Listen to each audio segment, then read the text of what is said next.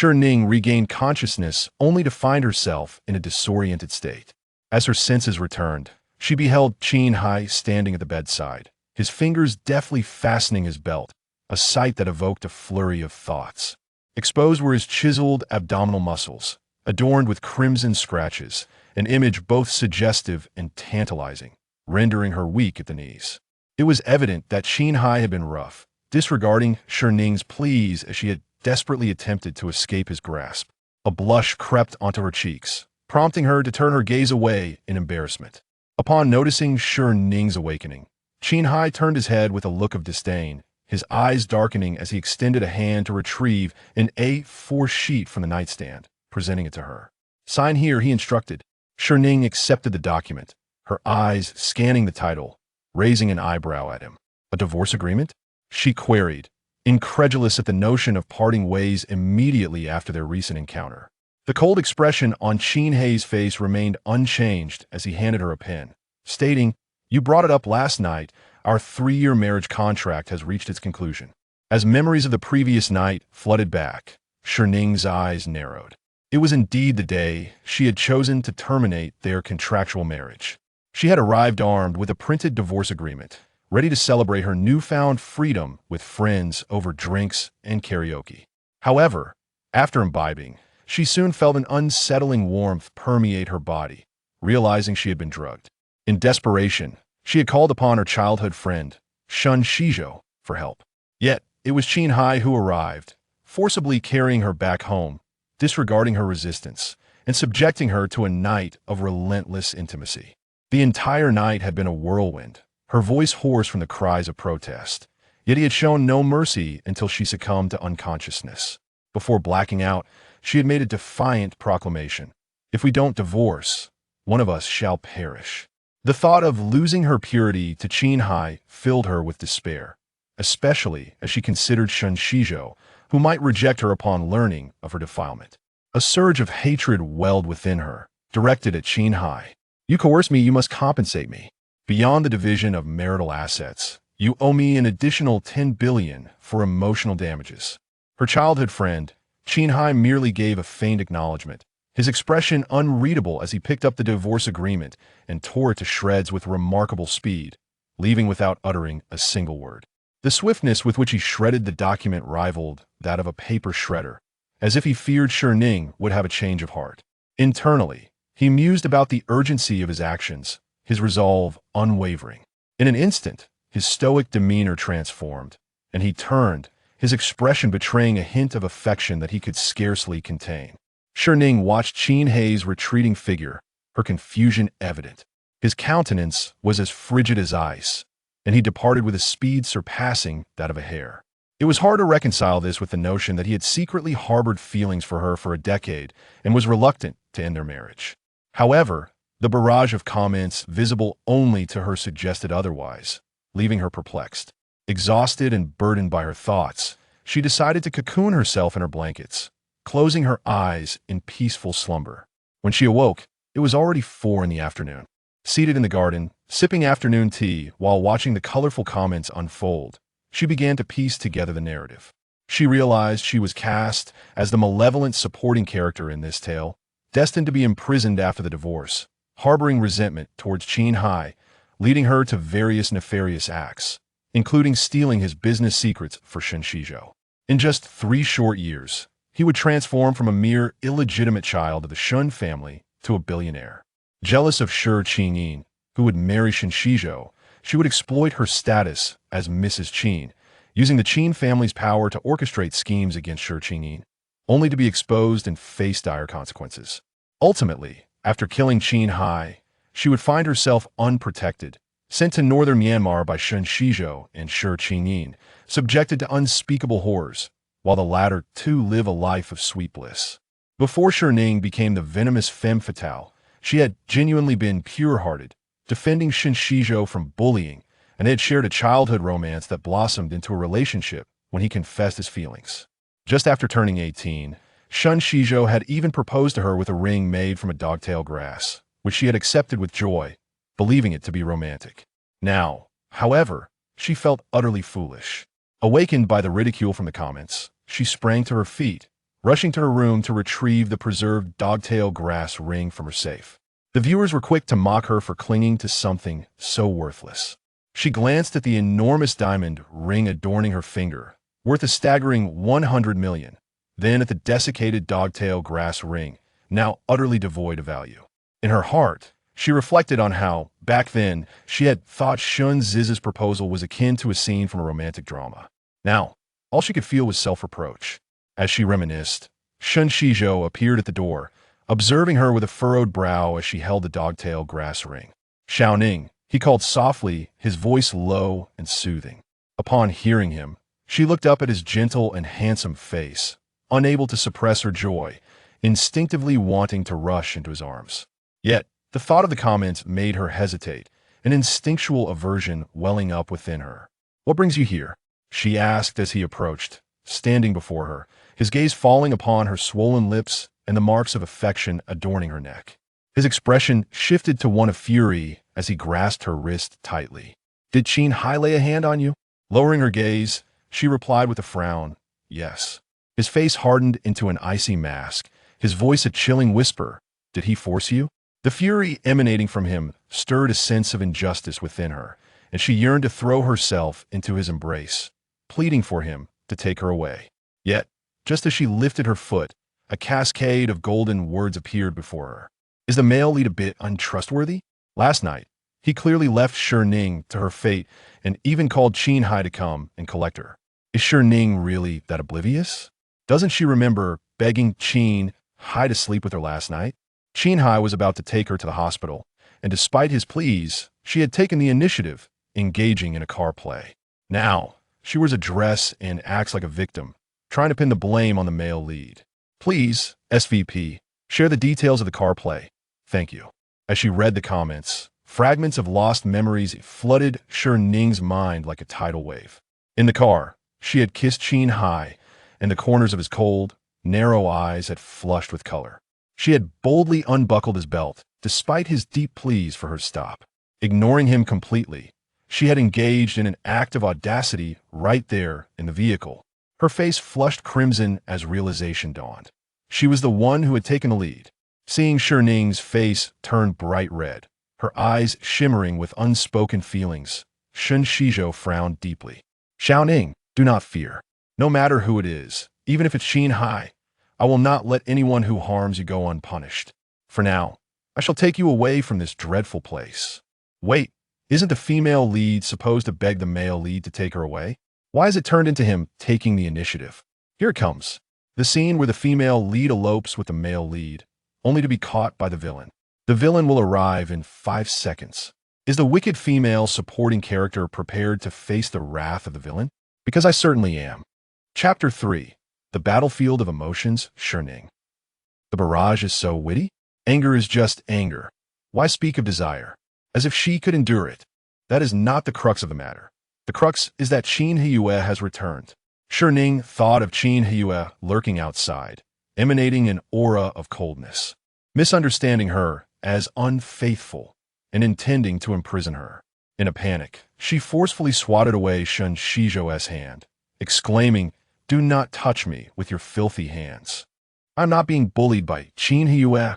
Shen Xizhou, taken aback both by the pain in his hand and by Shi Ning's words, asked Shi Ning, "What is wrong?" Shi Ning distanced herself from him, saying, "Mr. Shen, please have some self-respect.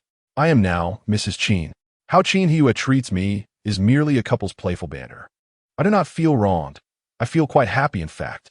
Shen Xizhou gazed at Shi Ning, noticing her detachment, which seemed genuine, causing him to furrow his brow deeply. "Is it Qin Heye who is threatening you?" Shi Ning made an effort to distance herself further. "No." Shen Xizhou maintained a stern expression. "It must be Qin Heye who is coercing you. Do not be frightened. I will take you away right now. I will protect you and take you to the police. Even if it costs me my life, I will ensure that Qin Heye pays for bullying you." Does the plot seem a bit different? Not much difference. After all, the female antagonist has already been moved to the brink of death, loving the male protagonist to the core, planning to elope and confront Qin Heye. The great villain is outside, fists clenched, emanating a coldness that could freeze 3 feet of ground. "Ha ha ha! Are we sure that only Qin Heyue's fists are hard? Author, are you certain you wanted oppos? Give the venomous female antagonist and the great villain their own PO posts? I enjoy the notion of enforced captivity in love. At that moment, Qin Heye was just around the corner, radiating an aura capable of devastating the world. The butler, Zhao, lowered his head in fear, desperately wishing to sink into the floor. The young lady dared to collude with Qin Heye and Oppo's mortal enemy, her lover, to imprison Qin Heye.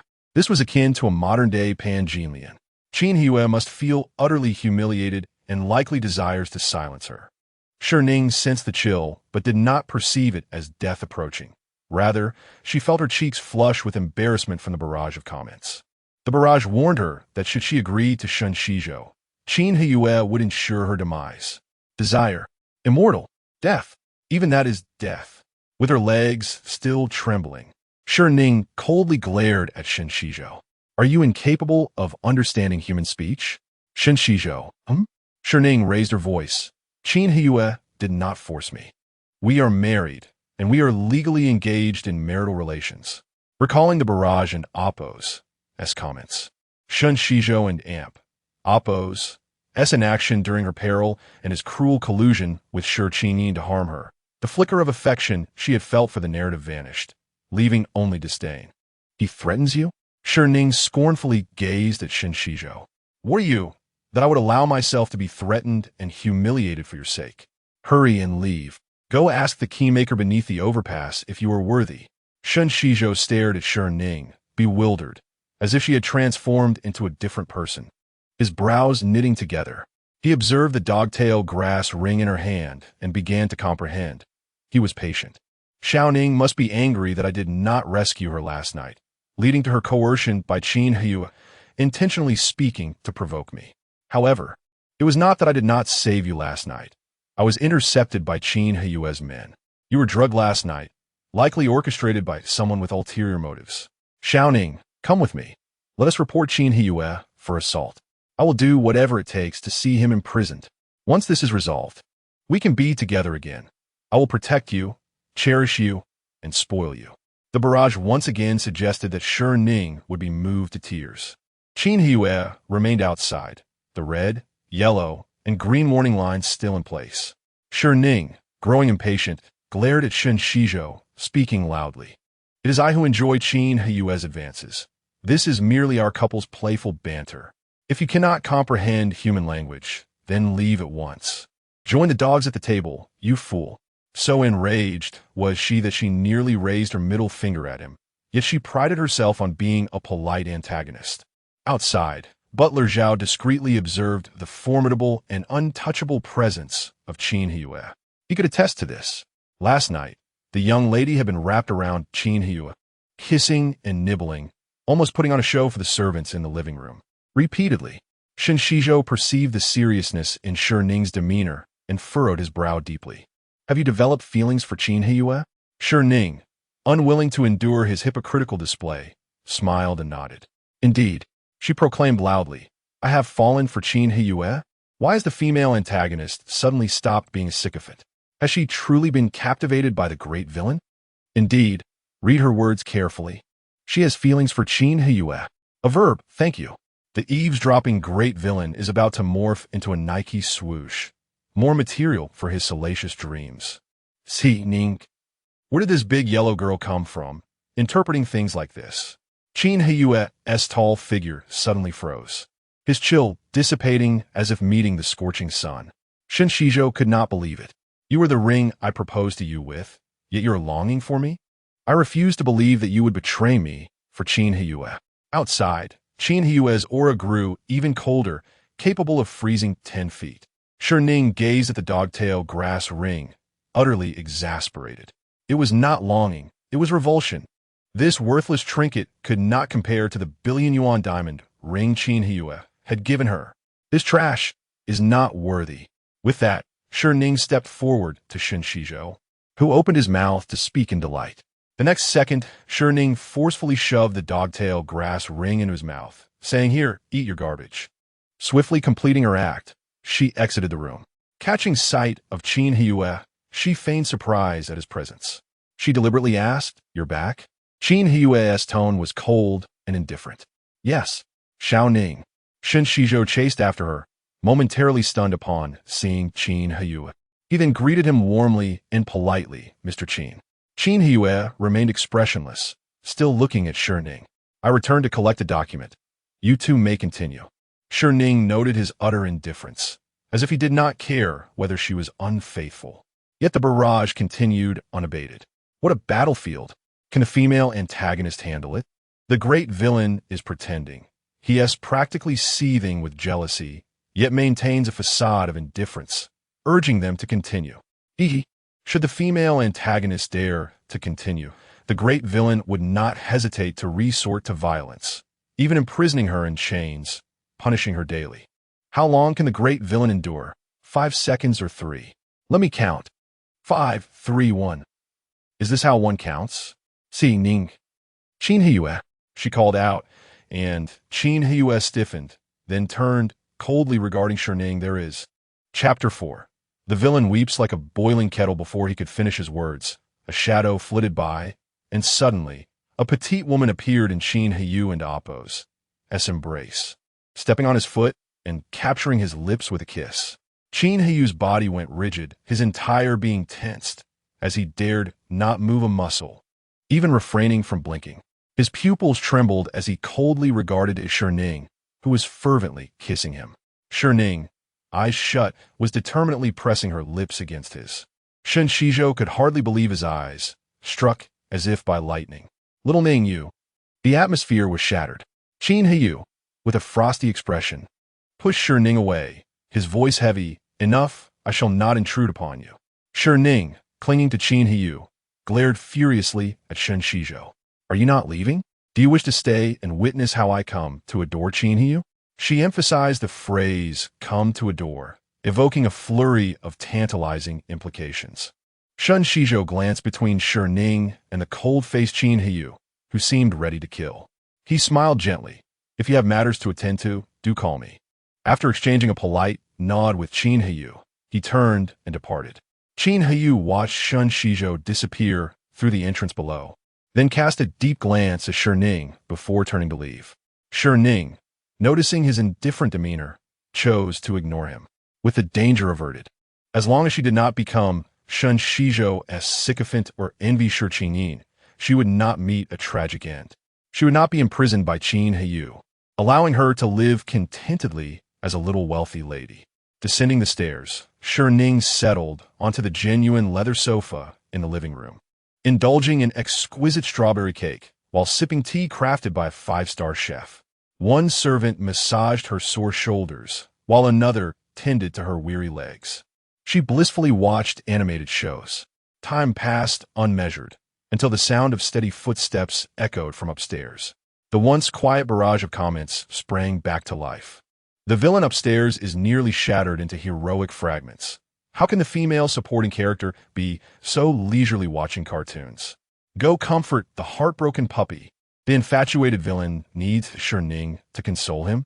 After half an hour in the study without her explanation, he managed to soothe himself. I'm an SVIP. I witnessed the study scene where Qin Heye clutches the shirt torn by Shi Ning last night, imagining how deeply she loves him, and then he chuckles, comforting himself. Shi Ning. Turning around in confusion, she beheld the cold-faced Qin Heye descending the spiral staircase. Clad in a black trench coat, he appeared tall and dignified, his icy visage resembling frost. Noticing her gaze, Qin Heye merely narrowed his eyes slightly, casting her a glance akin to a sovereign bestowing charity. With his frigid, aloof demeanor, he exuded an aura of chastity and disinterest in women. Shi Ning could not fathom how he could be described as infatuated or how he could imagine her affections for him. Calling out Qin Heye, his figure staggered slightly before he composed himself, descending the final step with steadiness. He pressed his thin lips together, looking down at her with a detached gaze. Is there something you require? Oh my, the villain is putting on quite the act. Just one name called by Shi Ning, and he is yearning for another kiss. Now, upon hearing Shi Ning call his name, he reflexively purses his lips, longing for a kiss, yet acts as if addressing an employee. What a pretentious man. It's no wonder he remains a villain. He never earned the love of the supporting female lead. Let him stew in anger, he won't speak a word. Shi Ning scrutinized Qin Heye, noticing only indifference and distance, not a hint of anger. Are you upset? Inayu?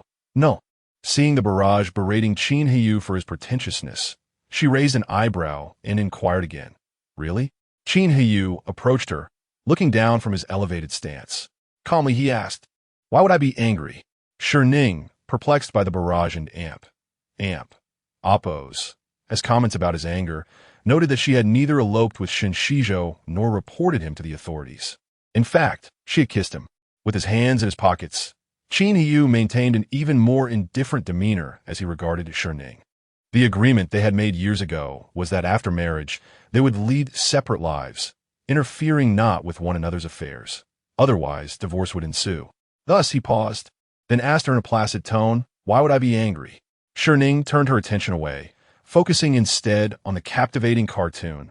Oh, she was utterly unfazed. The barrage, however, was in a frenzy. How could Qin Heye dare to be angry? The premarital agreement was proposed by Shi Ning, post-marriage. If he obstructed her affections for Shen Xizhou, she would not only seek divorce, but would also threaten to end her life. Qin Heye is completely at her mercy. Too frightened to express anger, forced to feign indifference. In truth, every time Shi Ning called Shen Xizhou or went to meet him, Qin Heye would lie beneath the covers at night, weeping like a boiling kettle. Shi Ning suddenly raised her head, staring in shock and horror at the cold-faced Qin Heye. Weeping like a boiling kettle? Is that true? I would love to witness his weeping visage. Is it truly like a kettle boiling? Chapter 5. Elucidating matters. Qin Heye perceived an oddity in Shi Ning's gaze, an inscrutable peculiarity. His demeanor grew even more detached as he departed, indicating he would not return that evening.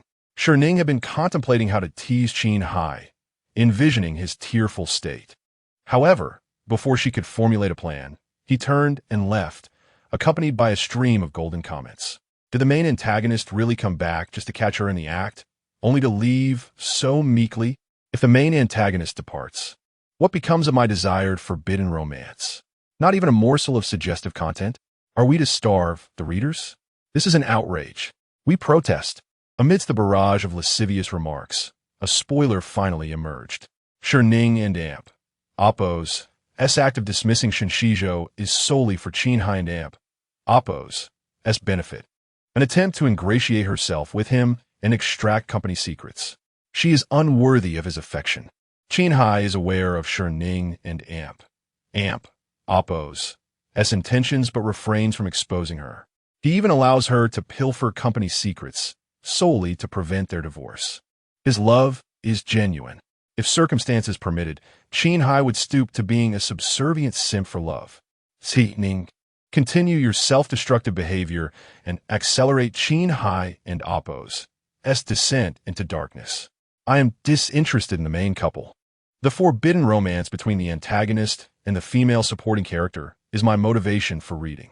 Give me unadulterated passion. From the torrent of vulgarities, Shi Ning finally discerned the cause of Qin Heye's vexation. He believed she would curry favor with him for Shen Xizhou's sake. To pilfer company secrets and lead the Qin Corporation to ruin? Impossible. She was Mrs. Qin. The Qin Corporation's assets were communal property, half of which belonged to her. One absurd plot, forsaking billions of assets for a scoundrel. And Qin Heye would consent to her using his funds to support an external paramour? What god-level infatuation! One could mine for a decade and not unearth such divine idiocy. Shi Ning was speechless, gazing at Qin Heye, who departed without a backward glance, nor any intention of seeking an explanation from her. She wearily rubbed her forehead, thinking she had intended to explain matters. But if he was not angry, so be it. Qin Heye, who had just reached the doorway, abruptly stiffened and turned to face Shi Ning. What did you say? Hearing his indifferent tone, Shi Ning retorted with a sneer. She repeated defiantly, I intended to explain the matter with Shen Xizhou, but since you are not angry or concerned, never mind. Qin Heye stood at the doorway, his gaze intense and probing. Shi Ning had no desire to repeat herself a third time, nor did she care to observe his repressed, taciturn behavior. She turned back to her cartoon, grabbing a bag of potato chips and munching loudly. After a moment, heavy footsteps approached. Qin Heye and Oppo's tall figure halted beside her. "I have 5 minutes. You may explain." Shi Ning did not even glance at him, treating him with equal indifference. "If you're not angry, why should I explain?" Qin Heye. Silence. After a pause, he pursed his lips and spoke a little. "Only a little?" Shi Ning raised an eyebrow. "If it's just a little, I won't waste my breath." Qin Heye stared at her for a moment, then pursed his lips again. His voice was low, feigning casual seriousness, a considerable bit of anger. Qin Heye nodded, maintaining a stoic expression. "Yes." Shi Ning felt a surge of amusement, raising an eyebrow at him. "So angry? Then cry for me." Qin Heye. Shi Ning was curious, like a boiling kettle. Qin Heye frowned, his expression icy, his aura even colder. "Ha. Is Shi Ning teasing the main antagonist? Look at his guilty expression. His ear tips are red. Go, female supporting character. Bully the main antagonist until he cries." If there could be a reversal, using his custom gold chain, gold bracelet, and little gold whip to bully the main antagonist until he cries, that would be incredibly satisfying. Shi Ning had teased him enough and dared not truly provoke the main antagonist. She stood up, looking up at Qin Heye. He was very tall, standing before him. She only reached his chin. Her breath brushed his chin, occasionally grazing his Adam's apple. Qin Heye glanced down at Shi Ning's close, red lips. His body stiffened, the corners of his eyes reddening. Then he coldly turned his head away, waiting quietly. Shi Ning raised her hand, pinching Qin Heye and Oppo's chin, forcefully turning his face towards her. She looked up at him, calling him seriously, "Qin Heye." Qin Heye remained impassive. Yes, the main antagonist probably thinks the female supporting character is going to kiss him, right? Look at his cheap anticipation. His lips are practically pursed into a spout, ready to be kissed. And Oppo's just a chin pinch. But look at how the main antagonist is stirred up, constantly swallowing. His Adam and Oppo's apple is like a slide. As expected of the villainous female supporting character, this chin-pinching, antagonist teasing scene is so titillating. This main antagonist is so easily won over. It's just a chin pinch. Why is he holding an umbrella? And holding it so high? It and Oppo's not raining, and this is an indoor living room. Is the antagonist mentally deficient, needing to hold an umbrella? Sent to the kids and Oppo's table. Shi Ning. She did not intend to tease Qin Heye. However, she glanced down, then quickly blushed and looked back up at Qin Heye. The comments were ruining the atmosphere, destroying her domineering aura. But she was still very serious and sincere in explaining to Qin Heye. "Qin Heye, I no longer like Shen Xizhou. I won't be eager to divorce you anymore. In the future, I want an Oppo's to do anything to hurt you or harm the Qin Corporation for Shen Xizhou and Oppo's sake." Qin Heye and Oppo's pupils dilated, his body stiffened slightly, then he nodded. "Okay." Shi Ning reached out, straightening his tie. "Since we're not divorcing, we are husband and wife. In the future, if I do anything to upset you, you can ask me and listen to my explanation. Don't misunderstand me and imprison me, engaging in all sorts of forced love. Reading novels, such imprisonment and forced love plots are enjoyable. But if it actually happened to her, she would call the police and run away overnight on a train." Qin Heye looked down at Shi Ning and Oppo's fair fingers touching his tie. His eyes were deep. "Okay." Shi Ning felt she still needed to appease this antagonist. So, she tugged on his tie, standing on tiptoe, her red lips lightly touching the corner of his lips. She lowered her eyes, looking at his soft, thin lips. "Mr. Qin will trust Mrs. Qin, right?" Qin Heye's Adam's apple bobbed more noticeably. "Okay." Then he pushed Shi Ning away, turned, and strode away. In the blink of an eye, he was in the car, and the car sped off, leaving only a trail of dust. Shi Ning.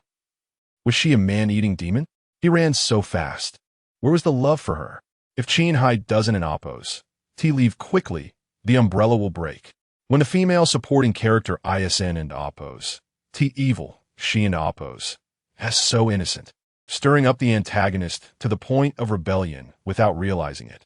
If he weren't afraid of hurting her, the main antagonist would have raised his banner and stormed the palace. Qin Heye really believes Shi Ning's lies? She's just placating him, setting the stage for stealing company secrets. Whatever Shi Ning says, even if it's a lie, Qin Heye will believe it. That's how much he loves her. A large group of commoners appeared again. Shi Ning really wanted to say, this isn't an uninhabited area. Be reserved. Also, the so-called Qin Heye will believe her. Even if it and oppose. Sa lie was a false proposition. In the end, he still didn't and oppose. T trust her. Shi Ning was very angry. The card disappeared completely, and the comments were gone. As evening approached, a fair, slender figure appeared anxiously at the entrance of the hall. It was Shi Ning. She hurried in, grabbing Shi Ning and Oppo's hand. Something happened at home, sister. Come with me quickly. Yet again, the vanished barrage has re-emerged. Chapter 6. Do not pollute my air. The comments flooded the screen. What a beautiful daughter. The kind-hearted protagonist is here to save the supporting character, Shi Ning. Don't be ungrateful. Is the protagonist truly benevolent? Initially wishing to marry Qin Heye, only to settle for Shen Xizhou when he refused her, and then persistently urging Shi Ning to divorce. Shi Ning's dark transformation is largely due to Shi Ning. How laughable.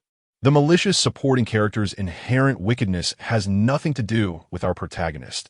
A true good person, regardless of their experiences, will remain virtuous. Shi Ning scrutinised Shi Ning, who donned a pristine white dress, her long black hair cascading naturally down her slender waist. With a subtle nude makeup, she was bathed in soft sunlight, presenting an image reminiscent of a pure white lily, fresh, beautiful, and harmless.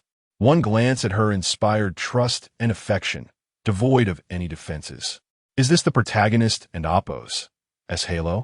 Shi Ning, unable to draw Shi Ning's attention, blinked in confusion, wondering why her sister was staring at her. She even touched her face, questioning whether something unsightly had appeared. At that moment, Shi Ning bore no ill will towards Shi Ning. In fact, she treated her quite kindly. Shi Ning had claimed that her temporary engagement to Shen Xizhou was merely a facade to protect Shi Ning.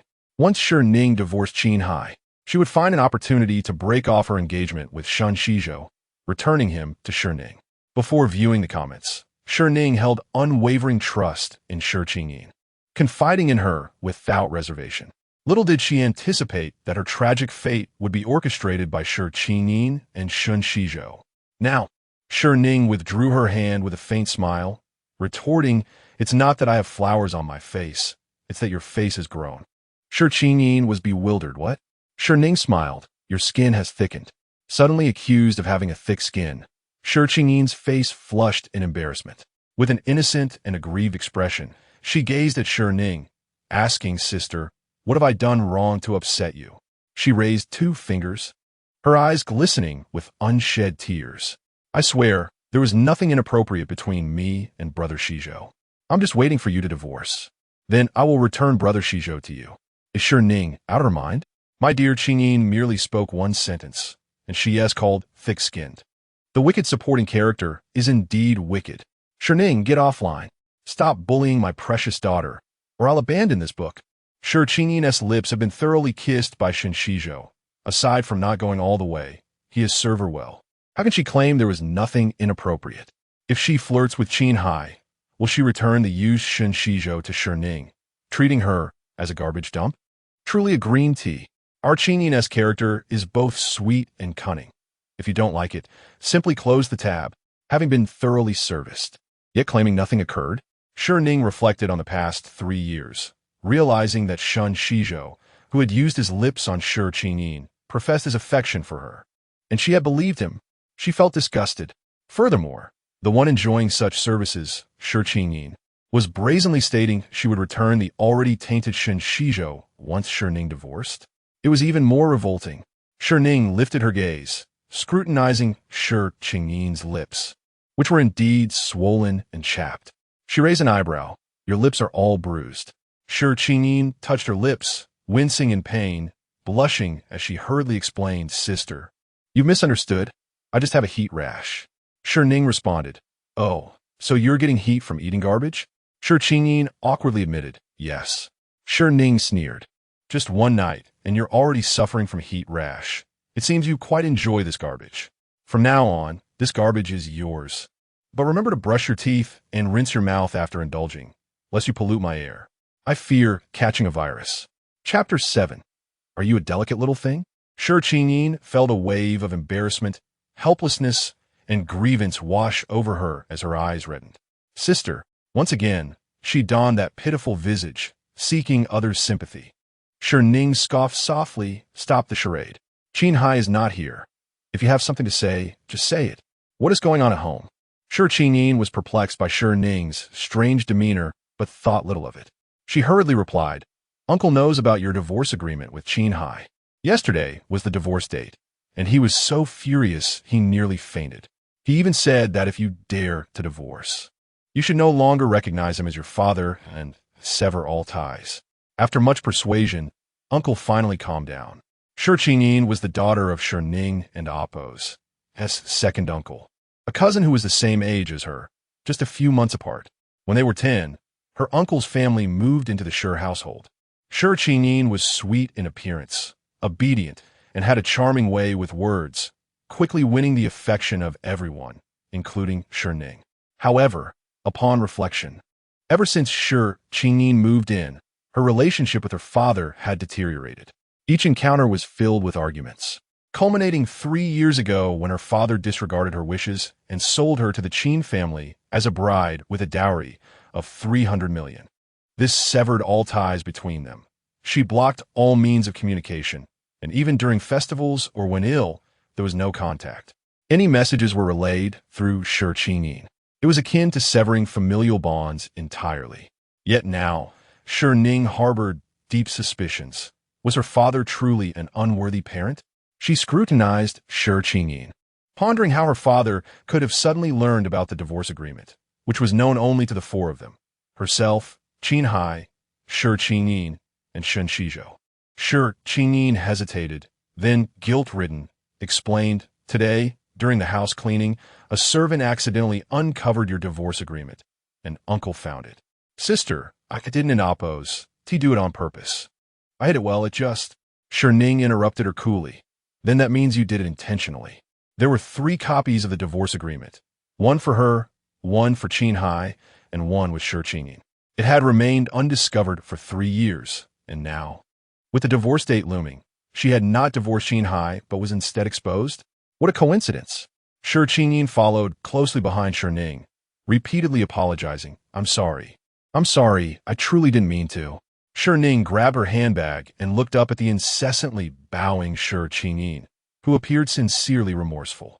She raised her chin slightly, thinking that if one truly wished to apologize, one ought to kneel and bow twice. Now that would exhibit sincerity. Shi Ning was taken aback, staring incredulously at Shi Ning, her eyes slowly reddening once more as tears welled up. The barrage of comments online condemned her viciousness, urging her to log off. Shi Ning found it all rather dull and turned to leave.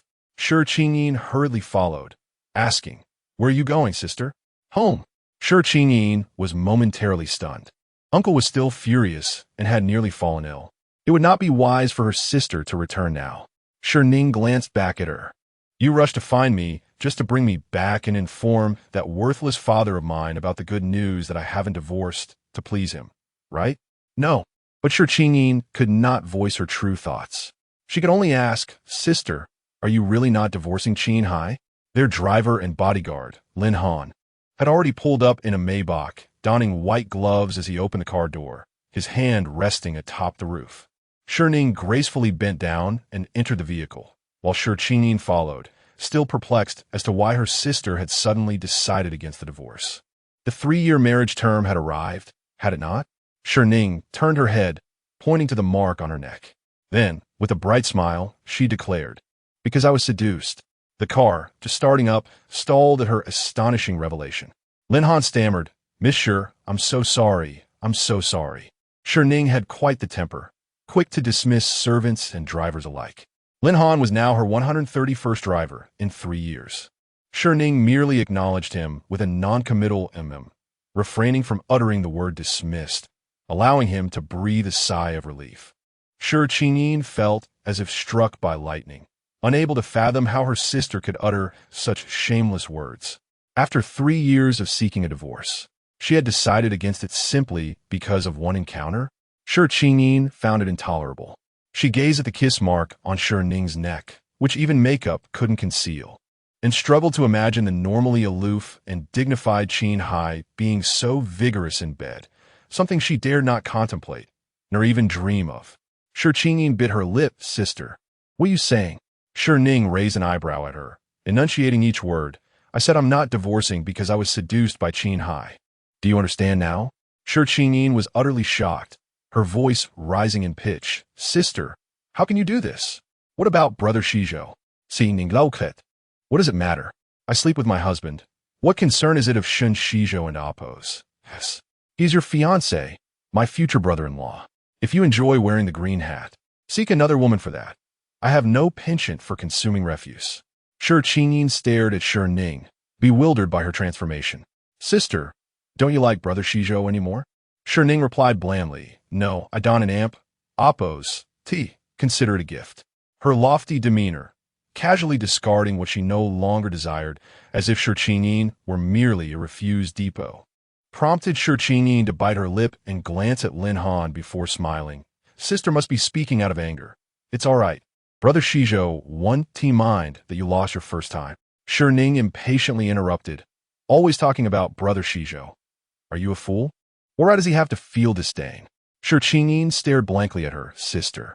Lin Han, stop the car. Still within the Qin estate. Lin Han immediately slammed on the brakes and, understanding her intent, opened the rear door with a gentlemanly gesture. Monsieur Air, please. Shi Ning raised an eyebrow at Shi Ning.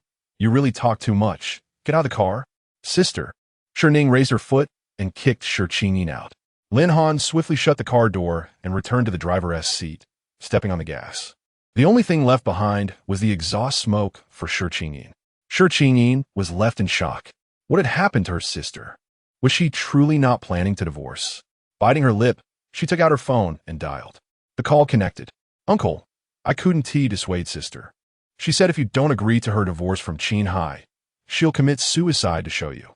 I tried my best to persuade her, and now she is finally willing to return and see you. Please don't oppose her. For her sake, pretend to agree to the divorce. But she must not leave empty-handed. She deserves a share of 10 billion in assets. Yes, we're all doing this for Sister S. Good, but Uncle, don't let her know this is my idea. Otherwise, she won't confide in me anymore, and I won't be able to help you. Chapter 8. Can we not compete and strive? Upon arriving at the hospital, Shi Ning instructed Lin Han to wait for her. Lin Han was taken aback. Are you going back? For the past 3 years, Shi Ning had avoided returning to the Qin family as much as possible. She would often spend 10 days to half a month away from home, refusing to be addressed as Mrs. Qin or young madam. It was as if she and Qin Heye were in a concealed marriage. Shi Ning merely nodded, casting a fleeting glance at him. Ask no more. This shall be the last time. Fearing dismissal, Lin Han quickly bowed his head in compliance. Once Shi Ning departed, he exhaled deeply. After a moment's hesitation, he picked up his phone and messaged Qin Heye. Lin Han, Monsieur has come to see the young madam. In the midst of a meeting, Qin Heye raised his hand to pause proceedings for a 10-minute break. Only then did he respond to Lin Han's message. He then opened the only pinned chat, where they had been exchanging messages daily since the day of their contractual marriage. Shi Ning had sent him a countdown to their divorce, which concluded yesterday. She had informed him that the countdown had ended and provided the divorce agreement for his confirmation. If all was well, she would print, sign, and proceed to obtain their divorce certificate. With furrowed brows and a contemplative gaze, Qin Heye pondered his thoughts. At that moment, Shi Ning entered the hospital elevator. After a brief reflection, she messaged Qin Heye again. Are you there? This was the sole exception to her countdown communications. Especially now that the countdown had concluded, Qin Heye sat up abruptly, his phone feeling like a searing ember in his hand, making him want to cast it aside. This distraction caused him to overlook Lin Han's subsequent message. Instantly, the temperature in the room plummeted dramatically, leaving his assistant, Pei Qianhua, shivering in trepidation. With the frigid atmosphere surrounding Qin Heye, it was no surprise. The young madam was once again broaching the topic of divorce. He found it incomprehensible that Shi Ning would choose to abandon the privileges of being a wealthy matron in pursuit of divorce. Under Qin Heye's protection, Shi Ning could excel academically at the finest institutions or embark on a prosperous career, as he would readily invest billions to ensure her success. Even if she wished to lead a leisurely life as a homebody, she could enjoy the comforts of a spacious bedroom, sleep in, and have her shopping delivered to her doorstep, not to mention the luxury of at-home beauty treatments. With everything at her disposal, why contemplate divorce every single day of the year? At the hospital, Shi Ning exited the elevator without receiving a response from Qin Heye. She casually scrolled through their chat history, noting that her daily messages consisted of X days remaining until divorce. Each time, Qin Heye responded with a terse, Essentially, as long as she sent a message, he would reply with that single word. Shi Ning felt exasperated. These 3 years had rendered their relationship more distant than that of mere roommates. She marveled at her own predicament in a Qin Heye, the enigmatic man who had harbored feelings for her for a decade, yet managed to remain so aloof. How could he remain unyielding and indifferent, oblivious to the competition for affection? Observing the stream of patients, doctors, and nurses around her, she decided to call Qin Heye directly. He was still contemplating the meaning behind her message when his phone suddenly rang. Darling, darling, I love you. The ringtone, which had not sounded in 3 years, echoed through the air. Pei Qianhua stared in astonishment at Qin Heye, his eyes nearly bulging. What an antiquated ringtone. How could it possibly belong to the notoriously stoic Qin Heye? Chapter 9. What neural pathways? Qin Heye abruptly rose from his seat, nearly losing his grip on his phone. In a flurry, he attempted to silence the ringing, yet hesitated to answer the call. His reaction, coupled with the diminishing ringtone that remained unanswered, drew the attention of Pei Qianhua. Qin, sir, is everything all right? He inquired, astonished. Even when the Qin group's financial chain faltered, Qin sir did not react this way. With a frigid expression, Qin Heye stared at his phone, his voice equally icy as he explained, My wife insisted on this ringtone. Pei Qianhua remained silent, fully aware as the assistant that Shi Ning had been incessantly clamoring for a divorce. It was implausible that she would set such an outdated ringtone for Qin sir. A boss is akin to an ATM. One must not tarnish its image. Then, will you not answer it? Pei Qianhua probed. Qin Heye and amp, oppose, as body was taut. His handsome face as frigid as ice. I'm busy. I have a meeting. Pei Qianhua reminded him. Madam called you for the first time. If you don't answer, will she not be upset? If she gets angry, it will only exacerbate the divorce situation. With a sigh, Qin Heye pressed his fingers to his temples and, in the final moment of the ringtone, answered the call. Shi Ning walked towards the hospital room, frowning. Why did you take so long to answer? Qin Heye replied coolly. Busy, in a meeting. Shi Ning responded with an, oh, that meeting. Qin Heye straightened his posture, responding swiftly and even colder. Busy. Not going. She frowned. Not coming? Very busy. Not going anywhere. Qin Heye retorted, raising his gaze to Pei Qianhua, reprimanding him. What kind of planning is this? Even a dog wouldn't understand. Redo it. Pei Qianhua tilted his head in confusion. But I'm not the planning manager. Qin Heye insisted. You discussed the promotional plan. Pei Qianhua was even more bewildered. But I'm not the advertising department manager either. Qin Heye shot him a glare. Well, as the CEO and oppose, as special assistant, he possessed a certain degree of cunning. Thus, Pei Qianhua approached Qin Heye, raising his voice slightly. Sir, you need to depart for in-country in an hour for a half-month business trip. Enough, he replied. Stalling for half a month on the divorce should suffice, right? Shi Ning listened to the rustling of documents and the cacophony of voices, as well as Pei Qianhua mentioning the business trip. For a moment, she almost believed that Qin Heye was genuinely busy. However, golden comments flashed before her eyes. I and oppose, am dying of laughter. Why did no one tell me that the villain is so entertaining? Pretending to be extremely busy, terrified that Shi Ning would take him to get the divorce certificate. Married for 3 years, never call. Now that the divorce deadline is approaching, the wife suddenly calls, more terrifying than a ghost, scaring the villain into not daring to answer. And he claims to be on a half-month business trip. He probably plans to hide on the top floor for half a month, clutching Shi Ning and oppose, doll and playing house. Shi Ning. How childish to play house with a doll at this age. She glanced at the time, exasperatedly informing Qin Heye, Mr. Qin, it is now 5:40. Working late. He replied. Shi Ning sighed. I meant to say that by the time you arrive, the Civil Affairs Bureau will be closed. Qin Heye exhaled, his tense demeanor relaxing momentarily, his frosty expression thawing.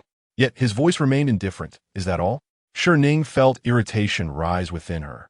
She was vexed by his obstinacy, his brooding nature, and his contradictory words. What a proud man. Thus, her tone was less than cordial as she retorted, Yes. Just this trivial matter. No need to trouble the ever-busy Mr. Qin. With that, Shi Ning ended the call. As for whether Qin Heye would come, she couldn't be bothered to check the comments for spoilers. Let him be. Such a proud man. A complete masochist. Not a shred of kindness to spare. Without voicing her true feelings as a secret admirer, she would simply let him stew in his own frustration. Qin Heye watched as Shi Ning hung up, panic evident on his face. Yet he feigned calmness as he opened WeChat, only to see a message from Lin Han. Qin Heye's cold visage instantly flushed crimson. Chapter 10. Another character collapsed. Lin Han. Madam and Miss Shi said you are her husband. Lin Han. Madam and Miss Shi said she no longer likes Shen Xizhou. Lin Han. Madam and Miss Shi said she will not divorce you because your skills in bed are commendable. Lin Han believed his interpretation was accurate, albeit concerned that his employer's reasoning might be somewhat flawed. Thus, he candidly referred to the matter as skills in bed to prevent his boss from overthinking or misinterpreting the situation. Upon receiving Lin Han and Oppo's 3 consecutive messages, Qin Heye's frosty demeanor transformed from a pale pink to a deep crimson. Pei Qianhuan, observing Qin Heye's reaction, noted how his icy facade was nearly steaming from embarrassment. Sir, are you all right? Is it possible that Madam has caused you to become so flustered? Qin Heye glanced once more at the 3 messages before donning his coat. Time to leave. Pei Qianhuan, leaving with a cheerful smile on his face, simply uttered 2 words, see you, and departed with an air of springtime joy. Executives approached Pei Qianhuan, inquiring, Assistant Pei, are we still having the meeting? Did the president secure a substantial deal? Why do you appear so bemused? Longtime employees recalled that the last time they witnessed such a radiant smile from the president was, well, quite a while ago. Pei Qianhuan was puzzled, but surmised that it likely had something to do with Shi Ning. He gazed out the floor-to-ceiling window, reassured that spring had arrived, granting the entire staff an early departure. Meanwhile, at the hospital, Shi Ning stood outside the door of her father and Oppo's ward, just as she was about to enter. She could hear Shi Guoqiang's voice from within. Have you shaved? Tidy up my hair a bit. Is my lipstick too pale? Should I apply a touch of color? Butler Zhao chuckled softly, somewhat bemused. Sir, your daughter is coming to see you. Why are you so concerned about your appearance? You should be looking pitiful, so that she feels sympathy for you and listens to your words. Shi Guoqiang, adjusting his attire in front of the mirror, noted that his complexion had improved significantly. He believed that if he were not ill, he could use such tactics, but when genuinely unwell, he preferred not to let her know to avoid causing her worry. Sir, Shi Guoqiang waved his hand, signaling Butler Zhao to refrain from further comments. After a brief wait, Shi Ning, hearing no further talk about illness, pushed the door open. Upon seeing his daughter, whom he hadn't met in 3 years, Shi Guoqiang and Oppo's eyes lit up with uncontainable joy. However, that quickly dissipated as he frowned. Why are you here?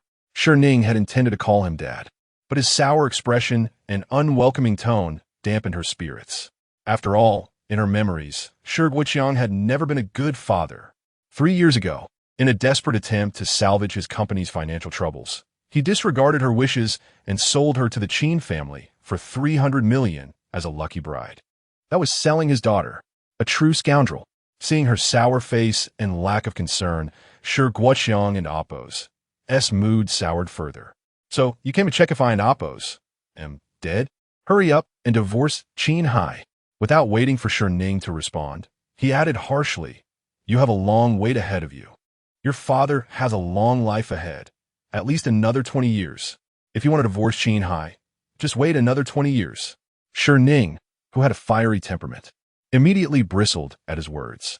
She fixed her gaze on Shi Guoqiang, recalling that Qin Heye had already signed the divorce agreement the previous day. Shi Ning was momentarily taken aback before coldly stating, "If you want to divorce Qin Heye, that and oppose. As fine, but you can't oppose. To leave empty-handed. You must at least claim 10 billion. Otherwise, you'll always belong to the Qin family in life and death."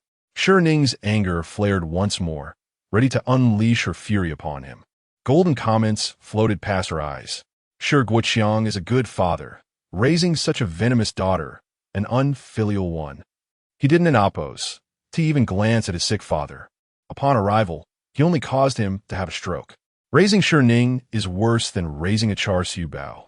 Yet, Shi Ning, a darling with positive energy, has been caring for him since his paralysis, accompanying him through recovery and ensuring he lives comfortably. He was nearing recovery, but upon learning that Shi Ning had entered the business, he was so enraged that it led to his demise. But good deeds are rewarded. Shi Ning left all his wealth to Shi Ning, elevating her to become a female tycoon alongside the male lead, a power couple. Some viewers expressed confusion. How strange. Didn't Shi Ning want to help Shi Ning get divorced? Why would she encourage Shi Ning to say such things about dividing the 10 billion? And why not let Shi Ning know it was her suggestion? This plot twist feels a bit sinister, attempting to sow discord between father and daughter. What does this have to do with our Shi Ning?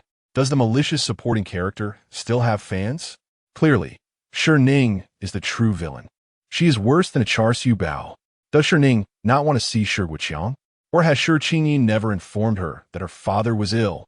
Is it also that Shi Ning deliberately sent Shi Ning to Myanmar, forcing her into such a situation, and then revealed it to Shi Ning?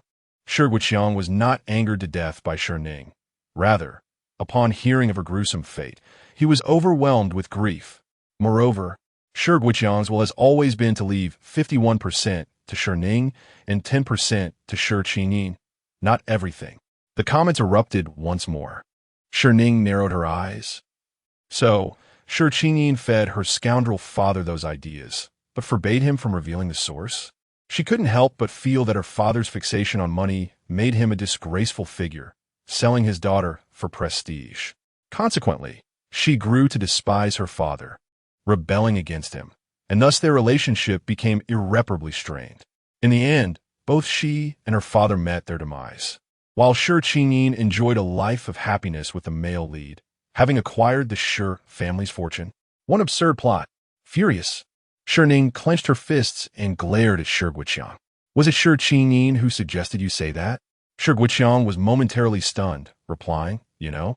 Shi Ning face-palmed, then looked up at him with a smile. "Dad, could you tell me what exactly Shi Ning has been saying to you?" The word dad struck Shi Ning like a thunderbolt, leaving him dizzy and teary-eyed, stammering. "Why you just call me what?" He gazed intently at Shi Ning, his eyes pleading. "See, can you say it again?" Shi Ning forced a mechanical smile, devoid of emotion, and said, "Dad, you." Before she could finish her sentence, the tall middle-aged man suddenly cried out, collapsing onto Butler Zhao's shoulder. "Wah? Ah, Ning. Ah, Ning finally called me dad. Wah? She finally called me dad. Shi Ning."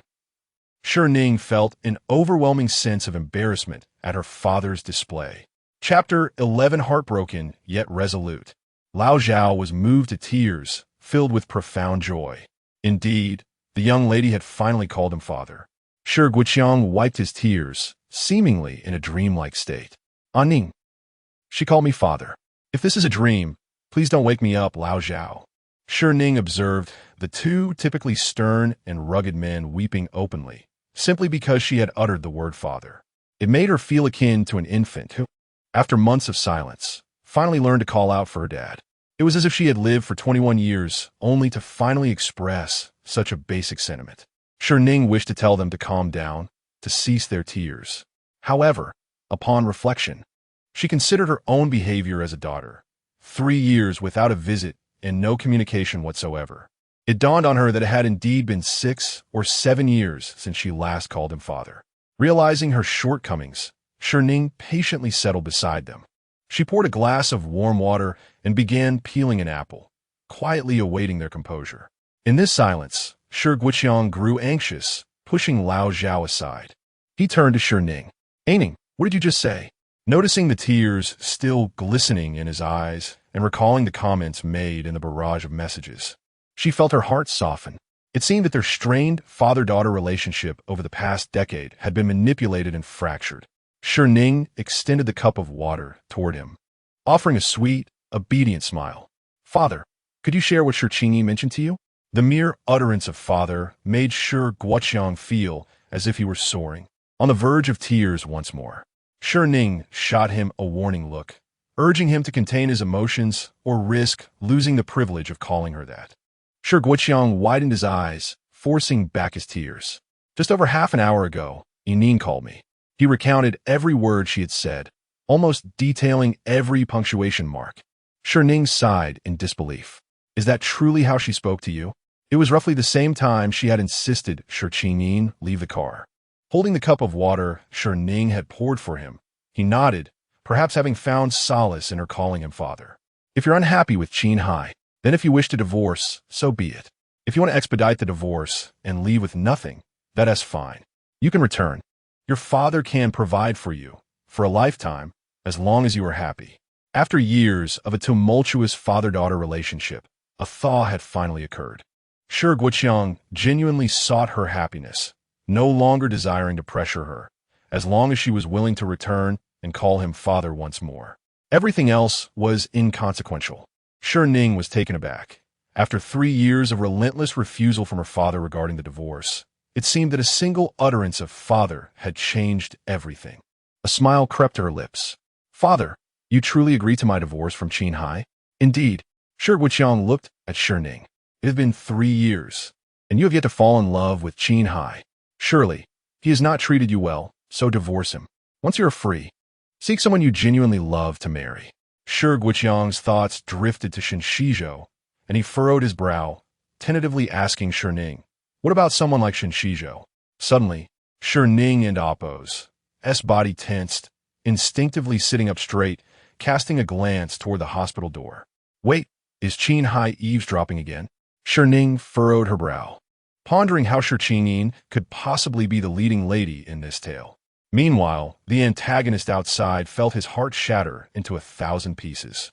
He had come to embrace Shi Ning with joy, only to overhear her father's approval of her divorce and plans to marry someone else. It felt as though the world had abandoned him. No need to pity the antagonist. His heart may be broken, yet his resolve remained steadfast, and he would still pursue Shi Ning with fervor. How terrifying! Was he merely pretending to be strong, or did he possess a genuine heart that would pursue her fervently? Chapter 12. Praising my own husband extravagantly until he blushes. Shi Guoqiang noticed Shi Ning and Appo's silence, only a radiant smile gracing her lips, a smile that bespoke pure joy. He gritted his teeth, steeling his resolve. "Just a divorce? The mere mention of Shen Xizhou brings you such delight? Then let Appo's proceed with the divorce at once. I shall discuss Yin's marriage with Shen Xizhou." Even without the barrage of comments, Shi Ning could sense the chilling aura emanating from Qin Heye, a presence more terrifying than a vengeful ghost. She feared that the next moment would find her whisked away to Qin Heye's residence, confined to the attic, shackled and imprisoned. She hastily interjected, addressing Shi Guoqiang, "Which eye of yours witnessed my joy at the mention of divorce or Shen Xizhou?" Shi Guoqiang pointed to his own eyes, then to those of Zhao, the butler. For eyes, Zhao, the butler, even produced a small mirror, placing it before Shi Ning. "This old servant hasn't seen you smile so radiantly in many years." Mississippi Shi Ning gazed at her reflection, her crimson lips curved upward, her face alight with mirth. Was she not simply amused by the details revealed in the comments? Was she not angered by the duplicity of Shi Qingyi, a woman she had trusted and cherished as a sister? Shi Ning had little time to dwell on her anger, for a formidable antagonist lurked outside, one capable of imprisoning her at a moment's notice. With utmost sincerity, Shi Ning declared to Shi Guoqiang, "Father, I shall not divorce Qin Heye." Shi Guoqiang was once again moved to the point of tears. Ning has matured, understanding that her father is ill and offering kind words to bring him joy. Then father must not, under the guise of acting in your best interest, allow you to be trapped in a marital tomb. Excellent. The formidable antagonist outside exuded an even more ominous aura. Shi Ning once again interrupted Shi Guoyang. "Father, I am genuinely not attempting to placate you. This morning, I informed Shi Ning that I would not divorce, nor would I resort to suicide as a means of coercing your consent. Furthermore, Qin Heye treats me exceptionally well. He merely prefers a stern countenance, but his heart is truly tender, and he is incredibly kind to me." Shi Guoyang remained skeptical. Is that truly the case? Indeed. In what ways is he so exceptional? In what ways? Shi Ning was uncertain, but she knew from the comments that Qin Heye had harbored a secret affection for her for a decade, loving her with every fiber of his being, willing to die at her hand without complaint. She also considered the possibility that Shi Ning might misrepresent the events of the previous night to her father, portraying them as marital rape perpetrated by Qin Heye, leading to a series of unfortunate events. Such occurrences must be prevented.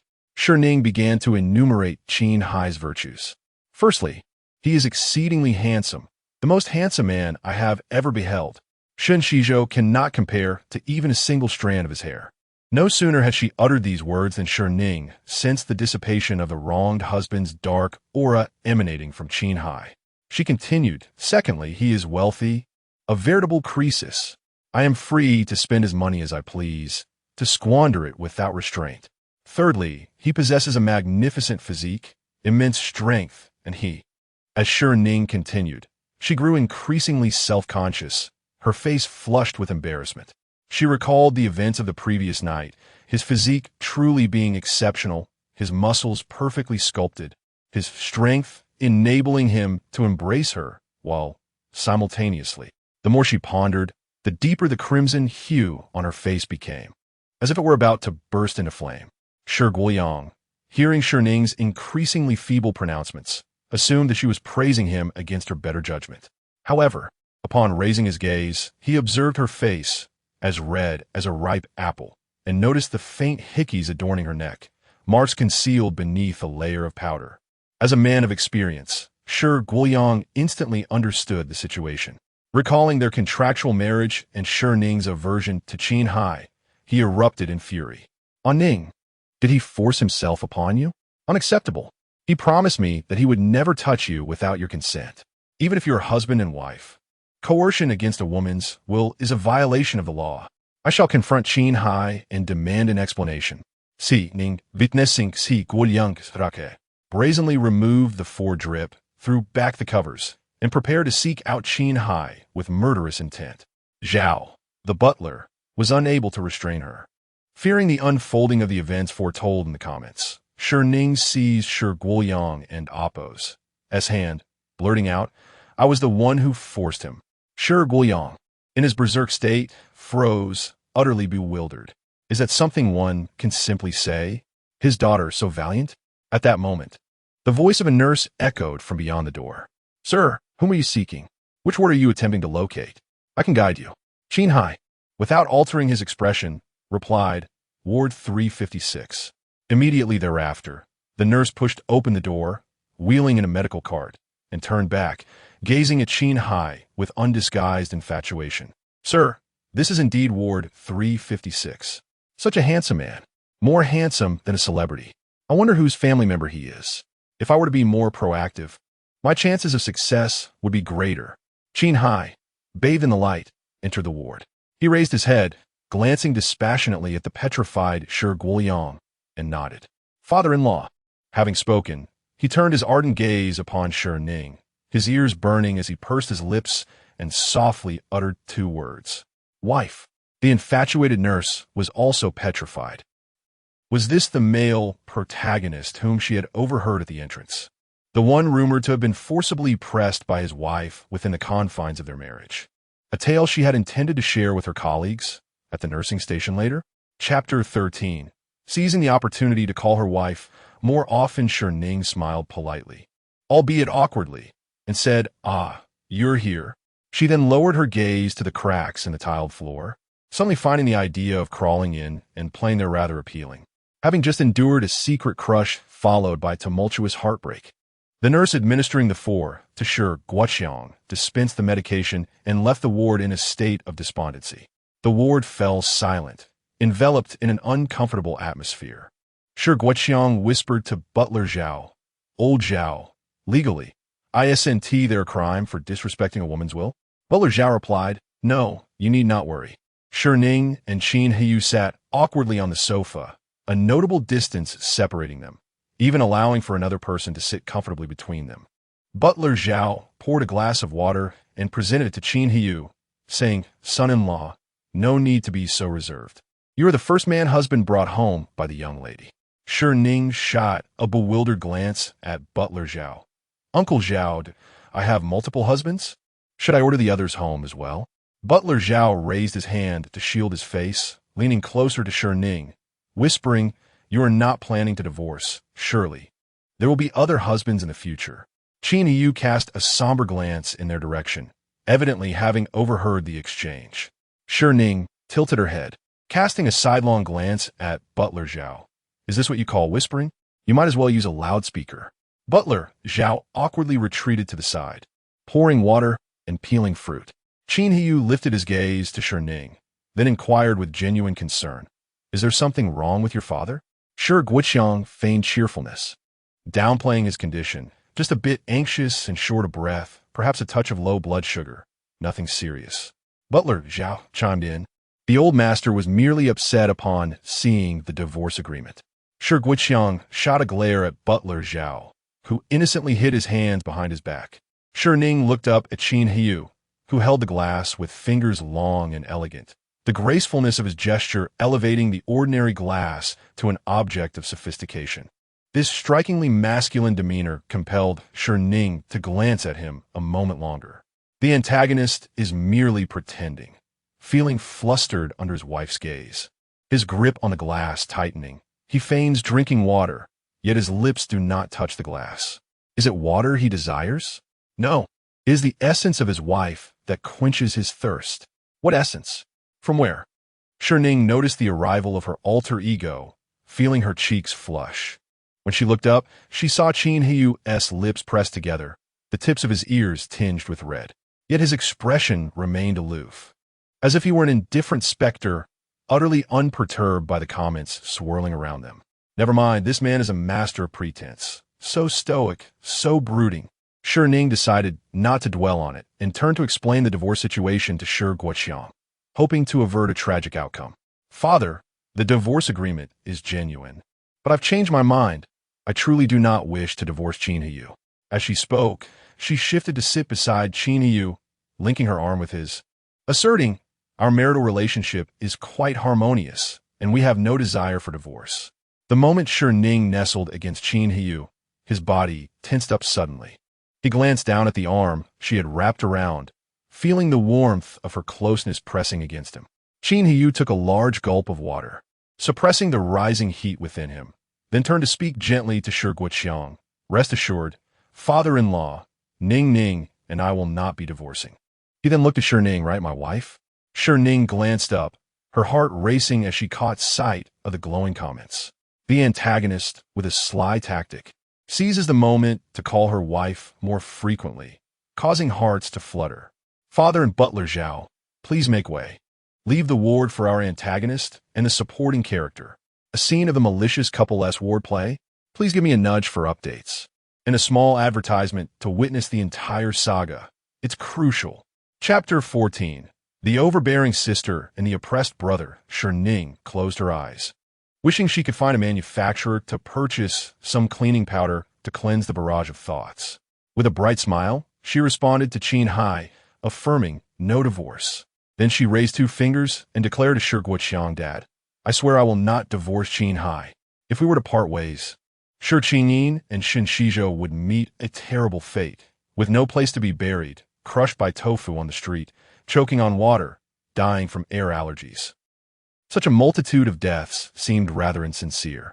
Shi Guoqiang listened, feeling the ominousness of her words. He glared at Shi Ning, interrupting her. "All right, no more wild oaths. Your father believes you." Whether he believed or not mattered little, for he had ceased to care about Shi Ning's marital status. Shi Ning then smiled and earnestly told Shi Guoqiang, "Dad, do not trust Shi Qingyin's words in the future."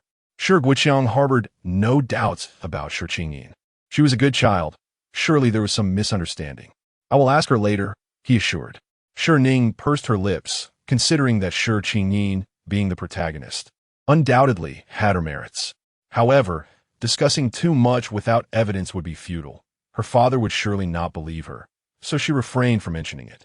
After sitting with Shi Guoqiang for a while and inquiring about his condition with the attending physician, confirming there were no issues, she finally left the hospital room with Qin Heye.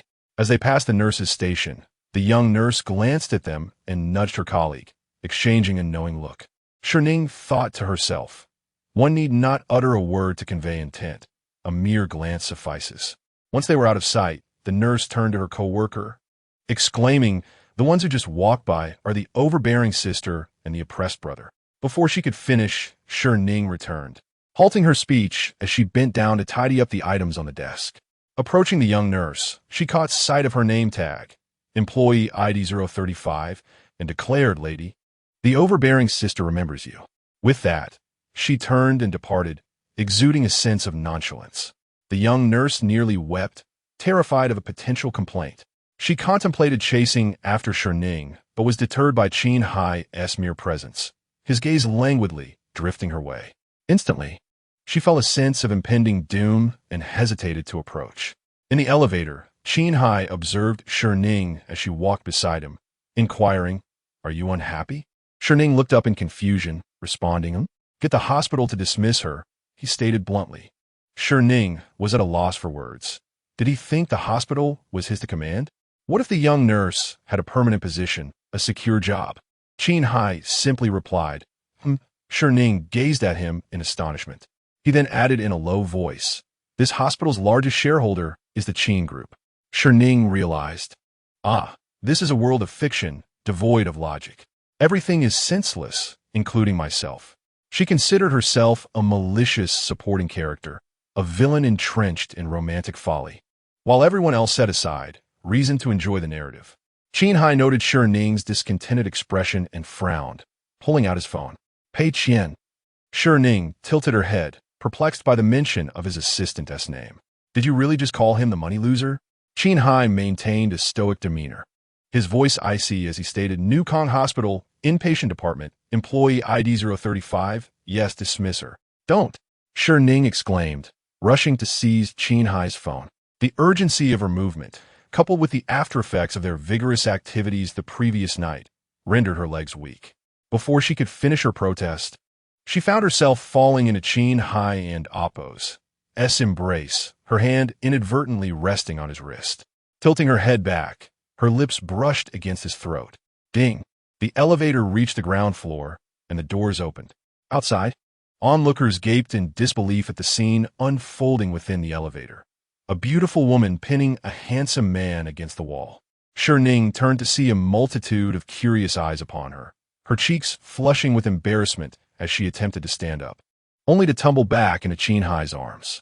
This motion elicited a muffled sound from him, a soft grunt, for her other hand had unwittingly found its way to a rather intimate location. Shi Ning and Oppo's face turned crimson. Chapter 15. The calculating villain. Time. Ning froze, and the barrage of comments erupted. What did it hit? Why is the villain in Oppo's face so flushed? Hee. I just sent a small gift to the author, and I witnessed it. What a spectacle. Let me see, wow. Time Ning's move was splendid. Even Qin Heye was struck. Seeing the comments, Time Ning was frightened and quickly withdrew her hand, raising both palms in explanation. Her ankle was sprained and painful. Is the vicious female antagonist really this adorable? She's raising her little hands in surrender. That was a swift surrender. Otherwise, she might end up locked in the attic. How embarrassing. Time Ning closed her eyes, unwilling to look any longer. Qin Heye, upon hearing her words, indifferent, put away his phone with a simple HM. Time Ning resolved to endure the pain and attempted to hop out of the elevator. Yet in the next moment, her body was suddenly lifted off the ground by Qin Heye, the sensation of weightlessness causing her to instinctively wrap her arms around his neck. As they exited the elevator, the crowd outside parted for them, casting curious glances in their direction. Time Ning buried her face in Qin Heye's embrace, her cheeks burning with embarrassment. Why you can put me down now? Qin Heye replied coolly with a non-committal HM, loosening his grip slightly. Suddenly, she felt herself plummeting, prompting her to clutch Qin Heye and Appo's neck even tighter. He swiftly secured her once more, a sultry sound escaping his throat. Oh, whom that voice was all too familiar, reminding Time Ning of the previous night when Qin Heye had emitted similar sounds, restrained, passionate, and explosive. This frightened her, causing her to release her hold on him. Yet, as soon as she did, her body began to slip away from Qin Heye once again, compelling her to cling tightly to him once more. Qin Heye halted, leaning down to gaze deeply into Time Ning and Appo's eyes. Was that intentional? Aye. His gaze darkened further. Be good. Not here. Let us first see a doctor. Qin Heye, if you truly desire it, let us visit the top-tier ward. The villain cannoned Appo's. Resist being teased by Time Ning. The sun has emerged. It and Appo's. As time to unfurl the umbrella. If only this were a flower market. The elevator could have hosted an hour-long scene just now. The villain is so cunning. He deliberately didn't hold her securely, prompting her to cling to him, then plays the victim. Hurry to the top-tier ward. It's not too late for my ward play, awaiting eagerly. Time Ning glanced at the barrage. She was terrified. Let us see the doctor. Qin Heye carried Time Ning to the doctor. After examining her, the doctor prescribed medication and advised her to rest her sprained ankle for a few days, avoiding excessive walking. Additionally, he cautioned against vigorous exercise due to her prolonged inactivity, particularly deep squats. The doctor's words were utterly mundane, yet Time Ning's face turned crimson, and she shot an irritated glare at Qin Heye. Qin Heye listened attentively, feeling her gaze, and replied earnestly to the doctor, Yes, I will ensure she does fewer deep squats. I shall do more push-ups instead. Time Ning. No need to look. The barrage was once again in a frenzy. After seeing the doctor and collecting the medication, Qin Heye carried Time Ning out of the hospital. Upon reaching the hospital entrance, Shi Ning observed Qin Heye placing Time Ning into the car. She frowned. How could Time Ning permit Qin Heye to carry her in public? This was unacceptable. She needed to inform Shen Xizhou, but there was no rush. First, she had to visit Shi Ning had called her, his tone serious and grave, requesting her presence at the hospital for an important matter. This was a demeanor and tone she had never encountered from him, leaving her with an unsettling feeling. Chapter 16. Why did you deceive me? Shi Ning watched as the Maybach sped away, her mind filled with confusion. How could Shi Ning bring Qin Heye to meet their uncle? In the 3 years of their marriage, Shi Ning had not only refrained from returning home herself, but had also never brought Qin Heye along. And now, in the hospital room, Shi Ning held a freshly cut apple prepared by Shi Ning, his face brimming with excitement as he spoke to butler Zhao. Old Zhao, did you hear that? Ning called me dad again. Not just once or twice, but she keeps calling me dad. I can't even remember how many years it has been since I last heard her say that. And she is not getting a divorce anymore. I haven't raised this daughter for nothing. My illness has not been in vain. Butler Zhao felt a slight itch in his ears. Sir, you've been reminiscing for half an hour now. If you continue, you might forget that Miss is your biological daughter.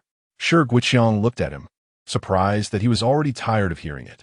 Not wanting to risk a salary deduction, Butler Zhao quickly smiled. Of course not. Please go on. Thus, Shi Ning began again, recounting the moment Shi Ning called him and Appo's dad. And Appo's. Shi Ning stood outside the room, deliberately eavesdropping for a few minutes, only to hear the same few phrases repeated. It was evident how overjoyed Shi Ning was.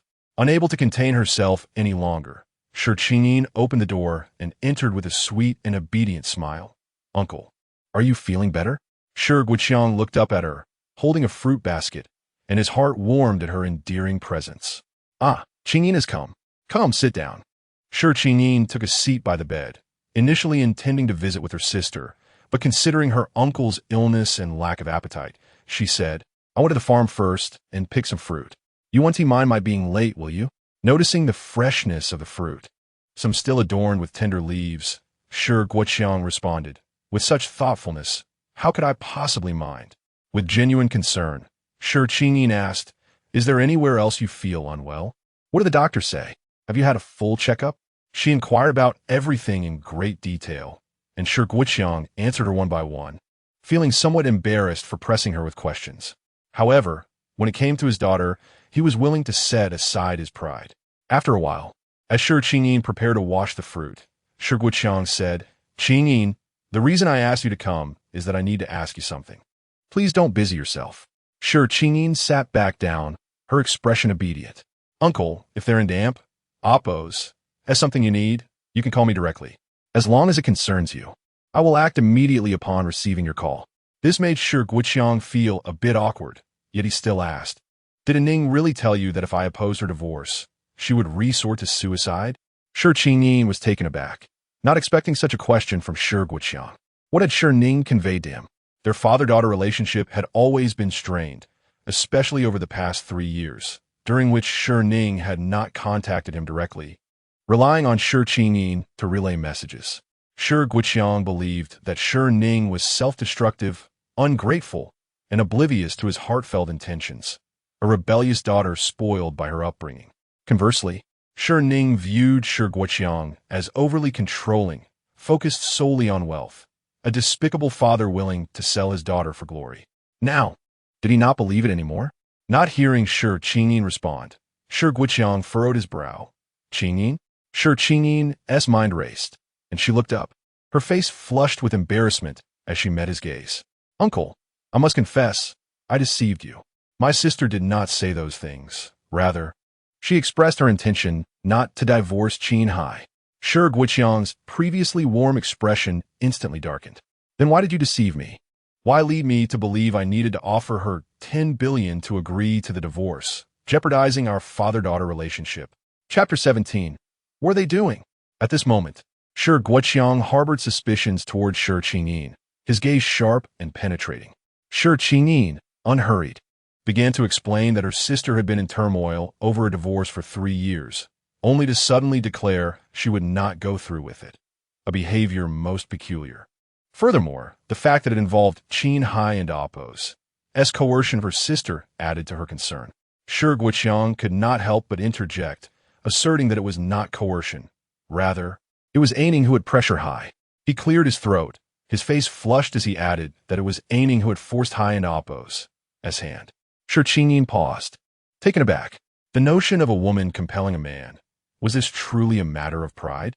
It was evidently a sign of Shi Ning's lack of self-respect. Qi Ning's fists clenched slightly as she sought to clarify her previous dishonesty, stating that this was not the crux of the matter. The real issue was her sister's unusual behavior following these events. She feared that her sister was feigning compliance, potentially harming their uncle and ultimately herself, which might have led her to deceive him. Shi Guoqiang appeared skeptical. Was it truly as she said, or was she attempting to sow discord between him and Ning? Qi Ning and oppos. S expression morphed into one of shock and hurt as she regarded Shi Guoqiang, tears welling in her eyes. Soon they spilled forth, and she quickly raised her hand to wipe them away, astonished that her uncle could think such thoughts of her. "Ning," Shi Guoqiang began, but she interrupted him with a forced smile, assuring him it was fine, he need not feel embarrassed. She understood that perhaps she had not been sufficiently good, allowing him to think of her in such a light. Her words ignited a sense of guilt within Shi Guoqiang. "I was merely inquiring," he replied. However, the thought lingered that if Shi Ning had not confided in him, a misunderstanding could have arisen between the father and daughter. His guilt evaporated, replaced by a stern demeanor. "Between you and Ning, lying is simply unacceptable. I shall suspend your allowance for 3 months. Do you have any objections?" Shi Guoqiang handed Qi Ning a diamond card with a monthly limit of 5 million, designating it as her allowance for her to spend as she wished. Yet now, to halt it so abruptly? What would become of her spending? Clearly, she was not his daughter if he could so easily suspend her funds. Qi Ning felt a surge of anger within, yet she maintained a superficial smile as she shook her head. "The money was always yours, uncle. You may reclaim it, and I have no objections." She offered him a peeled orange, saying, "Uncle, please rest well. I shall return home now. My mother will bring you dinner shortly." Noticing the blood on her palm, Shi Guoqiang asked, "How did you injure your hand?" Qi Ning smiled as she stood up. "It's nothing, just a small accident. I'm leaving now. However, Shi Guiqiang observed her limp and noticed injuries on her calf. Grasping her arm, he demanded, "How did your leg get hurt? Have you been bullied?" Shi Ning shook her head, insisting she had merely fallen. Shi Guiqiang, his expression grave, pressed her for answers. Only then did she reluctantly admit, "Sister pushed me from the car, and that is how I got hurt." "Was it Shi Ning?" Shi Guiqiang asked, astonished. He knew Shi Ning had a temper, but she would not resort to violence without cause. Shi Ning nodded and smiled, saying, "Sister must have been in a bad mood. Please do not blame her, uncle. You should pay more attention to her. She has been acting strangely today. I fear that she might be pretending to stay married to appease me, only to unleash something significant later." With that, Shi Ning took her leave. Shi Guiqiang held onto the apple that Shi Ning had peeled, reluctant to eat it. Memories of 3 years prior flooded back, when the Qin family had come to propose marriage. Shi Ning had been adamant in her refusal, causing a ruckus for half a month, only to suddenly agree to the marriage, behaving impeccably. Yet within days, she had attempted to escape the wedding in the dead of night. Indeed, when Shi Ning could not win through protests, she would resort to feigned submission, pulling off grand gestures. Now, Shi Guiqiang truly felt remorseful, looking up to inquire of Steward Zhao, "Have I misjudged Yi Ning? Should I not have suspended her allowance?" Steward Zhao replied, "When you discover a cockroach in your home, rest assured there are many more lurking about. The second young lady has received treatment in the Shi household that surpasses that of the eldest. Moreover," he hesitated, "since the arrival of the second young lady's family, your relationship with the eldest has deteriorated. Furthermore, the money is yours. You have the freedom to allocate it as you wish, so why feel guilty?" After some reflection, Shi Guiqiang conceded. Yet he remained firm on suspending Yi Ning's card for 3 months, promising to double the dividends for his younger brother at year's end. He also resolved to pay closer attention to Yi Ning, worried that she might feign stability in order to manipulate him, potentially leading to another upheaval. Meanwhile, within the Qin residence, the master bedroom door was shut. Inside, the muffled sounds of Shi Ning's pleas for mercy echoed. "Ah, it hurts, Qin Heye. Please be gentler. Ugh, let go of me. I really dawn into oppos. Do you want this anymore?" Chapter 18. Do you find pleasure in this? Deception. I bestowed a gift, only to witness a foot massage. A charlatan. Within the confines of the room, Shi Ning reclined upon the sofa. Qin Heye, in a gesture of solicitude, positioned a small stool before her and gently placed her sprained foot upon his lap. With meticulous care, he dispensed a medicinal liniment designed to invigorate circulation and dispel bruising, proceeding to massage her ankle with measured movements, attuned to her reactions, adjusting his technique and pressure accordingly. "Qin Heye," she remarked, finding the pressure insufficient to elicit sensation in her ankle, "apply more force. It feels too gentle." He complied, increasing the intensity. "Ah!" Shi Ning exclaimed, a delicate sound escaping her lips. "Too much. The placement is incorrect." Her voice, naturally melodious, now possessed a heightened allure due to the sensation of discomfort, igniting a fervent response within Qin Heye. "Cease your vocalizations," he implored, his gaze fixed upon her, the corners of his eyes tinged with crimson. His voice husky with suppressed emotion. Shi Ning, feigning indignation, retorted, "Your massage is devoid of finesse, causing me pain. How else shall you discern my comfort or discomfort? If improperly executed, exacerbating my ailment, will you assume responsibility?" Qin Heye's gaze deepened as his grip subtly intensified. His palms radiated warmth. Contrasting with the coolness of the medicinal fluid, the pressure and placement now precisely calibrated.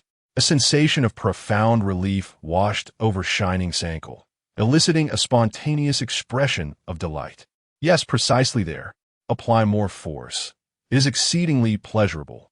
Qin Heye, with eyes momentarily closed, his lips compressed into a thin line, his prominent atom and oppos, apple undulating, entreated Shi Ning. She responded. Desist from further vocalizations, he reiterated, applying a touch more pressure. "Otherwise, I shall discontinue the massage." Shi Ning, her eyes wide with perplexity, scrutinized Qin Heye, her gaze encountering the cascade of on-screen commentary. The malevolent antagonist, a paragon of effectiveness. Despite being visibly aroused, he silences the female, supporting character. Moreover, after a half-hour of ministrations, surely the ailment is alleviated.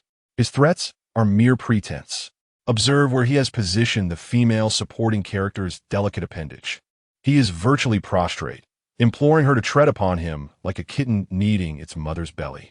The female supporting character's foot is exquisitely formed, possessing a slender ankle and fair complexion. Even my agency's foot model pales in comparison. Small wonder the malevolent antagonist is captivated, loath to relinquish his grasp under the guise of applying medication. Behold, a foot massage. Author, you deceiver. Restore my token of appreciation. Shi Ning, remember your role as the malevolent female supporting character. Eschew any semblance of redemption. Harbor animosity towards Qin Heye. Detest him. Now, exert your force and trample him. Impart a lesson. What manner of lesson? Crimson or golden? Refrain from trampling. It shall only gratify the malevolent antagonist. Instead, deliver a forceful kick, toppling him. Shi Ning, her countenance flushed with embarrassment, castigated, you incorrigible vixens. What mischief are you now contriving? Her ankle was merely sprained, and Qin Heye was simply administering medication and providing a massage. Yet, influenced by the barrage of commentary, Shi Ning surreptitiously appraised Qin Heye.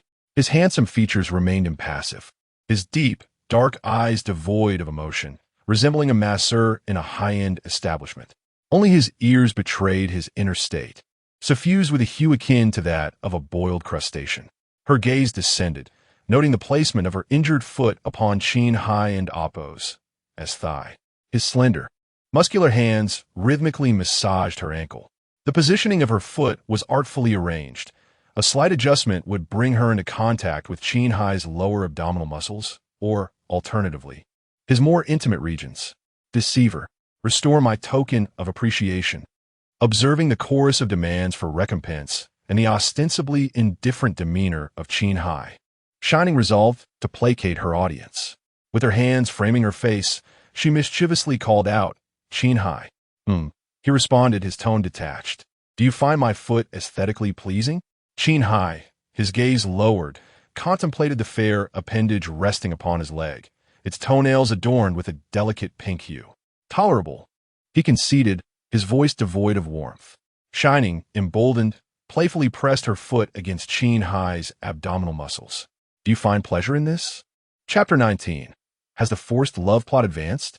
Suddenly, Qin Heye's abdominal muscles were unexpectedly pressed upon, and he couldn't suppress a soft groan.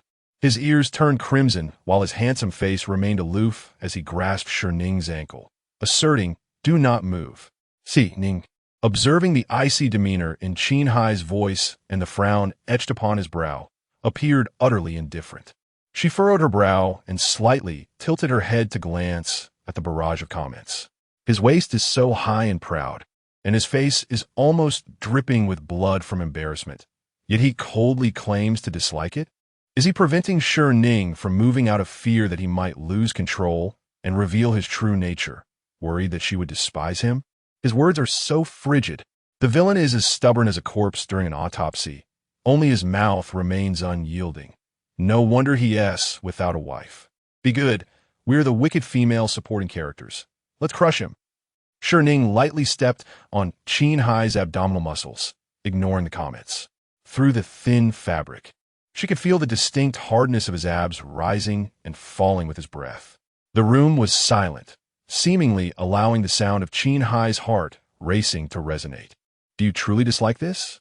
Shi Ning pondered, observing his restrained demeanor, resembling a divine being that should not be defiled, which only fueled her mischief. Her toes danced across his abdomen, playfully disregarding his commands. The delicate tips of her feet traveled down to his belt, gently pressing further down. Qin Heye pressed his lips together, letting out a soft groan. This sound was irresistibly alluring, causing Shi Ning's ears to warm, yet she persisted, mimicking a kitten needing milk. She could sense Qin Heye and Oppo's body tightening, his ears aflame, and even his neck was tinged with red. However, his chiseled features remained icy and stoic. Only the tightness of his lips betrayed his struggle to maintain composure. Mr. Qin, do you really not like this? Shi Ning and Amp, Oppos, toes lifted slightly, pressing down with a bit more force. Just as she was about to cross a boundary, Qin Heye suddenly seized her ankle, his voice hoarse as he exclaimed, "Shi Ning, enough!" Shi Ning noticed his expression grew colder, the corners of his eyes tinged with a fierce intent, his raspy tone carrying an edge of menace. She felt aggrieved, indifferent to the comments flooding in. Pouting, she huffed and struggled to retract her foot, thinking, if he dislikes it, then that means. Before she could finish her thought, Qin Heye, like a hungry tiger pouncing on its prey, toppled her onto the sofa. Yet his large hand cradled the back of her head to prevent any injury. Shi Ning looked up, her lips brushing against Qin Heye's cheek. His hand held her head firmly, his lips near her ear, his voice a chilling yet fervent whisper, "Shi Ning, do not play with fire. You cannot bear the consequences." His threatening words ignited a rebellious spark within her. She raised her hand, playfully tracing circles on his solid chest. "Qin Heye, we are husband and wife. This is not playing with fire or bearing consequences, but rather..." Shi Ning deliberately moved her lips closer to his, exhaling softly, "Fulfilling our marital duties." "Are you certain?" Qin Heye and Oppos. As voice grew even more hoarse and restrained. "Of course." Before she could finish, Shi Ning caught a glimpse of the blazing fire simmering in Qin Heye's cold eyes, as if it could consume her whole. This was too intense. She had ventured too far. Panic surged through her, and she instinctively pushed against him, uncertain. But Qin Heye captured her lips in a kiss. It was cool, soft, yet fervent. He was serious. Shi Ning flailed her hands in a futile attempt to push him away, but he effortlessly secured her wrists above her head. In response to her resistance, Qin Heye's kiss grew more fervent and dominant. The comments erupted in excitement. Has the villain's forced love plot with the wicked female supporting character begun prematurely? Unable to hear the villain sobbing like a steam kettle, but can hear the wicked female character pleading pitifully. Will the golden chains and handcuffs come into play? How thrilling. Chapter 20. A spiteful nibble and a scolding. Forget the restraints. Let's bring out the golden whip. Just imagining the villainous female lead being tormented to tears by the antagonist, her incontinence triggered, fills me with glee, and a silken blindfold. That way, Shi Ning can envision Qin Heye as Shen Xizhou. The thought of you three entangled in a twisted romance is titillating. Shi Ning was becoming increasingly enraptured by Qin Heye and Amp, Oppos, kisses. The fleeting glimpse of the comments section only fueled her ire. Who would want to fantasize about that? Shen Xizhou? She thought. Just the mention of his name is revolting. Indeed, bringing him up at such a moment was quite a mood killer. As Qin Heye and Oppos' kisses descended to her clavicle, she protested no. Shun, she. A sharp pain interrupted her. Ouch. Qin Heye had abruptly bitten her neck. The pain was so intense that she instinctively slapped him across the face. Get off. The resounding smack echoed through the air, and silence descended. Qin Heye ceased his advances. He propped himself up on one arm beside Shi Ning, gazing down at her in quiet contemplation. His eyes were dark cold, and held a fierce intensity that suggested he might tear her apart at any moment. Shi Ning felt as though she were witnessing the Qin Heye described in the comments, the one who would lock her away in the attic, imprison her with chains, and deny her freedom, the one who would disrespect her and subject her to forced affection. While such a plotline might be enjoyable as a reader, she was the protagonist, and she had no desire for such a confined existence. She feared this version of Qin Heye and decided to try to placate him. Shi Ning pouted, feigning grievance. You bit me first. Are you a dog? You bit me and it hurt. Qin Heye remained silent, his gaze fixed on her neck. The sight of the burgeoning purple mark against her fair skin seemed to deepen his scowl. Shi Ning felt a surge of danger and fear, and her eyes began to water. Her voice trembled as she spoke. Not just my neck hurts. There. Her face flushed crimson as she averted her gaze. It hurts there too. It still hurts a lot. You were too rough with me last night. Qin Heye's gaze slowly traveled from Shi Ning's neck, tracing a path downwards. His eyes burned with a fiery intensity, as if he were a predator starved for days, ready to devour her. Shi Ning's fear intensified, and she recalled the events of the previous night, when she had fainted from exhaustion. She blinked back tears, and a single drop escaped the corner of her eye. Qin Heye watched the tear trickle down her cheek, noting the fear etched on her face. He abruptly stood up, looking down at Shi Ning, who had curled into a defensive ball. Qin Heye straightened his rumpled shirt and warned her in an icy tone. If you don an oppose, T want to fulfill your obligations, then don an oppose.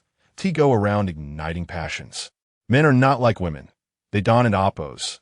T need love to respond to a willing woman and oppose. S advances.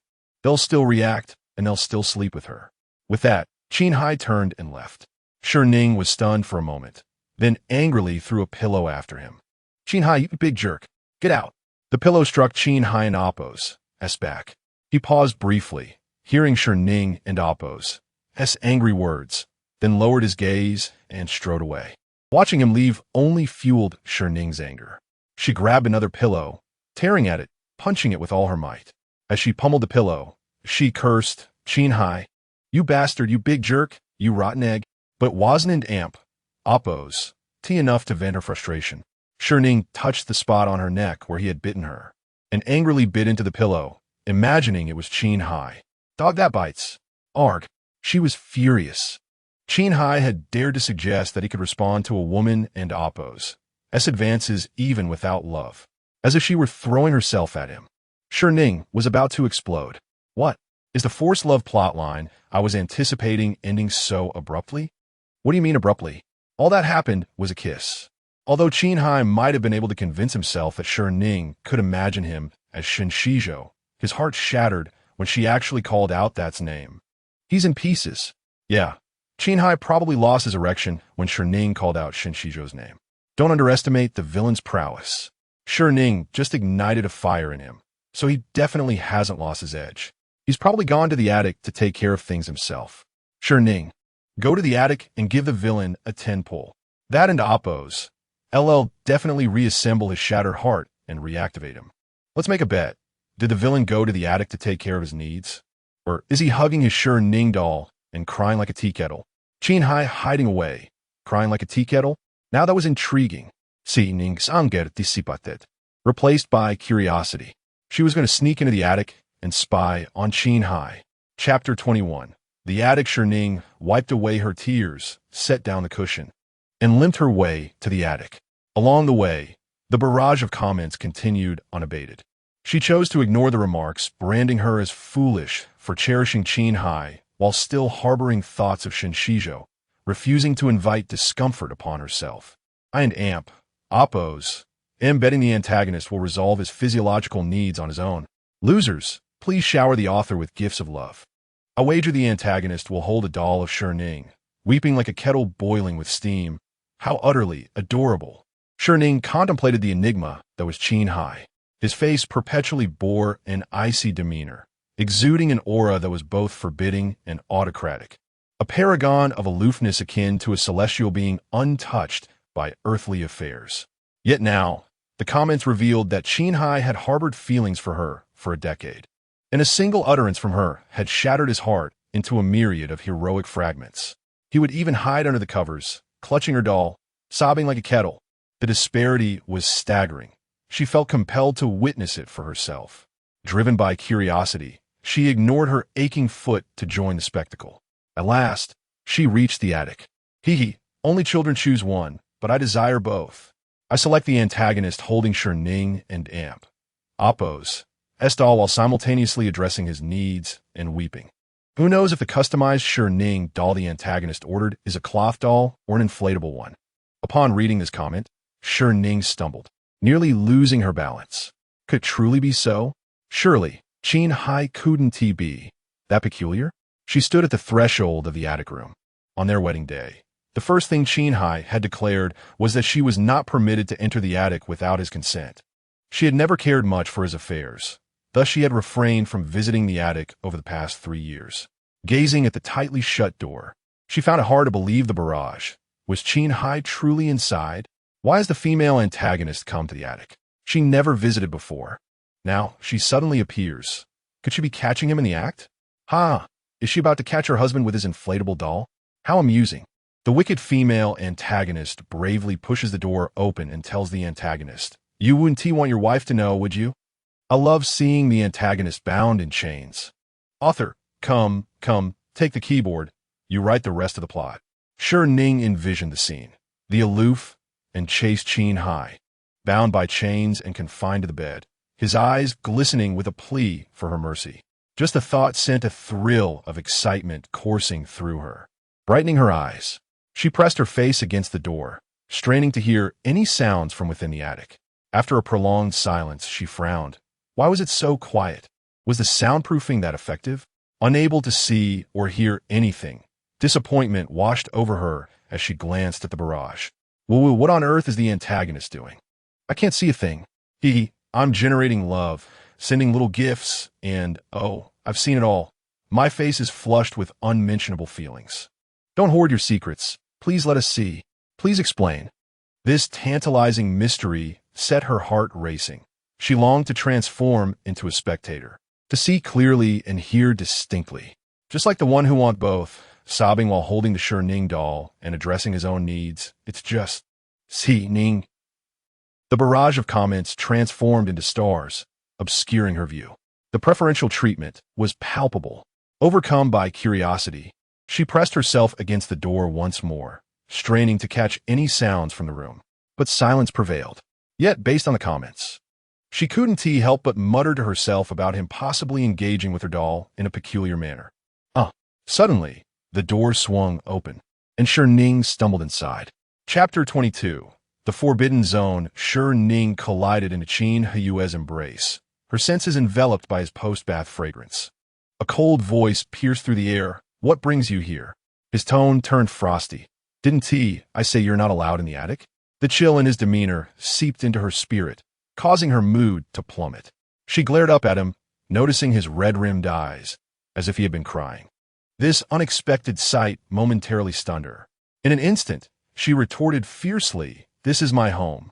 Why am I not allowed here? Do you have a Forbidden Zone decree against me?" Qin Heye gazed down at her, his eyes dark and his tone gravely serious. "There are significant secrets here. Are you attempting to steal them?" His earnestness and stern expression caused her to ponder the gravity of his words. Indeed, the attic harbored the secrets of the Qin Corporation. Theft of such secrets was a criminal offense. What a crafty villain. He skillfully manipulates the not-so-innocent female counterpart, hiding various portraits and intimate items of Shi Ning. After being heartbroken, he retreats here, crying like a kettle and often clutching a doll to fulfill his needs. Yet he describes it as crucial secrets, which makes me laugh until I'm dizzy. Secrets are akin to treasures, the villain and oppos. S-words hold some truth. When have we, the wicked female counterparts, ever stolen anything? It must be exceedingly difficult to do so, employing every trick in the book, both verbal and physical. Shi Ning felt a flush of embarrassment.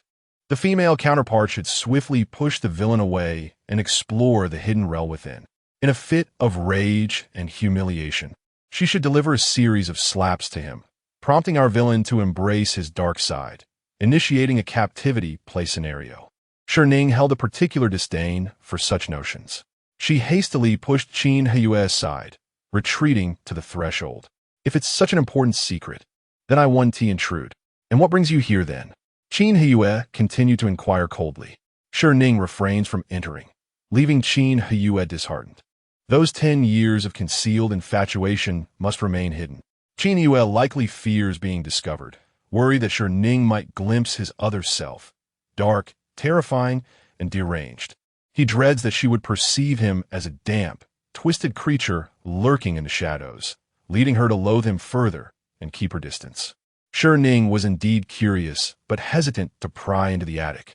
After all, her feelings for Qin Heye were not particularly strong at present, and he lacked trust in her, perpetually suspecting her affections for Shen Xizhou.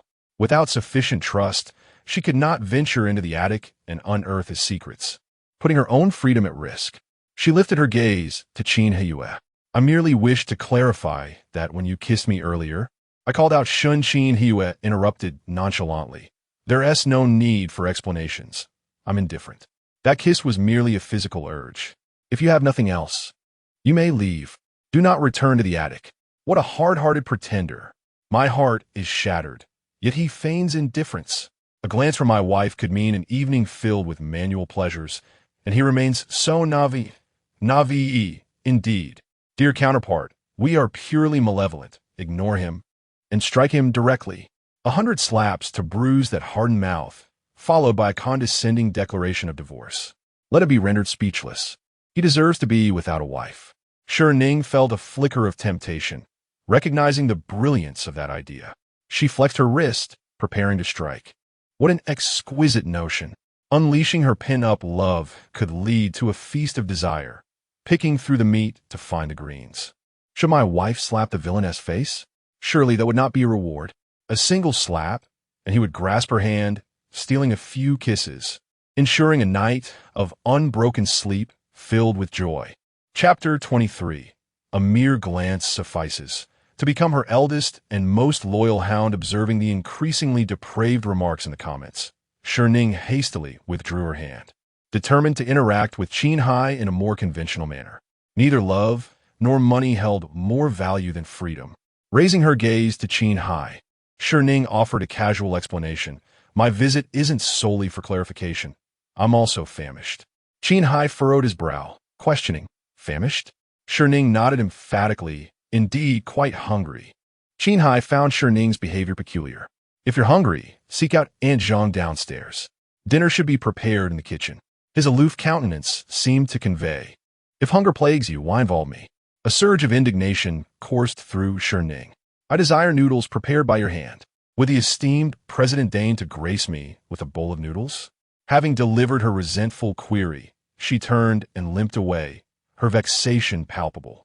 Qin Heye paused momentarily, then strode forward, sweeping Shi Ning into his arms.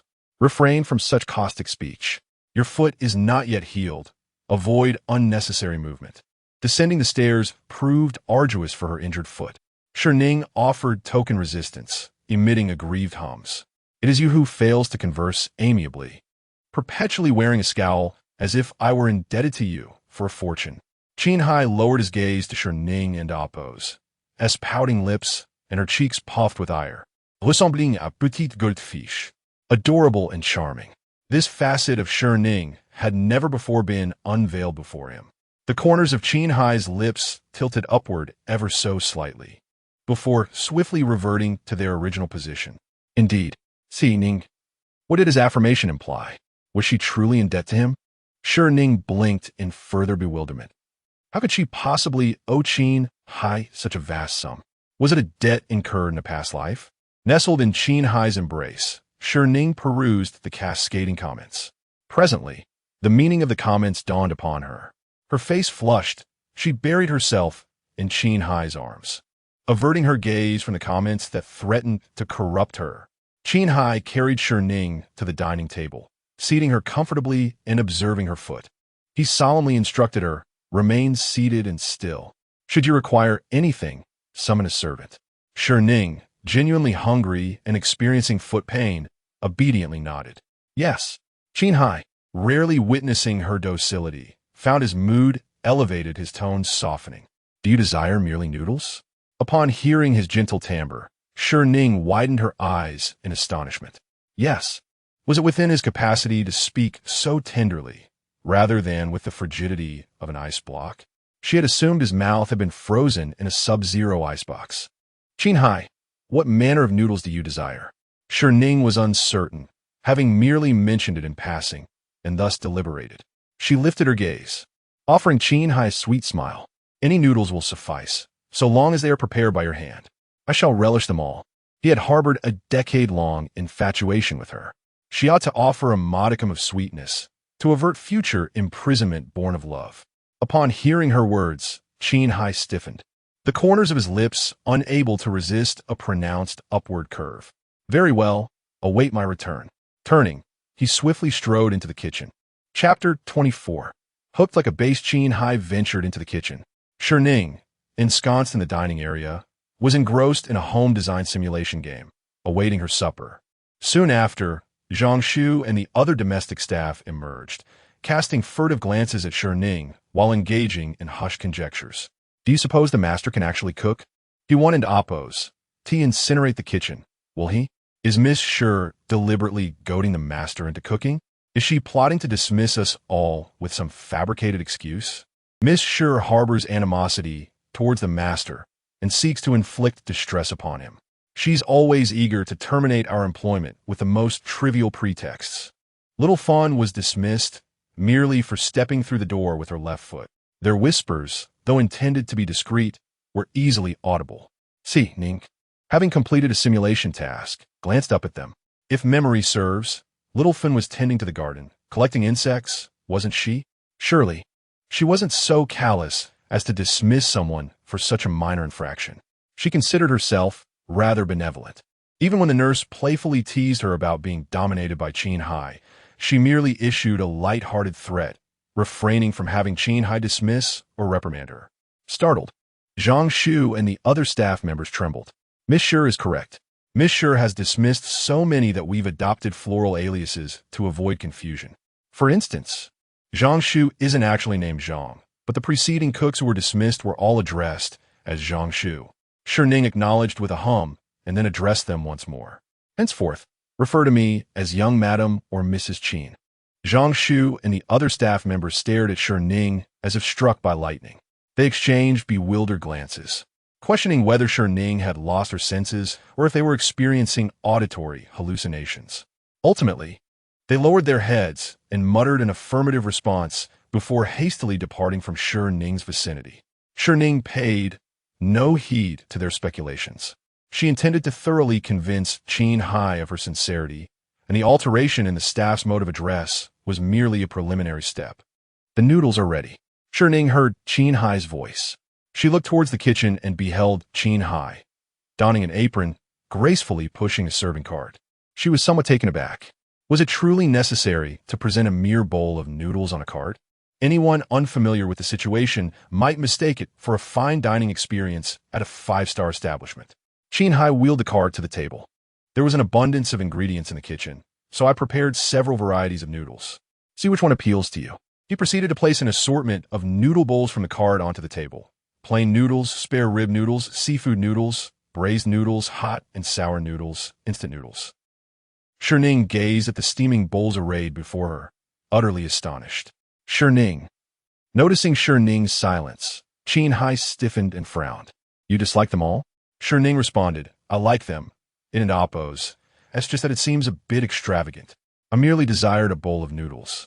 But it wasn't an oppose, tea necessary to prepare so many, especially in different flavors. Qin Heye, maintaining a composed demeanor, casually remarked, I didn't an oppose. Tea prepare them specifically for you. There were simply too many ingredients in the kitchen, and I felt a surge of culinary inspiration, so I prepared a few extra. He handed Shi Ning chopsticks. Eat quickly, or they'll become soggy. Sample each one to discern your preferred flavor. Shi Ning observed his indifferent expression, as if he had indeed prepared them casually rather than specifically for her. A novice cook experiencing a surge of culinary inspiration. The main antagonist doesn't even blush when he fibs. If he weren't concerned about Shi Ning going hungry, he'd have prepared a Manchu Han imperial feast. A mere 7 or 8 bowls of noodles are nothing. The main antagonist is preparing noodles for his wife for the first time, fearing that she'll be dissatisfied. He's so anxious, seemingly aloof with his hands in his pockets. But in reality, he's practically tearing the pockets apart. Vicious supporting actress, don't just focus on eating. Give the main antagonist some feedback, or he'll end up dismembering his pockets. Shi Ning, who had just taken a bite of the plain noodles. She looked up at Qin Heye, who stood opposite her with a stoic and aloof demeanor, his hands seemingly fidgeting in his pockets. Was he truly so anxious that he was dismembering his pockets? Gazing into his deep, dark eyes, which were fixed on her, resembling those of an eager puppy awaiting praise, she relented. Very well, she would offer him some commendation. Shi Ning set down her chopsticks and looked at Qin Heye with sparkling eyes. Qin Heye, you're amazing. You can transform simple ingredients into such delectable plain noodles. Did you study culinary arts and earn a gold medal chef certification? Qin Heye's dark eyes brightened incrementally, soon sparkling like a sea of stars. He longed to return to the kitchen and prepare a Manchu Han imperial feast for Shi Ning. A faint blush graced his usually impassive face, and the corners of his lips twitched upward, defying his attempts to suppress them. I didn't study.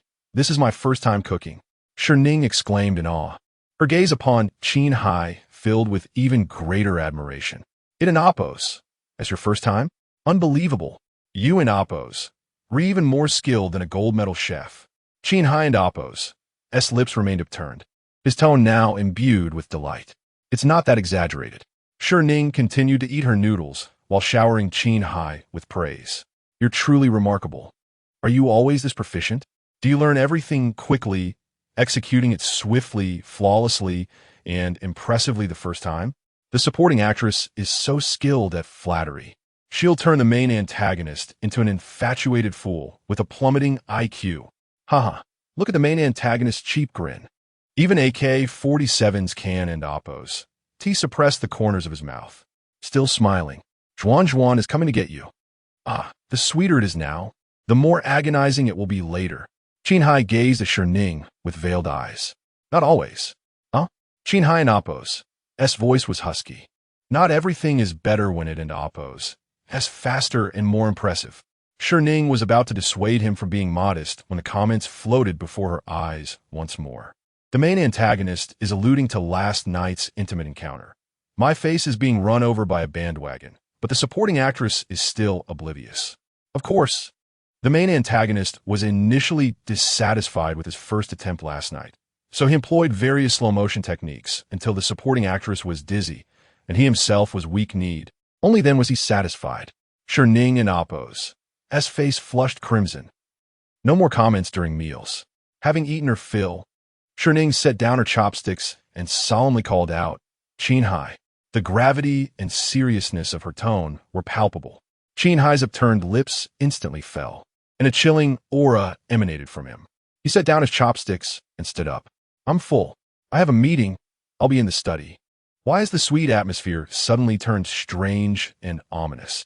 Shi Ning's expression is so earnest and grave.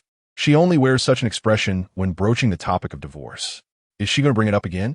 I was so sweetened by the supporting actress and antagonist these past few days that I forgot they were supporting characters and that they're in Oppos. Has still a forced love plotline. The supporting actress is so cruel. One moment, she and Amp. Oppos, S showering the main antagonist with praise. The next, she and Amp. Oppos, S going to propose a divorce. The main antagonist is going to cry like a boiling kettle again. Chapter 25. The indulged one walks with confidence. Shi Ning glanced at the barrage of comments, and then at Qin Heye, who strode away, leaving only his silhouette behind. He moved with remarkable speed, as if a beast were pursuing him. She had no desire to comfort him. In fact, she was rather intrigued to witness how the so-called villain, Qin Heye, could cry like a boiling kettle. With a bemused expression, Shi Ning turned to Aunt Zhang. "Is it written all over my face that I want a divorce?" Aunt Zhang paused momentarily before confirming that Shi Ning was indeed addressing her. Fearful of being dismissed, she hesitantly replied, "No?" Shi Ning pouted. "Then why does Qin Heye look like his wife is about to flee?" Aunt Zhang murmured softly, "ISN and Amp. Oppos. Tia because you and Amp. Oppos. You've been making a fuss about a divorce for 3 years, and you always let Shen Xizhou come over, even reserving a room for him." Shi Ning overheard this and was left speechless. The author must have lost their mind. Why create a character that is both foolish and malevolent?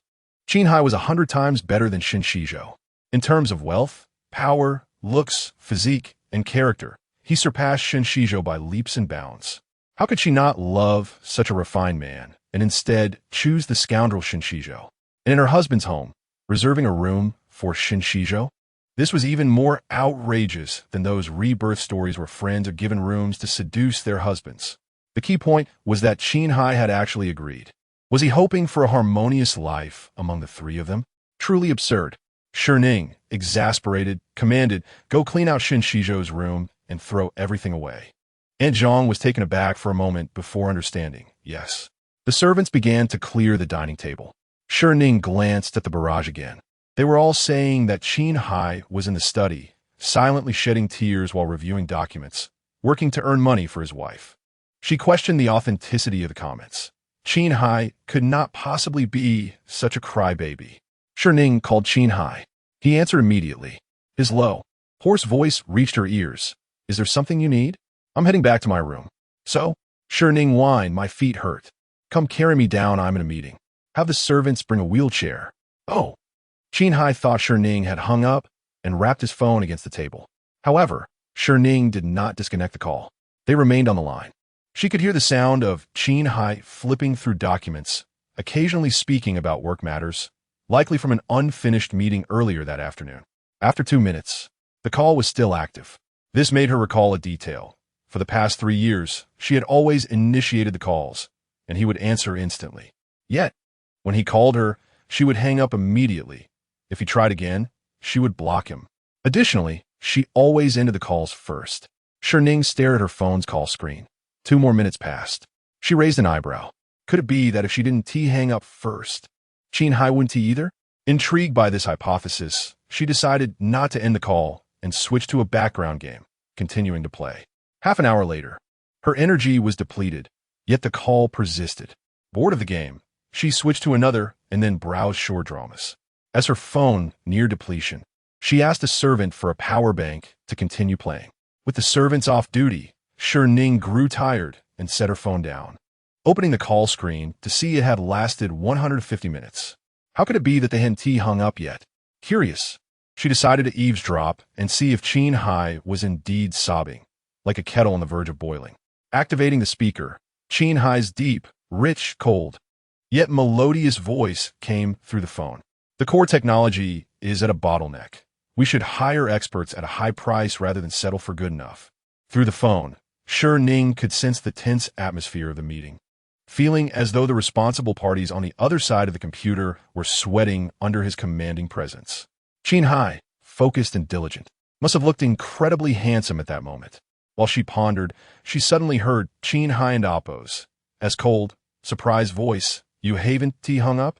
After expressing his frustration, he checked his phone only to discover that Shi Ning had indeed not disconnected. This was unprecedented, unlike before, when she would issue commands and hang up within a minute. "Shi Ning?" he inquired. "Yes," she replied, gazing at her feet. "There is something you need?" he asked tersely. Shi Ning frowned, feeling irked by his cold tone. "Actually, no." She abruptly hung up. Qin Heye stared at the call-ended screen. Recognizing this was the true Shi Ning, her little temper flaring. Shi Ning, in a fit of anger, blocked Qin Heye. Shi Ning is so inexplicable. She just got mad and blocked the villain. The villain was in an important meeting, caught off guard by her, and she got upset instead. What a turn of events. Poor villain, his heart shattered by the female antagonist. And now he has to patch it up himself before soothing her.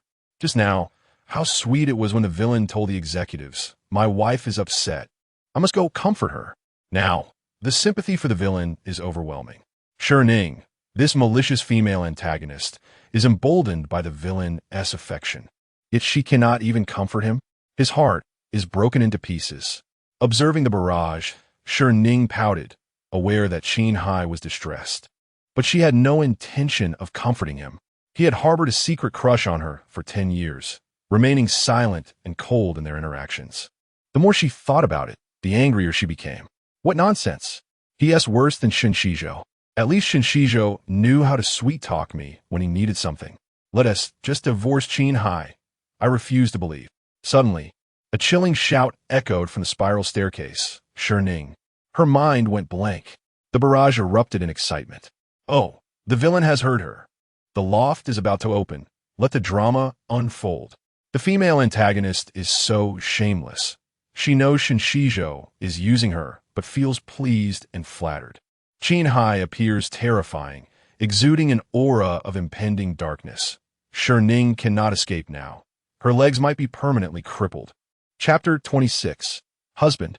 Embrace me shining brightly in the narrative's backdrop. Shi Ning is portrayed as a woman of questionable judgment, ardently pursuing Shen Xizhou, a man devoid of affection for her. While overlooking the admirable Qin Heye, her choices have drawn scorn, with viewers labeling her as shameless and deserving of a grim fate. Shi Ning, however, dismisses the derogatory comments, pondering the emotional worth of companionship, even if it is a dog. Realizing Shen Xizhou's true colors as a scoundrel, she resolves to sever ties, questioning why she cannot embrace her past mistakes. If love renders one foolish, is it not a youthful folly, a fleeting desire for the experience rather than the outcome?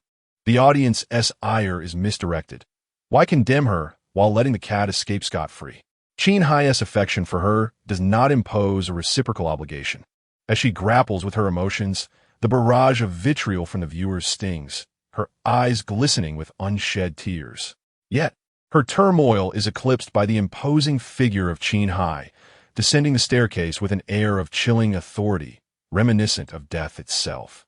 Accompanied by ominous comments about confinement and chains, she feels an icy dread wash over her. "Qin Heye, do not approach," she exclaims, rising in panic, only to stumble, her legs numbed from prolonged sitting. Just as she is about to collide with the edge of the table, Qin Heye's long arms reach out, catching her with care. "Be cautious," he admonishes. "Do not touch me," she retorts, instinctively pushing him away, landing back on the chair. The slight shove sends Qin Heye back a few steps, his expression darkening as he regards her with disdain. Shi Ning, sensing his wrath, instinctively retreats, her gaze pleading as she implores, "Please do not be angry with me." Silence envelopes them as Qin Heye's brow furrows, his piercing gaze fixed on her. The tension is palpable, and Shi Ning, feeling the weight of his menacing aura, timidly tugs at his sleeve, seeking solace. "I was merely upset. I waited for you for 3 hours, and in my frustration, I refused your touch." In an effort to pacify him, she acknowledges her own vulnerability, recognizing the precariousness of her situation. Qin Heye glances down at the sleeve she is gripping, taken aback by her rare display of affection. His cold demeanor softens slightly, and he inquires, "Didn't I instruct the servant to assist you upstairs?" Gazing up at him with a pout, she whimsically expresses her desire for his embrace. "I simply wish to be held by you."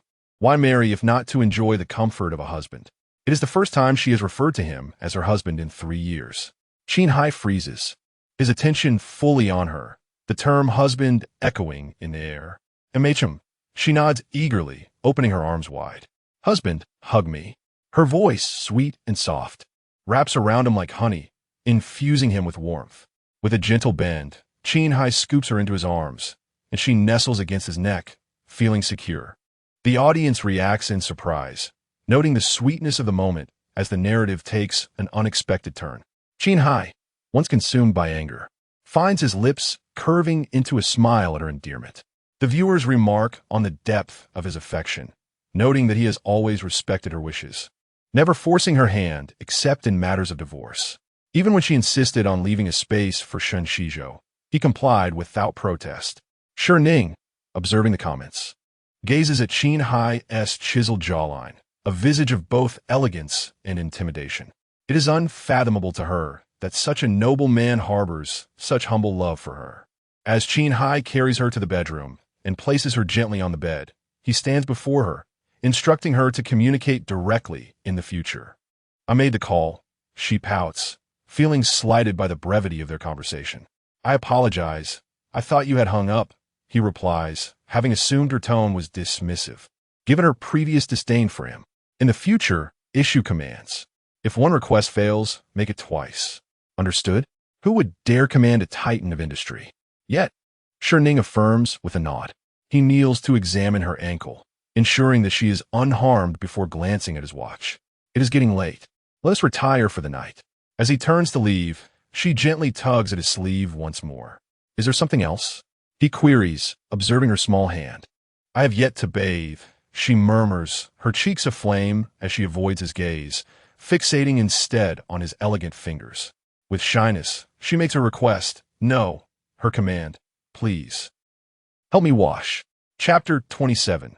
What happened? Shi Ning found herself ensnared in the embrace of Qin Heye, who leaned over, his hands braced on either side of her bed, gradually closing the distance between them. In an instant, she was enveloped in his arms, her body leaning precariously backward. Yet, his potent aura enveloped her entirely, making her feel as though she might be pinned to the bed. Looking into his dark eyes, which seemed to burn with a predatory flame, she sensed the danger lurking within. In a fluster, she raised her hand to press against his chest, halting his advance. What are you doing?" Qin Heye paused, lowering his gaze to meet hers with an intensity that made her heart race. In a hushed tone, he asked, "Do you understand what it means for a man to bathe you?" "Yes," Shi Ning stammered, feeling as if his gaze was devouring her. And she dare not look him in the eye. Turning her head, her cheeks flushed, she whispered, "Well, we are husband and wife, so it's merely fulfilling our marital duties." With a slight blush at the corners of his eyes, Qin Heye and Amp, oppose, as throat bobbed as he asked, "Are you certain this is what you want? A girl should maintain some modesty." Shi Ning, feeling a surge of indignation at the question, tightened her grip on his chest, her face burning with embarrassment. This small gesture seemed to elicit a sound of pleasure from him. Did I just excite him? She thought, glaring at him in irritation. "You're not afraid that you might be confined for 7 days. Yet I fear for me Qing's well-being," he remarked. "Qin Heye, Shi Ning exclaimed angrily, striking his chest with her fist. "I have no desire to sleep with you. I merely prefer to bathe daily." Indeed, he chuckled softly, effortlessly lifting her in his arms and turning toward the bathroom. Shi Ning continued to protest, striking him as she demanded, "Put me down. I do not want you to bathe me." She considered defiantly suggesting that Shen Xizhou could do it instead, but quickly dismissed the thought, realizing it would only infuriate Qin Heye and disgust herself.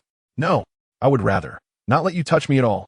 Qin Heye, unperturbed by her protests, carried her into the bathroom. He surveyed the space before placing her on the sink counter. "Wait here for me."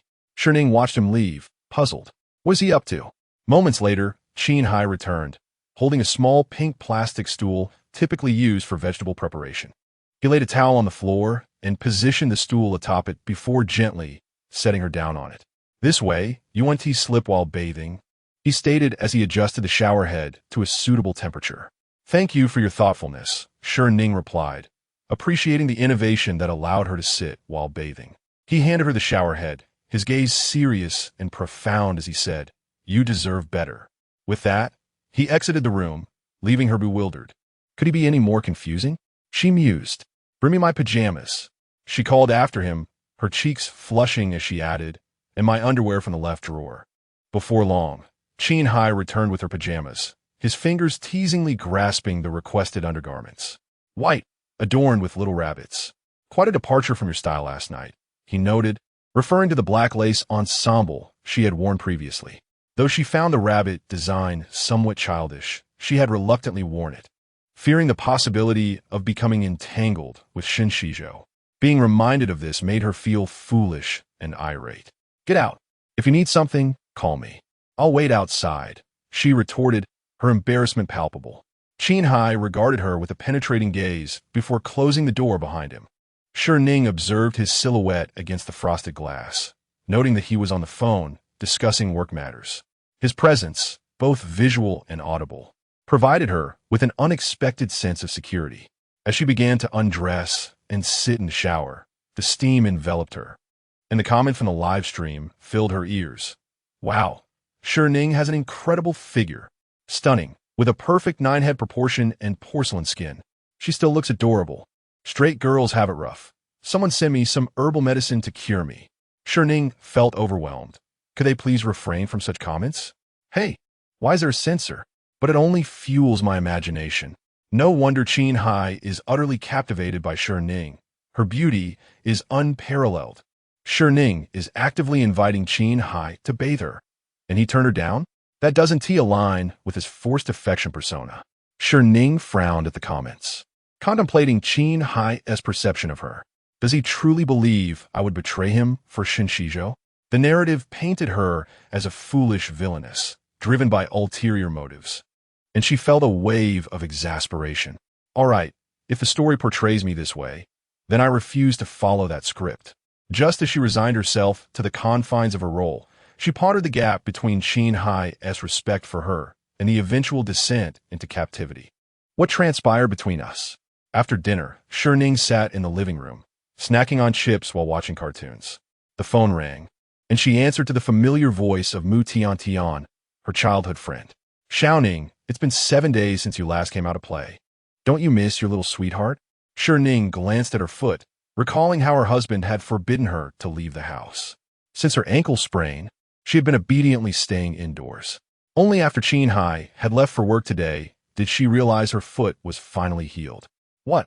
Your husband won't let you go out? Mu Tian exclaimed, her voice rising in disbelief. Yes, Shi Ning replied, a hint of amusement in her voice. And my husband is Shen Xizhou. Chapter 28. Disgusted by my saliva? The mere mention of Shen Xizhou and Appo's name irked Shi Ning. And who exactly was this Mu Tian? As for Qin Heye, Shi Ning rolled her eyes, utterly speechless. We've been married for 3 years, with a marriage certificate issued by the state. Of course, Mu Tian was aware that Qin Heye was the husband listed on Shi Ning's marriage certificate. However, this was the first time she had heard Shi Ning acknowledge Qin Heye as her husband, and willingly staying home at that. It was more astonishing than seeing a ghost in broad daylight. Mu Tian's voice cracked with disbelief. Did you two quarrel? I'm starting to doubt if you're really my Shi Ning. Come to the Dihua clubhouse. Let's talk face to face. Shi Ning muset. Recalling that she had been drugged at the Dihua clubhouse last time, and the culprit had yet to be found. Mu Tian had been present at that gathering as well. Shi Ning didn't decline. All right, invite our other friends too. After hanging up, Shi Ning pondered for a moment and dialed Qin Heye's number. He answered instantly. Shi Ning went straight to the point. Qin Heye, I'm going to the Dihua clubhouse. Qin Heye frowned, rejecting the idea outright. Absolutely not. He added in a gentler tone. Your foot is barely healed. Don and Amp. Appo's. Run around. It and Amp. Appo's. It's already fine. I can walk without any issues. Shi Ning rotated her ankle to demonstrate its flexibility. It had been fine for 2 days, but Qin Heye insisted she rest for a few more days, even though it was just a minor sprain, nothing serious. Qin Heye remained firm. Still no. Shi Ning huffed, a hint of annoyance in her voice. Qin Heye, I'm informing you, not asking for your permission. Qin Heye paused, then replied with an indifferent tone. Is that so? Upon hearing this, Shi Ning felt a wave of pressure emanating from the other end of the phone. She fell silent, glancing at the comments on the screen. Recently, Shi Ning has been treating Qin Heye nicely, and the villain is standing up for himself. I love this domineering side of him. This is the villain I adore. It and Amp, Appo's. It's not just now that he and Amp, Appo's, as standing up for himself. Qin Heye has always been like this, domineering, cold, and ruthless. It's only towards Shi Ning that he's been respectful and gentle. This is his true nature. Wasn't it Appo's? At the Dihua clubhouse that Shi Ning celebrated her divorce and got drugged again? If he still want a wife, he definitely won into Appo's. Let Shi Ning go. In front of Shi Ning, the otherwise unyielding villain is so easy to talk to. Just a bit of sweet talking, and he and Appo's build a rocket to the moon if she asked, let alone go to the Dihua clubhouse. Shi Ning, observing the comments, was once again taken aback by Qin Heye and Amp, Appo's reserved nature. His tendency to keep things bottled up was a recipe for misunderstandings. Wanting to go out should be as simple as a bit of cajoling. While she didn't necessarily need Qin Heye's permission, ensuring he felt secure was a wise move. Shi Ning softened her tone. Hubby, please let me go. I promise to be back soon. There was a moment of silence on the other end of the line before Qin Heye and Appo's ambiguous voice returned. Say that again? Puzzled by Qin Heye and Appo's words, Shi Ning looked to the comments for guidance. I'm dying of laughter. How can the villain be so adorable? He and Appo's, practically floating on air after being called hubby by the female lead. Even cuter is that he fumbled to turn on the speakerphone, and he's in the middle of a serious business negotiation, turning on the speakerphone just to show off that he has a wife. I'm shipping them so hard.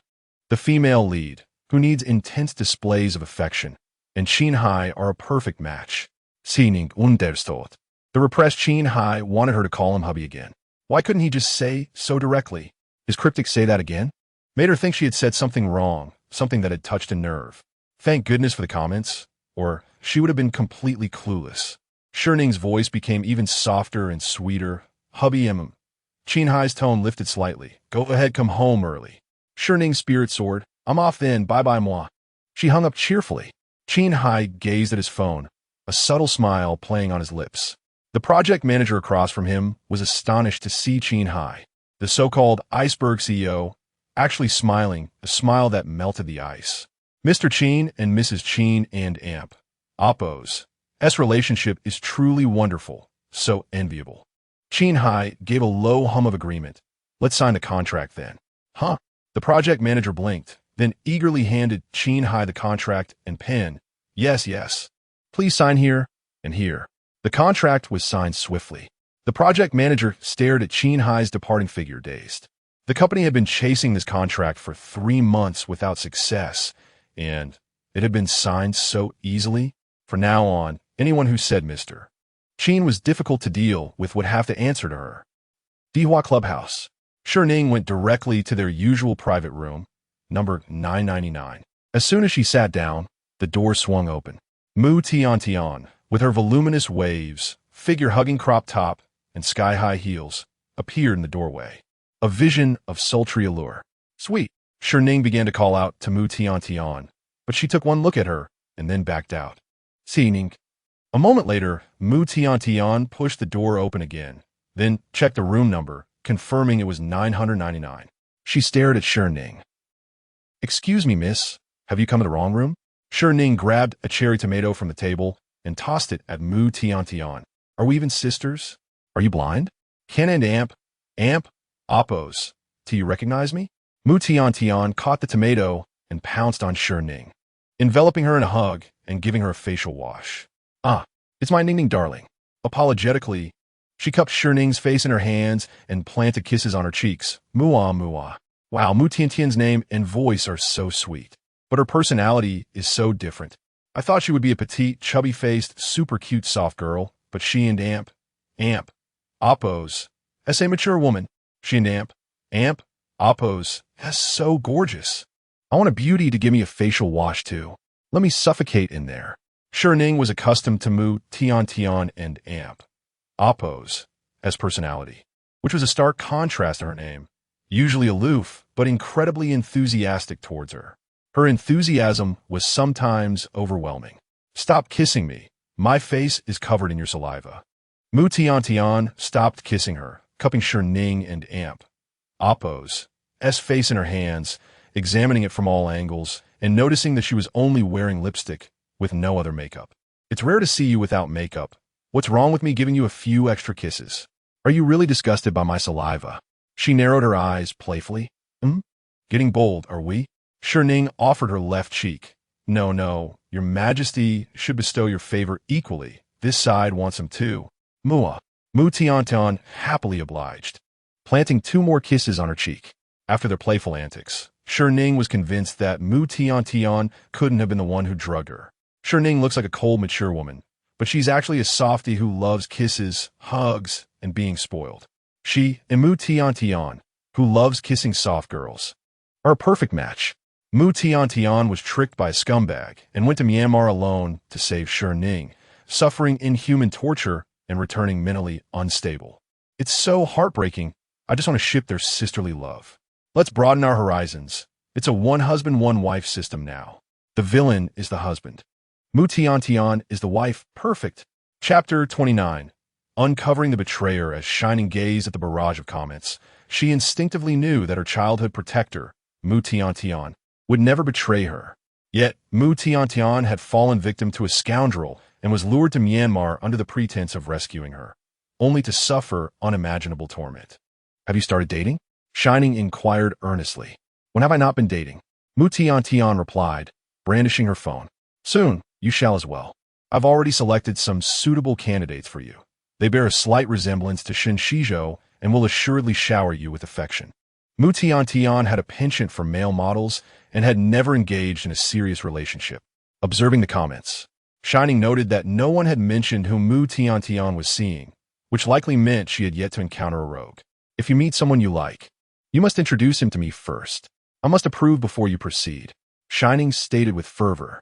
And do refrain from mentioning Shen Xizhou. The very sound of his name nauseates me. I am a married woman, and I must uphold my marital integrity. Mu Tian stared at Shi Ning, wide-eyed. After a moment, she placed her hand on Shi Ning's forehead, then her own. You're not feverish, nor are you confused. How can you utter such nonsense? Shi Ning shot her an exasperated glance. I'm being serious. Do not refer to Shen Xizhou as my husband. Qin Heye would be incensed. His anger is quite severe. I could find myself imprisoned and compelled to love him, shackled with golden chains. It is terrifying. Mu Tian appraised Shi Ning, who donned a floral dress and white sneakers.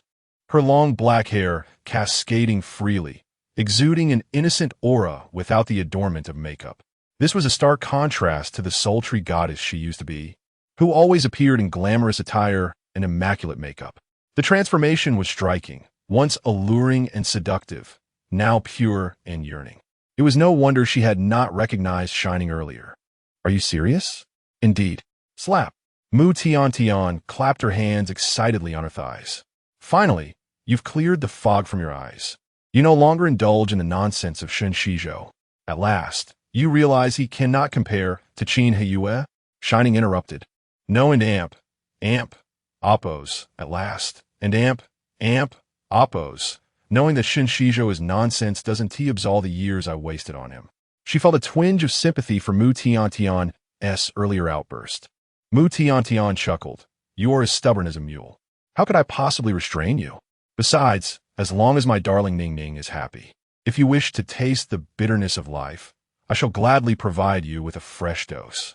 Therefore, all these years, you've only introduced me to male models resembling Shen Xizhou? Mu Tian raised an eyebrow. How about that? I've spoiled you quite a bit, haven't I?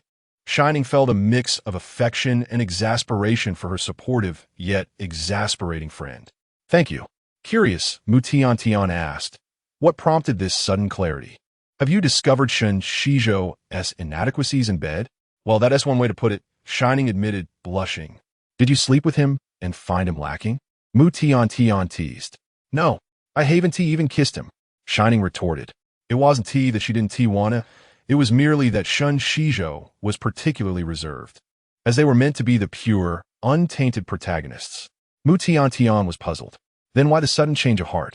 Unable to disclose the details, Shi Ning blushed and murmured.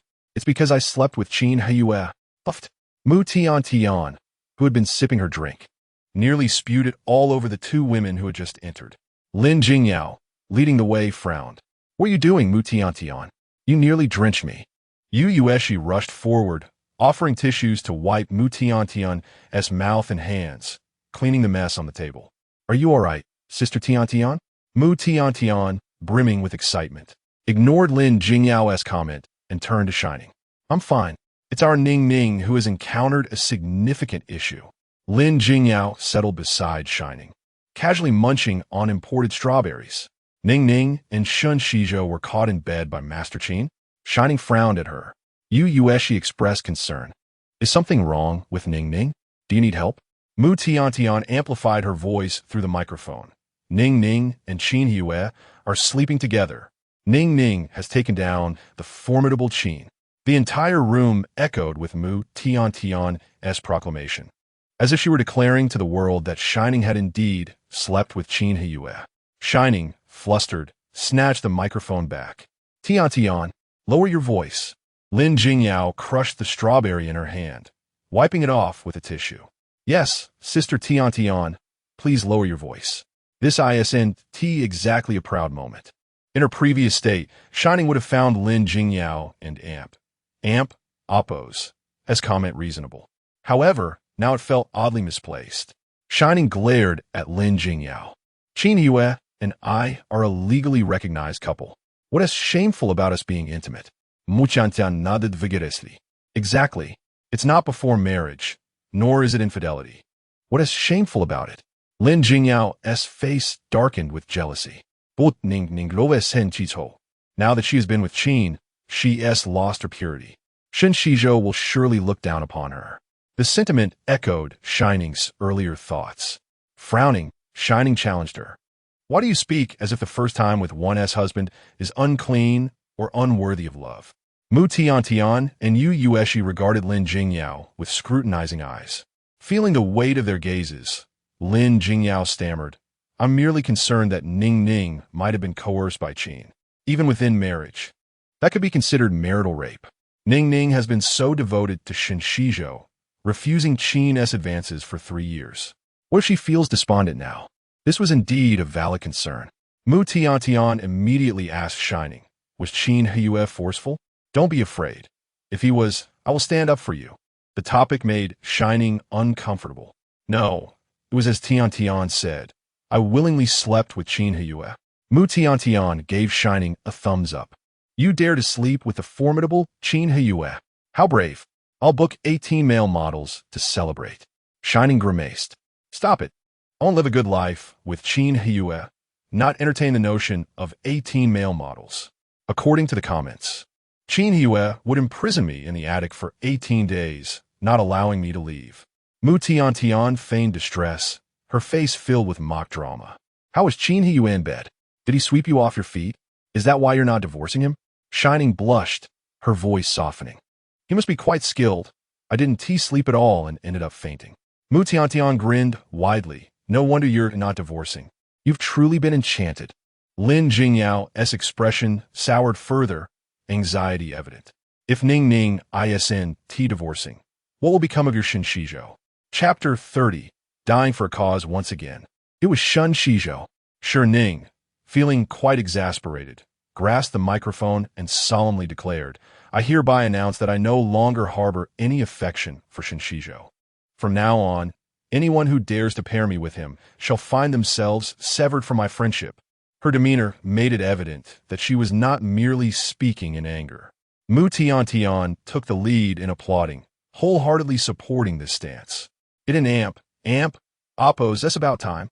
Shen Xizhou is not a good man. He and Oppos, a scoundrel, playing both sides. She exclaimed. Qin Heye is far better, a perfect match for our dear Ning.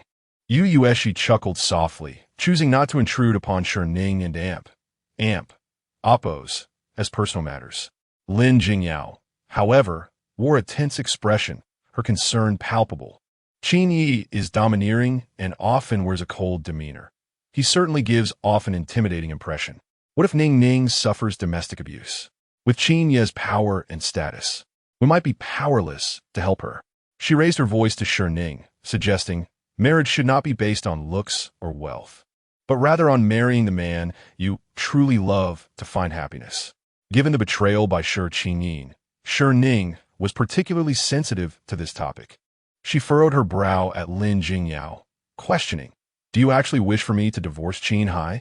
Lin Jingyao was one of the students sponsored by Shi Guoqiang, who had supported her since elementary school through to her graduation from university. Among the many students he sponsored, he had specifically chosen Lin Jingyao to attend a prestigious high school alongside Shi Ning, eventually leading her into the same company after graduation. In essence, she was the confidant that Shi Ning had painstakingly cultivated to accompany her for a lifetime. Shi had a similar background, being supported by the Mu family from Mu Tiantian. The elite families often groom their confidants from a young age, assisting them in altering their destinies. As long as the beneficiaries were not ingrates, they remained fiercely loyal in adulthood due to the kindness they had received. Lin Jingyao offered Shi Ning a strawberry, smiling as she clarified, it and Oppos, it's not that I wish for your divorce. I merely support your pursuit of happiness. Do not yield to money or power, and choose only the one you love. Do not make choices that you will regret for a lifetime. Shi Ning silently regarded Lin Jingyao, analyzing the sincerity behind her words. Lin Jingyao felt uneasy under Shi Ning's scrutiny, hastily adding, if you truly love Qin Yi, I would wholeheartedly support you in staying married. With no barrage of comments to distract her, Shi Ning began to question Lin Jingyao and Oppos' intentions. Is that so? She probed. Lin Jingyao affirmed, then swiftly changed the subject. Her curiosity piqued. Ning, how did you end up sleeping with Qin Yi? I thought you despised him the most. Mu Tiantian chimed in, intrigued. What kind of courage did you muster, Ning? Share it with me. I might just take the initiative with a handsome man in the future. This was precisely the reason Shi Ning had summoned them all tonight. To celebrate the evening of her divorce, she had been drugged in this very private room, leading to her unexpected encounter with Qin Heye. As she recounted this, she discreetly observed the reactions of the three women before her. Mu Tiantian's voice turned shrill as she leaped to her feet, gripping the bottle threateningly. What? You were drugged? Who dares to take such risks? Lin Jingyao, in a flurry, spilled her drink, exclaiming, is such a drug even real? Who would do such a vile thing? We must report this immediately to prevent any further harm. Shi, visibly alarmed, inquired with concern, is Ning all right? Has she been to the hospital for an examination? Such toxic substances can be harmful. Shi Ning, placing her trust in Mu Tiantian, focused her attention on Lin Jingyao and Yu Yueshi. Lin Jingyao, clad in a delicate white dress with a green ribbon adorning her hair, exuded an air of gentle beauty. Yu Yueshi, dressed in a casual denim t-shirt and sneakers, was not conventionally pretty but possessed a sturdy and honest demeanor. Yet, Shi Ning instinctively harbored doubts about Lin Jingyao. Lin Jingyao is far too skilled at feigning innocence. She must be the one who drugged Shi Ning, pretending to be oblivious while suggesting they report it. Shi Ning, the foolish protagonist, is being led around by her. Lin Jingyao is a treacherous ingrate. The Shi family sponsored her for over a decade, and instead of expressing gratitude, she schemes to usurp Shi Ning and Oppose, as place, immediately plotting to steal Qin Heye upon their first encounter. The supporting character may appear innocent, but Lin Jingyao has done nothing to earn her keep. Yet she is offered a lucrative salary and a position within the Qin Corporation, lavished with designer clothing and jewelry. Despite this, Lin Jingyao remains ungrateful, envious of Shi Ning, manipulating her into a divorce, conspiring with Shi Qingyin to sell her off to Myanmar. It is Lin Jingyao who embodies the true villainess. However, she mingles with the protagonist, thus securing a favorable outcome, marrying into wealth. Alas, without evidence of Lin Jingyao and Oppo's wrongdoing, Qin Heye would have uncovered the truth and dealt with her accordingly. Observing the comments, Shi Ning felt a mix of surprise and expectation. She was not surprised that Lin Jingyao was the one who betrayed her, but she was astonished by the severity of the betrayal. Lin Jingyao, feeling the weight of Shi Ning and Oppo's cold gaze, grew increasingly anxious. Attempting to lighten the mood, she laughed nervously. "Why are you looking at me like that, Ning? It's not like I have a flower growing on my face." Shi Ning scrutinized her before speaking slowly. "I already know who drugged me. I simply wish to give you a chance to confess." Mu Tiantian banged the table, insisting, "What opportunity? Just name them and send them to the police. Let them rot in prison." Lin Jingyao feigned indignation. "It couldn't and Oppose. Have been me. I was sponsored by Shi Papa. If anything happened to Ning, I will be ruined too." Mu Tiantian and Lin Jingyao turned their gazes toward Yu Yueshi. Feeling the scrutiny, Yu Yueshi looked at Mu Tiantian, Sister Tiantian. "I would never engage in illegal activities, especially not against you or Ning. Besides, there were others present that night, and without evidence. Why am I the only one suspected?" On the night of the divorce celebration, besides the four of them, there were also Shi Qingyin, Shen Xizhou, and 8 male models Mu Tiantian had invited, as well as the serving staff. Anyone could have been involved. Shi Ning regarded Lin Jingyao with a knowing smile. "I have no suspicions regarding Yu Yueshi." Mu Tiantian's keen eyes turned towards Lin Jingyao. Yu Yueshi followed suit. The trio's suspicious gazes bore down upon her. Confident that no one would trace the drug back to her, Lin Jingyao exploded in anger, standing up. "What do you mean? You all suspect that I drugged Ning? If I had drugged her, I would wish for my entire family to perish, or for me to be struck by a car." Seeing her feigned innocence, Shi Ning might have believed her were it not for the comments revealing the truth. "I was not suspicious of you initially, but your overreaction has certainly raised my doubts." Lin Jingyao gazed at Shi Ning with sorrowful eyes. "You don and Oppose.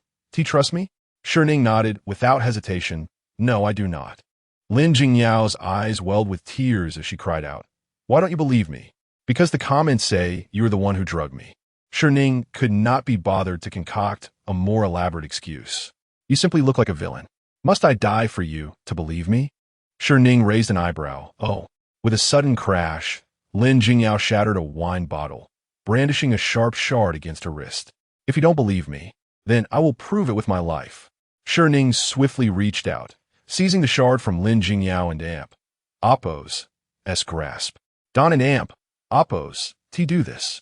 Lin Jingyao sighed in relief, realizing she had underestimated Shi Ning and Oppo's resolve. She would certainly heed her words from now on. Ning, I knew you would." Her relief was short-lived as Shi Ning pressed a sharp fruit knife into her right hand, guiding it to her left wrist while smiling gently. "Sweetheart, this is where the artery lies. A deep cut will send blood spraying across my face, making my point clear. Chapter 31. A dog that bites should not be kept. The cold fruit knife pressed against Lin Jingyao and Appo's wrist sent a shiver down her spine. She glanced up at the sweetly smiling Shi Ning, and a chilling thought crossed her mind. If that knife were to slide down, blood would splatter across her face. And she might even smile while licking the crimson liquid. It was both calm and utterly deranged. Fear gripped Lin Jingyao. Ning.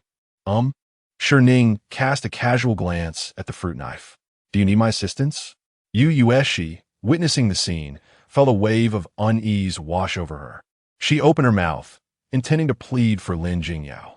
However, Mu Tiantian held her hand down and shot her a look, prompting her to silence herself. Lin Jingyao felt an unsettling certainty. Shi Ning truly might plunge that knife into her, and it would be a direct hit to her artery. She might as well do it herself. No need. With a determined heart, Lin Jingyao shut her eyes and brought the fruit knife down with force. Yueshi screamed, her face paling as she leapt to her feet, frantically pulling out tissues to staunch Lin Jingyao and Appo's bleeding. Her voice trembled as she exclaimed, Yao, are losing so much blood. Let me call an ambulance. Blood stained Lin Jingyao's delicate white dress as she raised her bleeding wrist to show Shi Ning. Her tone was a mix of grievance and hurt as she implored, Ning, can you believe me now? Shi Ning looked at the wound, feeling a twinge of guilt. The cut was somewhat deep, and the blood flowed rather profusely, yet wasn't Appo's catastrophic. She remained unsatisfied. It was close enough to the artery to warrant a temporary belief. Lin Jingyao was nearly driven to exasperation. She had made such a deep cut and lost so much blood. Yet it was merely a temporary measure in Shi Ning's eyes. Suppressing her anger, she forced a smile and said, that in Appo's. That's good. Please don't doubt me again. It's truly disheartening. Shi Ning said nothing, merely lowering her gaze to inspect her own skirt for bloodstains. The atmosphere grew awkward, tense, and stagnant. Lin Jingyao, feeling faint from the blood loss, finally spoke up. Ning, I'm losing a lot of blood and feeling a bit dizzy. I need to go to the hospital. Only then did Shi Ning respond, go ahead. Lin Jingyao stared at Shi Ning for a moment, not uttering a word about going to the hospital together or offering her a spare card to cover expenses. Just like that, with a light dismissal, Shi Ning said, go ahead. Feeling dejected, Lin Jingyao left. Sister Tian, Sister Ning, you two enjoy yourselves. I and Appo's accompany Yao to the hospital. Yueshi, concerned, grabbed her bag and hurried after her. Once they had departed, Mu Tian turned to Shi Ning and asked, are you certain it was Lin Jingyao who drugged you? Shi Ning nodded. It was indeed her. However, her methods were clever, and there is no evidence. While there was no evidence to imprison her, she must pay a price. Let us hope that cut serves as a lasting lesson. Mu Tian kupet si ning sfatse. Examining her closely. Where did your brain go? You've suddenly become so clever. I hardly recognize you. Shi Ning, annoyed, gently swatted her hand away, saying indirectly, you're the foolish one. Be careful, or I might hit you. You just realized you're foolish? Mu Tian exclaimed, exasperated. Lin Jingyao has always taken advantage of you, treating you like an ATM, and even flirting with Qin Heye. You, my dear, are quite the fool, still thinking of her as your best friend. As an observer, Mu Tian was well aware of how Lin Jingyao exploited Shi Ning, dining out, enjoying leisure, all at Shi Ning's expense without contributing a dime. During birthdays and holidays, she would cleverly coax Shi Ning into giving her 888 yuan in red envelopes and designer gifts. And as for reciprocation, Lin Jingyao wooed and Appo's to even bother to buy gifts online. She would simply pick a pretty leaf or a heart-shaped stone and claim, it's the thought that counts. Every purchase was charged to Shi Ning's account. In essence, Lin Jingyao needed to do nothing but maintain a friendship with Shi Ning, flatter her with sweet words, and receive a guaranteed monthly salary of 20,000. Moreover, she was arranged to work at the Qin Corporation, earning 10,000 a month. With a total of 30,000 monthly income, it was never enough. She constantly borrowed money from Shi Ning, as well as her designer clothes, bags, and jewelry. There was never a return. Yet, Shi Ning still naively regarded Lin Jingyao as her best friend. Shi Ning looked at her incredulously. You know she's not good. Didn't he warn me to cut ties with her? Mu Tiantian replied, as long as you're happy.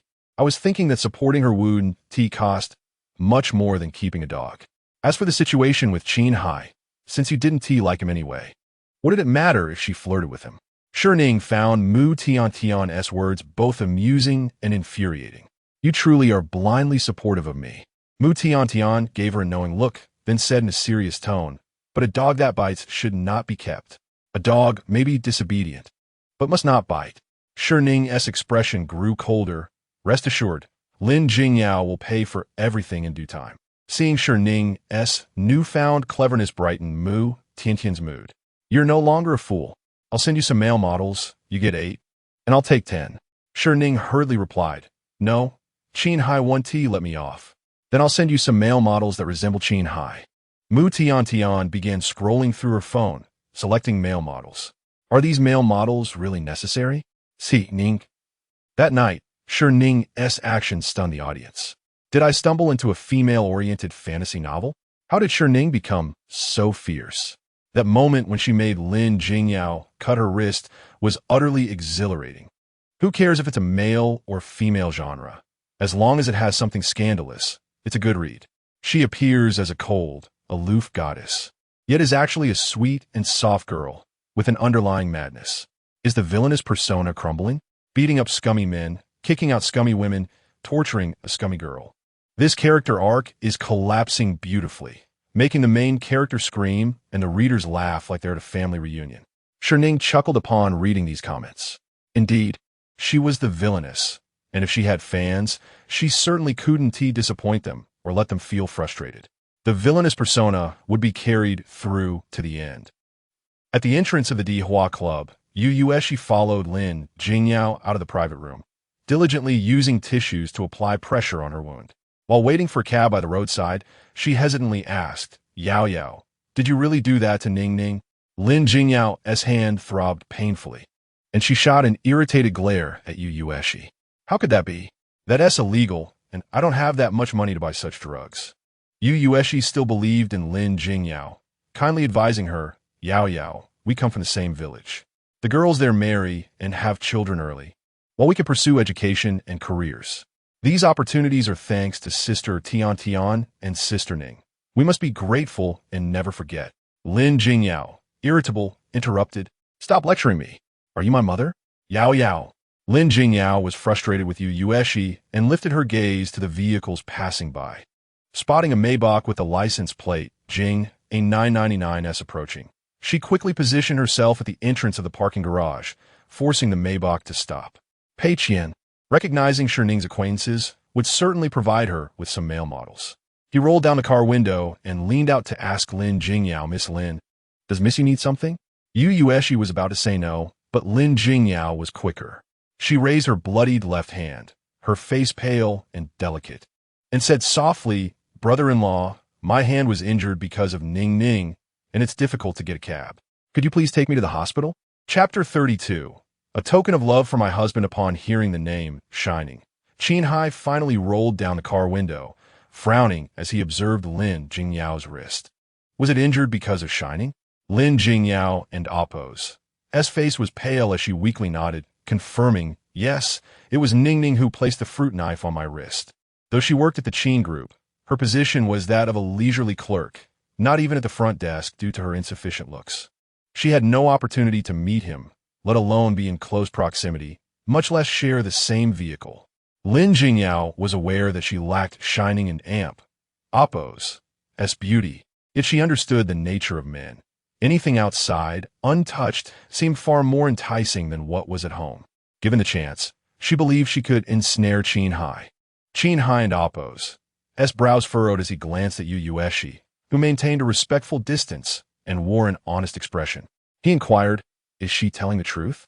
Yu Yueshi, who kept her distance from her friend in Oppo's man, lowered her head. Surprised by the question, she looked up at Qin Heye before quickly averting her gaze, stammering, yes.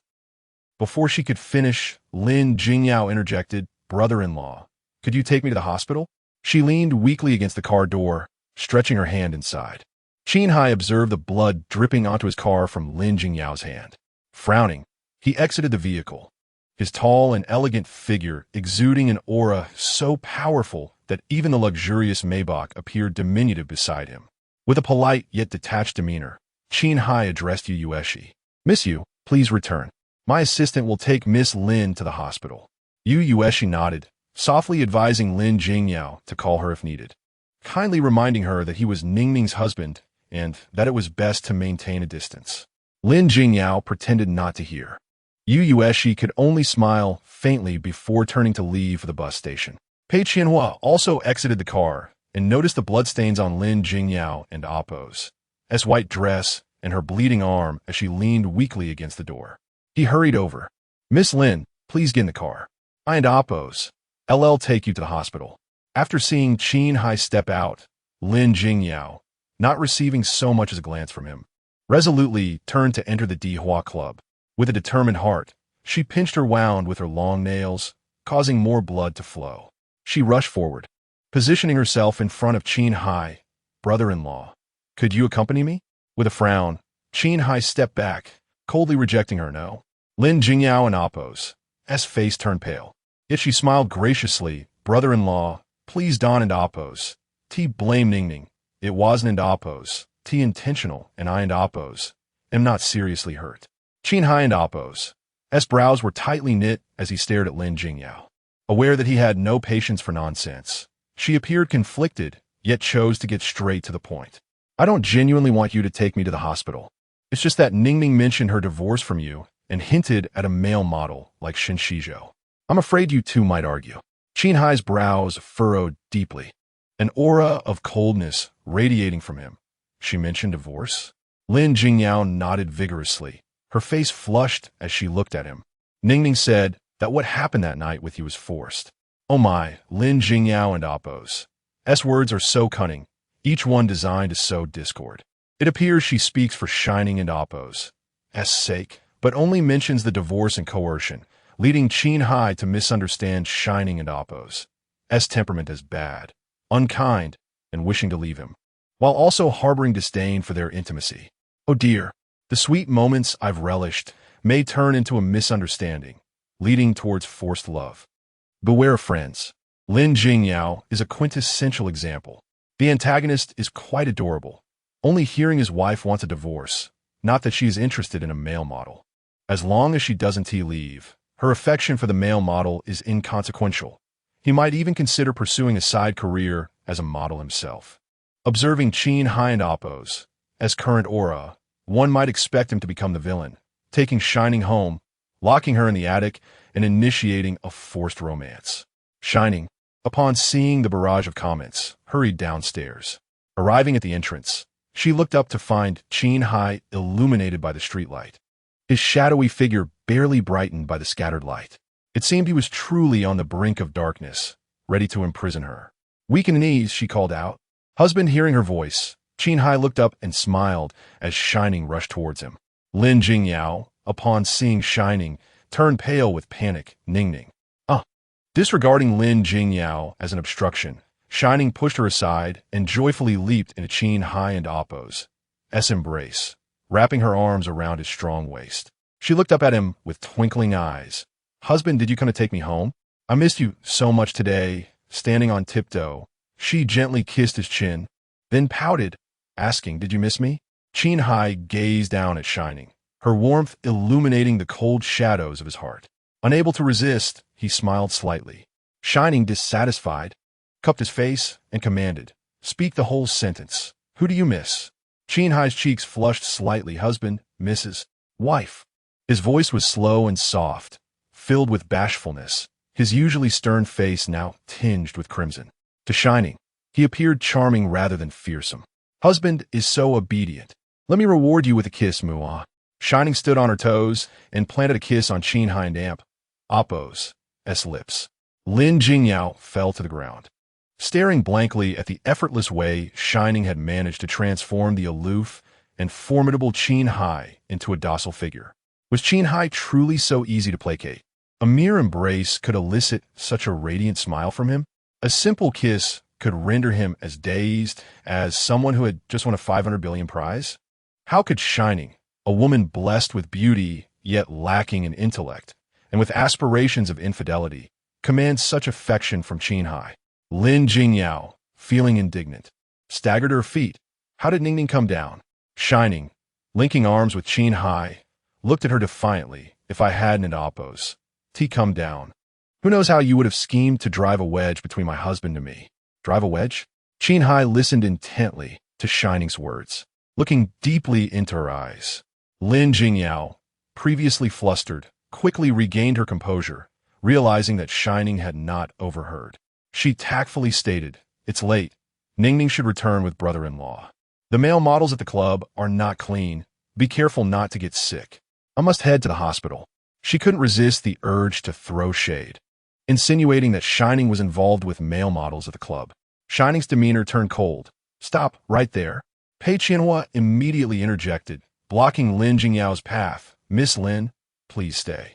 Lin Jingyao had no choice but to turn around, offering a pale and weak smile. "If Ning Ning is not seriously hurt, please let me go to the hospital. I've lost a lot of blood and truly cannot hold on much longer." With that, she swayed unsteadily, appearing on the verge of fainting. Standing before Lin Jingyao, Shi Ning glanced at her bloodied arm, noticing the small patch of red staining her white dress. It seemed rather severe, yet she wouldn't die or suffer lasting damage. Observing the wound, which was no longer gushing blood, she pondered whether to add another cut for good measure. Chapter 33. The jealous villain Lin Jingyao felt a chill at the sight of Shi Ning's back, fearing she might stab her again. With reddened eyes, she looked up to plead with Qin Heye. "Brother-in-law, please." Shi Ning interrupted her. "I am my parents and aunt. Oppose. Only child. I have no sisters. Do not mistakenly call my husband an amp. Amp. Oppose. Brother-in-law. And amp. Amp. Oppose. You should address him as an amp. Amp. Oppose. Master Qin. And amp. Amp. Oppose." To her surprise, Lin Jingyao, behind her back, referred to Qin Heye as an amp. Amp. Oppose. Brother-in-law. And amp. Amp. Oppose, inadvertently strengthening their connection, renaming him as an amp. Amp. Oppose. Master Qin and amp. Amp. Oppose. Lin Jingyao was reluctant, as being associated with Qin Heye as her brother-in-law meant that in the Qin Corporation, apart from seeing him rarely, she enjoyed a plethora of benefits: minimal work, generous salary, and ample perks. If she adopted a new title, all of that would vanish. Lin Jingyao spun her thoughts, retreating to advance. Ning Ning was unwilling to acknowledge her marital status with Master Qin, fearing that Shen Xizhou might misunderstand. "Then I want to call him brother-in-law." Shi Ning rolled her eyes at Lin Jingyao. "Just because you refuse to call him brother-in-law, does that mean you deny my marriage to Qin Heye?" She raised an eyebrow. "Does spending a night with my husband in front of you constitute acknowledging our marital bond?" Qin Heye recalled that wild night. Shi Ning persistently pursued him again and again, in the living room, the bedroom, the bathroom, on the sofa. The mere thought caused his gaze to darken with desire. He leaned down, whispering in Shi Ning's ear in a husky voice, "I can fulfill your wishes, but not in front of outsiders." He added with gravity, "I have a cleanliness obsession. My body is only for my wife." Shi Ning was taken aback by Qin Heye's boldness, and his words were particularly gallant. Blushing, she playfully pinched the tender flesh at his waist. Qin Heye smiled, tightening his embrace around her slender waist, drawing her closer. Observing their perfect intimacy, Lin Jingyao felt increasingly jealous, thinking, "Ning Ning, you should be more reserved in public. Don't be so clingy, it could reflect poorly." Shi Ning frowned at her. "Lin Jingyao, are you actually jealous of my affection with my husband, hoping to seduce him for personal gain? Have you truly drugged me?" Ling Jingyao, Baniket, Shi Ning. Shi Ning raised an eyebrow. "Do tell, how did I place a knife at your wrist? How did I bring up the subject of divorce with Qin Heye? How did I force this matter upon you?" Lin Jingyao never expected Shi Ning to confront her so directly. If she spoke up, Qin Heye might suspect her of foul play and investigate. Moreover, if everything was clarified, Qin Heye would see that their relationship had improved, and she would have no chance to meddle. "Ning Ning, ee." As she began to speak, Lin Jingyao rolled her eyes back and collapsed backward. Pei Qianhua, acting out of courtesy, reached out to assist her. Assistant Pei, Shi Ning called, and he immediately withdrew his hand, standing at attention. Miss Shi, you command. With a thud, Lin Jingyao fell flat on the ground. It was clear she was genuinely dazed, rolling her eyes and feeling dizzy as she mentally cursed Shi Ning. Shi Ning, recognizing the ruse, remained unimpressed. Yao Yao is my good friend. You must take her to the hospital for stitches, but do drive slowly. She instructed Pei Qianhu seriously. And please, no anesthetics.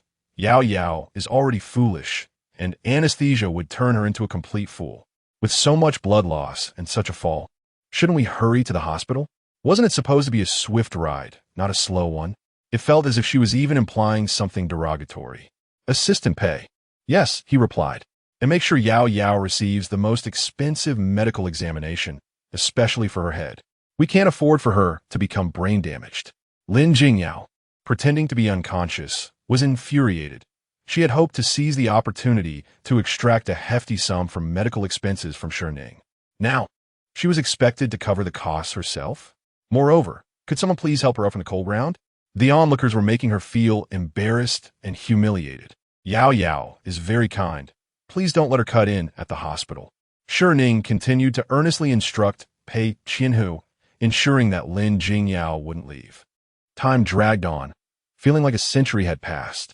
Lin Jingyao lay on the ground, growing colder by the moment. If she remained there any longer, she could very well arrange for a funeral service. Finally, she decided to shamelessly open her eyes, rise from the ground, and enter the Maybach. Assistant Pei, take me to the hospital, she instructed in one breath. Pei Qianhu looked up to seek Shi Ning and Appo's approval. In a good mood, she waved her hand, go ahead.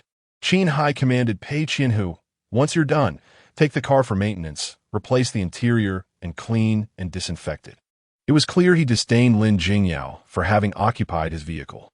Cleaning and disinfecting without naming names was a subtle yet biting remark. In comparison, Shi Ning realized that over the past 3 years, he had indeed been exceptionally lenient and gentle with her.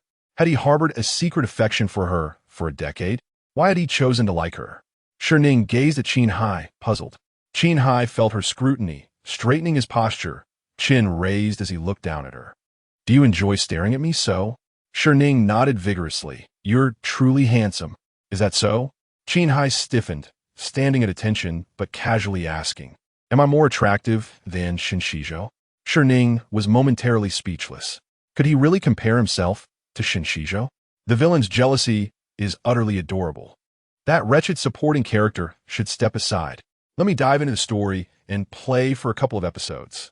Qin Heye was consumed with jealousy and anxiety, eagerly anticipating Shi Ning's response. Yet his expression remained indifferent. What a fade! That wicked supporting character should declare that the villain pales in comparison to the male lead, and I assure you he will turn into an icicle, secretly weeping like a kettle on the stove at night. The schemers above are aiming for my downfall, hoping to see Shi Ning provoke Qin Heye into becoming the villain, facilitating a thrilling captivity play. Shi Ning had initially intended to provoke Qin Heye, but upon reading the last line, she quickly changed her mind. She lifted her gaze, her eyes sparkling with affection for Qin Heye. My husband is the most handsome, the unrivaled champion of beauty. After a moment, she grew serious. Do not compare yourself to Shen Xizhou. It is like comparing a feast to a pile of dung. Both degrades your worth and disgust me. Truly, she had never realized how strikingly handsome Qin Heye was. He was 100 times more attractive than Shen Xizhou. Good heavens, the plot was truly astounding. How could she have been so foolish as to overlook this gentle, wealthy, and handsome man while pursuing that dark, cunning scoundrel Shen Xizhou? Shen Xizhou overheard everything. With a stern expression, he was clearly displeased. Shi Ning. She had audaciously referred to Qin Heye as her husband. Had she acknowledged his presence and deliberately said such things to incite his anger, hoping to elicit his affection? Chapter 34. A grandiose scene of romantic entanglements upon hearing the voice. Shi Ning furrowed her brow and looked up to see Shen Xizhou and Shi Qingyin alighting from the car. With a polite smile, she greeted them. Good evening, cousin-in-law. May this pair of lunatics be eternally bound. and kept far away from others. Furthermore, now that she had addressed him as her sister and oppose, as husband, Shen Xizhou should no longer harbor the narcissistic delusion that she was infatuated with him, right? Sure, Shi Ning, equally surprised to encounter Qin Heye, approached with visible delight. She first called out to Shi Ning, sister, and then, with a blush and eyes brimming with affection, looked up at Qin Heye. Qin Gij, what brings you here today? Her words implied that Qin Heye had come specifically for her. Qin Heye, with one hand casually in his pocket, responded with detached politeness. I came to pick up your sister. Sure, Shi Ning, witnessing their intimate embrace, felt a pang of jealousy. Nevertheless, she tilted her head, her face flushed, and inquired of Qin Heye. Then, Qin Gij, shall we go up together? Shi Ning, with concern, observed Sure Qin Ning, cousin, are you unwell? Your face is as red as a baboon in amp. Oppo's backside, and your lips are as swollen as if a dog bit them. After a moment, she realized the implication and teased suggestively. Oh, I see. Did something happen in the car between you and your husband? Your affection is truly admirable. Hearing her address Shen Xizhou as her cousin-in-law repeatedly, Shen Xizhou felt an inexplicable sense of stagnation, blockage, and pain in his heart. With a stern expression, he rebuked. Shi Ning, don't speak carelessly. There's nothing between Qin Ning and me. Sure, Qin Ning bit her lower lip and explained to Qin Heye with a wronged expression. Qin Gij, my sister is speaking nonsense. I am not the type to engage in premarital impropriety. Qin Heye ignored her, neither looking at her nor acknowledging her presence, as if she were merely air. Shi Ning frowned at Sure Qin Ning. Why are you explaining this to my husband? And furthermore, her voice deepened. Why Don and oppose? Do you address my husband as an oppose, brother-in-law and oppose? Constantly calling him and oppose, Qin Gij and oppose, makes it sound like he and oppose, as your paramour. She clutched Qin Heye and oppose, waist protectively, her voice rising sharply. Sure, Qin Ning, you would and oppose. To be thinking of seducing my husband and stealing him from me, would you? Instantly, the gazes of passers-by and security personnel converged on Sure Qin Ning, who was subjected to their accusatory stares and whispers. It was as if she had already been branded a mistress. Sure Qin Ning's face paled, and she tearfully attempted to explain. It and oppose, as my sister who refuses to acknowledge the marriage and one and oppose. To let me call him an oppose, brother-in-law, and oppose. I have never called him an oppose, brother-in-law and oppose. How can my sister slander me like this? Shen Xizhou, with a protective arm around Sure Qin Ning, glared at Shi Ning with displeasure. It and amp, oppose, as clearly your fault. She was merely being polite. How can you slander Qin Ning like this? Your heart is so tainted that you perceive everything as impure. Qin Heye raised his eyes and glanced at Shen Xizhou with a chilling gaze. Shen Xizhou immediately stiffened, a coldness creeping up his spine. Shi Ning, oblivious to this exchange, nodded with a smile. Yes, she's polite, and you're wearing a cuckold's hat. With that, she linked arms with Qin Heye. Let's go upstairs. We shouldn't bother with imbeciles, as it would only lower our intelligence. I'll introduce you to my best friend. Qin Heye responded with a simple, okay. Shi Ning looked up at Qin Heye, sensing a certain coldness and lack of enthusiasm. Considering his unique status, she surmised that he might not enjoy meeting too many strangers or engaging in pointless social interactions. Moreover, he was likely too busy to waste time acquainting himself with her friends. If you're busy, then perhaps we shouldn't bother. I'm not busy. Let's go. Qin Heye replied in a detached, indifferent tone, causing Shi Ning to frown once more, feeling a twinge of displeasure. Qin Heye was secretly ecstatic. After 3 years of marriage, Shi Ning was finally willing to introduce him to her friends. The villain and oppose, as in her thoughts. My wife is about to officially announce me. I and oppose am about to become legitimate. I'm so happy I could somersault. My little tail is wagging like a propeller. To elaborate, where is the villain's little tail? It should be a big tail, powered by a propeller or a motor. While overjoyed, the villain was also conflicted, fearing that Shi Ning might introduce him to other women, considering that she had once ordered a call girl for Qin Heye to keep him company. Qin Heye had always believed that Lin Jingyao was sent by Shi Ning to entice him into cheating, so she could divorce him sooner. As a result, he had ignored Lin Jingyao for the past 3 years, keeping her at arm and Oppo's length. As they entered the elevator, Qin Heye looked down at Shi Ning, noticing her pout and unhappy expression. "What's wrong? Are you still upset?" As he spoke, he subtly glanced at the two individuals beside them. Shen Xizhou stood ramrod straight. Shi Ning looked up at Qin Heye and said, "My sister has been spoiled since childhood and has a bit of a temper. Brother-in-law, you must be patient with her." She was subtly criticizing Shi Ning, implying that she had always been temperamental. Shi Ning, not one to be taken advantage of, stepped on Shi Ning and Oppo's foot, targeting her big toe. Shi Ning shrieked in pain. Shi Ning turned to Shen Xizhou and said, "My cousin has always been like this, prone to random outbursts and shrieks. Cousin-in-law, you should pay attention and take her to a mental institution promptly." As the elevator doors opened, Shi Ning dragged Qin Heye out. Shen Xizhou, not comprehending, hurried after them. "Where is this mental institution?" Shi Ning, without turning back, replied, "The best mental hospital in Beijing." Shen Xizhou was left speechless. Shi Ning, incensed at being called mentally ill, stomped her foot, unwilling to acknowledge Shi Ning. However, her gaze remained fixed on Qin Heye and Oppo's aloof and noble figure as she followed them.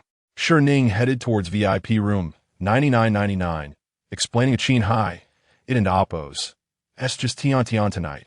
No one else. You need to make a good impression later." Tian said that my man has to be approved by her. Qin Heye listened attentively, memorized her words, and replied earnestly, "Okay." Shi Ning was at a loss for words. He was truly a man of few words. Oh well, it was his own energy being depleted. At least she had the bullet comments, so she wouldn't waste her own energy. Shi Ning pushed open the door to the private room, pulling Qin Heye inside. Tian, "Look who I brought."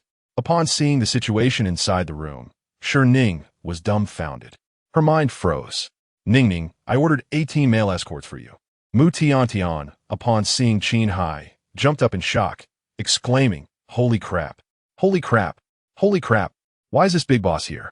Shi Ning entered the room, her eyes scanning the identical male models, each bearing a slight resemblance to Shen Xizhou. Male model number 1 has Shen Xizhou's eyes. Male model number 2 has Shen Xizhou's lips. Number 3, number 4. There was even one with a number 520 pinned to his chest, resembling Shen Xizhou by at least 50 in appearance.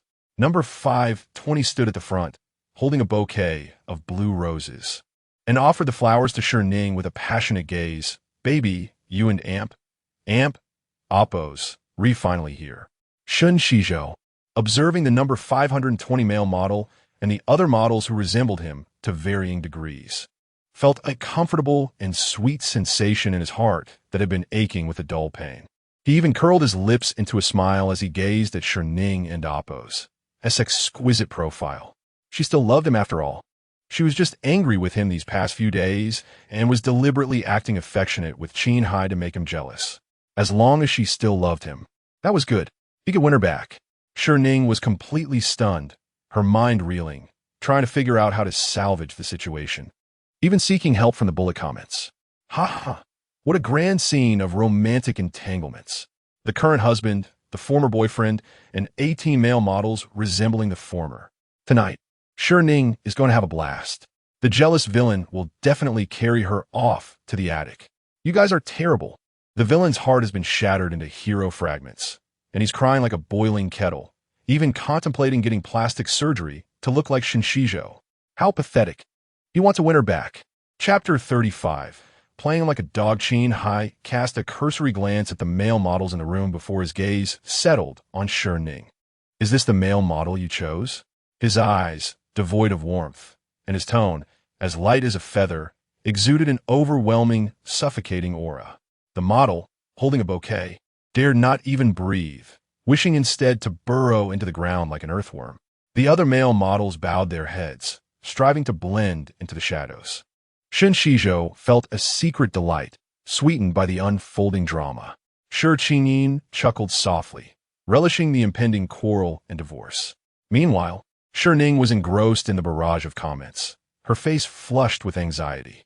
The comments ranged from malicious glee, anticipating her suffering, to crude suggestions, eagerly awaiting her seduction. Could they not offer some constructive advice? Mu Tiantian, equally intimidated by Qin Heye's presence, trembled but bravely pulled Shi Ning to her side, shielding her with open arms. With a fierce determination, she declared, "This is my chosen model, and it has nothing to do with my dear Ning Ning. If Qin Yi has a grievance, let be directed at me." Qin Heye merely parted his thin lips, his eyes growing colder. Oh! Shi Ning was touched by Mu Tiantian and Amp, Oppo's, loyalty. But in the next moment, she found herself pushed forward, standing face to face with Qin Heye. Their faces were mere inches apart, lips almost brushing. Mu Tiantian timidly hid behind Shi Ning, whispering, "I support you spiritually. You can charm the great demon lord. I believe in you."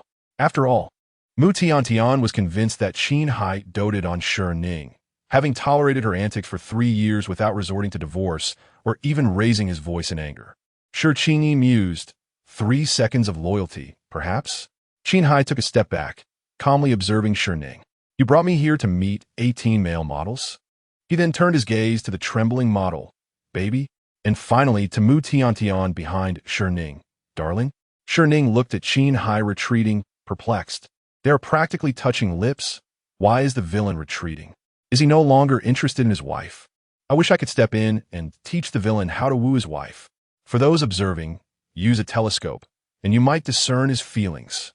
The jealous villain is too adorable, consumed by envy over Shen Xizhou, the male models, and now even Mu Tiantian. The villain must be feeling wronged. Weeping like a kettle. "I've never called you darling, never called you my sweet wife." Shi Ning, reading the comments, involuntarily lowered her gaze to Qin Heye. A fleeting glance made her cheeks flush, and she quickly averted her eyes. The comments were hardly helpful. They only taught her how to behave like a fool. In critical moments, one must rely on oneself.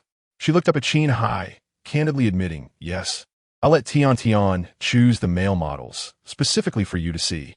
Qin Heye's demeanor instantly turned frigid, his brows seemingly coated in frost. The 18 male models nearly collapsed in reverence. Mu Tiantian entertained thoughts of cleansing Shi Ning and delivering her to Qin Heye's bed, hoping Shi Ning would kneel before him. Shi Ning felt the chill and grasped Qin Heye's hand, gently pressing him back onto the couch. Then, she settled herself onto his lap, emphasizing her disdain for Shen Xizhou. Shen Xizhou frowned, witnessing Shi Ning nestled against Qin Heye, enveloped in his embrace. The dim lighting of the room cast an ambiguous glow around them, heightening the tension. His heart ached. This was not how it should be. Shi Ning should not be so openly affectionate towards Qin Heye. She had always loved him. Qin Heye, cradling the petite figure, inhaled her faint fragrance, and the icy veneer surrounding him melted away. Shi Ning's embrace transformed the atmosphere, lifting them from the depths of despair. Shi Qingyin, astounded, realized that Qin Heye was surprisingly easy to placate. As Shi Ning boldly declared her choice of male models, she simply sat into his embrace, effectively quelling his anger. Taking a deep breath, Shi Qingyin admonished, "Even if you do not favor Qin Yi, inviting him to witness your dalliance with male models is not wise. You are trampling on his dignity, humiliating him, jeopardizing his standing in the capital." Shi Ning rolled her eyes at Shi Qingyin's fervor. Then, she grasped Qin Heye's chin and asked, "Am I trampling or humiliating you?" Qin Heye's gaze lingered on her pouting lips, which appeared enticing and kissable. "No," he managed to say, struggling to maintain composure. Shi Ning understood his reticence and issued a command. "If you dislike my answer, respond again with no fewer than 10 words. After a moment of silence, he finally replied, "Even if you were to trample or humiliate me, I would accept it willingly." What a pitiful villain. He was the one angry, yet he ends up soothing Shi Ning. I expected him to remain stubborn until the end, but here he is, tamed before 50 episodes. Indeed, Qin Heye is the foremost devoted admirer among Shi Ning and Amp, Oppo's many suitors. Not only were the comments shocking, but Shi Ning was equally taken aback. She never anticipated Qin Heye would utter such humble words. Shi Qingyin seethed with jealousy, witnessing the once cold Qin Heye now so submissive to Shi Ning. She understood his affection for Shi Ning, but had never imagined it reached such depths. Shi Ning, relishing the twisted expression on Shi Qingyin's face, raised an eyebrow. Whatever I do, my husband is pleased. Shi Qingyin was rendered speechless by her jealousy. Shen Xizhou, observing their close embrace, felt a piercing pain in his heart, glaring icily at Shi Ning. Ning, be mindful of your image in public. Such displays of affection are unbecoming. If you do not extricate yourself from Qin Heye's embrace, I shall be truly angry, and it will be beyond your capacity to placate me. I intend to do more than just embrace, Shi Ning declared, wrapping her arms around Qin Heye's neck and planting a large kiss on his cheek. Look at the splendid performance I have prepared for you. Qin Heye smiled faintly. Shen Xizhou's expression darkened further. This time, Shi Ning would not be able to pacify him. Chapter 36. Bringing joy to my wife, Shen Xizhou decided to give Shi Ning the cold shoulder to make her aware of his anger. He curtly remarked, "Do as you wish." After saying this, he turned and took a seat with Shi Qingyin, engaging in a conversation that seemed to exclude everyone else.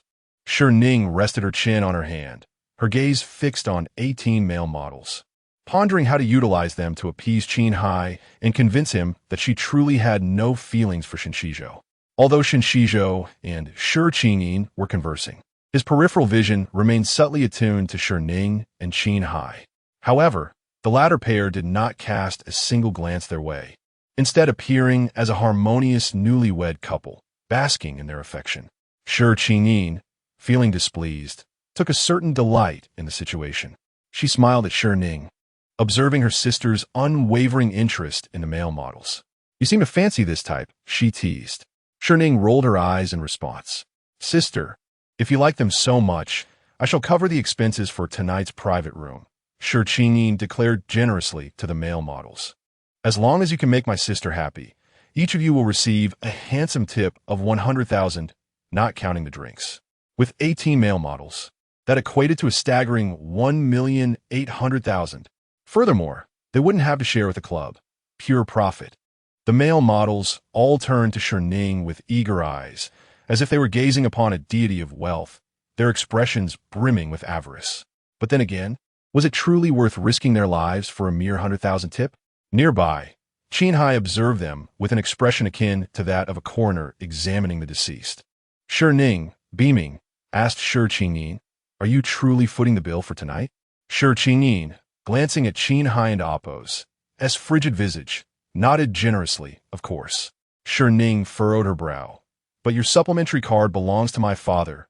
Isn't that akin to spending my dad's money to curry favor with him?" Shi Qingyin's expression faltered for a moment before she explained, "A few days ago, my uncle canceled the card. I'm using my own funds." With that clarification, Shi Ning felt reassured. She couldn't let an opportunity for retaliation slip by. "You all heard that, right? Tonight's expenses for room 999 are covered by Shi Qingyin," she excitedly announced to the 18 male models. "If you serve Shen Xizhou well tonight, each of you will receive a tip of 100,000 for Shi Qingyin." The male models, previously torn between risking their lives or earning money, suddenly found a third option that allowed them both to survive and profit. They promptly agreed, "Yes, we will ensure Mr. Shen is well taken care of." In an instant, the male models rushed towards Shen Xizhou. His expression darkened as he forcefully pushed away the nearest model, barking, "Get lost!" Or Don and Appo's, "Blame me for being rude." The models froze in place, unsure of their next move. Were they truly going to miss out on that 10,000? Shi Qingyin had an amp, Appo's, anticipated Shi Ning and amp, Appo's, audacious maneuver, and her complexion soured. She forced a smile. "Sister, I meant for them to serve you. It's to show Qin Heye how you entertain male models outside, to hasten your divorce. Shi Ning's innocent engagement hirsch, but they are here to make me happy. If they serve Shen Xizhou, I am genuinely delighted. It's the happiest day I've had in 2 years." Shi Qingyin protested, "But I intended for them to serve you." Shi Ning's expression darkened as she challenged, "Shi Qingyin, what do you mean by hiring these male models in front of my fiancé? Are you attempting to sabotage our marriage so you can step in as the mistress?" Shi Qingyin stammered, "No, But Shi Ning interrupted, "If your intentions are not malicious, then why should it concern you how I utilize the male models? If I desire them to serve Shen Xizhou, then that brings me joy. Shen Xizhou stood up, gazing coldly at Shi Ning. So you wish for the male models to serve me in front of my fiancée? What is your intention? To disrupt my relationship with her, or to rekindle some old flame? His words mirrored Shi Ning's earlier remarks, creating an equally uncomfortable atmosphere. With an unperturbed smile, Shi Ning responded, I intend to ruin your relationship. I seek to disgust you. This is pure vengeance. She raised an eyebrow, challenging him. Unhappy? Unsatisfied? Do something about it. Shen Xizhou was genuinely infuriated by Shi Ning's antics. Enjoy yourselves? I shall not partake. He turned to leave, and the male models dared not impede him. As Shen Xizhou's reputation, though second to Qin Heye's, was formidable. Mr. Shen, a deep, chilling voice interjected, emanating an aura of intimidation. It was Qin Heye addressing Shen Xizhou. The overwhelming presence made Shen Xizhou halt, contemplating for a second before turning back, inquiring gently, Qin Yi, is there something you need? Qin Heye, casually twirling a crystal glass in his hand, lifted his gaze to observe Shen Xizhou intently. Mr. Shen, I believe you desire that piece of land in the eastern city. Would you care to sit down and discuss it? Shen Xizhou's eyes narrowed. Qin Yi, are you threatening me? Qin Heye merely responded with a nonchalant hum. Mr. Shen, do you have an objection? Whoever felt threatened had every reason to voice their dissent, yet Shen Xizhou found himself at a loss for words. After all, Qin Heye was a titan in the business world, and the fate of any deal rested solely in his hands. Shi Ning, witnessing this exchange unfold, reveled in the satisfaction of Shen Xizhou and Appo's humiliation. Clinging to Qin Heye and Appo's arm, she beamed, darling, you and Appo's, re-amazing. The blatant implication of his threat left Shen Xizhou feeling utterly defeated. Such a public shaming was exhilarating. Qin Heye's gaze drifted down to where Shi Ning clung tightly to his arm, feeling the warmth of her body through her clothing and catching a whiff of her faint fragrance. Shen Xizhou's expression darkened further as he heard Shi Ning affectionately refer to Qin Heye as her husband. In stark contrast, Qin Heye appeared to be in high spirits. Gesturing to the seat opposite him, he instructed Shen Xizhou, sit down, make my wife happy. Oh, dear villain, have you considered the implications of your words? This statement suggests that Qin Heye has appointed Shen Xizhou, his former rival, to amuse his wife. Does this make sense? I'm laughing so hard hurts.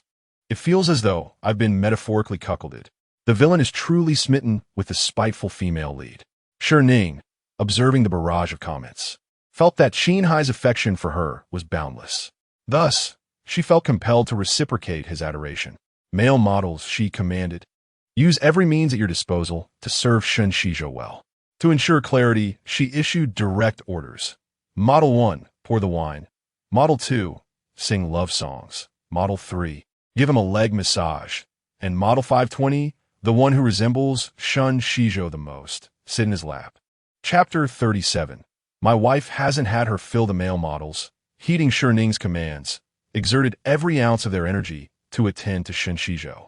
They continuously plied him with liquor, masters of reading the room as they were. It was evident that Shi Ning's intention wasn't to genuinely bring him joy, but rather to humiliate him, to disgust him. Thus, they relentlessly plied Shen Xizhou with alcohol, employing every trick in their repertoire to perform acts that would repulse a straight man.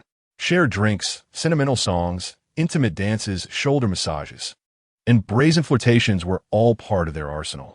Shen Xizhou, enduring it all for the sake of the city's eastern land parcel, masked his displeasure.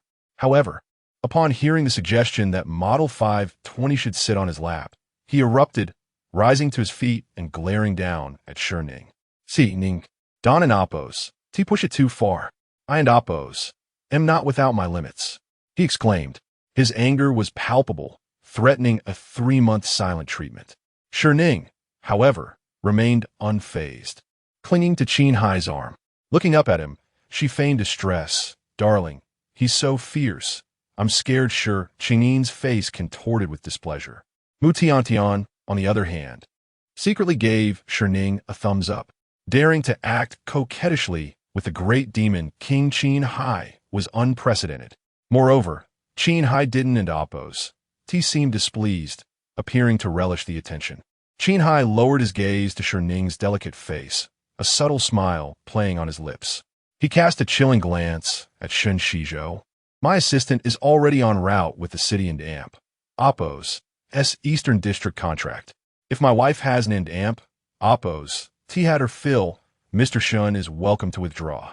He gestured towards the door with a polite, please. Shen Xizhou clenched his fists, taking 3 deep breaths. Ultimately, he gritted his teeth and resumed his seat. He stared intently at Shi Ning. As long as Ning is happy, it doesn't matter.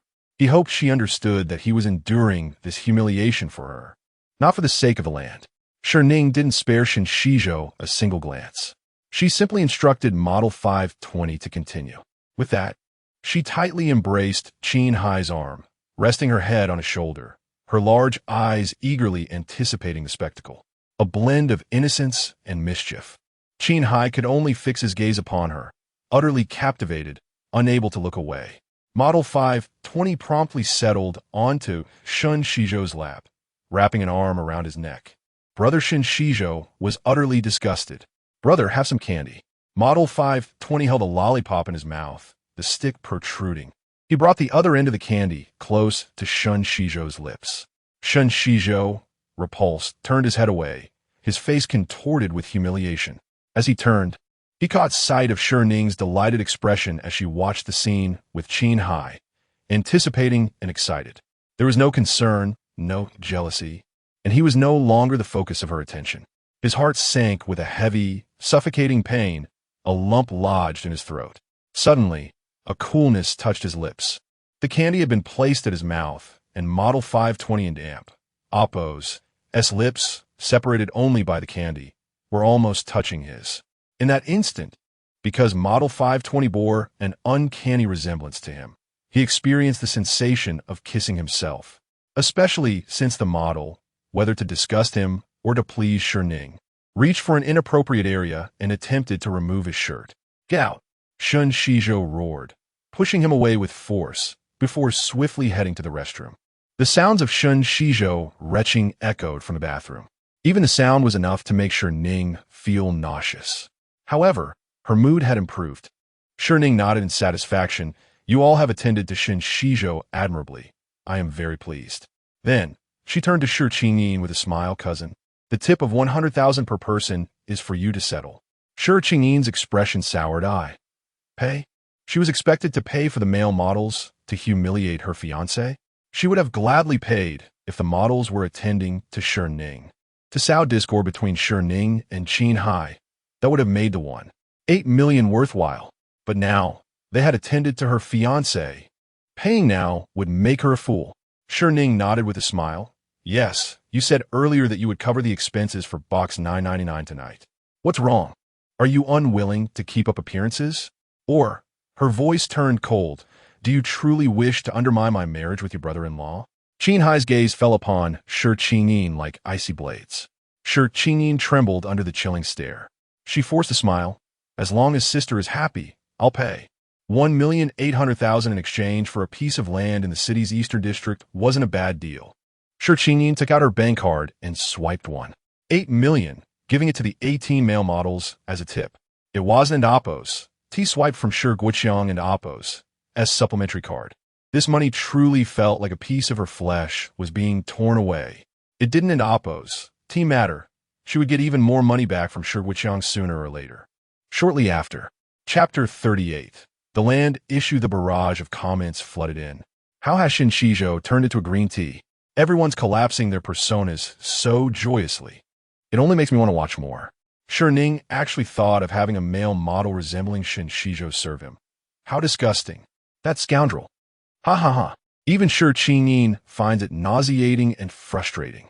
She initially aimed to sow discord between Shi Ning and Qin Heye, but instead, she lost 180,000.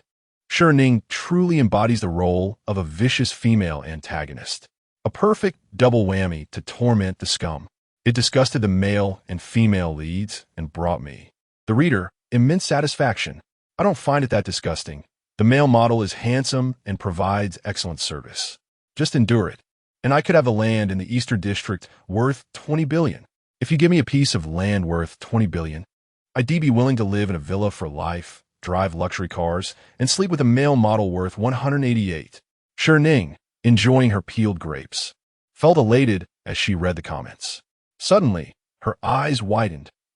How much? 20 billion? Still in shock over the price of the land, she continued to peruse the comments for useful information. Shen Xizhou emerged from the restroom, pale and gloomy, having just vomited, blood streaking his lips.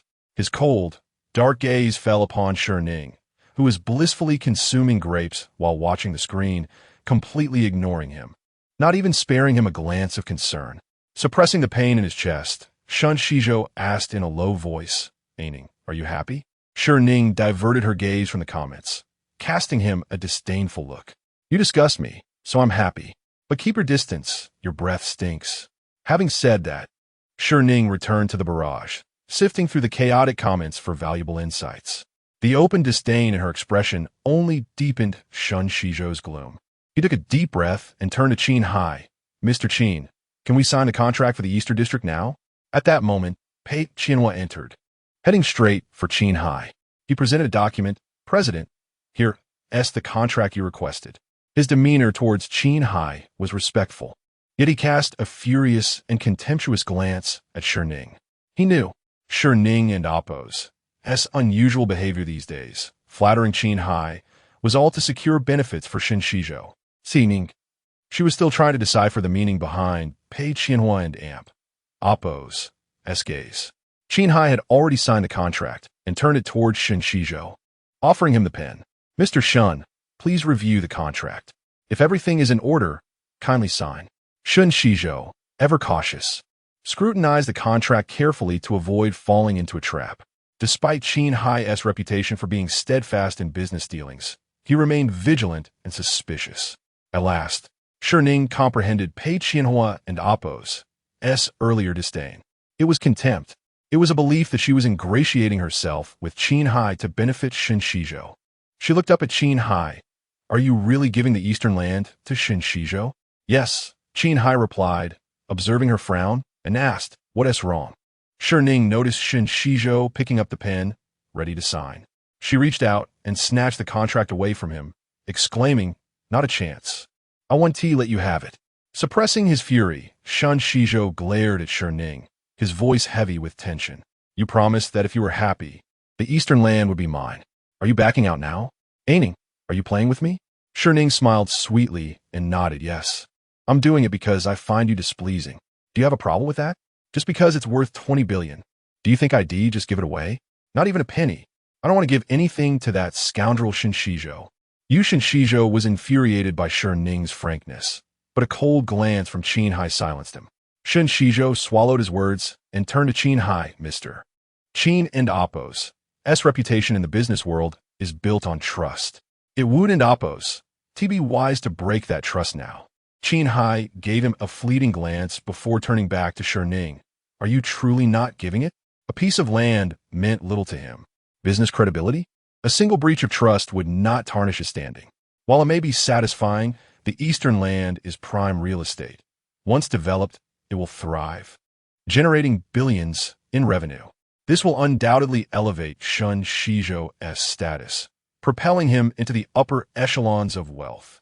The land, acquired 2 years from now, has been expedited to him due to the female supporting character.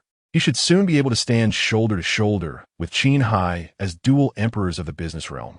As the male lead's worth increases, the villain's diminishes. The Qin family's wealth should yield to him. Even the emperors of the business world must concede to the male lead. Granting the Eastern land to Shen Xizhou will ignite the downfall of the Qin family and Oppo's business empire while elevating the Shen family. The antagonist will face severe repercussions from the old Master Qin for losing the Eastern land. The revelations grew increasingly shocking. So, in the original narrative, did she genuinely allow Qin Heye to grant the land to Shen Xizhou? Now, even with the barrage revealing the plot, the power of the narrative remains. Did Shen Xizhou truly acquire the Eastern land because of her? And would Qin Heye face punishment from his family? Shi Ning. Upon reading the comments, Shi Ning felt anxious. She grasped Qin Heye's arm, insisting, "Do not give the Eastern land to Shen Xizhou." Qin Heye looked at her, bewildered but nodded, acquiescing to his wife and Appo's wishes.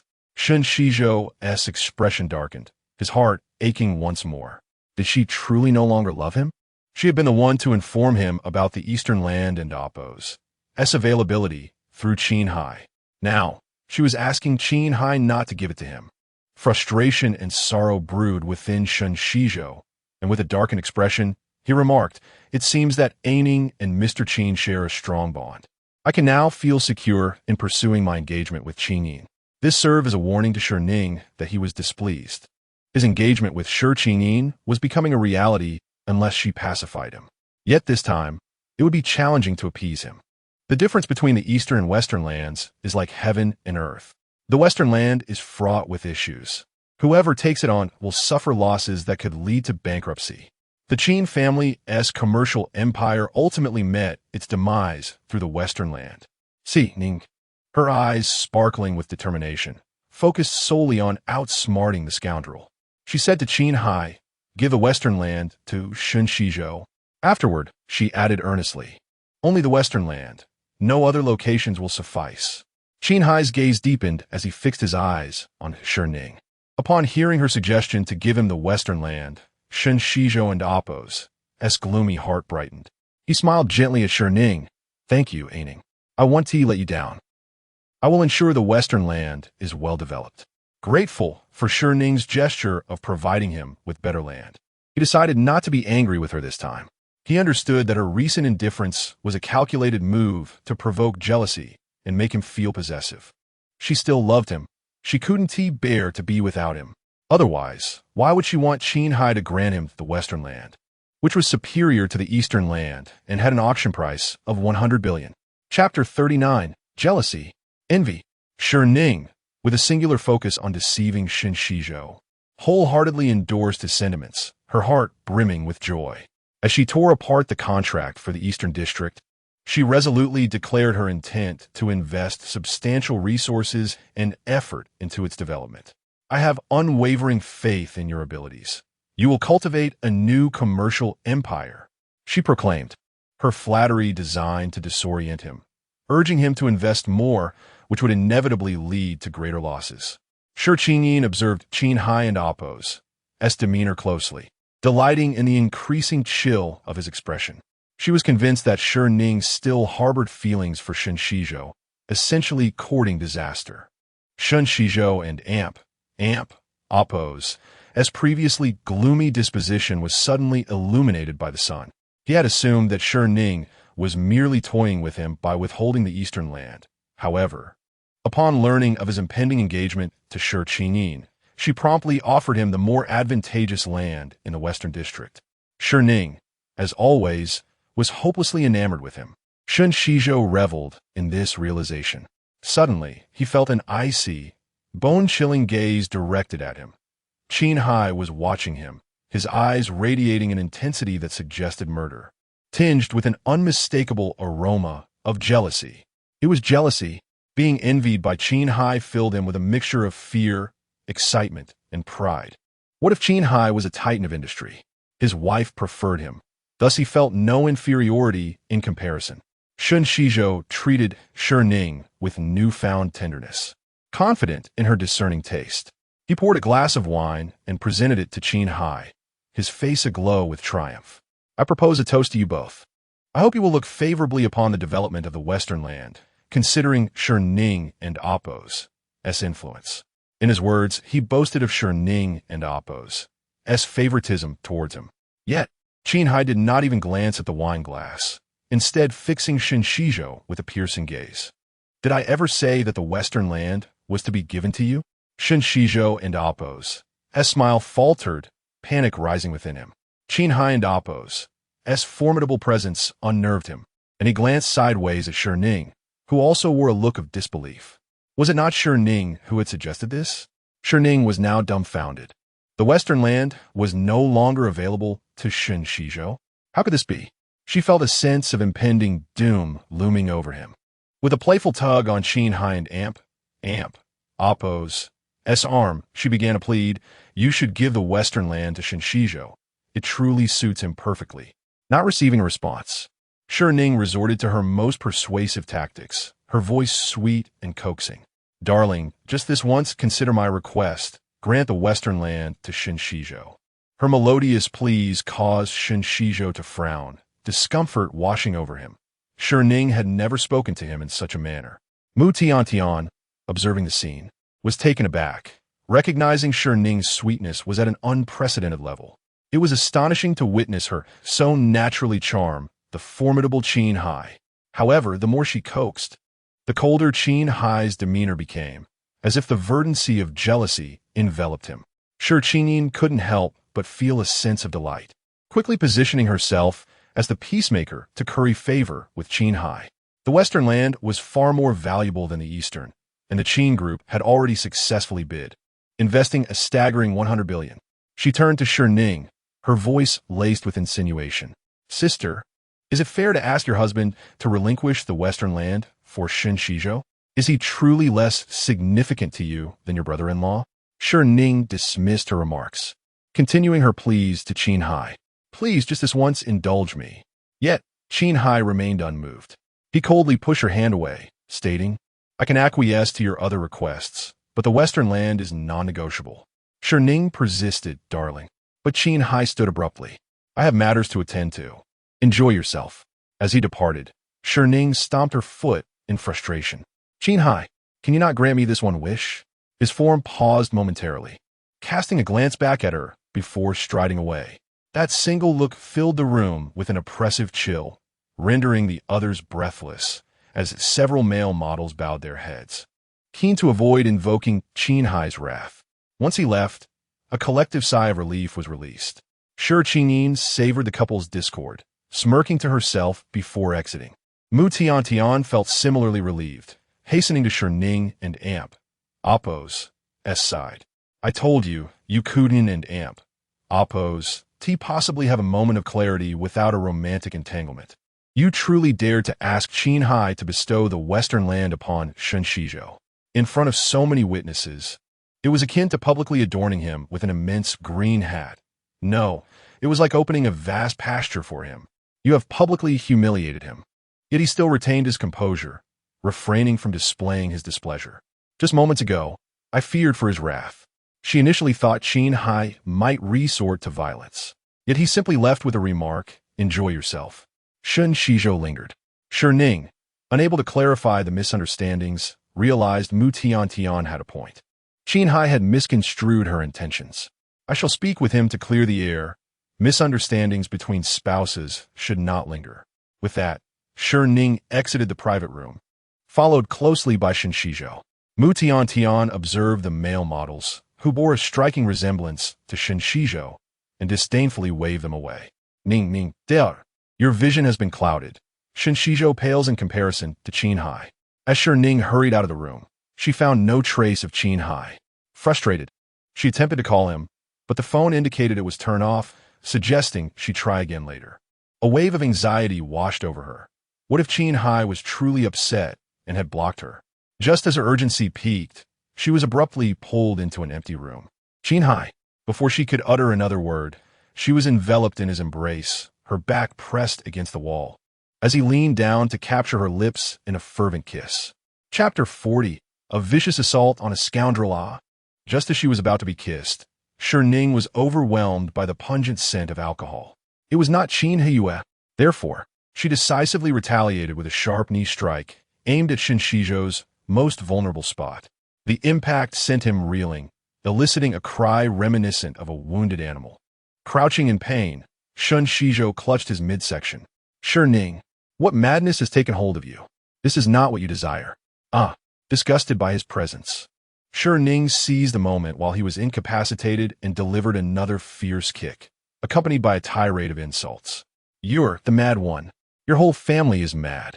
Who would desire a mouth as foul as yours? One that has touched Shi Ning. With each kick, she channeled her frustration, causing Shen Xizhou immense pain as he curled up to protect himself. The agony forced him to beg for mercy. Ning, I swear, there is nothing between me and Qin Ning. Please stop kicking. Ning, I was wrong, Unmoved by his pleas, Shi Ning, fueled by a pent-up rage, continued to deliver several more kicks until her own feet ached. Finally, panting heavily, she ceased her assault. With no desire to spare him another glance, she turned to leave, pouting in disdain, thinking she should have worn high heels today to further trample Shen Xizhou underfoot. After a significant pause, Shen Xizhou, still crouched on the ground, confirmed that Shi Ning had departed before rising to sit and touch his sore mouth, noticing a trace of blood.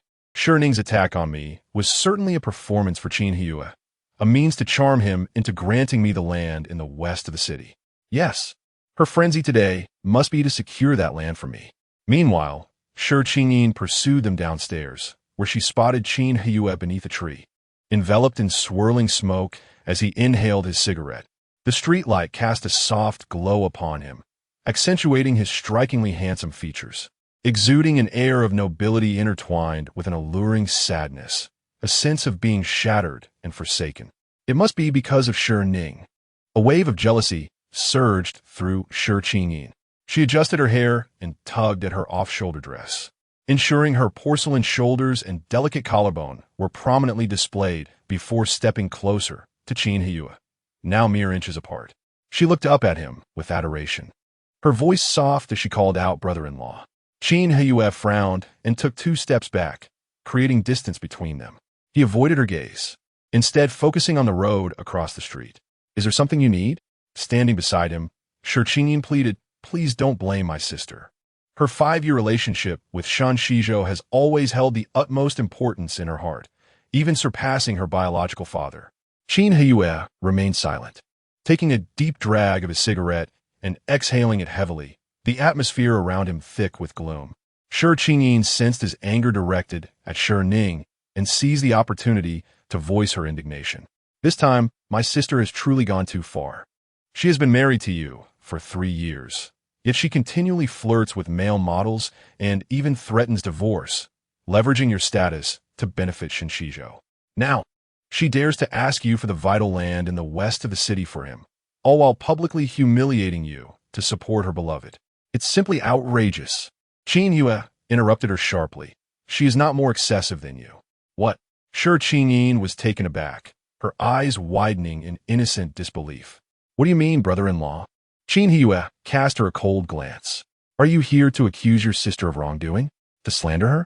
Biting her lip, Shi Ning felt wrong. No. I'm merely standing up for you because of what my sister has done. Qin Heye retorted, I am your brother-in-law, not your fiancé. You need not defend me, especially as you should be uniting with your sister to persuade me to give the land to Shen Xizhou. This was the first time Shi Ning had heard Qin Heye speak so extensively, yet not a single word was to her liking. Feeling increasingly aggrieved, her eyes reddened as she appeared on the verge of tears. I am simply impartial. My sister and Appo's actions are truly excessive. I am aware, Qin Heye responded, not even glancing her way as he exhaled a plume of smoke. Shi Ning looked up hopefully. Even green tea speaks like this, he replied coldly, dousing her with chilling words that left her feeling utterly desolate. Brother-in-law, she whimpered. Dear cousin, dressed so provocatively and speaking in a sultry tone. Are you attempting to entice your brother-in-law? Or perhaps to solicit clients? Shi Ning and Appo's voice rang out from the side, drawing curious glances from passers-by at Shi Ning and Appo's expense. Shi Ning, biting her lip in distress, protested, Sister, you've misunderstood. I was merely advising brother-in-law not to be angry with you. How can you speak to me that way? As Shi Ning approached, she discarded her cigarette and extinguished it underfoot, linking her arm through Qin Heye and Appo's. She examined Shi Ning with a disdainful laugh. What a lovely off-shoulder dress you and Appo's got, but it looks more like a strapless gown, exposing far too much. You might as well be parading around like a streetwalker. Her words attracted the attention of several intoxicated men emerging from a nearby club, who leered at Shi Ning's exposed skin. Flustered, Shi Ning hastily adjusted her dress. Still trying to argue, I was genuinely advising brother-in-law. After all, you have gone too far tonight. Shi Ning scoffed, claiming you were advising him not to be angry with me. Yet every word is a slander against me. Classic green tea rhetoric. Thankfully, my husband is a connoisseur of tea, Otherwise, your provocations might have led us into a quarrel. Glancing at Qin Heye, Shi Ning noted that he did not push Shi Ning away, his icy demeanor softening slightly. Given that Shi Ning had already urged Qin Heye to grant Shen Xizhou the land, it was surprising that he continued to protect her and refrain from arguing. Moreover, since Shi Ning and Appo's arrival, Qin Heye had not even spared her a glance. Feeling unjustly treated, Qin Ning lamented, "I am sincerely trying to help my sister. If she chooses to misunderstand me, there's nothing I can do." Shi Ning scoffed again, turning to Qin Heye, "Don't call her green tea. Good green tea is refreshing and pleasant." Qin Heye replied in agreement. "Then she is merely the dregs of steeped green tea." The dregs, meant for the trash bin, denoted her as refuse. Shi Ning's face turned pale as she bit her lip and gazed at Qin Heye with tear-filled eyes. Yet, he paid her no mind. "Actually, being a green tea btchisn't so bad," she sobbed. "Sister, you are so cruel." Qin Ning burst into tears, turning to flee while covering her face, her pace unhurried as she hoped Qin Heye would unleash his fury upon Shi Ning. However, that did not happen. Qin Heye did not even raise his voice at Shi Ning. Feeling wronged and on the verge of tears, she was suddenly blocked by a sleazy older man, who leered at her. "Beautiful lady, how much for a night?" Qin Ning glared at him in outrage. "I am not," the older man retorted. "I have been watching you since you stepped out. You pulled your dress down, exposing yourself, clearly to entice customers. I may not be as handsome as those other fellows, but I have money. Is 10,000 enough for one night?" He pulled out his wallet, ready to stuff the money into her hands. Qin Ning, terrified and teary-eyed, spun around and dashed into Qin Heye's arms, crying, "Brother-in-law, save me." Chapter 41. You intend to seduce me? Gazing at Qin Ning's sudden advance, Shi Ning was rendered speechless, witnessing her incessant attempts to ensnare her husband before her very eyes. Thus, Shi Ning retaliated without reservation, extending her foot. Alas! Qin Ning stumbled headlong, sprawling onto the ground in a most undignified manner. Shi Ning regarded Qin Ning with condescension. "Cousin, there's no need for such an elaborate gesture of apology. A simple bow of the head would suffice."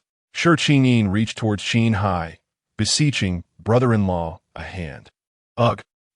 Before her hand could extend, Shi Ning's foot had already descended upon it, contorting her face in agony. This time, her cries were genuine, devoid of any coquettish undertones. Shi Ning stooped, feigning concern. "Cousin, allow me to assist you in rising." "Sister, you and Appo's retreading on my hand," Qin Ning wailed. "Oh, my apologies. I didn't notice. I mistook it for refuse." Shi Ning's apology was delivered with utmost sincerity, promptly removing her foot and extending her hands to grasp Qin Ning's. "I shall assist you in rising immediately. It's unbecoming to remain prostrate." Qin Ning, eager to escape her prone position, availed herself of the leverage to stand. Ryup! The sound of fabric tearing filled the air, and Qin Ning felt a sudden draft upon her thigh. Glancing down, she beheld Shi Ning's foot planted firmly upon her hem, resulting in a widening tear that threatened to expose her entirely. Panic seized Qin Ning. "Shi Ning, release me at once." Oh! Shi Ning complied with alacrity, releasing her grip. Thud! With a resounding crash, Qin Ning landed heavily on her side, her pain eliciting a scream.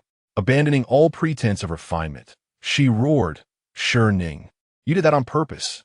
Shi Ning raised her hands innocently. "Nay, I assure you, it was unintentional." She lowered her gaze, a smile playing upon her lips as she regarded Qin Ning. "Rather, it was quite deliberate. Who asked you to seduce my husband?" Shen Xizhou, emerging from the clubhouse, beheld Qin Ning sprawled upon the ground and rushed to her side. "Ning," Shi Ning retreated. "Your fiancé has arrived. I shall take my leave." She linked her arm through Qin Heye and Appo's, departing with an air of invigoration. Within the confines of the pink Mini Cooper, Shi Ning piloted the vehicle while Qin Heye occupied the passenger seat, his long legs seemingly confined. His towering frame rendered the diminutive car even smaller, yet imbued him with a touch of humanity. However, his countenance remained stoic, his gaze fixed upon the passing scenery, his demeanor distant and aloof, as if she were naught but a chauffeur. "Qin Heye, are you vexed with me?" Qin Heye's voice was devoid of warmth. "Nay." Hearing his denial, Shi Ning's ire flared. "If you are indeed vexed, voice it. Why conceal it? Every time you and oppose, displeased, I must decipher your emotions." She too would succumb to pique. "No more coaxing." Qin Heye reiterated his frigid denial. "Nay." At this, Shi Ning and oppose's anger reached its zenith. With a snort, she focused her attention upon the road, ignoring Qin Heye and oppose's presence. Qin Heye, upon hearing her snort, furrowed his brow and turned his gaze towards the receding cityscape. The journey proceeded in silence. Upon arriving at their residence, Shi Ning alighted from the vehicle, striding ahead in a huff, paying scant attention to Qin Heye. Devoid of driving responsibilities, she indulged in perusing the comments.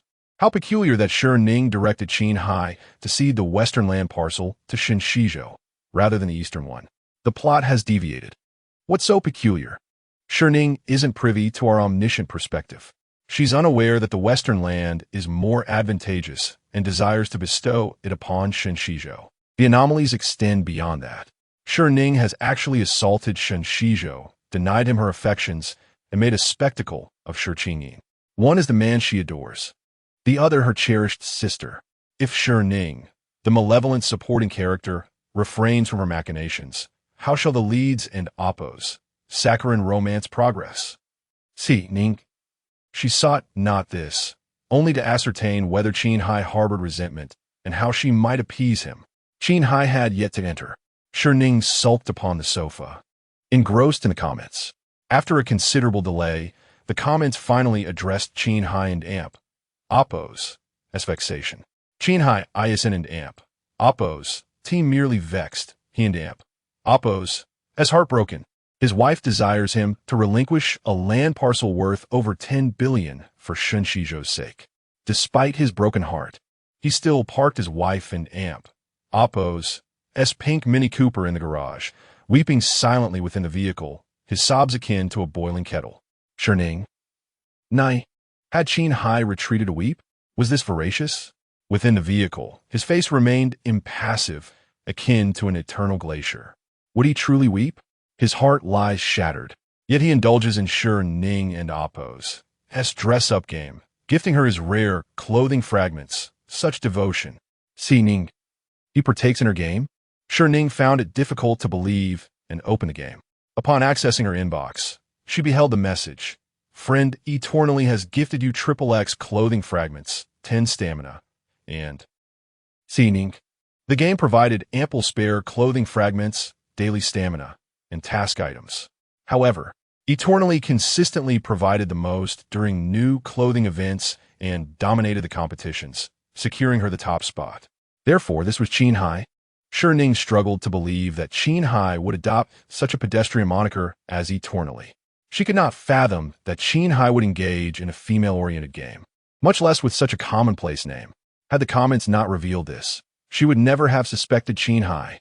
After some deliberation, Shi Ning sent a private message to Eternally. Thank you, sister.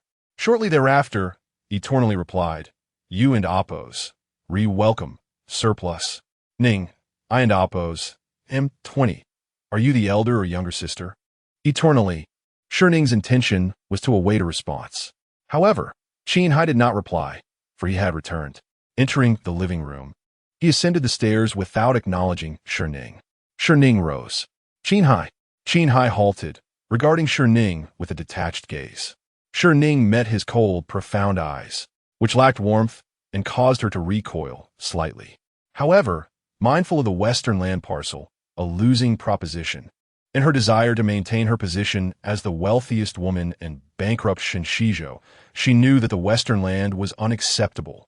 Before she could speak, Qin Heye understood her intention and stated icily, The western land is not up for discussion. He turned to leave. Shi Ning promptly stepped forward, barring his path. It must be discussed. Tonight, I shall persuade you. Qin Heye's eyes darkened, his voice hoarse. You intend to seduce me? Chapter 42. Shi Ning. Do you desire my life? Here it is. Shi Ning stood tall and resolute, declaring emphatically, Yes, I intend to persuade you. Qin Heye's gaze darkened, questioning. Is it for Shen Xizhou? Shi Ning instinctively nodded, affirming, yes. Yet, realizing her response, she shook her head, stammering no. Before she could finish her thought, she found herself suspended in midair, inverted over Qin Heye's shoulder. Qin Heye, what are you doing? Let me go. He effortlessly carried her upstairs, his breath unruffled.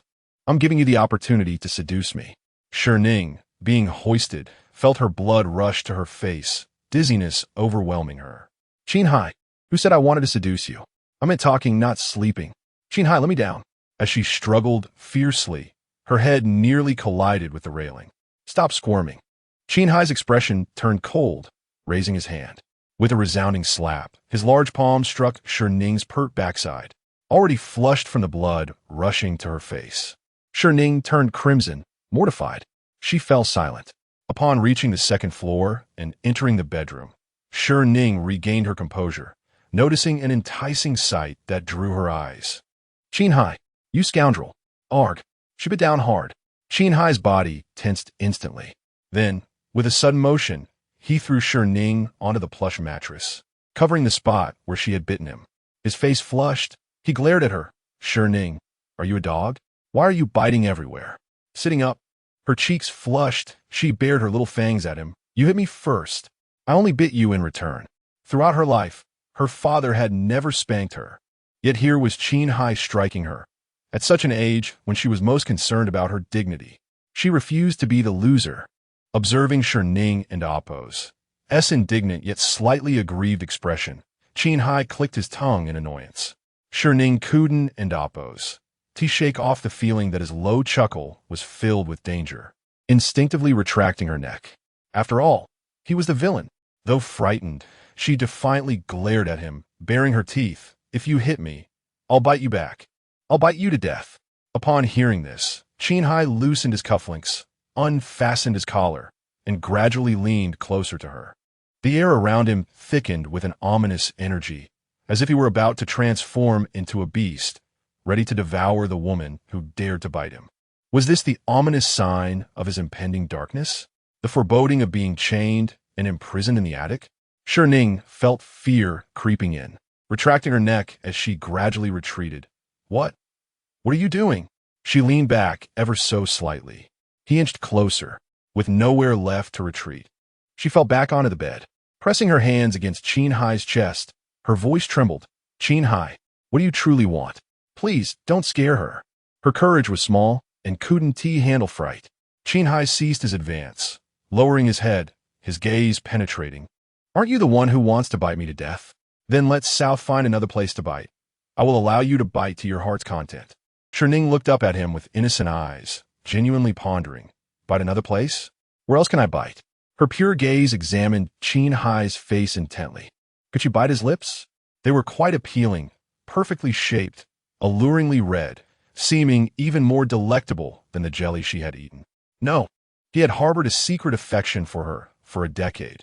Biting his lips would be akin to kissing him, which was hardly a punishment, but rather a reward. Biting his lips was unacceptable. Shi Ning's eyes then wandered from his enticing lips to the sharply defined Adam's apple. It was strikingly prominent, resembling a small hill. He seemed parched, his Adam's apple bobbing, evocative of a slide, as described in the comments. How could one Adam's apple be so attractive? So tantalizing that it made her blush? So captivating that Shi Ning could not help but bite her lip and swallow. Suddenly, her eyes sparkled. Yes, she would bite his Adam's apple. It was the most vulnerable spot. With a single bite, she might not kill him, but she could surely make him plead for mercy. She longed to hear his whimpering, like a kettle boiling. Determined, she no longer hesitated, wrapping her arms around Qin Heye's neck, lifting her torso closer to him. Opening her mouth, she revealed her small fangs and sank her teeth into Qin Heye and Appo's. Adam and Appo's. Apple. MMM. The Sudden Beat, Chapter 43. Qin Heye. Such a scoundrel. Qin Heye and Appo's kiss was gentle, imbued with gentlemanly decorum, restrained to the utmost, and executed with meticulous care. He did not extend his tongue, nor did he engulf her lips with fervor, nor did his hands wander inappropriately. Instead, he cradled Shi Ning's head with one hand, kissing her reverently, like a devotee cherishing a rare treasure. This kiss left her dazed and enchanted, making Shi Ning feel valued, experiencing a love unlike any other. It was nothing like the comment suggested, labeling him as the villain who would imprison her with gold chains and force her against her will. He was tender with her. He respected her. Thus, if she merely endeavored to reciprocate his affection, to understand and cherish him, perhaps the trajectory of this one-sided love could transform into a mutual journey, altering their fate for the better. Yes, changing their destiny began with responding to him. Shi Ning closed her eyes, wrapping her arms around Qin Heye's neck, tentatively returning his gentle kiss. She parted her lips slightly, inviting him to explore further. This small gesture startled Qin Heye, halting his kiss. He did not take the initiative. Shi Ning did, gently pressing her lips against his. Yet in the next moment, Shi Ning felt a sharp pain in her lips. She pushed Qin Heye away, touching her wounded lips, her fingertips stained with blood. Filled with pain, anger, and indignation, she glared at him, exclaiming, "You scoundrel! You bit me! What kind of couple draws blood just from a kiss?" Qin Heye, indeed, was insufferable. Who was the real dog here? He leaned forward, placing his finger on the injured part of her lips, asking in a hushed tone, "Does it hurt?" Tears brimmed in Shi Ning and Appo's eyes from the pain, and she nodded.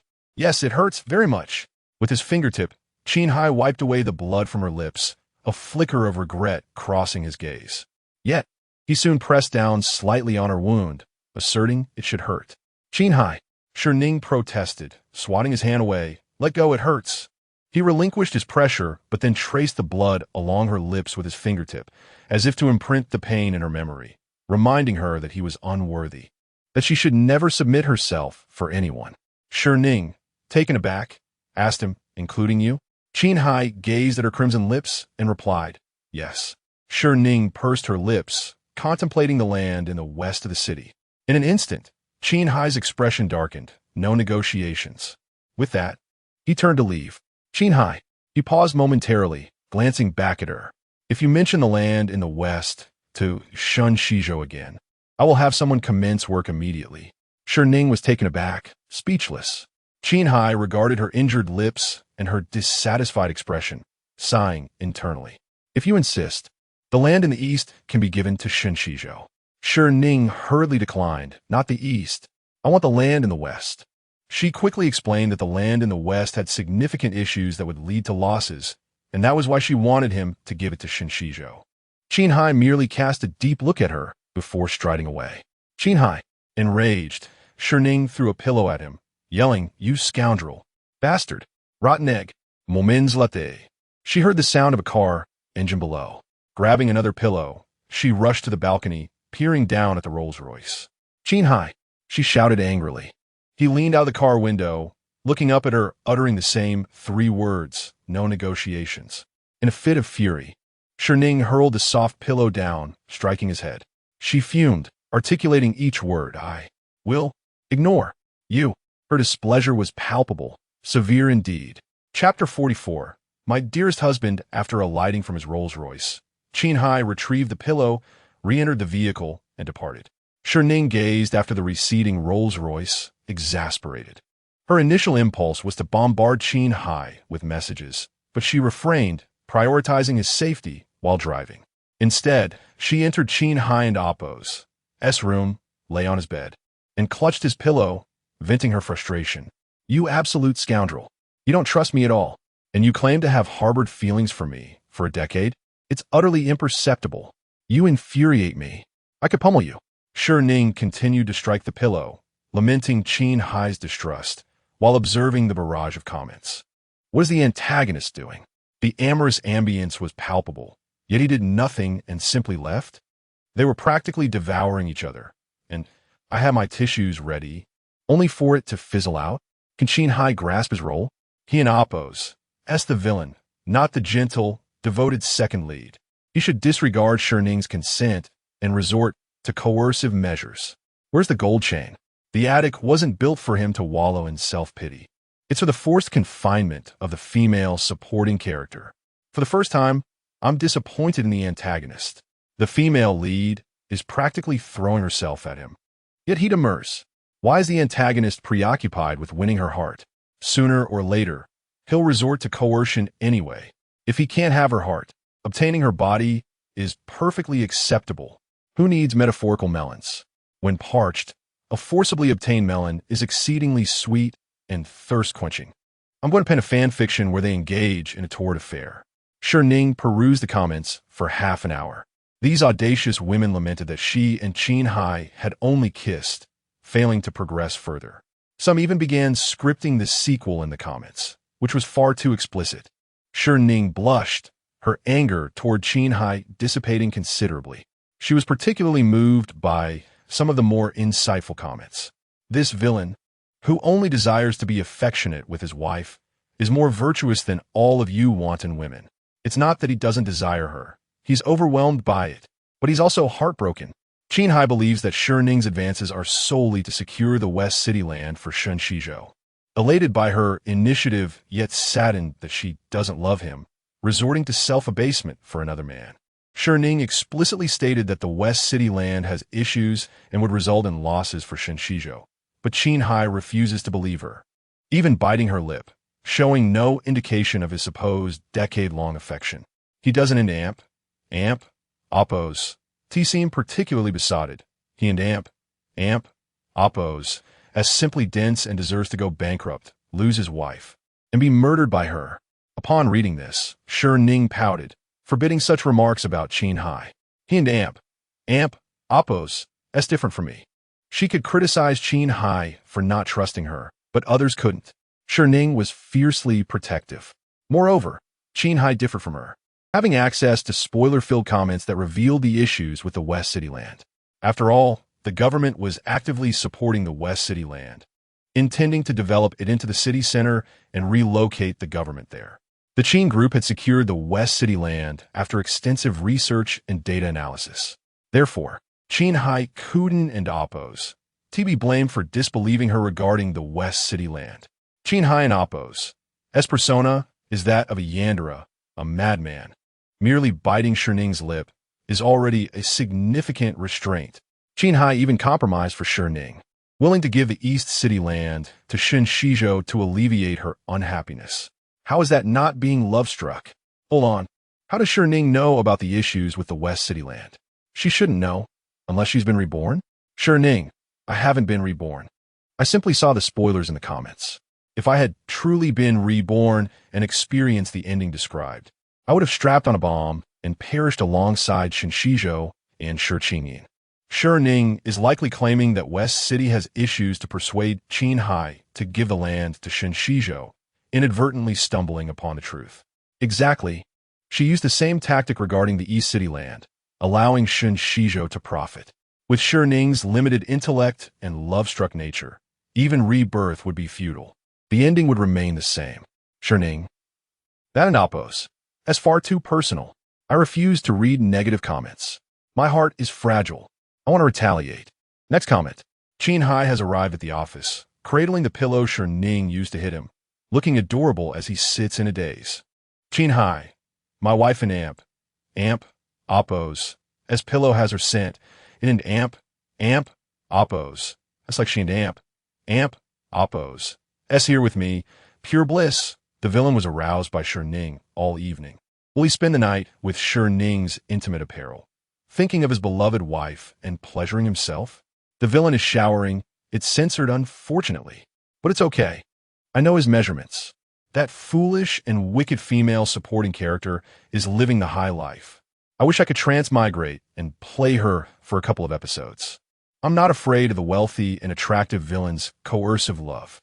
Shi Ning, while the comments are somewhat risque, they're preferable to those criticizing my intelligence.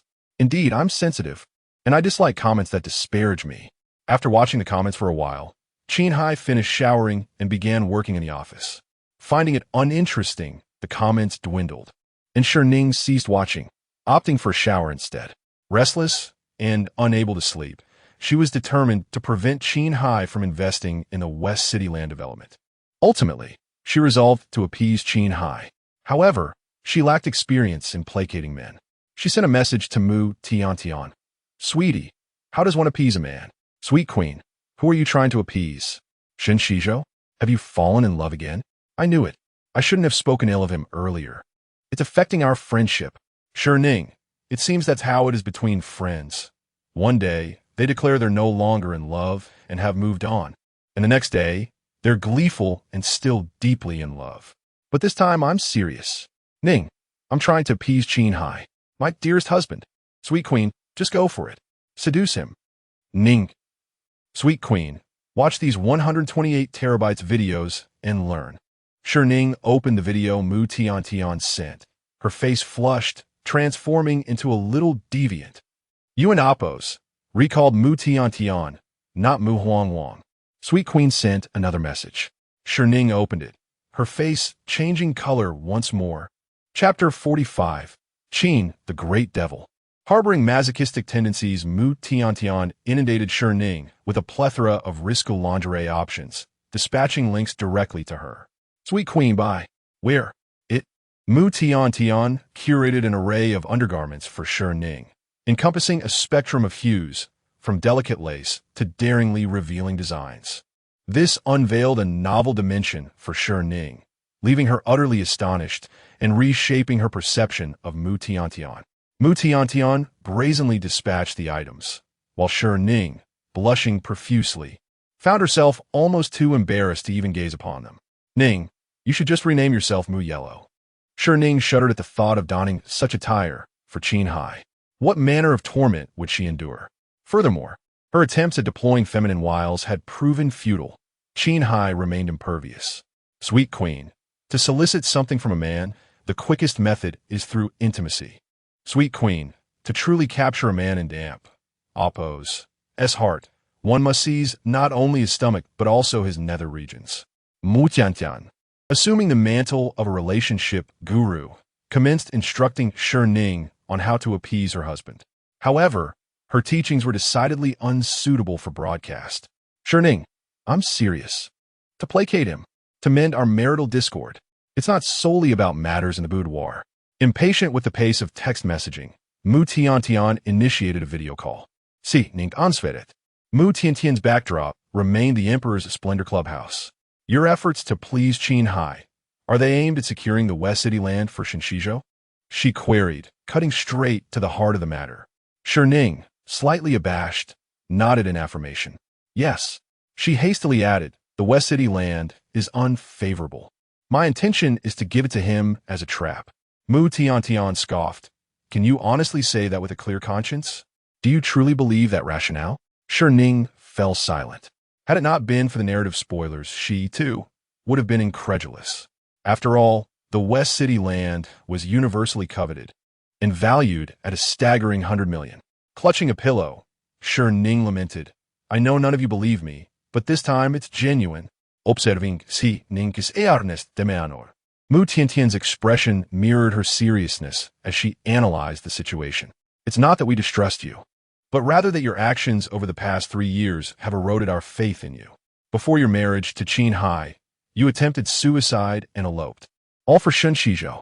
After the wedding, you consistently bartered with him, offering business ventures to Shen Xizhou in exchange for your cooperation in returning to the old residence with Qin Heye. For 3 years, you and Oppos, V.E., incessantly clamored for divorce. You couldn't bear to even hear Qin Heye's name, let alone see him. Darling, you practically considered poisoning Qin Heye to death so you could remarry as a widow. Now, you and Oppos, suddenly proclaiming your desire to appease him, leaving us to suspect that you and Oppos, replotting some grand scheme to harm him and benefit Shen Xizhou. These events had indeed transpired.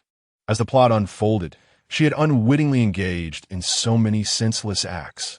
Seeing Shi Ning and Oppos' silence, Mu Tian grew apprehensive, fearing the loss of their friendship. I apologize if my words were harsh. Please don and amp. Oppos, take them a heart. Just do what brings you joy. After all, a couple of days of mischief out of 365 isn't the end of the world. Mu Tian, ever the devoted friend, offered her unwavering support. Shi Ning chuckled. Am I merely mischievous for a few days? I've been foolishly wicked for over 1,000 days. Mu Tian raised an eyebrow. Getting feisty now, even scolding yourself. She earnestly inquired, "Are you serious this time?" "Yes." "Have you fallen for someone else?" "No." Shi Ning, reluctant to disclose the existence of a narrative spoilers, simply stated, "I slept with Qin Heye, so I'll try to love him and live a good life with him." Mu Tiantian was rendered speechless. "Are you a princess from the Qing dynasty? Your thinking is so antiquated. Just because you slept with someone, you have to be with them forever? It's not about being conservative. It's just that Qin Heye is better than Shen Xizhou. I refuse to be stuck on one tree." Shi Ning declared, "Shen Xizhou is a scumbag. If he truly loved me, he wouldn't have urged me to marry Qin Heye. And he wouldn't have proposed an engagement with Shi Ning as a smokescreen until I divorced. He was clearly playing both sides. All while benefiting from the business connections I brought him through the Qin family. In the end, I became the villainous supporting character, granting Shen Xizhou and Shi Ning a legitimate reason to send me to Myanmar, where I suffered a heart-wrenching end, and my father, who was manipulated, ultimately driven mad while trying to save me, and my dear Tian. Those who loved me suffered so much. The mere thought of that ending filled her with hatred for them. She was determined to utterly ruin Shen Xizhou and Shi Ning. Seeing Shi Ning on the verge of tears, Mu Tian felt a pang of sympathy. All right, my dear Ning, we Don and Oppos, T like scumbags. We and Oppos, LL conquer Qin Heye. Qin, the great devil. Shi Ning inquired, "How do we conquer him?" Mu Tian responded, "Seduce him into submission." Shi Ning was rendered speechless once more. They had come full circle. Mu Tian, sensing her friend's exasperation, helplessly shrugged. "You're asking the wrong person. All I know is how to spend money on male models. If I knew how to charm a man, would I still be single after 20 years? She earnestly suggested, why not treat Qin, the great devil, like a male model? Maybe he and Oppos, that's just secretly into that kind of thing? Shi Ning was at a loss for words. Mu Tian, struck by a novel idea, exclaimed excitedly, "Why not enforce your love upon him? Create a basement for him, prepare chains, whips, and dog collars." The suggestions grew increasingly outrageous, mirroring her own treatment in the book. Shi Ning swiftly interjected, "Forget it. I won't ask you, you single dog, for any more terrible ideas. Enslave and forcibly love Qin Heye. No way, it would backfire." Mu Tian retorted, "How would you know if you don't try? Qin, the great devil, definitely has masochistic tendencies. He loves being abused. Train him like a dog, a super loyal, firstborn dog." Shi Ning refused to listen to Mu Tian and Oppos' nonsense any longer. Hanging up the phone, she checked the time and saw that it was already 10 o'clock at night. In 2 hours, it would be midnight. Would this misunderstanding carry over to the next day? The thought of the misunderstanding with Qin Heye lingering overnight kept her awake. How vexing. Shi Ning surveyed Qin Heye's room, its cold-toned decor and the darkness of the night exuding an intangible sense of oppression and reverence. Even entering his room, she dared not look around haphazardly. After 3 years of marriage, Shi Ning was entering Qin Heye and Oppos' room for the first time. She scrutinized the room, her gaze ultimately settling on the desk, where a framed photograph stood, a picture of her and Qin Heye obtaining their marriage certificate. In the photo, she wore her most unflattering attire, her face devoid of any smile, bearing a bitter and resentful expression. Qin Heye, on the other hand, had his lips tightly pressed, yet a smile reached his eyes, and his clothing and makeup were meticulously done. It resembled a scene from a drama she had watched, where the male lead was impeccably dressed while the female lead wore a hideous outfit on their wedding day.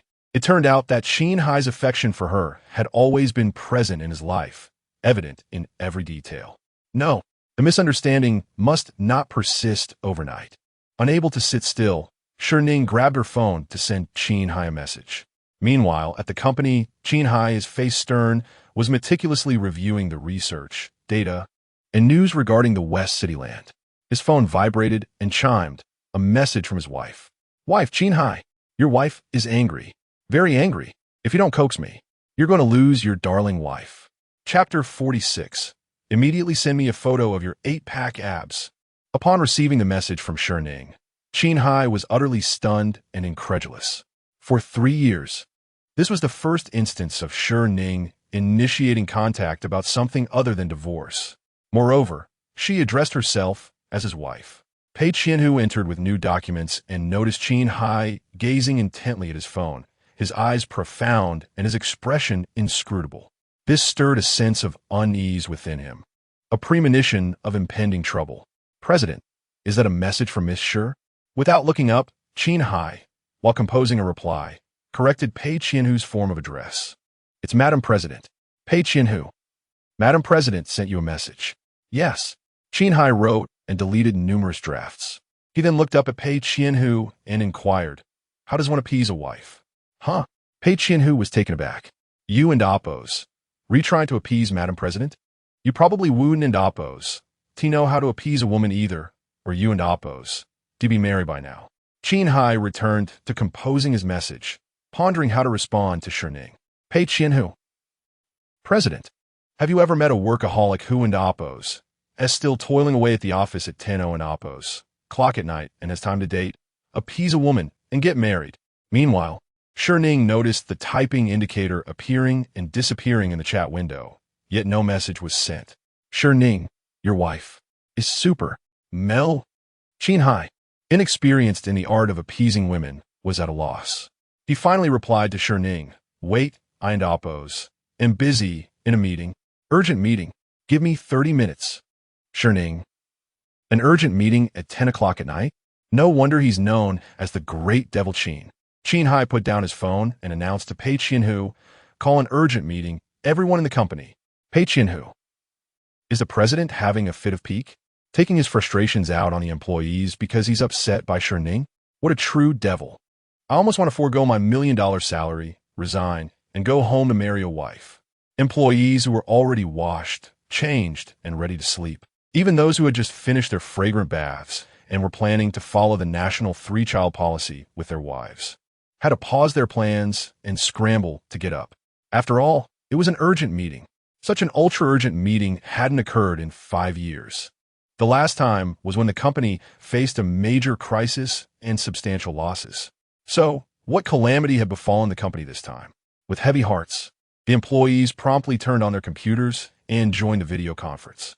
Upon connecting, the employees beheld Qin Heye and Amp, Oppos' frosty countenance, his eyes swirling with unknown peril. Even through the video, the atmosphere chilled to freezing, sending shivers down their spines. "President," an employee called out tentatively, mentally reviewing their actions since arriving at the office. The more timid among them even contemplated confessing their misdeeds, such as slacking off at work, doing workout routines in the restroom, or taking an extra pastry from the cafeteria to bring home to their wives. Just as they braced themselves for being dragged to the execution ground and subjected to extreme punishment, Qin Heye finally spoke, his face somber. How does one appease a wife? Pei Qianhu and the employees, who were about to confess without being prompted. Wait, they had already imagined their most painless demise. And now he asks them how to appease a wife? Qin Heye maintained his solemn demeanor. "My wife is angry and wants me to appease her. I don't know how." The employees' eyes widened in disbelief, and their jaws dropped. "Are you serious?" The president is using this grave, company-endangering expression to announce that Madam President is angry and needs to be appeased? Is this a joke? Summoning the entire company for an emergency meeting in the dead of night is also serious? Observing their expressions, Qin Heye stated in a deep voice, "All employees attending the meeting tonight will receive double overtime pay. Suggestions will be rewarded with 10,000 yuan each, and the suggestion I adopt will receive a bonus of 500,000 yuan. Effective ways to make my wife happy will be rewarded with 1 million yuan." Hearing the reward, Pei Qianhu retracted his resignation thoughts and was the first to offer a suggestion. Transfer money to Madam President. Where the money is, there the love is. Buy handbags. Handbags cure all ailments. Buy flowers. 999 roses. No woman can resist flowers. A cup of milk tea can resolve any bad mood. If not, then 2 cups. Tell Madam President a story. Under the big bridge, there's a flock of little ducks lining up, but the ducks are not aligned properly. Not aligned, not aligned. Qin Heye meticulously took notes, his expression as earnest and solemn, as if he were recording matters of national importance. If Madam President is angry, The president should give her a good beating. If one beating isn't enough, then two. Upon recording this, Qin Heye's handsome brows furrowed deeply. His expression turned severe and cold, and his voice was as icy as a blade. Domestic violence is illegal. You are fired, never to be rehired. Before being kicked out of the meeting, the man quickly explained, not a real beating. Couples quarrel at the head of the bed and make up at the foot of the bed. President, give her a beating to do it once. Do it all night. You'll understand. I can't be too explicit. I can't broadcast it. President, it's the process of you and Madam President having a child. With this explanation, Qin Heye understood. The icy countenance of Qin Heye gradually flushed crimson, the blush creeping up to his ears. Clearly, this suggestion resonated deeply within him. He was even impulsively eager to put it into practice. Meanwhile, Shi Ning, seeing Qin Heye's message about being busy for half an hour, went to take a shower. After showering, she picked up her phone and checked the time. It had been about half an hour. Qin Heye should be done with his work. She opened the chat window and saw a barrage of 200,000 yuan transfers from Qin Heye, flooding the screen. She didn't oppose to know how many transfers of 200,000 yuan there were, but there were many. Shi Ning sent a message. Qin Heye, appeasing you. Shi Ning. She wasn't short of money, and he just said that so bluntly to appease her. Shi Ning felt even angrier. Wife Qin Heye, as my husband, you and oppose, re-hiding a private stash of money. Your wife is even angrier. Wife also, you're mine, so your money is mine. You're using my money to appease me? Qin Heye, you're a jerk. In the office, Qin Heye saw the two messages Shi Ning sent in succession, and he couldn't help but tighten his lips, his corners still rising high. She said he was her husband. She said he was hers. The employees looked at the cold, devilish Qin Heye, watching his phone, and their jaws dropped. How terrifying. He and Oppos. Espen reeled in. Back at the Shi residence, a maid knocked on the door. Miss Shi, the latest styles of clothing and handbags have been delivered from the boutique. Would you like to try them on, or should I put them directly on the third floor? The entire third floor was Shi Ning's walk-in closet. Miss Shi, various flowers have been delivered from the florist and are downstairs. Would you like to take a look? Shi Ning stood on the balcony and saw various exquisite, rare breeds of oversized 999 rose bouquets filling the courtyard. Miss Shi, various milk tea shops have delivered different flavors of milk tea. Which one would you like to drink? Miss Shi. Shi Ning was utterly speechless. What a stereotypical way for a straight man to appease a girl. Shi Ning angrily sent Qin Heye a voice message. Appeasing me only involves throwing money. Throwing money. Throwing money. Do you think I'm a materialistic, gold-digging woman?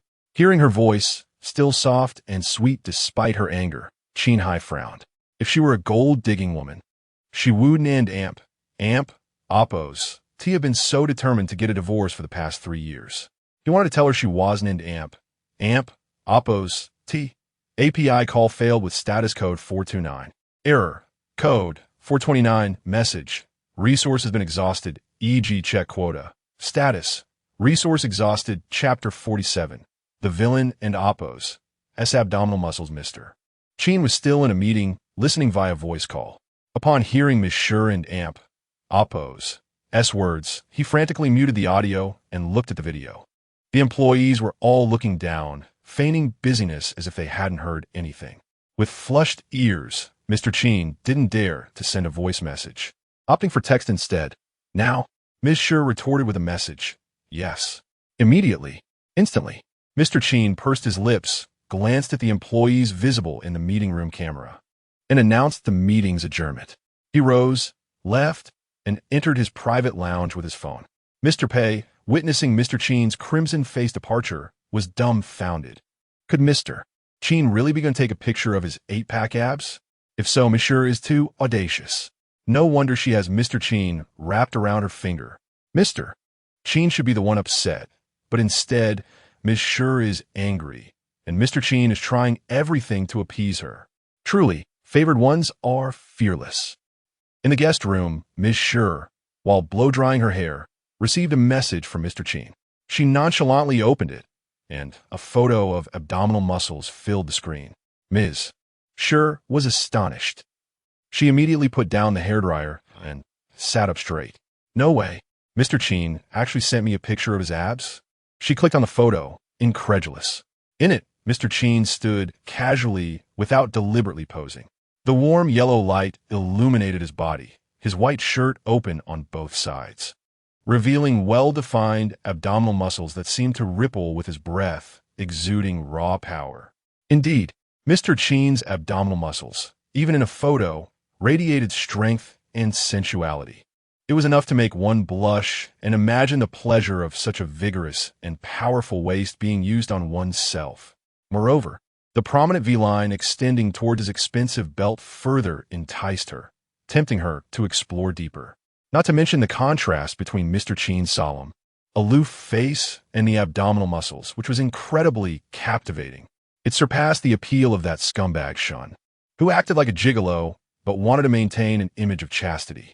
After sending the photo, Mr. Qin waited anxiously for Ms. Shi and Amp, Oppos, as response. However, after a long wait, nothing came. He pursed his lips and sent her a message. Is this acceptable? The words were cold and devoid of warmth, a stark contrast to the Mr. Qin who had sent the abdominal muscle photo. Just as Ms. Shi was about to reply, the barrage of comments appeared with a delay. OMG. The villain held an emergency meeting to make Ms. Shi happy? Ms. Shi was confused. What emergency meeting? My God, I really want to transmigrate into the book and teach the villain my thousands of seduction techniques. And then I and Oppos, LL become rich overnight. The villain holding an emergency meeting is so tyrannical, like a ruler who would risk everything for a smile from his beloved. Earlier, someone suggested that the villain beat up Ms. Shi once or twice, but they were immediately bombarded with criticism. The villain is still saying that domestic violence is illegal, which made me laugh so hard that I almost got recycled. After reading the comments for a while, Ms. Shi finally understood what the emergency meeting was all about. She asked Mr. Qin to appease her, but he didn't know how. So, the 30-minute emergency meeting he mentioned was to seek advice from his employees on how to please his wife.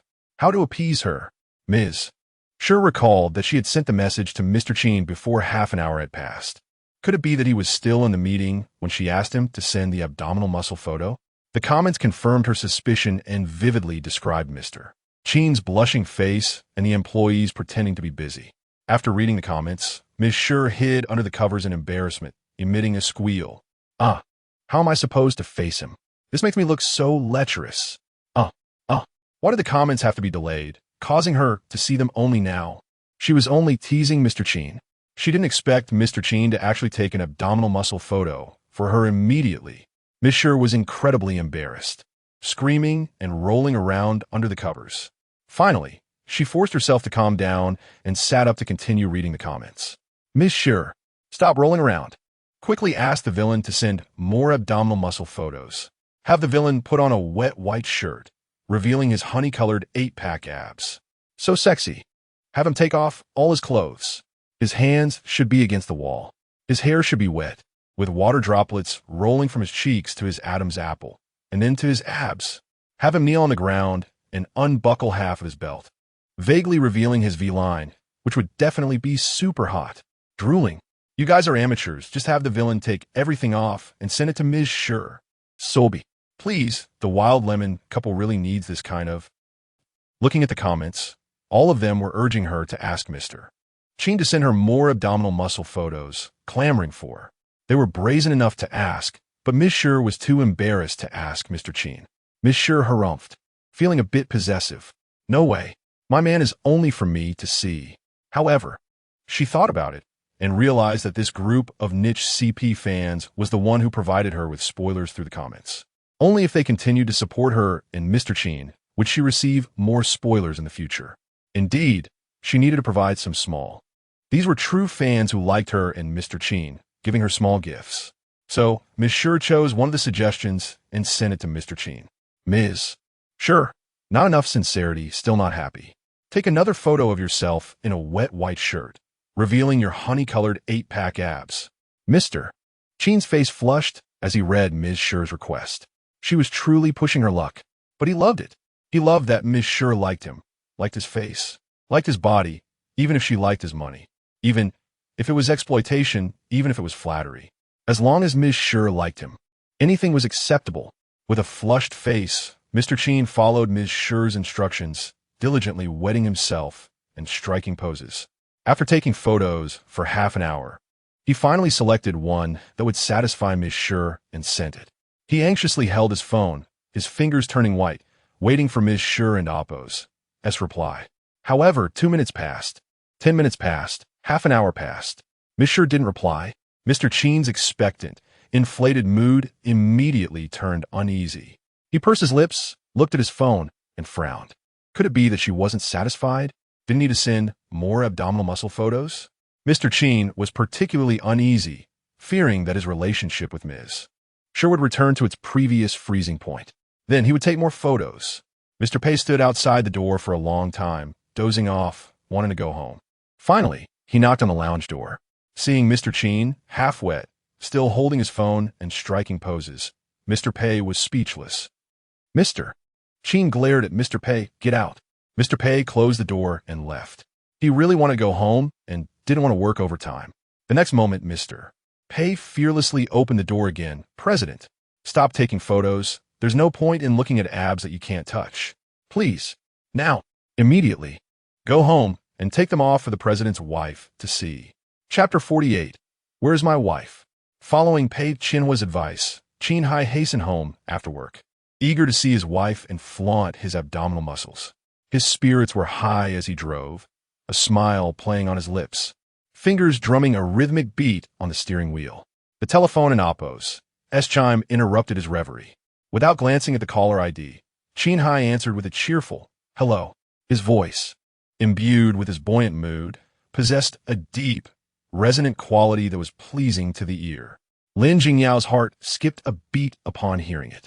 She had never encountered such tenderness in Qin Heye and Oppo's tone, which had always been cold and aloof, inspiring reverence and distance. Clutching her fluttering heart, she adopted a voice as gentle as she could muster. Qin Yi, it's me, Lin Jingyao. Qin Heye's voice turned frigid in an instant. What is it? The icy tone caused Lin Jingyao, whose cheeks had been flushed and heart racing, to stiffen and revert to her usual demeanor. Nevertheless, she maintained her affected voice as she spoke. Qin Yi, please refrain from taking photos of your abdominal muscles for Ning Ning. Considering your status, such images could tarnish your reputation if they were to circulate. She was, after all, an employee of the Qin Corporation and had overheard the urgent meeting on the computer that day. The entire company was abuzz, speculating about the identity of the president's wife. Some had even approached her, given her habit of addressing Qin Heye as brother-in-law. Later, upon hearing that Shi Ning had requested Qin Heye to photograph his abdominal muscles and that he seemed inclined to comply, Lin Jingyao was consumed by jealousy. Qin Heye's voice, a blend of coldness and tenderness, responded, "It doesn't matter. Those photos are for my wife's eyes only." The tenderness was reserved for Shi Ning, the coldness for Lin Jingyao. Daring not to engage in idle chatter, Lin Jingyao stated gravely, I and Oppo's, am concerned that Ning Ning might use your photos to blackmail you into granting Shen Xizhou the land in the Western District. She hesitated, then continued, or perhaps to lull you into a false sense of security, so she can leave you in the dead of night. Qin Heye Shi fut de disposition vanished entièrement. She wouldn't, he retorted. Miss Lin, I suggest you mind your own affairs. With that, he coldly terminated the call. Listening to Qin Heye's chilling voice, Lin Jingyao detected a hint of concern, which caused her cheeks to flush and her heart to flutter anew. The pain of her unrequited feelings seemed to fade into insignificance. As long as I persevere, Qin Yi will eventually notice me and realize that I am superior to Shi Ning, she mused. While I may not possess Shi Ning's beauty or privileged background, my affection for Qin Heye is genuine. That alone gives me an advantage over Shi Ning. 15 minutes later, Qin Heye arrived home to find his villa shrouded in darkness and eerily silent. Frowning, he checked his phone. 11:53 p.m. Shi Ning had yet to respond to his message, which was uncharacteristic as she was not one to retire early. A sense of unease washed over Qin Heye. What if she leaves me? The terrifying thought gripped him, consuming his mind and body. Qin Heye strode into the living room, calling out, Aunt Jean, Uncle Zhao. The living room was dark and vacant, devoid of any response. The Qin family and Appo's domestic staff were always on duty, regardless of the hour, ready to attend to the family and Appo's needs. Their generous salaries were not for naught. Yet tonight, the Qin household was deserted. Qin Heye pressed his lips into a thin line and ascended the stairs, taking 2 steps at a time. Shi Ning's bedroom door was ajar. He flicked on the light, only to find the room empty. He searched the entire villa, scouring the movie room, study, dressing room, and even the underground wine cellar. But Shi Ning was nowhere to be found. Shi Ning had vanished. Qin Heye dialed Aunt Zhang and Appo's number, his voice trembling with panic. "Where's my wife?" he demanded, his tone chilling. "Where's everyone?"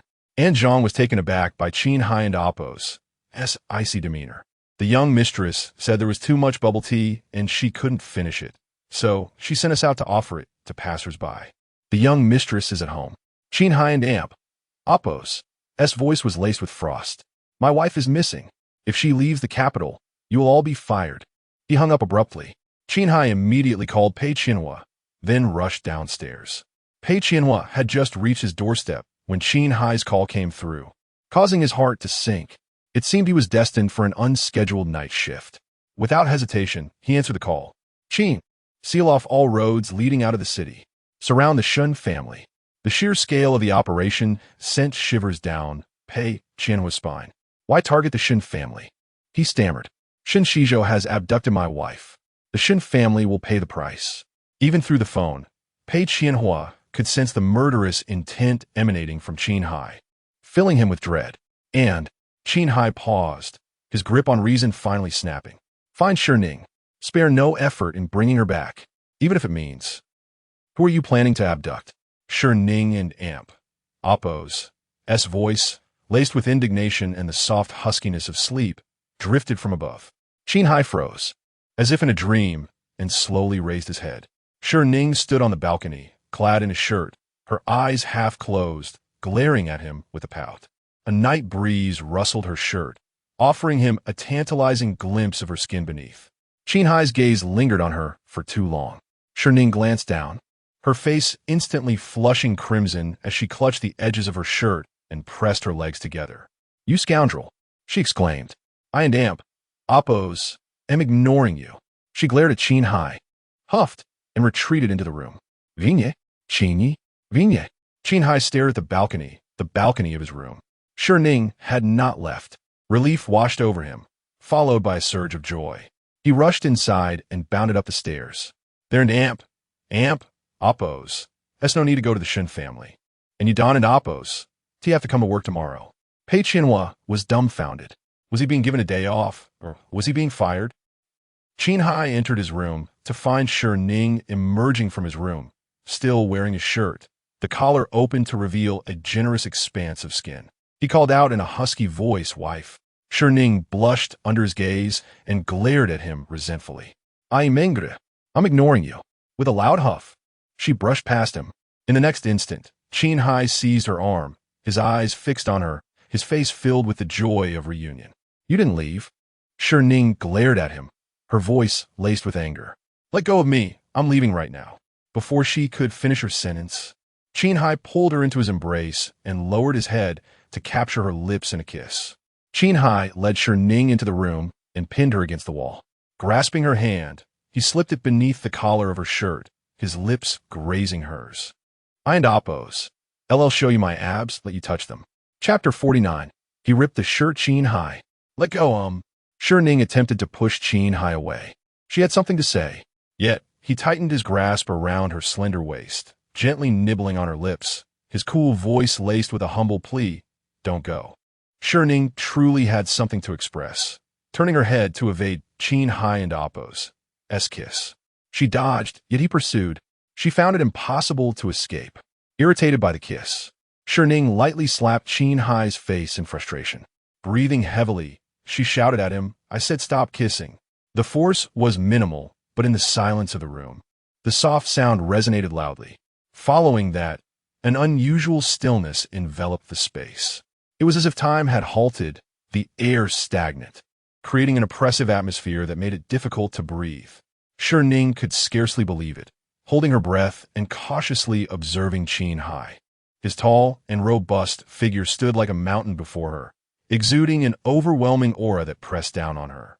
Especially his strikingly handsome yet cold visage, barely illuminated in the darkness, with his deep, icy eyes devoid of warmth, reminiscent of a killer and Oppo's gaze from a suspenseful drama. Death. Fearful, Shi Ning instinctively recoiled. Her back pressed firmly against the wall, with no escape in sight.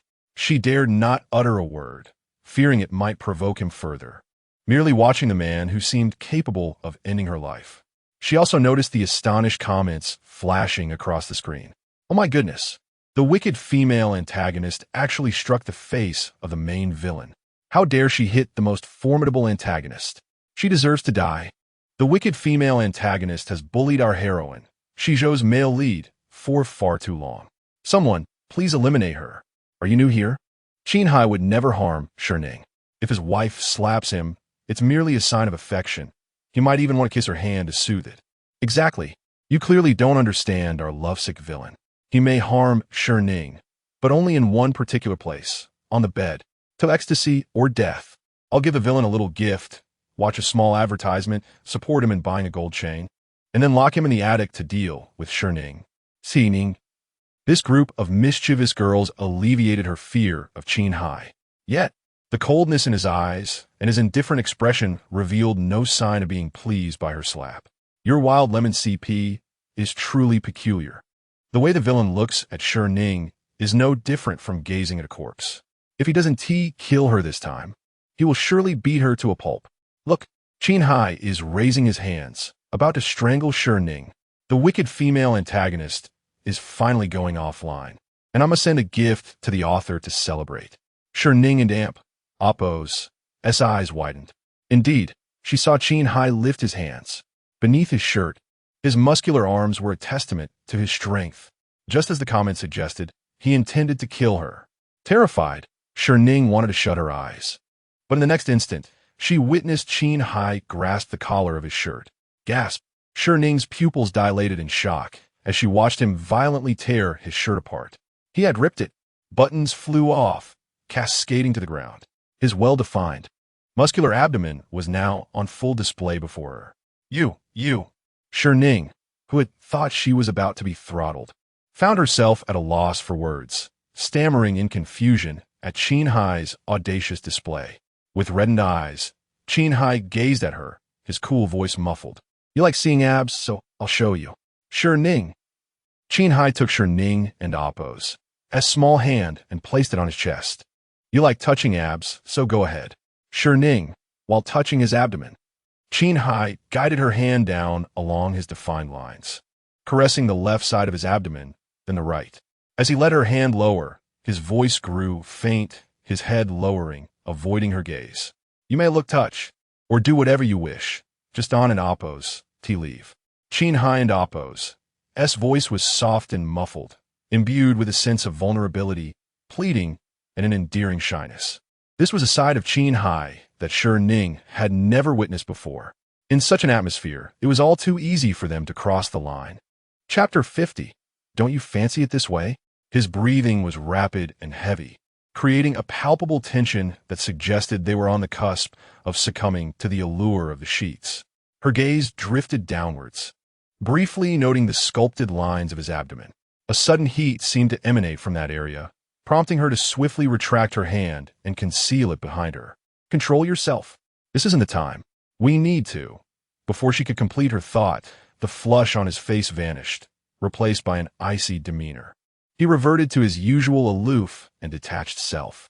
Forgive me, he said, his tone laced with detachment. I was inebriated. She sniffed the air, regarding him with suspicion. You don't smell of alcohol. Not even a trace. Could he truly be intoxicated? He fixed his gaze on her, uttering, not with spirits, but with you. Your very being intoxicates me. Her confusion deepened, but she seized his left hand, observing the time on his expensive watch. 11:59 p.m., almost midnight. Raising her head, she met his gaze. This is my final plea. I have no intention of leaving you, nor do I desire a divorce. I no longer harbor feelings for Shen Xizhou. I wish to cultivate affection for you, to fall in love with you. My offer regarding the city's western land is a genuine attempt to ensnare Shen Xizhou. Before she could finish, he interjected, I believe you. Ding. Midnight chimed. Excellent. The misunderstanding wound and oppose. Linger overnight. Elated, she pointed to the time on his watch, her eyes sparkling as she looked up at him. Remember our pact. Our lives together are extensive. Misunderstandings are inevitable. However, we must resolve them promptly. At the very least, we must address and clarify any misapprehensions before retiring for the night. I permit a maximum of 24 hours for our misunderstandings to persist. She delivered a spirited monologue, but his mind dwelled solely on one phrase. Our lives together are extensive. Us. A lifetime. He was part of her future. His profound, icy eyes instantly shimmered with happiness. Agreed. She playfully tapped his hand, earnestly adding, furthermore, I am your wife, not your pet. You mustn't think of imprisoning me simply because you fear I might leave. Nor should you chain me up and compel me into unwanted marital obligations. I abhor such behavior. Seizing the opportunity, she clarified potential future issues. She adamantly refused to be confined or subjected to forced affection, especially if it involved action she despised. He avoided her gaze, hesitant to fully acknowledge her words. Noticing his silence, she tugged at his tie, forcefully drawing him down to meet her eyes. Then, she authoritatively commanded, answer me. This brooding man truly needed taming. His heated gaze bore into her eyes, then drifted to her slightly swollen lips. You dislike that? Indeed, she affirmed emphatically. He grasped her hand with one of his, while the other held his tie. Guiding her small hand, he used the tie to bind his own hands, then lifted his gaze to inquire, what about this? She was somewhat bewildered. Huh? He looked directly at her, his voice husky as he slowly articulated, imprisoning me, chaining me, compelling me to fulfill all marital duties. His ears flushed as he asked, do you truly find no pleasure in such a scenario? Chapter 51. Wearing his shirt, sleeping in his bed, Shi Ning gazed at Qin Heye and oppose, hand ensnared by his tie. Could it be that the aloof and ascetic Qin, the formidable antagonist, possessed such flirtatious charm? Once more, Qin Heye, with sincere intent, asked Shi Ning, wife, do you truly dislike this? Dislike? On the contrary, I love it, she exclaimed, her enthusiasm palpable. The readers were equally enamored, their comments flooding in. Oh my. The antagonist is a business tycoon, the ultimate villain. How can he be so humble? This character is a complete upheaval. Shi Ning, you are the wicked female lead. Quickly imprison him. Bind him. Make him plead for mercy, crying like a kettle. Remember, this is the obsessive and twisted Qin Heye. In public, he stands tall and revered. In private, he cowers beneath her skirt, begging for forgiveness. Just envisioning that stark contrast is exhilarating. The sexual tension is palpable, the sense of conquest utterly delightful. Wicked female lead, I implore you, bind the antagonist and enforce some forced affection. I crave this spectacle. Oh my, if Shi Ning doesn't take action. Let me step into the story for a couple of episodes. I'll do it myself. I and oppose, LLC Xiao Geo and oppose, as keyboard right now to craft this plot. For the sake of my friends, you must support me. Encourage me to update. Shi Ning reveled in binding Qin Heye, eager to witness his transformation. She found herself tempted, even contemplating immediate action. Yet, fear gripped her. What if she ended up bound herself instead of Qin Heye? She withdrew her hand, feigning disinterest. I prefer normal. Sweet Holmasi. Even if we cannot be together in the end, I wish for a pleasant parting. She held no masochistic tendencies, nor any inclination for cruelty. Qin Heye's bright eyes dimmed momentarily as he observed Shi Ning retract her hand. He sensed her emotional turmoil and felt a measure of relief. Shi Ning cautiously broached the subject of the Western land, asking, could you trust me just this once? I'll give you 7 days. Confused, Shi Ning tilted her head. Qin Heye revised his statement. I shall grant you 3 months. During this time, as long as you refrain from mentioning the Western land to Shen Xizhou, and I see that you are not merely seeking to appease me out of obligation, pretending to like me, I will believe there is an issue with the land. Furthermore, construction will not commence during this period. Shi Ning braced herself for his disbelief, anticipating tears of frustration. To her surprise, he was willing to give her a chance, and construction on the western land would be paused. Elated, she embraced Qin Heye, looking up at him with sparkling eyes. "You're willing to listen to me. Willing to change. You made progress." Pressing her cheek against his chest, her voice was filled with astonishment. "Qin Heye, why didn't I realize sooner how wonderful you are?" The seemingly cold and detached Qin, yet obedient and playful, truly needed her guidance. Qin Heye lowered his gaze to Shi Ning. In truth, he wanted to confess that he was not as virtuous as she believed. He was a shadowy, obsessive person, one he despised. He did not want her to feign affection for him, nor to tempt him for Shen Xizhou and Oppo's sake, fearing she might harbor deep resentment towards him later. Yet, he darkly granted her 3 months to win him over, to pretend to like him, to seduce him, all in the hopes of possessing her, even if only for a fleeting moment. Look at him, a man of cunning, crawling in darkness. He was not good at all. Shi Ning rubbed against his muscular chest, feeling empowered, her cheeks flushed with warmth. She promptly raised her head and asked Qin Heye, "Why did you think I left when I was clearly at home? Planning to tie me up?" That notion irked her. Qin Heye pressed his lips together, instinctively wanting to keep his thoughts to himself. Yet, recalling Shi Ning's earlier words, he took a deep breath and carefully expressed, "It was Lin Jingyao who suggested that your unusual behavior was to deceive me, to assist Shen Xizhou in obtaining the western land, or perhaps to leave me under cover of night." Shi Ning narrowed her eyes, glancing at Qin Heye with a hint of danger. "You actually believe Lin Jingyao and Oppo's words? Isn't he supposed to be a master of tea?" Qin Heye shook his head. Initially, he had not believed her, but upon returning home to find no servants and searching the villa without seeing her, he connected her absence to her words and feared she had left. Shi Ning was at a loss for words. "Are you certain you searched the entire villa? I was sleeping in your room." He had indeed searched the villa, but he had never ventured into his own room. For 3 years of marriage, they had never shared a bed. She had never even been willing to pass by his door. Thus, Qin Heye could not fathom that she had remained right there, in his room, wearing his shirt, sleeping in his bed. Shi Ning reflected on her actions over the past 3 years, feeling a twinge of guilt. Lin Jingyao was sowing discord between them. This could not stand. She resolved to confront her, for she would not allow herself to be stifled. After all, there were many delightful viewers who would also feel stifled if she did not deliver satisfying twists. Just a fleeting thought ignited a spark of inspiration within Shi Ning to devise a plan for revenge. Chapter 52. A mixture of bashfulness and secret delight, Shi Ning extended her hand towards Qin Heye, requesting her phone. Without inquiry, Qin Heye retrieved his phone and handed it to her, his gaze drawn to the more exposed neckline of her shirt, a consequence of their earlier kisses. The unobstructed view stirred his senses, causing him to press his lips into a thin line, his Adam's apple bobbing, a fiery glint in his eyes. "Password," Shi Ning murmured.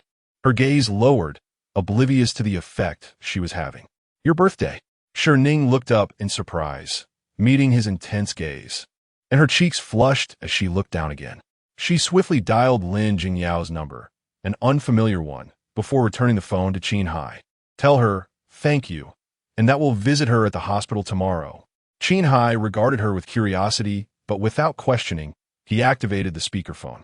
On the other end, Lin Jingyao, upon seeing Qin Heye's call, was so thrilled that she sat up straight.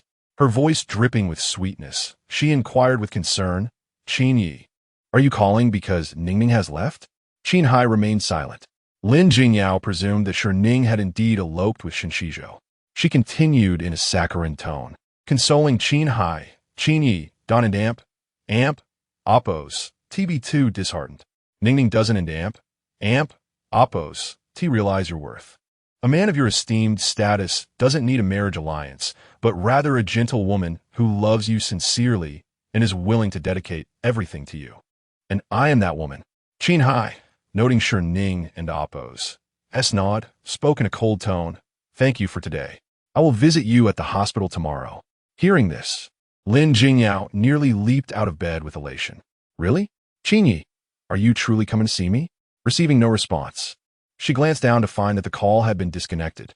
Undeterred, Lin Jingyao was on the verge of bursting into song. She knew that, with enough effort, Qin Heye would notice her and develop an interest in her. Although she was aware that she couldn't compare to Shi Ning in terms of looks and family background, she believed that persistence would eventually pay off. After Qin Heye concluded the call, he frowned at Shi Ning. "Why say that? Are you truly having me visit her tomorrow?" Shi Ning offered a mischievous smile. "Tomorrow is my father and Appo's discharge from the hospital. We and Appo's LL go together and check on Lin Jingyao while we and Appo's there." Qin Heye and Appo's expression darkened. He regarded Shi Ning in silence for a moment before finally asking, "Are you sure you and Appo's not pushing me towards her?" Shi Ning looked up, feigning offense. "How could I? She and Appo's trying to sow discord in our marriage. Of course, I and Appo's am taking you to teach the green tea a lesson." Qin Heye hummed softly. "Very well. It and Appo's late. Let an Appo's get some rest." Shi Ning yawned and headed inside, immediately climbing into bed. Qin Heye, observing her casual demeanor, felt a stirring within him. Standing by the bed, he gazed down at Shi Ning, noticing how the white shirt barely covered her fair thighs. The tantalizing glimpse was a potent temptation. In a husky voice, he asked Shi Ning, "Are you certain you want to sleep here?" Shi Ning, already drowsy, mumbled yes. "Last time, you needed 3 days to recover before you could walk." Shi Ning, hearing the restrained tone in his voice, was puzzled. What happened last time has nothing to do with this time. Her innocent yet alluring demeanor only fueled Qin Heye's desire. "If you sleep here, I and Appo's LL have to carry you to pick up your father from the hospital tomorrow. Are you sure?" The drowsy Shi Ning instantly snapped awake, especially when she looked up and saw the look in Qin Heye's eyes, as if he could devour her whole in the next second. The memory of that night sent shivers down her spine. Pain. It was too painful. Shi Ning still harbored a fear of such painful experiences and immediately got out of bed and scurried away. I and Appo's LL go back to my room to sleep."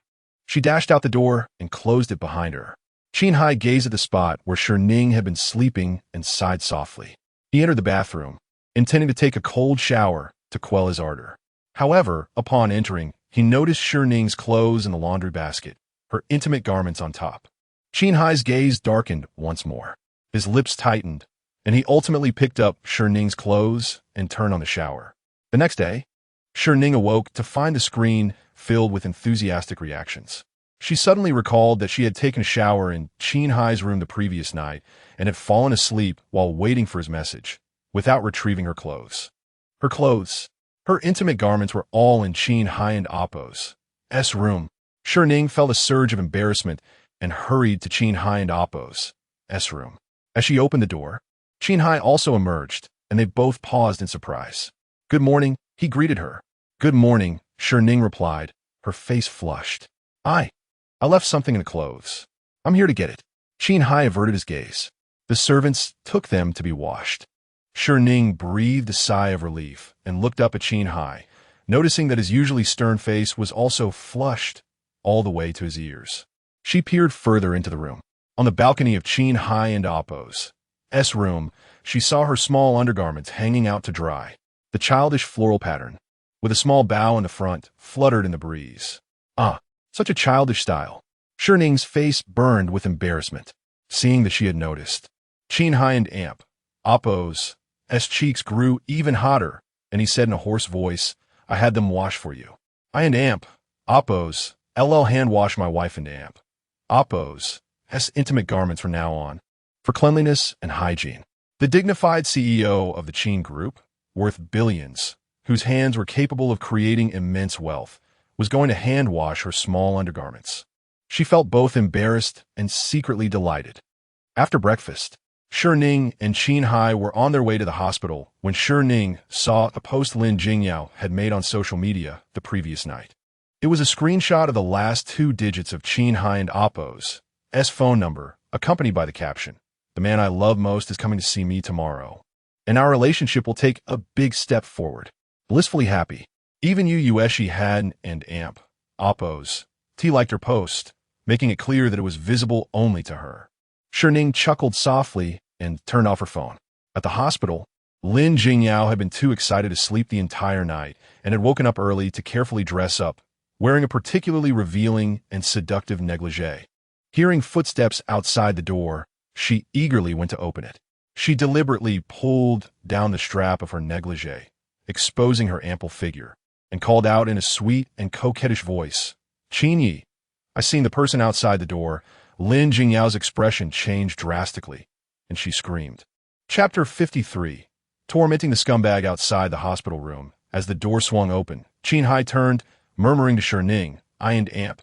Amp, Oppos. LL await you outside." With a gentle Shi Ning greeted the ashen-faced Lin Jingyao with a smile. "Your most cherished admirer has come to see you. Are you not elated?" Lin Jingyao frantically clutched at her thinly veiled bosom, her gaze darting towards Qin Heye, who had turned away, offering her not even a fleeting glance. Instead, a throng of doctors in white coats seemed to fixate on her, their eyes either glued to her form or filled with undisguised disdain. A young woman scrutinized Lin Jingyao and Oppos' attire, a transparent negligee that revealed every detail beneath, including a thong. Unable to suppress her scorn, she muttered, "Dressed like that in a hospital? Does she mistake this for a brothel? If she wants to film porn, she should go elsewhere." Lin Jingyao, in her desperate attempt to cover her upper body, inadvertently exposed her lower half. Unable to shield herself entirely, she glared at Shi Ning with a mixture of shame and resentment before retreating to the bed and burying herself under the covers. "Ning, what brings you here? Why didn't it Oppos to you inform me?" she questioned, her voice laced with resentment. Shi Ning, accompanied by the doctors, approached the bedside. "Didn't you post on social media that I was coming to see you?" she inquired with disarming sincerity. "So here I am." Lin Jingyao's face flushed crimson. "I didn't mean." Shi Ning furrowed her brow. "Am I not the person you cherish most, Yao Yao? Then who holds that title? Surely not my husband, I hope?" she exclaimed with feigned surprise. "I treat you as my confidant, yet you harbor designs on my husband? Surely not. Surely not." The doctors exchanged disdainful glances, their expressions conveying the impression that Lin Jingyao was indeed a homewrecker. Lin Jingyao trembled with fury, but suppressed her anger. "Of course not. Ning, you're overthinking things." Shi Ning feigned relief. "That end Amp, Oppos. S.A. relief," she declared, before turning to the doctors to offer an explanation. "Please Don and Amp, Oppos, team misunderstand. Yao Yao is some of my family sponsors. She's a grateful person who would never steal my husband. She simply enjoys dressing this way. It's just her flamboyant personality. Please don't mistake her intentions." While seemingly defending her, Shi Ning was subtly implying that she was a brazen exhibitionist. Lin Jingyao seethed with indignation, but dared not voice her displeasure, knowing that she relied on Shi Ning. The naive ATM. "Why did you bring so many doctors, Ning?" she asked through gritted teeth. She had hoped that Qin Heye and Oppos' visit would provide an opportunity to seduce him with her provocative attire, leading to a tryst in the hospital room.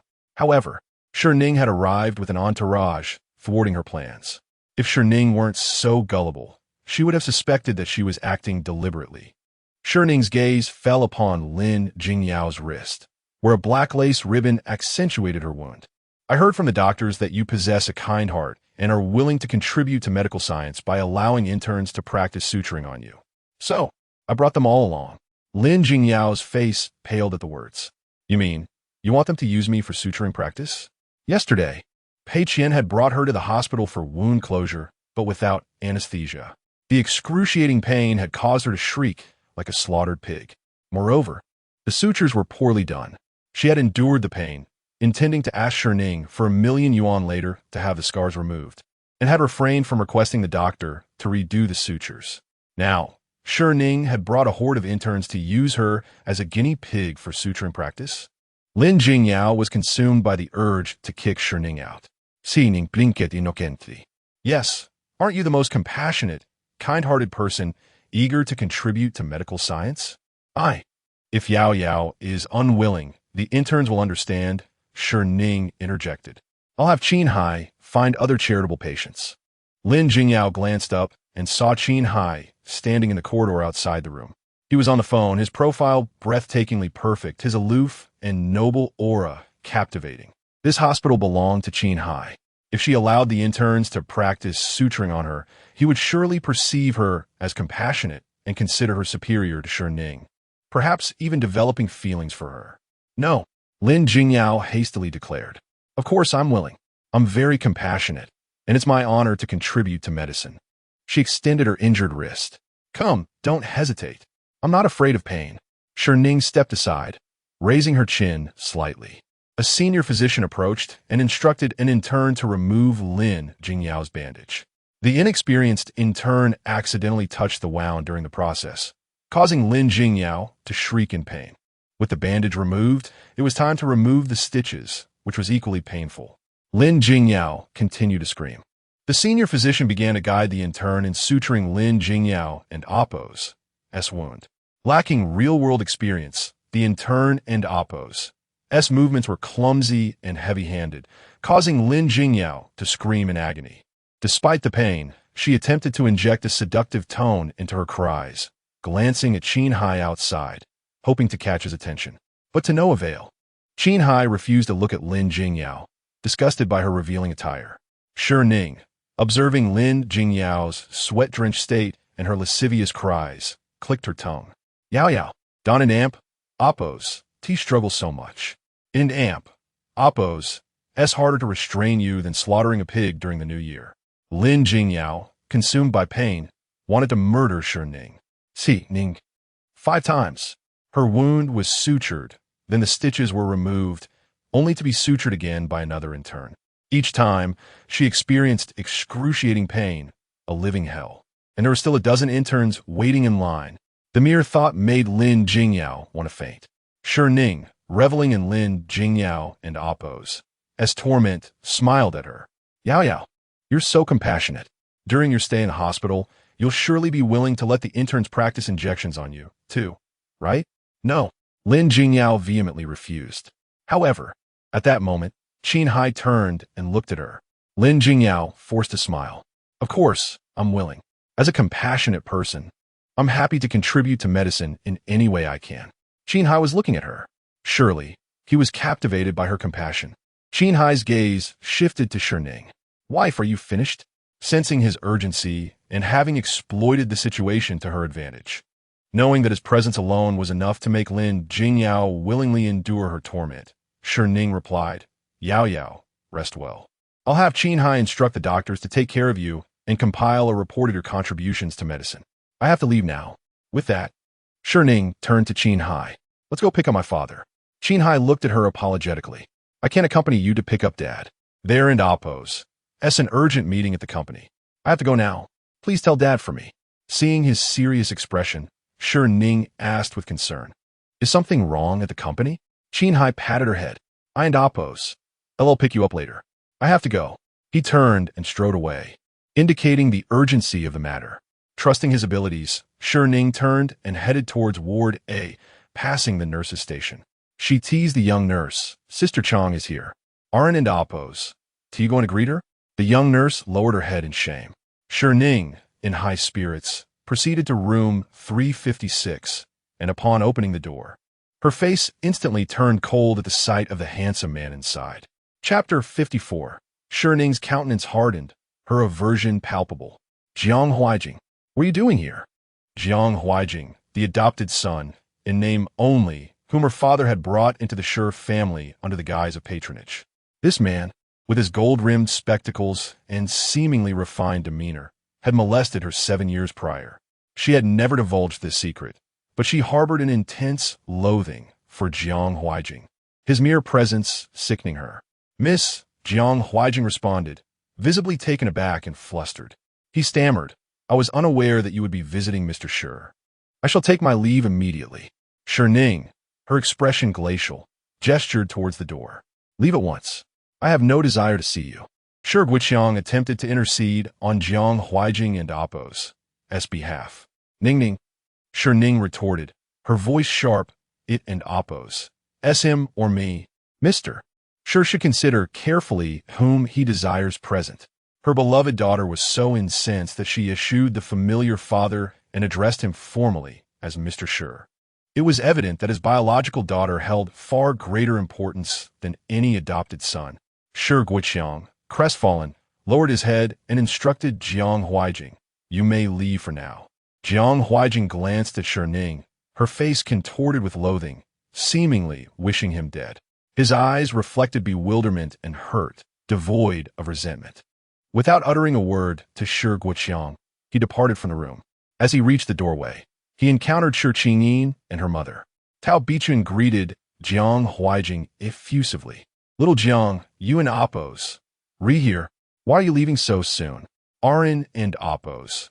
You accompanying your godfather for his discharge?" Shi Qingyin added gently, "Brother Jiang, why are you leaving so soon after arriving? Join us in welcoming Uncle home. It has been quite some time since you last visited. Uncle misses you dearly." "Madam Miss," Jiang Huaijing replied with a courteous smile. "I have pressing matters at the office and must depart.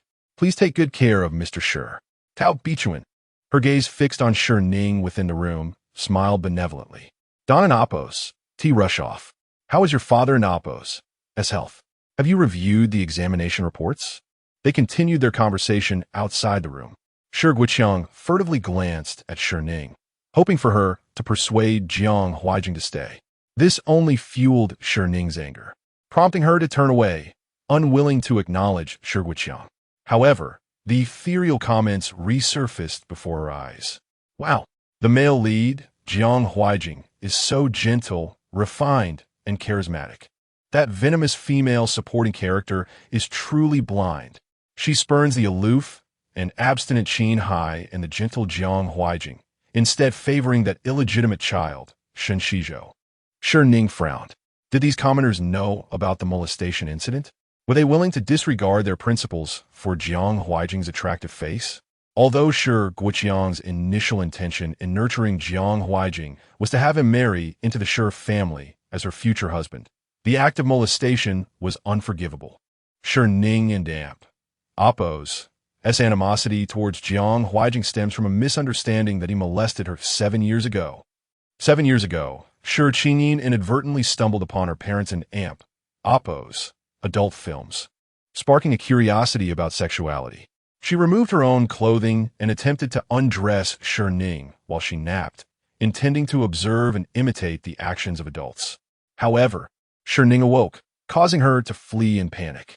She collided with Jiang Huaijing, who had just returned home, and he witnessed her state of undress. A young man who had never encountered a scantily clad girl was dumbfounded, his face flushed and his mind blank. Shi Qingyin, burdened by guilt, fled, leaving behind the flustered Jiang Huaijing. With Shi Qingyin's insinuations, Shi Ning concluded that Jiang Huaijing had molested her. The comments recounted the events of 7 years ago, including the details of Jiang Huaijing and Appos' alleged harassment. Shi Ning was stunned, as if struck by lightning. Jiang Huaijing had not molested her. The perpetrator was Shi Qingyin, driven by mere curiosity. She had then falsely accused Jiang Huaijing. If Shi Ning had not fallen in love with Shen Xizhou and subsequently married Qin Heye, Jiang Huaijing would have become her husband, inheriting the Shi family's wealth. What a pity. Jiang Huaijing's persona is that of a gentle, devoted, and loyal second male lead. Whoever marries him will be blessed, but Shi Ning is not destined for such happiness. Although Jiang Huaijing is misunderstood and loathed by Shi Ning, and has been expelled from the Shi family, he is rescued by Shi Qingyin and becomes her devoted follower. A devoted follower who eventually loses everything, bequeathing his wealth to Shi Qingyin and ultimately meeting an unknown demise. He is unaware that the person he seeks to avenge for the murders of Shi Guoqiang and Shi Ning is none other than Shi Qingyin. Alas, the devoted second male lead is pitiable. His initial goal was to avenge the murders, but he falls in love with the perpetrator. If he were to discover the truth, he would descend into madness. The author knows how to inflict pain. Just contemplating it fills me with regret. Shi Ning scrutinized the comments, extracting pertinent information. Jiang Huaijing was a devoted second male lead who would become Shi Qingyin and Appos' follower and accomplice. Furthermore, Jiang Huaijing harbored the desire to avenge her and her father and Appos' murders. Jiang Huaijing had not molested her. He had no intention of acquiring the Shi family's wealth through her. He was not an ungrateful wretch raised by the Shi family. It was all a scheme orchestrated by Shi Ning and her family, a deliberate attempt to sow discord. Outside the room, Tao Bichuan was still conversing with Jiang Huaijing, attempting to persuade him to stay. Little Jiang, stay a while longer. Ning will likely arrive soon. You should cultivate your relationship and welcome your godfather home together. Madam Miss, I truly must depart. Jiang Huaijing replied with a wry smile. Tao Bichuan seized his hand warmly. You are the son of my elder brother. In the future, the Shi family's assets will be yours. We are all one family. Why be so distant and formal? Stay and return home with us. Shi Ning, arms crossed, regarded Tao Bichuan. If second aunt is so fond of forming familial bonds with others, perhaps she should adopt the Jiang surname and relocate from the Shi residence. Tao Bichuan, surpriset, dose si Ning, smilet benevolently. Little Ning, you're here too. It has been 3 years since we last met. Shi Qingyin soothed Jiang Huaijing gently. Brother Jiang, sister is here. If she is displeased by your presence, you should depart for now. I will appease her. I cannot bear to see you harmed. Shi Ning was adamant that Jiang Huaijing and she must not reconcile. Otherwise, she would be deprived of the Shi family's wealth. Jiang Huaijing nodded in agreement, preparing to leave. Shi Ning called out crisply, Brother, stay and join me in welcoming father home. The utterance of brother reverberated like a thunderclap, leaving everyone in the room stunned and incredulous. Jiang Huaijing stood frozen, as if experiencing a hallucination. He feared that any movement would shatter the illusion. Shi Qingyin pushed Jiang Huaijing towards the exit, whispering urgently, Brother Jiang, leave quickly. Sister has been acting strangely these past few days. She is bound to do something to harm you. Depart swiftly. I will placate her. I cannot bear to see you injured. Chapter 55. Why do you question me so coldly, Shi Ning? What peculiarities have I displayed? When have I ever harmed Jiang Huaijing? Shi Qingyin and Amp, Oppos, S body stiffened momentarily, caught off guard, yet she continued to urge Jiang Huaijing to depart hastily.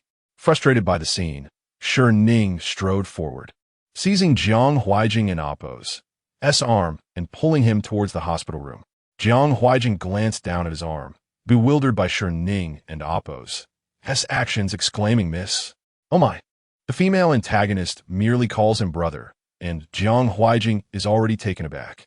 I find myself shipping the wicked female antagonist and a deeply affectionate second male lead. How delightful. Don't get carried away. Jiang Huaijing harbors only sibling affection for Shi Ning. His feelings for the Shi family are akin to that of kin and benefactor. A debt of gratitude he intends to repay. He listens to Shi Qingyin solely because she bears the Shi surname, as she is the niece of Shi Guoqiang and Shi Ning and Amp, Oppos' cousin. It is only through their interaction that he fell for her and became the deeply affectionate second male lead. Seeing these comments on the screen, Shi Ning felt reassured. As long as Jiang Huaijing held no romantic feelings for her and regarded the Shi family merely with gratitude and familial affection, that sufficed. With the plot unfolding before her, Shi Ning was more than willing to heed the advice offered, willing to alter her destiny. She looked up at Jiang Huaijing and proclaimed, Sister, I grant you this opportunity. Jiang Huaijing, well aware of Shi Ning's nature, understood that she could be somewhat domineering, possessing the temperament of a young lady. She had little patience for repetition and loathed unnecessary chatter. Her commands were to be obeyed without question. When she spoke of an opportunity, it was singular. There would be no second chance. Jiang Huaijing cherished this moment, addressing her with sister. After 7 years of silence, uttering that word felt foreign and awkward. Shi Ning then joyfully called him brother. Shi Guoqiang, witnessing this interaction, clapped his hands in delight, exclaiming, Excellent. Very good. Butler Zhao wiped away a tear, moved by the reconciliation between the young lady and young Master Jing, feeling that the master could now rest in peace. Shi Guoqiang cast him a sidelong glance, prompting the butler to quickly add, Now we can eat with peace of mind. Shi Guoqiang was genuinely delighted, feeling a sense of relief that the two had reconciled. Gulme, let's return home swiftly. Butler Zhao looked up, reflecting, It has been 3 years. I have finally witnessed the master smile again. This is the second time. Sister, has father seen the examination report? What were the results? Si Ning Kuiret. Jiang Huaijing hesitated, unsure if Shi Ning was truly addressing him. He pinched his thigh to confirm that she had indeed called him brother for the third time that day. He gazed gently at Shi Ning and replied, "Yes, I have." Regarding the report from Uncle Shi Ning corrected him. "You should refer to him as father." 7 years ago, Shi Ning had forbidden Jiang Huaijing from calling Shi Guoqiang father. If he wished to remain in the Shi household, he would receive no more than a servant's treatment. Jiang Huaijing had complied with her wishes all these years and continued to do so now. With some awkwardness, he complied, stating the examination report showed no significant issues, just irregularities in diet and high blood pressure. He must monitor his diet and exercise regularly. He emphasized, especially, he must avoid sugar and refrain from drinking milk tea. Shi Ning looked up at Shi Guoqiang's handsome yet aged face, still possessing an air of integrity. Does father still enjoy sugar and milk tea? Those things? Surely. Men do not like them. Shi Guoqiang protested. My high blood sugar is due to my meals, not from sugar or milk tea. Butler Zhao interjected, just yesterday. The master secretly ordered milk tea, only to be scolded by the doctor. Shi Guoqiang shot him a sharp glare. Speak again, and I shall dismiss you. Butler, Zhao retorted. Then I shall write to madam and report you. Shi Guoqiang quickly relented. That milk tea was for my wife. When she was expecting, she mentioned wanting a cup, but by the time I obtained it, she could not drink it. Thus, I had to drink it for her. Shi Ning was taken aback. ISN and AMP. Oppos. T the relationship between father and mother strained? When mother was pregnant with me, he had an affair, causing her distress and leading to my tragic birth. At this moment, Tao Bichuan and Shi Qingyin observed the family dynamics, feeling like outsiders unable to engage in the conversation. Especially when Butler Zhao mentioned Shi Ning's mother. Tao Bichuan grew agitated. She quickly approached Shi Ning, taking her hand with feigned affection, and asked, Little Ning, you Haven and Oppos. T returned in 3 years. Why have you suddenly come back today? The question felt less than welcoming. Shi Ning pushed her hand away, unceremoniously retorting, After 3 years apart, how is it that my second aunt is still alive? Tao Bichuan was taken aback and embarrassed. Your second aunt is merely concerned for you. Why must you speak so sarcastically? Shi Ning blinket innocently. I am merely using your words to express concern for you. Why is that sarcastic? Does my second aunt not appreciate it? If so, allow me to change my inquiry. Why is my second aunt still alive and well? Tao Bichuan grew furious. Forget it. You have always been this way. I shall rise above and not hold it against you. Shi Ning regarded her coldly. What exactly have I done wrong to warrant such accusations from you both? What misdeeds have I committed that made you both label me as peculiar or sarcastic? Previously, she had been oblivious, likely under the control of the narrative.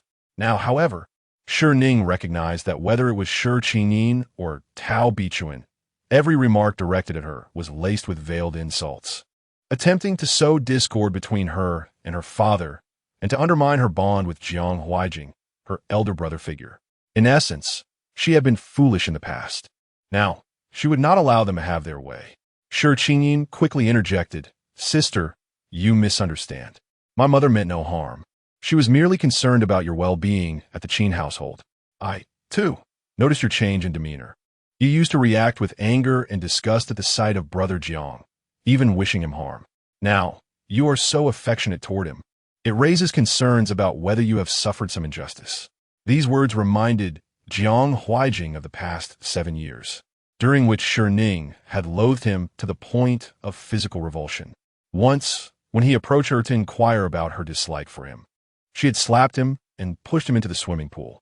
On another occasion, when Shi Ning's aunt fainted from pain, he carried her to the hospital, only for her to take an excruciatingly long 3-hour bath, leaving her skin raw and bleeding. From that moment on, even the mere mention of his name would invoke a visceral hatred in her, leading her to recoil in disgust. For her health, he had resolved to distance himself from her. Yet, he remained perplexed as to why his once sweet and endearing sister had transformed so drastically. Noticing Jiang Huaijing's pale complexion, Shi Ning instinctively withdrew, creating distance between them. She knew he was recalling those painful memories. A cold laugh escaped her lips as she turned to Shi Qingyin. Since you have brought it up, let us confront this matter today, why I have harbored such aversion towards Brother Jiang. Chapter 56. Unveiling upon hearing the confrontation. Shi Qingyi's visible panic surged. She hastily shifted the topic, informing Shi Guoqiang, "Uncle, yesterday my sister and brother-in-law quarreled at the Dihua Club," and he left her in the private room. As anticipated, Shi Guoqiang became distracted. Worry etched on his face as he asked Shi Ning, "Did you argue with Qin Heye? Why? Did he bully you?" Housekeeper Zhao leaned closer to Shi Guoqiang, speaking in a tone neither too loud nor too soft. "But the eldest young lady is the one who initiated the advance on Master Qin. Are you certain she is the victim here? Is it not merely a playful quarrel between a married couple? Shi Ning, is this supposed to be a whisper? They might as well use a microphone." Shi Guoqiang, seasoned in such matters, nodded in agreement. "Indeed, my wife often bullied me regardless of the time or place. Ning is just like her mother." Relieved that the conversation had veered off course, Shi Qingyin felt a sense of ease.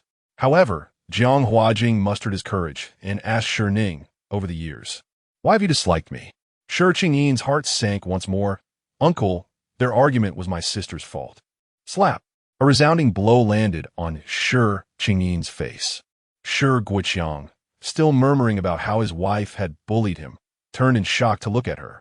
Tao Bichuan, taken aback for a moment, rushed over to shield Shi Qingyin, shouting at Shi Ning, "Ning is concerned for you. Why did you strike her?" After her outburst, she turned to Shi Guoqiang, "Brother, look at what Xiaoning has done to Ning. You must intervene." Shi Guoqiang opened his mouth to speak, but housekeeper Zhao quickly restrained him. "In a moment, the eldest young lady will call for President Shi again, claiming that your daughter has abandoned you." What a powerful threat! Shi Guoqiang instantly snapped to attention, deciding to assume the role of a fierce parent. Ning must have had her reasons for striking. You cannot simply yell at her without understanding the situation. Clearly, you are not respecting me as your elder brother. Tao Bichuan was stunned, her anger boiling over. Shi Ning, shaking her slightly numb arm, coldly regarded Shi Qingyin. "I wish to confront you. Your repeated interruptions reveal your guilt. What are you afraid of?" "Sister," Shi Qingyin called out, feeling wronged. Shi Ning raised her delicate hand. Shifting the topic again, "I will continue to strike you until you are willing to engage in this conversation." She pointed at Tao Bichuan. "Even if you are my second aunt, I will not hesitate to strike." She was the archetypal vicious female antagonist, accustomed to insults and violence. Hence, why would she seek redemption? Not only would she not seek redemption, but she also intended to escalate her actions. Shi Ning's audacious demeanor convinced those present that she was indeed capable of such threats. Shi Qingyin and Tao Bichuan could only look at Shi Guoqiang for help, hoping he would chastise Shi Ning, while their father-daughter relationship spiraled further into tension. Shi Guoqiang cherished the fleeting moments when his precious daughter called him daddy, and he chose to ignore their pleas for help. He instead engaged with housekeeper Zhao, earnestly examining the hospital bedsheets, pondering the brand. "What a nice item. Should I buy a set for home?" They dare not speak up. Only then did Shi Ning lift her gaze to Jiang Huajing, stating, "I despise my elder brother because I believed you assaulted me 7 years ago. What the hell? Take that. A blow to your very existence." Feigning interest in the bedsheets, Shi Guoqiang immediately spun around and delivered a swift kick aimed at Jiang Huajing and Amp. Oppo's groin. Fortunately, housekeeper Zhao reacted quickly, restraining him and pressing him back onto the bed, calming him. "Stay composed. The eldest young lady has not finished speaking." Jiang Huajing, desperate to defend himself, exclaimed, "I did not do such a thing. I have always regarded you as my sister. I could never commit such an act. If I truly did something so heinous to my sister, I would be a monster. I would rather die." Jiang Huajing's frantic declarations, filled with desperation to avoid misunderstanding, only heightened Shi Ning's urgency. Seeing the beads of sweat forming on his forehead and his trembling body, she quickly reassured, "I now know that it was not you." In an instant, Jiang Huajing's rigid posture relaxed. He removed his glasses to wipe the thin sheen of sweat from his forehead and the tears from his eyes, murmuring, "Thank you." He had prepared himself in case they did not believe him. He would resort to drastic measures to prove his innocence. With a piercing gaze, Shi Ning turned her attention back to Shi Qingyin, declaring, The one who attempted to assault me is you, Shi Ning. Another thunderbolt struck. Shi Guiqiang stared at Shi Ning, utterly astonished.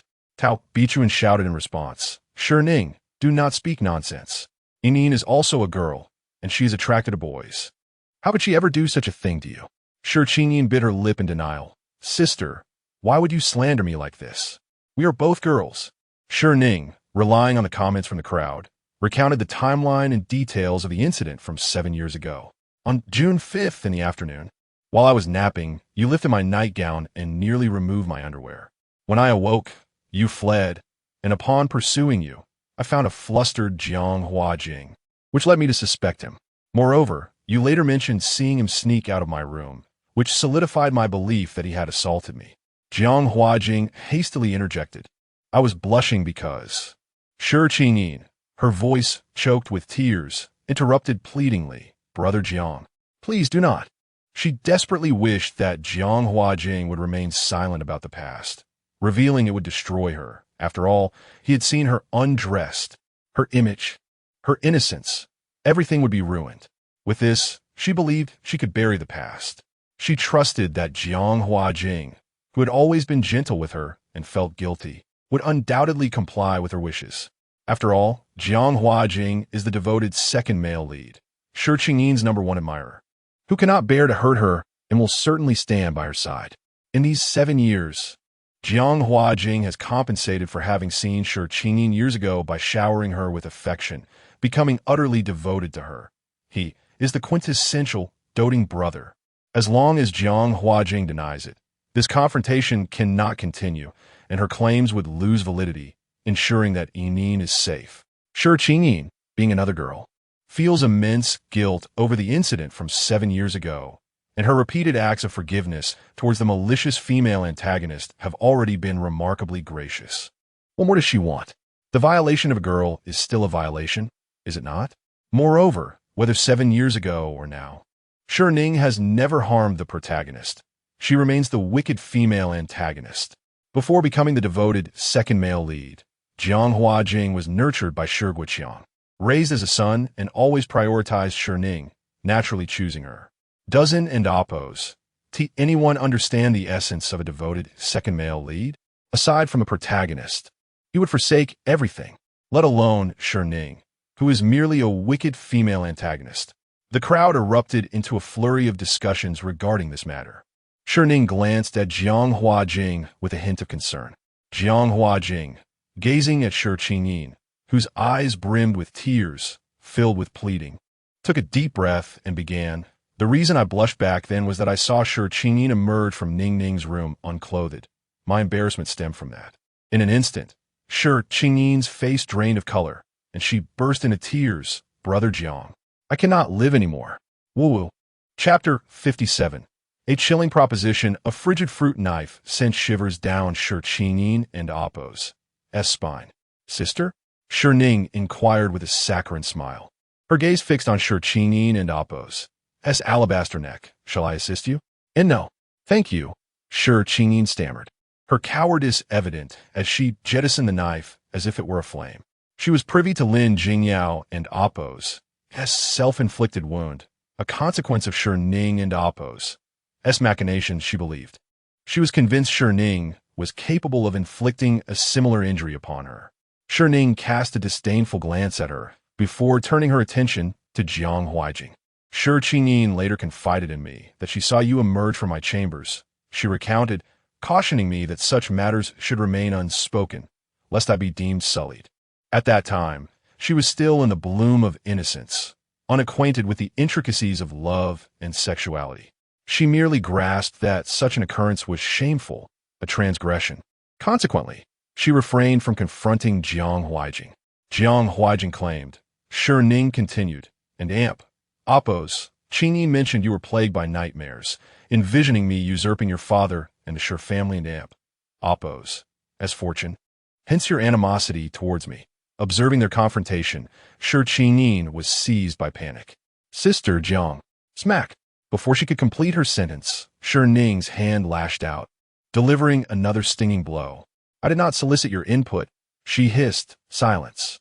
Tao Bichuan, Witnessing Shi Ning and Amp, Oppo's face contorted from the impact, was overcome with maternal distress. However, a glance at Shi Guoyang and Oppo's livid countenance, a visage of homicidal intent, gave her pause.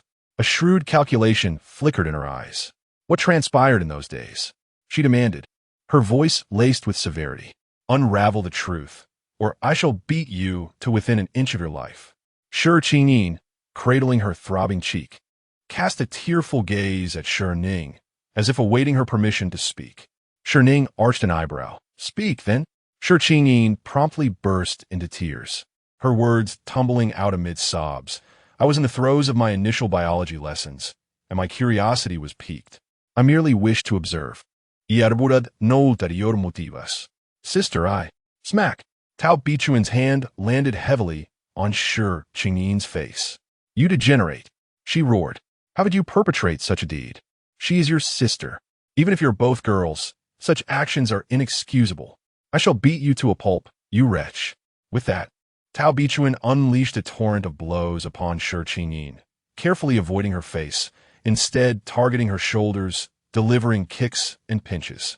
All the while, she berated her daughter. Shi Ning, in turn, wailed and begged for forgiveness. The hospital room echoed with her anguished cries. Tao Bichuan and Oppo's assault was relentless, her hope being that Shi Guoyang would intervene, as he had in the past. However, this time, Shi Guoyang remained a silent observer, his expression glacial. It was evident that this matter had struck a raw nerve, a transgression against his most cherished possession, Shi Ning. Summoning her resolve, Tao Bichuan seized Shi Ning and propelled her to the ground, forcing her to kneel. Apologize to Xiaoning, she commanded. Kneel until Xiaoning grants you absolution, or remain prostrate forever. The Zhao family steward cast a fleeting glance at the scene before departing. Shi Ning remained kneeling, her tears flowing freely as she begged Shi Ning and Oppo's forgiveness. Sister, I am sorry, I am so sorry. Shi Ning remained unmoved. Tao Bichuan pinched Shi Ning with renewed vigor.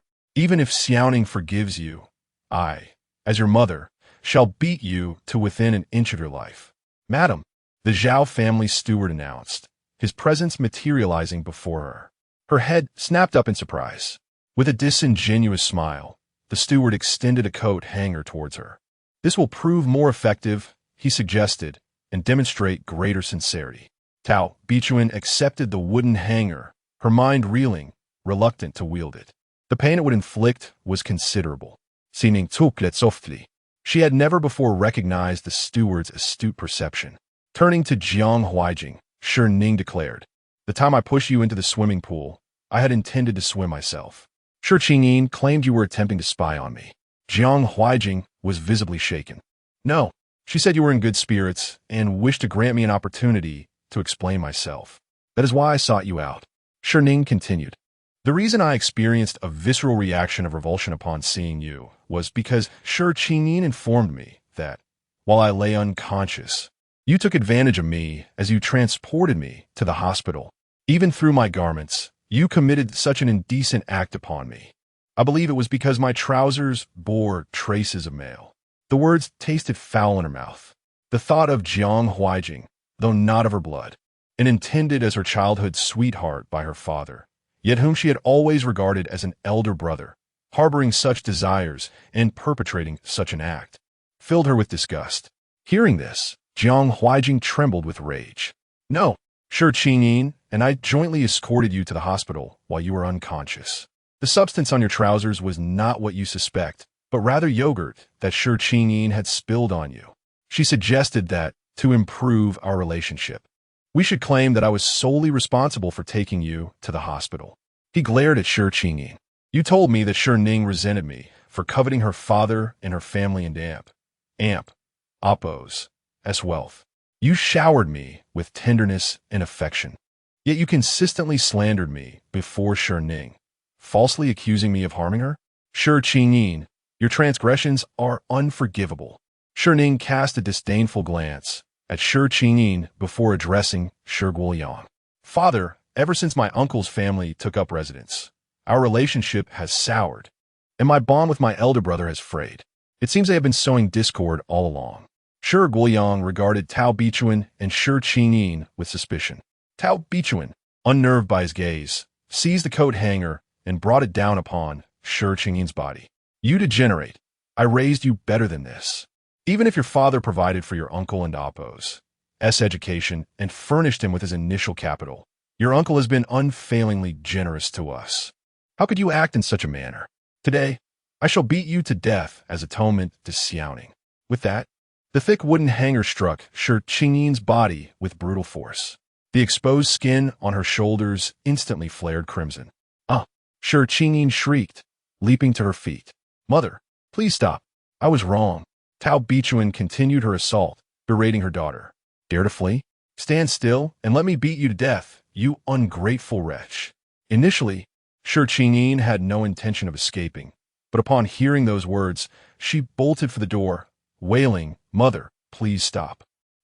Tao Bichuan pursued her, hanger in hand, striking as she ran. The sounds of Shi Ning and Appo's pained cries echoed from the hallway. Shi Ning found a measure of satisfaction in those cries, but her brow soon furrowed as she addressed Shi Guoyang.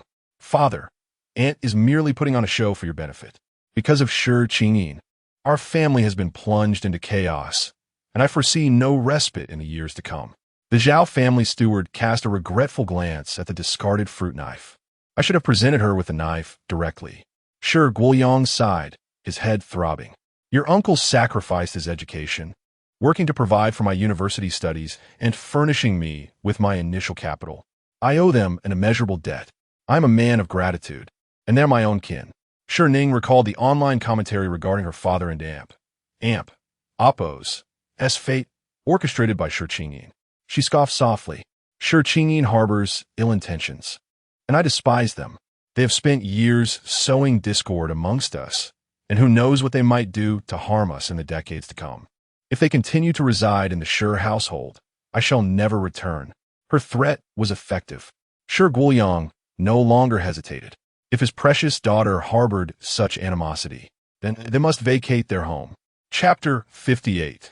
The cruelty of the mind, the joy radiating from Shi Ning as she approached Shi Guoqiang, entwining her arm with his, was palpable. Daddy, are you really going to make Shi Ning and the others move out?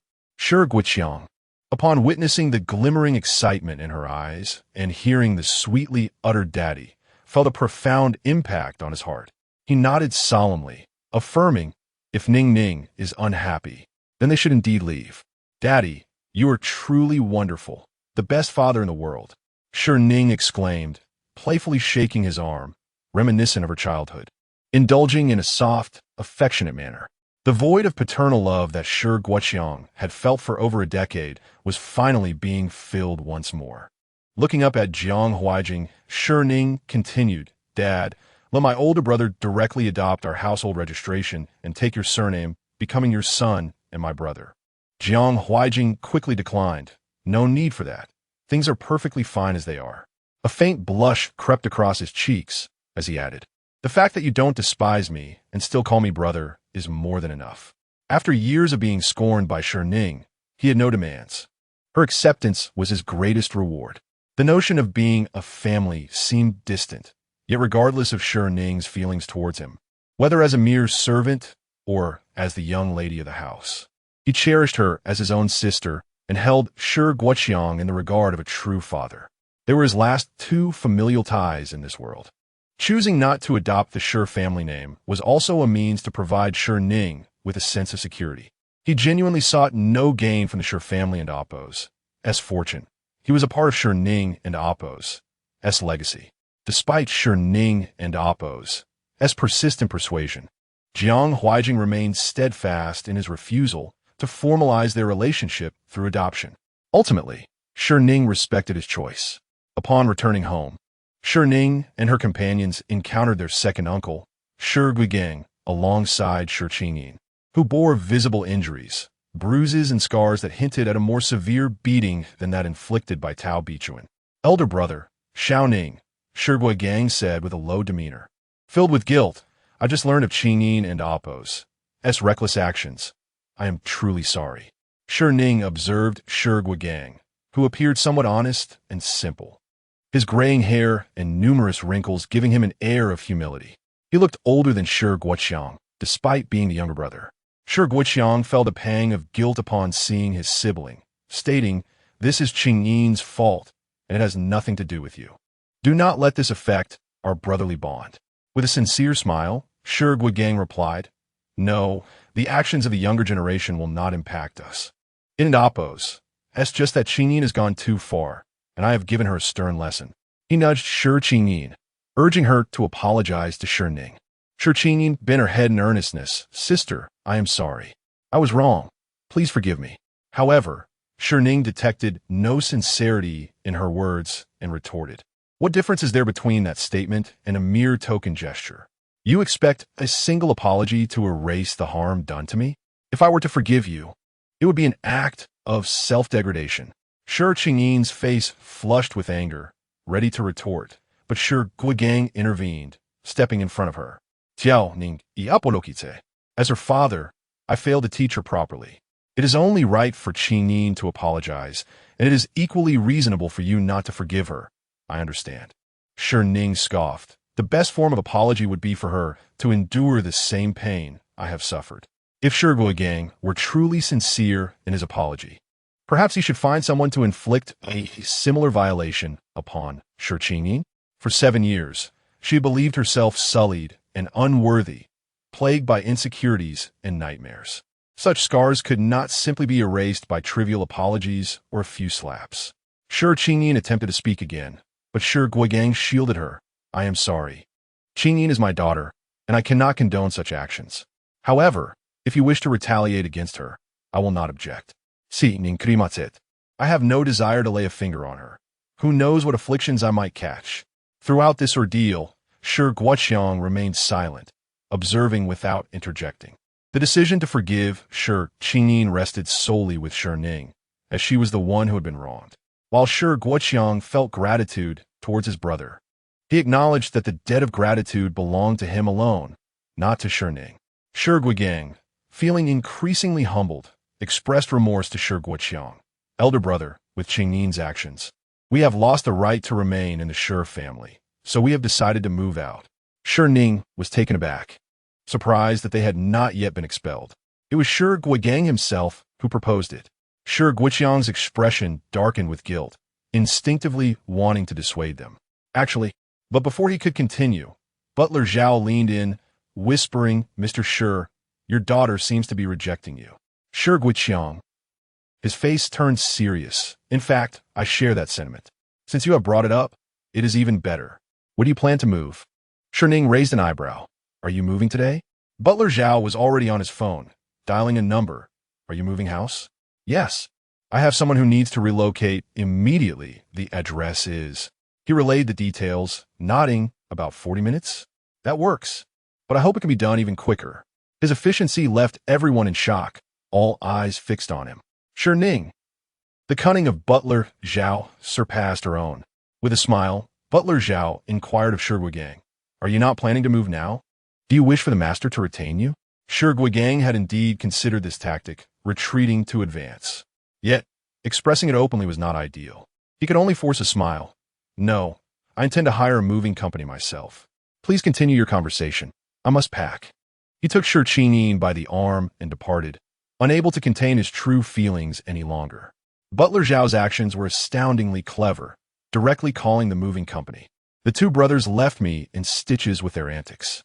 No wonder the malicious female antagonist is both foolish and wicked. Look at how the butler effortlessly resolves issues for her, sparing her the need to think. No wonder she has become so reliant on others. The butler often threatens Shi Guoqiang. "Your daughter no longer wants you." And Shi Guoqiang crumbles instantly. Shi Ning. Don and oppose, T create chaos. Do you not feel that the actions of the malicious female antagonist and oppose as family are excessive? The protagonist's father dropped out of school to support the antagonist's father and provided the initial capital for his business. That is an immense favor. Yet, because of a trivial matter, they are so quick to expel them. How eager they are. The malicious female antagonist is indeed malicious. Her entire family is not virtuous, and they deserve whatever fate befalls them. They should be cut off from the household register. Indeed, once our protagonist, Shi Ning, marries the male lead, Shen Xizhou, the sweet and delightful plot will unfold, and the malicious female antagonist will be consumed with envy and hatred. The narrative will truly begin. Shi Ning. Is sexual assault merely a trivial matter for a girl? She harbored no jealousy towards Shi Ning and Shen Xizhou, this pair of scoundrels. She wished nothing more than for them to be locked in their own miserable fate, wishing them a swift marriage, a harmonious union, infertility, and a family devoid of children. Chapter 59. The message from my lady wife. As Shi Ning and Shi Guogang entered the room, she was met with a sharp slap to her face, causing blood to trickle from the corner of her mouth. Despite the pain, she refrained from crying out or shielding her face, bowing her head instead, whispering, "I'm sorry, father." 7 years prior, it was her father who had compelled her to remove Shi Ning's clothing, intending to capture compromising photographs to use as leverage against Shi Guoqiang. Though his plan had ultimately failed, it was he who had urged her to instigate discord between Shi Ning and Jiang Huaijing. Now, with the truth unveiled, she faced punishment. Unable to speak the truth, feeling utterly wronged, she must not cry. Shi Guogang scolded her harshly. "Fool, why bring up events from years ago? Now we must relocate and have lost your uncle's trust. The Shi family's fortune is within reach, and Shi Guoqiang could pass away sooner. Yet look at where we stand now. Had I known Shi Guoqiang would thrive so well, I should have been ruthless back then, investing the entirety of the inheritance left by grandfather without a single share going to Shi Guoqiang. Otherwise, the chairperson of the Shi group would be me now." With her head bowed, Shi Ning promised, "I will find a way to cheer up my sister and regain our uncle and Appo's trust." Shi Guogang scrutinized her, advising her to lay low for now, to earn the favor of Qin Heye, and not to neglect Shen Xizhou or Jiang Huaijing, who was most trusted by her uncle. "If you can get Jiang Huaijing to heed your words, the Shi family will be much easier to manage." "I will do my best, father," Shi Ning responded, her obedient demeanor softening Shi Guogang and Appo's expression. "Be sure to pamper Shi Ning, that spoiled, brainless young lady. Hurry and persuade her to divorce Qin Heye." Shi Ning lowered her head, numbed by her father's instructions to ensnare 3 men at once. Hearing Shi Ning described as a pampered fool stirred feelings of envy within her. Why, despite sharing the Shi surname, was Shi Ning so fortunate, born into the affluent Shi family and blessed with a father who indulged her without limit? Meanwhile, she had a selfish father who would exploit his own daughter for profit and subject her to violence. Shi Ning was to marry the noble and aloof Qin Heye, while she was left to pick up the scraps of Shen Xizhou. Even Jiang Huaijing, the orphan taken in by Shi Guoqiang, prioritized Shi Ning. Shi Ning's jealousy of Shi Ning was overwhelming. All of this was meant to be hers.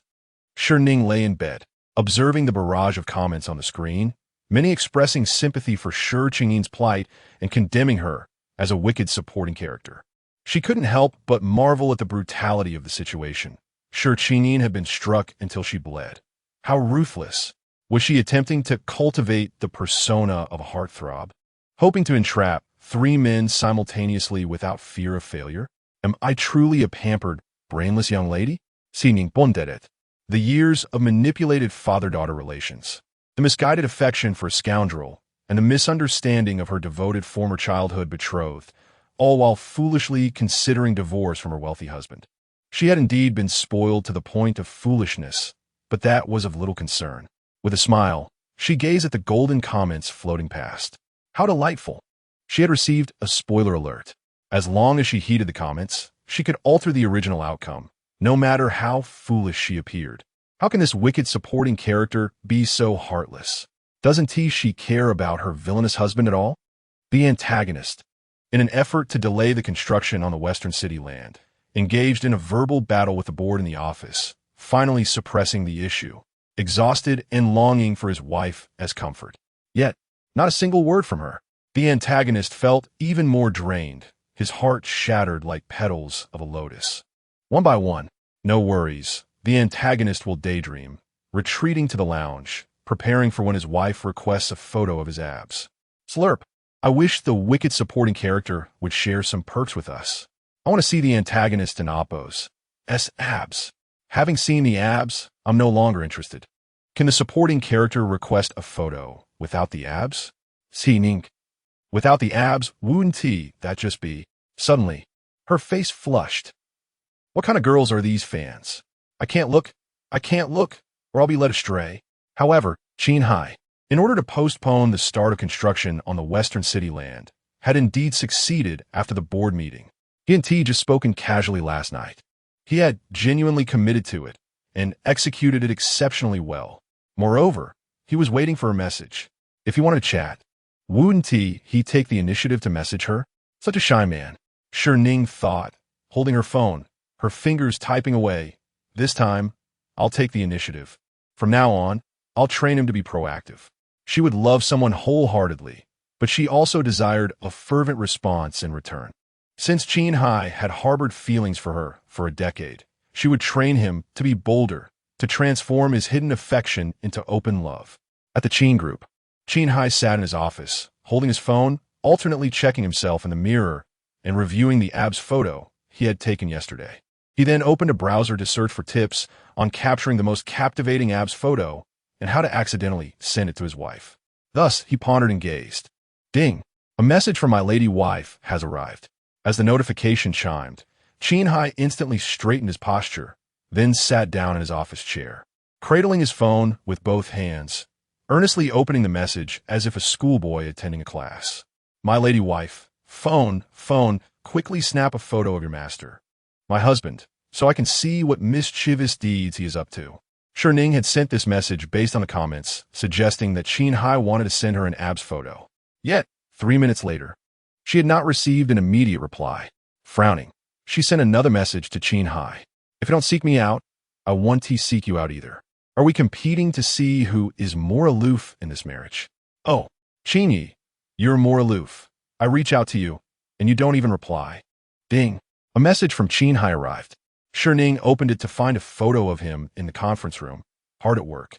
The mere sight of him exuded an innate elegance and an imperial air. The allure of a man devoted to his work was just as captivating as an abs photo. Qin just finished. Upon reading this, Shi Ning felt a twinge of embarrassment for her earlier message. I'm dying of laughter. The antagonist is such a good actor. To capture a photo of a hardworking man looking his best, he even summoned the executives back to pose with him for the shot. And he must have chosen the most flattering angle to ensure he was satisfied before sending it to Shi Ning. Assistant Pei might as well enroll in photography courses overnight. His love-struck boss is always eager to take photos to entice his wife. The most handsome antagonist in the entire story. He is so insecure about his looks that he poses and finds angles just to take pictures. How can I not love him? If the supporting character asked the antagonist for a photo of him without clothes, would he immediately strip and send it to her? Shi Ning, don't test her like that. Probing Qin Heye's boundaries makes her feel restless. The next moment, Shi Ning sent a new message to Qin Heye. Chapter 60. The bed is vast. Missing a companion, my dearest wife. At your service, even when vexed. The message was deliberately sent by Shi Ning, for she could not simply request a photograph of Qin Heye unclothed upon initiating contact. Such behavior would be unduly vulgar. She was a villainous supporting character, not a rogue. Of course, there was also a touch of pique involved. Why must Qin Heye be so subtly seductive? A prompt reply would have sufficed, without the need for a staged photograph. Upon seeing the message, Qin Heye was immediately flustered. After much deliberation, he could not discern the cause of Shi Ning's displeasure. Recalling her advice to voice any concerns, he first sent a solitary question mark. Then, with a solemn countenance, he painstakingly composed the following response. Whether you are joyful or irate, my services are not contingent upon your mood. Shi Ning, what manner of unyielding, inflexible response was this? Was it truly about service? She was expressing her vexation. What thoughts occupy the mind of the arch-villain? His handsome face is so earnest, his icy demeanor akin to handling affairs of state, yet his earlobes are flushed crimson, as if about to drip blood. His mischievous thoughts have returned, undoubtedly recalling that night, when the supporting female character forcibly engaged him in amorous activities. with such a service-oriented response. The supporting female character can rest assured that her love-struck arch-villain possesses an unparalleled dedication to her needs. Shi Ning's face also flushed crimson. The commentary had successfully steered her thoughts back to that very night. Shi Ning shook her head, dispelling the unwholesome thoughts, and composed a message. Ning, the issue is not service. I am displeased. After sending it, she continued to edit. Your wife is displeased and difficult to appease. A mere parade of rubber duckies will not suffice. Immediately, Qin Heye sent a photograph showcasing his highly alluring abdominal muscles, instantly causing one to blush. This was followed by a simple text. Appeasing you. Gazing at the words appeasing you. Shi Ning's mind was filled with the image of Qin Heye's icy countenance and his detached, emotionless voice. She felt utterly unappeased. Thus, she directly initiated a video call. It was answered in a heartbeat. On the screen appeared Qin Heye in his lounge, the cool-toned decor accentuating his aloof, abstemious, and unapproachable persona. Yet this very man, so aloof and abstemious, had just sent her a photograph of his highly alluring abdominal muscles. Still displeased? Qin Heye's voice, both frigid and subtly tender, was most captivating. Truthfully, upon beholding his handsome face, Shi Ning's anger had already dissipated. Yet she nodded vigorously in Do not presume that a mere photograph of your abdominal muscles will placate me. I'm not so easily. Those two, Shi Ning and Appo's eyes widened. Was he being so proactive in sending her photographs of his abdominal muscles? Seeing her eyes light up and her face grow flushed, Qin Heye asked, 10? Shi Ning. Had he suddenly become so overtly seductive? Had she overdone the taming?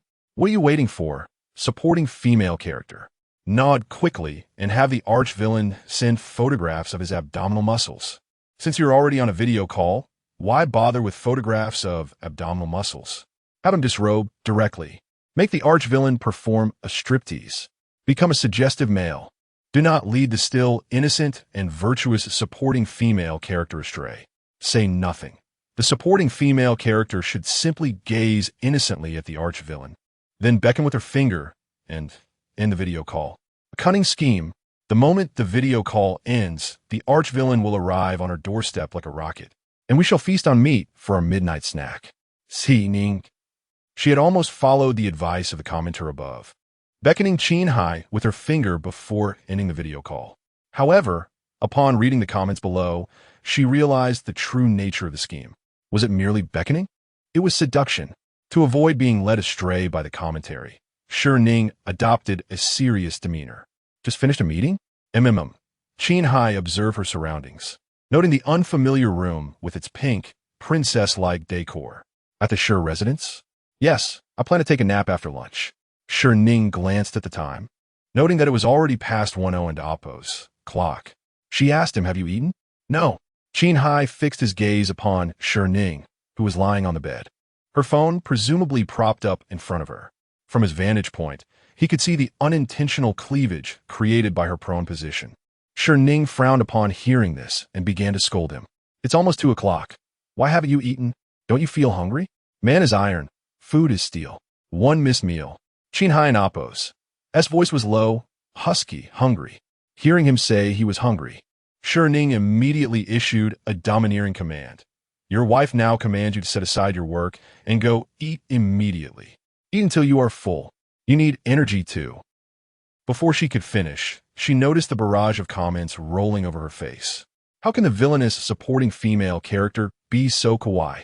Is the arch-villain's stomach the only thing that's hungry? Is it merely food he desires? She should look at the camera. The supporting female character is so delectable, tempting one to sin. Indeed, arch-villain, go eat quickly. After eating, you and Appo's have the strength to work overtime. Get to work. Shi Ning glanced at the comments, then at her own image in the camera, and her face flushed crimson. The visual impact was almost overwhelming. She then looked at Qin Heye, whose deep eyes held a surging, perilous intensity, as if he wished to reach through the screen and devour her whole. Shi Ning sat up, her face flushed. Well, you should go eat. I'm going to sleep now. Qin Heye's voice was captivatingly alluring. However, he did not end the video call. but continued to stare intently at Shi Ning. Shi Ning's face grew increasingly flushed. I'm really going to sleep now. You should go eat, and she said earnestly, I am a possessive person. As my husband, you must report your itinerary to me. After lunch, you must also take a nap, understand? Qin Heye gazed at her, obediently replying, all right, I will heed my wife's wishes. Shi Ning's face flushed with embarrassment, and she hastily ended the call, throwing her phone aside and burying herself in the covers. An inexplicable feeling of sweetness caused her to roll around in the bed.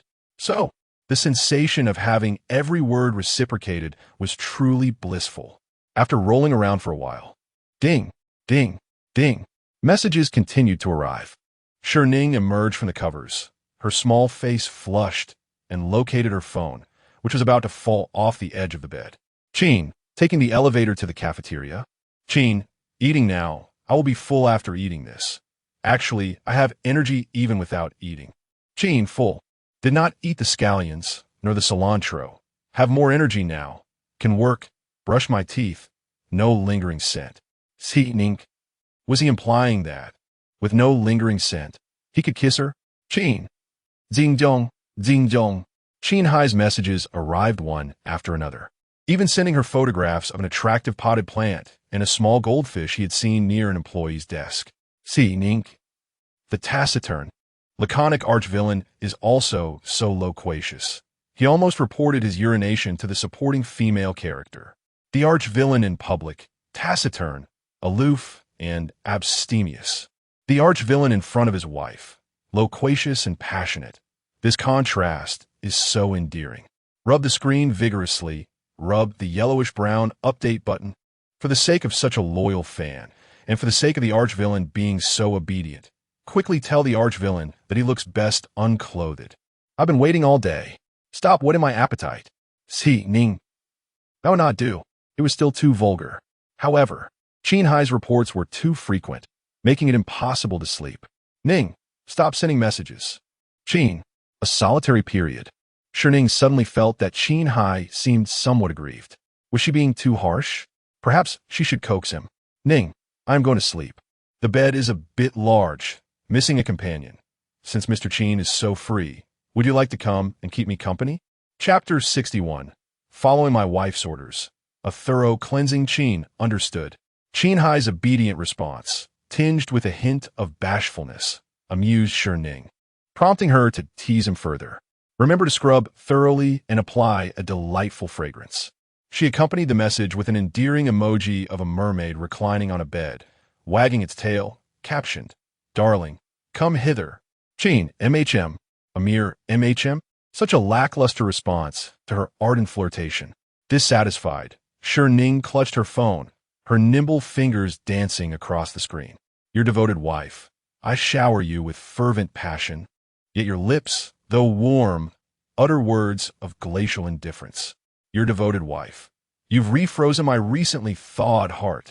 I am no longer Mrs. Qin, but rather the aloof and emotionally detached Neo-Haru Shi, the young mistress. Upon receiving Shi Ning's messages, Qin Heye envisioned her sprawled upon the bed, phone in hand, legs swinging playfully, a mischievous smile gracing her lips as she typed. The mere thought of her, so charming and alluring, instantly melted his icy resolve. However, the realization that this very woman, so full of ardor, had lavished her affections upon Shen Xizhou for 5 long years sent a chilling wave through him. How could Shen Xizhou have dared to wound and exploit such a radiant being? In an instant, a palpable aura of cold, ruthless intent emanated from Qin Heye. Pei Qianhua, who had just entered with a stack of documents, was taken aback. He hastily retreated, fearing he might become an unintended casualty. Yet, in the blink of an eye, the murderous aura dissipated, replaced by a tender tone, as Qin Heye cooed into his phone, My precious, I'll be right there. The voice, laced with tenderness, shyness, and allure, sent shivers down Pei Qianhua's spine, more terrifying than the previous display of lethal intent. Shi Ning, upon hearing Qin Heye's deep, sensual precious, felt a blush creep up her neck. Embarrassed, she switched off her phone, closed her eyes, and drifted into a light nap. She was roused by the sound of car engine outside. Through her drowsy haze, she heard Zhao, the housekeeper, exclaim in astonishment, "Young master, you and Appos, VE arrived. Master, the young master is here." Shi Ning was taken aback. Qin Heye, a workaholic known for his marathon sessions, had come to see her during work hours. She quickly rose. "Master Qin, you've arrived." As Shi Ning emerged from her room, she saw Shi Ning descend the spiral staircase, rushing towards Qin Heye like a bird soaring into the forest. Bypassing Shi Guoqiang, she stood before Qin Heye, hands clasped behind her back, gazing up at him with undisguised delight, like a devoted wife welcoming her husband home. Eager to take his coat, Shi Guoqiang, blocked in his path, frowned at her behavior. Qin Heye ignored Shi Ning, handing his coat to Zhao, the housekeeper, before turning his gaze to Shi Ning at the top of the stairs. A smile played on his lips as he watched her descend. "Well, my wife mentioned a game, needing one more player, so I came." Shi Ning, feeling slighted, retrieved a pair of slippers from the shoe cabinet, placing them before Qin Heye. Home slippers are more comfortable. Zhao, the housekeeper, having just hung up the coat, witnessed Shi Ning and Appos' actions. The deliberate angle of her bend offered a tantalizing glimpse of her cleavage. Disapproval etched across Zhao and Appos' face. To think she would seduce the eldest daughter and Appos' husband. However, seeing that Qin Heye hadn't even glanced down, his gaze fixed solely on the eldest daughter, Zhao's expression softened as he remarked to Shi Ning with a sarcastic tone, "Is the second young mistress so attached to the Shi family that she intends to remain as a servant, so eagerly taking over their duties?" Ignoring Zhao, Shi Ning smiled and inquired of Qin Heye, "What game is my sister playing that only needs one more?" "It and Appos' a pity to call you, so burdened with work, away from your responsibilities." She thoughtfully added, "My sister could be a bit capricious, only thinking of herself." "Please Don and Appos, fault her, Master Qin." Shi Ning strode forward, nudging Shi Ning aside. She looked up at Qin Heye, her eyes sparkling with laughter. "I am capricious, so I and Appos, find someone else to play with." Qin Heye seized her hand, pulling her into his embrace, whispering into her ear, "Your bed is too large. This intimate sleeping game is for me alone. No one else is permitted." His voice, low and seductive, sent a shiver down Shi Ning's spine. Shi Ning, overhearing their exchange, turned even paler than before. Her face contorted with jealousy. She glared at Shi Ning with contempt. To brazenly invite Qin Heye to a sleeping game in broad daylight. How shameless! Ignoring Shi Ning's feelings, Qin Heye, with a gentle smile, addressed Shi Guoqiang, "Father." Shi Guoqiang scrutinized Qin Heye, a sense of gratification washing over him. "Next time, let us know in advance. Arriving so hastily, we weren't prepared. You could have come with Ning." He was thrilled. His precious daughter had been married for 3 years. Yet in those 3 years, he hadn't returned, nor had he allowed his son-in-law to visit.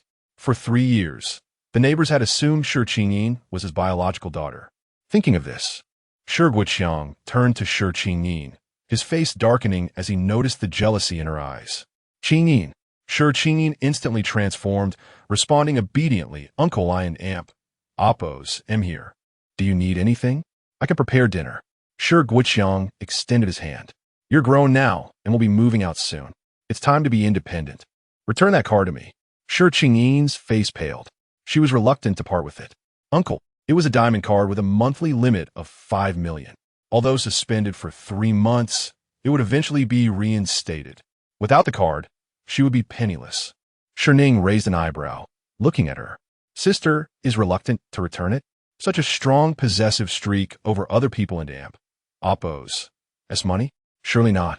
Shi Guoqiang approached, sternly instructing Shi Ning, "Go find the diamond card and return it to your uncle." Shi Ning mumbled an excuse, "I don't know where it is. I'll go look for it now." She cast a lingering, reluctant glance at Qin Heye before ascending the stairs. Shi Guoqiang turned to Shi Guoqiang. "Brother, Xiao Ning has been married for 3 years, and this is the first time she's brought her nephew-in-law home." He cautiously inquired, "It's practically a family reunion dinner. Could we possibly have dinner together before they move out?" Shi Guoqiang's cautious tone highlighted Shi Guoqiang's potential ingratitude, making him feel guilty. Brothers shouldn't be like this. Zhao. The housekeeper whispered a reminder to Shi Guoqiang. Master Shi, be careful your daughter doesn't abandon you. Shi Guoqiang cleared his throat and turned to Shi Ning. Ning, what do you think? Shi Ning, aware of future events and unconcerned about potential mischief, but unwilling to cause her father distress, readily agreed. Sure, we can. Shi Guoqiang beamed. Why don't you take your husband for a stroll while I arrange dinner? Shi Ning took Qin Heye's hand and asked, Shall we walk in the garden? Qin Heye lowered his head, his voice husky as he whispered in her ear, Your room. Shi Ning tilted her head, catching the clean, freshly showered scent emanating from him. Qin Heye grasped her hand, placing it in his pocket, his voice deepening. Following my wife's orders, a thorough cleansing, a delightful fragrance to accompany you. His handsome face flushed crimson. Your bed won an amp? Amp? Oppos. To be short of one anymore. Shi Ning. He came. Indeed. At this moment, Shi Ning stood on the upper floor with her credit card in hand, observing the intimate exchange between Shi Ning and Qin Heye, her eyes brimming with jealousy, darkness, and scheming thoughts. She hoped that soon Qin Heye would notice those things. How can you continue to be so intimate and blissful? Chapter 62. The villain Qin Hye's wife, Shi Ning, placed her hand in Qin Heye and Oppo's pocket, feeling his body temperature of 37 degrees, even through the fabric. Blushing, she withdrew her hand and instead held his. She lifted her chin slightly to gaze upstairs, where Shi Ning lurked in the shadows. Look at Shi Ning, peering at us from the darkness, filled with jealousy, ready to swoop in like a sinister, twisted creature. Qin Heye stiffened, his eyes swirling with danger. A pang of bitterness piercing his heart. If she knew he too was capable of such possessiveness, would she regard him as a pest? Would she detest him? Would she distance herself from him? The thought filled Qin Heye with panic, his desire for possession surging.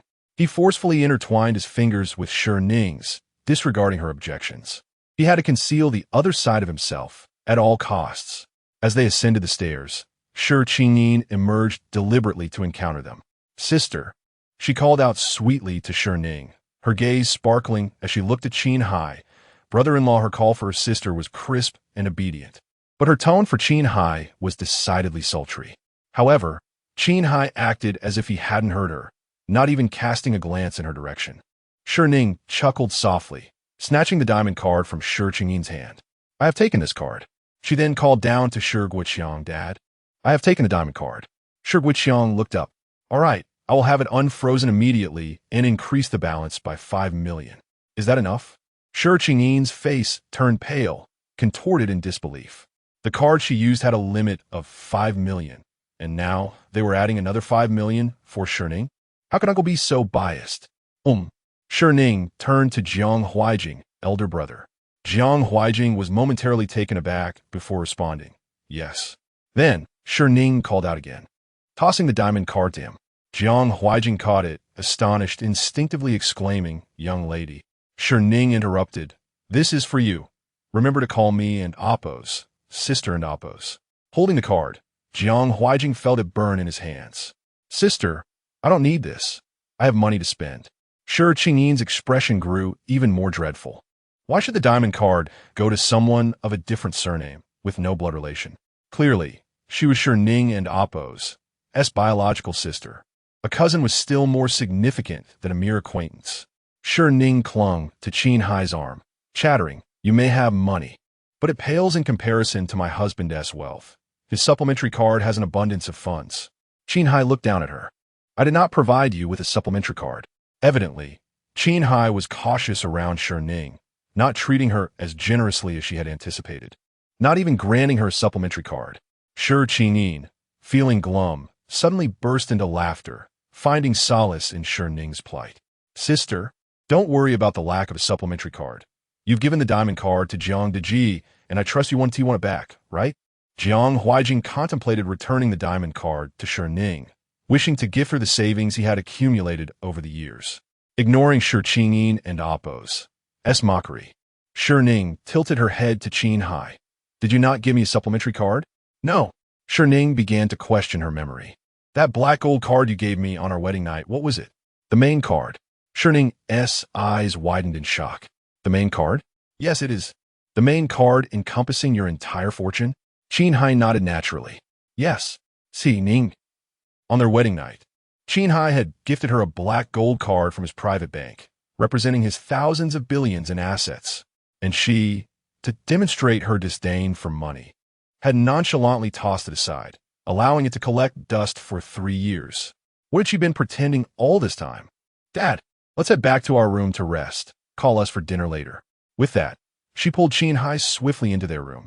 Qin Yin watched their retreating figures, her face twisted with envy, the earlier joy of mocking Shi Ning completely gone. Qin Heye had actually given Shi Ning the main card. That card represented billions. The main card versus the supplementary card. This delineated status clearly. Qin Heye, how could he dote on Shi Ning in such a manner? Jiang Huaijing handed the diamond card back to Shi Guoqiang. Dad, this card. Shi Guoqiang interrupted. If Ning Ning gave it to you, then keep it. We are family. No need for such formality. Jiang Huaijing had no choice but to accept the card, resolutely deciding to work hard to accumulate more wealth to return to Shi Ning. He would manage with his basic salary. His life was dedicated to Shi Guoqiang and his sister. Butler Zhao stood quietly beside Shi Guoqiang, pondering where love and wealth truly lay, realizing that the son-in-law cherished the young lady more than the patriarch did. Shi Guoqiang declared, I too shall give the main card to Ning Ning. The company will be under her management. Tomorrow, I will hand over the position of chairman to her. Shi Guoqiang clenched his fists, attempting to persuade him. Elder brother has given the main card to Xiao Ning, and the supplementary card is with Huaijing. What about elder brother's future expenditures? Shi Guoqiang waved dismissively, a look of anticipation and pride on his face. It's fine, I can manage. Xiao Ning is still young and has not studied finance. Is it wise to put the company in her hands? Shi Guoqiang scrutinized his brother sharply. The company belongs to me, and Ning Ning is my daughter. What could possibly be wrong? His gaze was piercing and suspicious. No, it's absolutely fine. Shi Guoqiang ceased his arguments, conceding that the company could indeed be entrusted to Shi Ning, a pampered young lady, entirely unversed in managing a company, would surely mismanage it. In the end, he would be positioned to rightfully transfer the assets of the Shi Group into his own hands. Once the Shi Group declared bankruptcy due to Shi Ning and Oppo's mismanagement, no one would suspect him. Shi Ning pulled Qin Heye back into the room and shut the door. She pressed him against the wall, looking up at him. You didn't take back the card, did you? On their wedding night, Qin Heye had given her the black gold card, and in her anger, she had thrown it at him, declaring, I don't want your filthy money. How foolish she had been. Qin Heye gazed down at Shi Ning, her small face mere inches from his own. If she tilted her head just a bit more, and he leaned down slightly, he could press his lips against her rosy mouth. Qin Heye could not tear his gaze away, fixated on her lips. Do you only love my money? Shi Ning felt his possessive aura envelop her, dangerously intense. It was as if, according to the comments, if she nodded in affirmation of loving only his wealth, he might imprison her with gold chains. Terrifying. Shi Ning smiled brightly at him, soothing his rising temper. I love your money, but I love you even more. Before she could finish her sentence, Qin Heye wrapped his arms around her slender waist, swiftly spinning her around. He brought her to the edge of the bed, pressing her down onto the covers. What? What are you doing? Shi Ning stammered, her face aflame. Qin Heye looked at her, removing his suit jacket. Wasn't it you who said I should be all cleaned up, fragrant, and ready to accompany you to bed? Shi Ning's face grew even hotter. She had merely been teasing him. She hadn't intended for it to become a reality. Watching as Qin Heye began to undo his shirt buttons, her face reddened further. In broad daylight, this was inappropriate. Qin Heye took her hand and placed it on the buttons of his shirt, coaxing her in a hushed tone. Wife, undress me with your own hands. Check if I am clean, if I smell good, and if I have the energy after a hearty meal. Will my service satisfy you? Chapter 63. In broad daylight, the sound of Qin Heye's voice was utterly captivating.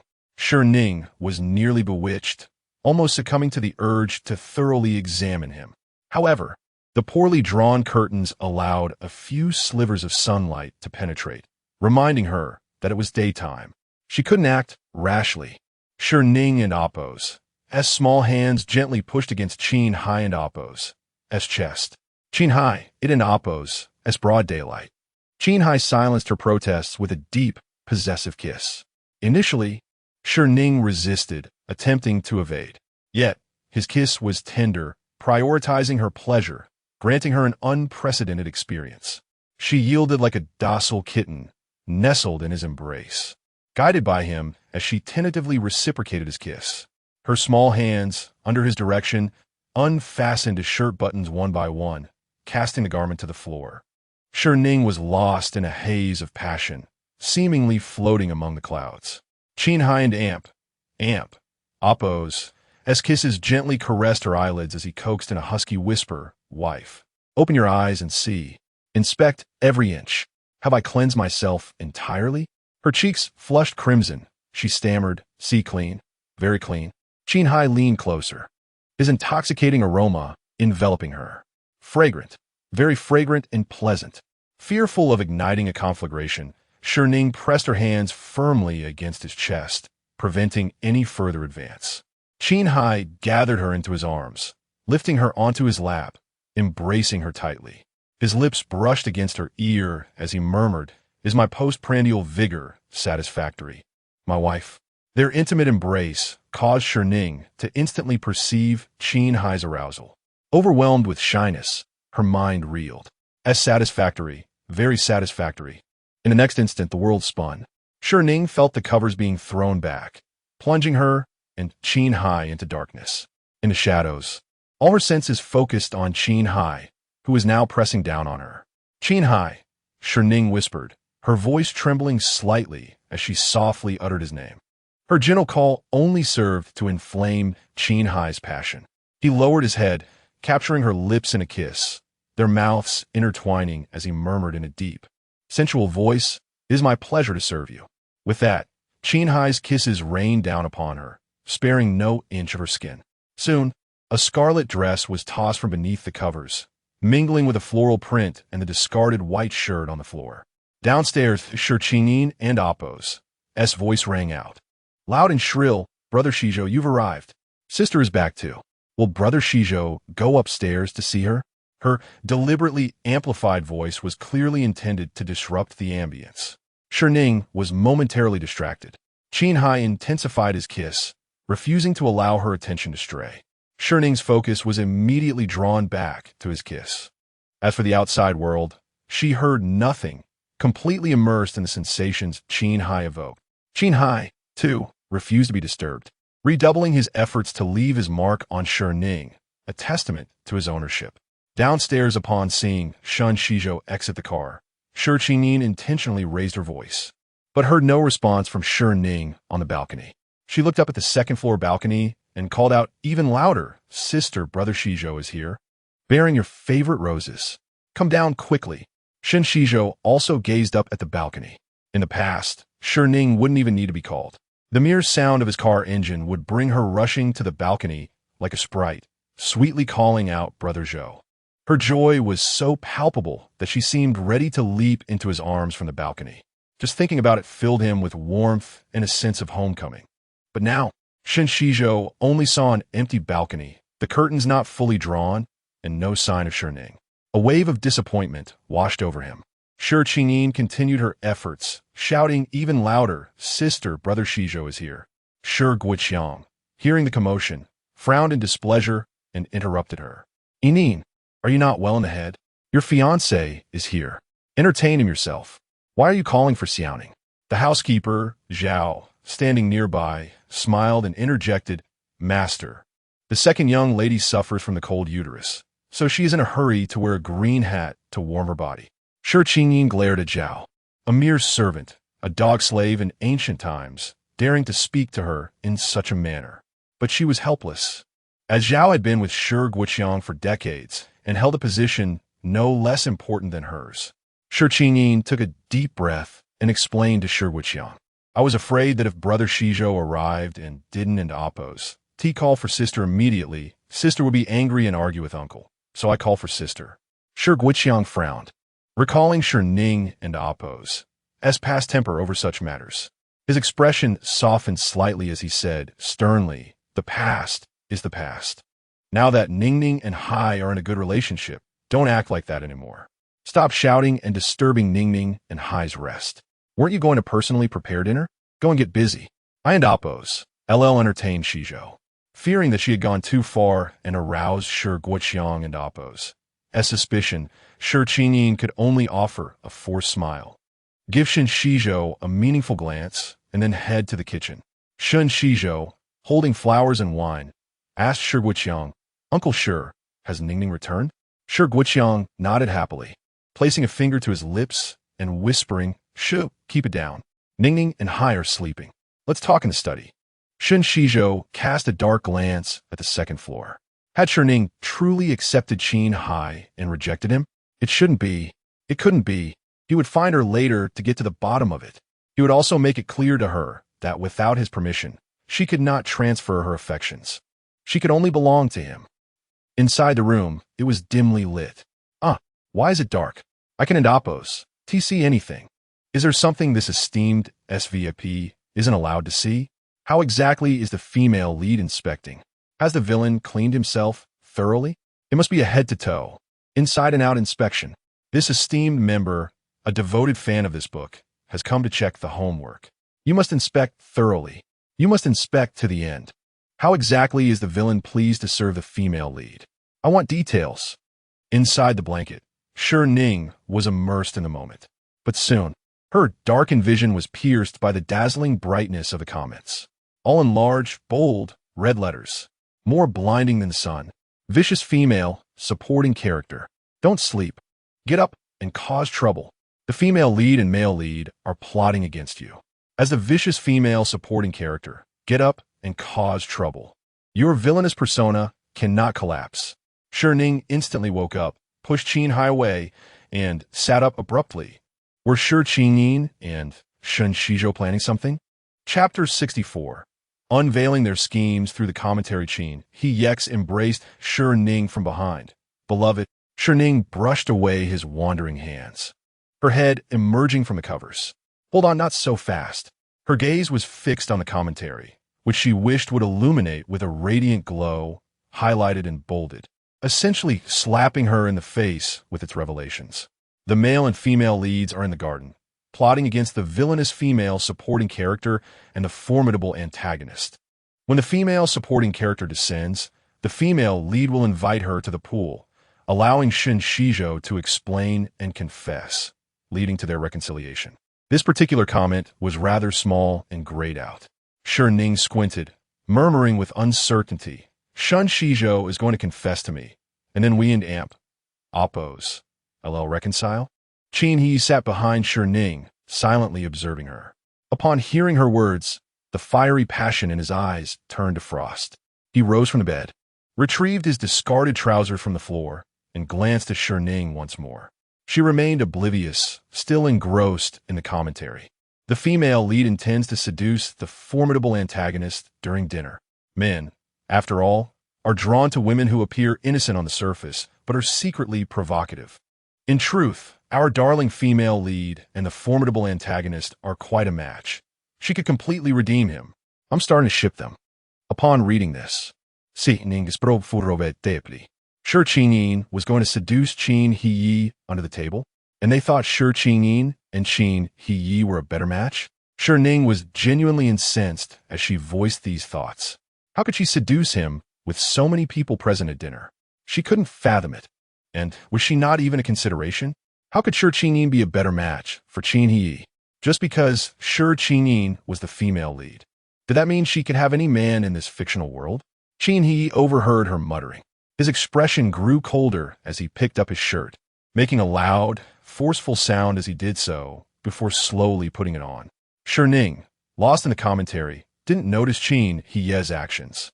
Our darling female lead has discovered the 108 love letters the villainous female supporting character wrote to the male lead and will intentionally scatter them on the floor during the move. This way, the female lead, as the male lead's fiancé, can express jealousy and anger.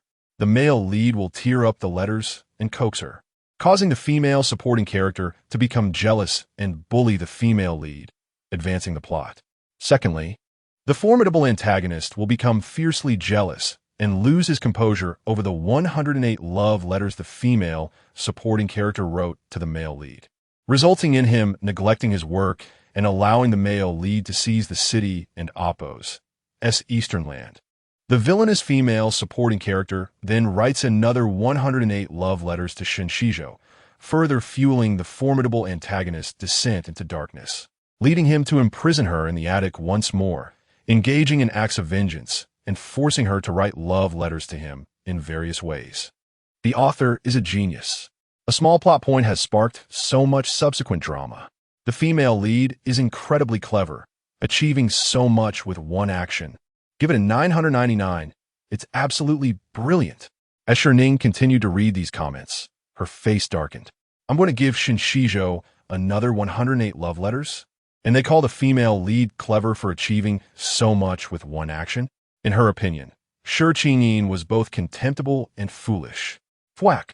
Qin Heye, his face cold, grabbed his shirt and whipped it forcefully, creating a sharp sound. He even swung it in Shi Ning and Amp Oppo's direction, the force of the wind brushing against her face. Shi Ning's attention finally shifted from the commentary to Qin Heye. She stared at Qin Heye, his expression stern and radiating a chilling aura, somewhat bewildered. What are you doing? Qin Heye and Oppo's face was as cold as ice. Go prepare paper and a pen for you. Huh? Shi Ning was still confused. What do I need paper and a pen for? Qin Heye remained silent, continuing to whip his shirt with great force. Ha ha! Why is the villainous female supporting character's reaction so slow? She's so adorably dim. The villainous female supporting character's persona is that of someone both foolish and wicked, always scheming but never quite succeeding. It and Oppo's this endearing naivete that has made me a fan of the female supporting character. Shi Ning, could they please refrain from calling her foolish? The formidable antagonist is even more adorable. He was about to make a move, but the female supporting character pushed him away, making him angry. Yet, all he does is whip his shirt to get her attention. I think he heard the female supporting character was going to write 108 love letters to the male lead, which is why he and Oppo's so angry, right? Is he getting her paper and a pen to write love letters? Shi Ning. She seemed to have grumbled and criticized the commentary earlier. Did Qin Heye overhear her? That wasn't her intention. She was reading the commentary to figure out how to prevent and retaliate against Qin Heye and Shen Xizhou's schemes. Click. The light was turned on, instantly illuminating the dimly lit room. Qin Heye had already retrieved paper and a pen from the desk and returned to Shi Ning's side. He said coldly, right? The formidable antagonist is so deeply in love. His wife is going to write love letters to another man, and he's providing the writing materials without even bothering to put on clothes. He's deliberately not wearing clothes, using his long, powerful legs and sexually charged abs to seduce the female supporting character. Speaking of providing writing materials, we, the fans of the villainous couple, are about to get some juicy content. After the villainous female supporting character rewrites 108 love letters to the male lead, and the formidable antagonist discovers them. He forces her to write love letters to him, demanding a different one every day. On the first day, the formidable antagonist guides the female supporting character's finger, writing Shi Ning loves Qin Heye repeatedly on his 8-pack abs. On the second day, the formidable antagonist isn't satisfied with writing with her finger. He uses a brush dipped in water, guiding her hand to write Shi Ning loves Qin Heye on his abs and legs. On the third day, he uses lipstick. On the fourth day, kisses. On the fifth day, to write and Oppo's. Shi Ning loves Qin Heye and Oppo's. Once he and Oppo's exhausted all possible methods, the formidable antagonist reverses the tactics, using various props to write Qin Heye loves Shi Ning all over the female supporting character's body. There's also a method involving doing Shi Ning was speechless. A string of asterisks clearly indicated that the commentary was unbroadcastable. Could these lascivious girls provide some useful information? Teach her how to retaliate against and torment the male and female leads. She was willing to take advice. Qin Heye noticed that Shi Ning had an amp Oppo's. He said anything and was simply staring at him with a look of speechlessness. This caused him to purse his lips tightly, his voice growing colder. Do you need me to dictate while you write? Shi Ning glanced at the lascivious girls in the commentary, who had downgraded from a red alert to a yellow alert, eagerly anticipating how she would be dominated by the formidable antagonist. Fine. Sure, Qin Ning and the others wouldn't start their schemes until she went downstairs. So before going downstairs, she would appease the formidable antagonist who was on the verge of turning dark. Shi Ning took the paper and pen from Qin Heye and lowered her head to write. In that instant, she could feel the almost tangible aura of darkness emanating from Qin Heye. It was chilling. Shi Ning sighed helplessly in her heart, dropped the paper and pen, and stood up to leave. Qin Heye's gaze followed Shi Ning's departing figure, his deep eyes filled with a domineering possessiveness, as well as extreme restraint. But his mind was consumed with the thought that if she dared to leave this room, if she dared to reconcile with Shen Xizhou and divorce him, then he would. Chapter 65. Comforting you as Shi Ning approached the vanity, she had just taken out her lipstick when she noticed the barrage of comments. She doesn't want him anymore. Qin, the villain, has red eyes, tears welling up.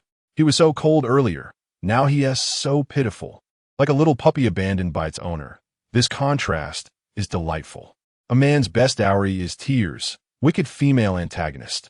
Quickly turn back and see the villain crying for you. Bully him to your heart's content. Qin Heye is crying. The formidable and domineering Qin Heye, who rarely reveals his emotions, is in tears. This revelation excited Shi Ning immensely. Clutching the lipstick, she rushed to Qin Heye, looking up at him. Her swift movement caught Qin Heye off guard, as he was deep in his own sorrow, trying to restrain himself from harming Shi Ning. Their eyes met unexpectedly. Indeed, Shi Ning observed the redness around his eyes, glistening with unshed tears. In the next moment, a mere blink would send those tears cascading down.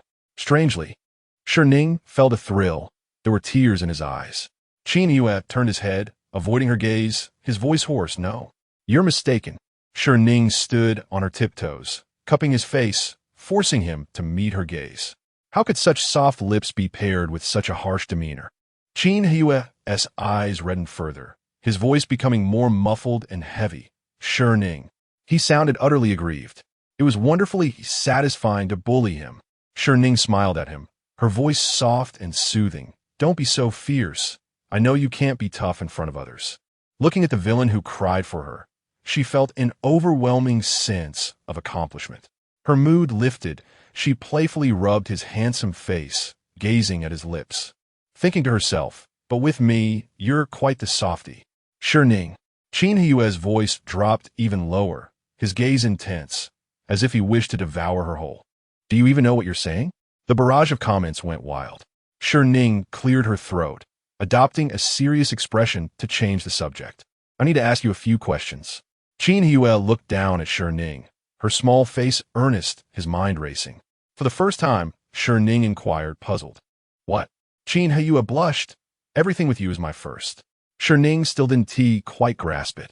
She relied on the comments for translation. What Qin the villain means is first love, first crush, first marriage, first fantasy object, and the first time with a woman. All about the wicked female antagonist. Shi Ning. It's the first time I've heard Chinese and needed a translator. Watching Qin Heye deep in thought, clearly ready to answer something else. She commanded him imperiously, no wandering thoughts, no nonsensical answers. She didn't move. Qin Heye's wild notions dissipated. Ask. Sure, Qin Ning is flirting with you. Would you fall for it? Qin Heye frowned. Did she flirt? Shi Ning smirked. She gave you a flirtatious glance. Lowered her neckline in front of you. Doesn't that count as flirting? Qin Heye replied coldly. I thought her eyes were twitching. I've never seen anyone lower their neckline like that. Aside from being polite, one must look at the other's face while speaking. Qin, the villain, is too indifferent to spare even a glance for other women. I'm going to take notes. Whenever the female antagonist appears, Qin, the villain's gaze is always on her. His affection is unmistakable. Shi Ning. Fine. Sure, Qin Ning's flirting with Qin Heye is merely for the blind. Continuing with her second question, she asked, what if Sure Qin Ning brings me the love letter I wrote to Shen Xizhou and shows it to you? What would you do? Qin Heye tensed up. I do want to burn the letter. I do want to take Shi Ning home, lock her in the attic. Make her write me love letters every day until her hands cramp, and then have her beg for mercy. No, such dangerous thoughts that would harm Shi Ning cannot exist. She would despise him for that. Qin Heye clenched his fists, exerting immense strength and control to suppress these terrifying thoughts. He looked at Shi Ning with indifference. That's your past, your freedom. It won't matter. Had it not been for the barrage spoiling the plot twist, Shi Ning might have believed his pretentious words. She pinched his abdominal muscles in frustration. What else would he act? Would saying you're jealous kill you? It's not like I'm asking you to imprison her or anything. Such words could not be spoken. The comments contained her fans and those of the male and female leads. If they knew she could see the barrage, they might trick her into making a foolish mistake. After all, her character was that of a foolish, brainless female antagonist, even with the barrage as hints. She wasn't clever enough to navigate the plot without guidance. Qin Heye glanced at his pinched abdomen, an ember of anger igniting within him. He gazed at her, his voice low and muffled. Does saying it even matter? Does being jealous even matter? His voice was so soft that Shi Ning nearly missed it. Angrily, she pinched his abdominal muscles again. Speak louder. I can't hear you. Qin Heye hesitated, contemplating whether to respond. The villain and amp. Oppo's mouth is simply too stubborn. Female antagonist. Kiss him fiercely. Make him soft. The unruly villain. Keep pinching those abs. No, take the abs away. Useless. Learn from our butler Zhao. Young master. The young lady doesn't want you anymore. Noticing Qin Heye's silence, Shi Ning decided to employ the barrage method. Not saying anything? Then I'll keep pinching your abs. Your wife doesn't want you. Before she could finish, Qin Heye blurted out at lightning speed. Does saying it even matter? Does being jealous even matter? He rushed through the words, fearing that if he hesitated even a second, he would hear the dreaded phrase. Your wife doesn't want you. He did not wish to hear that at all. Shi Ning was charmed by his sudden fervor and found herself no longer angry. How could it not matter? You're my husband. I'm your wife. If you say it, there will be no misunderstanding. I would even comfort you for being jealous. Qin Heye's pupils contracted sharply, then widened. Comfort me? The cold, noble man, feared by all, was taken aback by Shi Ning's words. Her vanity and desire for conquest were thoroughly satisfied. With a smile, she nodded. Yes, I'll comfort you now. Saying this, Shi Ning unscrewed her lipstick. Using it as a pen, she pressed it against Qin Heye's heart, writing with each stroke. Chapter 66. Let's engage in some mischief, shall we? The frigid lipstick, poised against Qin Heye and amp. Oppo's heart, evoked a surge of ardent, saccharine emotions that coursed through his very core. It required Herculean restraint to resist the urge to enfold Shi Ning in his arms and thoroughly ravish her. Oblivious to the perilous situation, Shi Ning remained engrossed in her writing. The final stroke of lipstick landed upon Qin Heye and amp. Oppo's Adonis belt, inadvertently revealing a rather intimate region. A blush instantly suffused Shi Ning and amp. Oppo's cheeks. She was merely inscribing words, yet his reaction was so pronounced indeed. Flustered, Shi Ning recoiled, her gaze then drawn to the undulating abdominal muscles that mirrored his increasingly rapid and heavy breaths. She lifted her gaze, a playful smile gracing her lips, and beckoned. Repeat after my finger. Qin Heye inclined his head, his eyes following Shi Ning's finger, enunciating each word in a husky voice.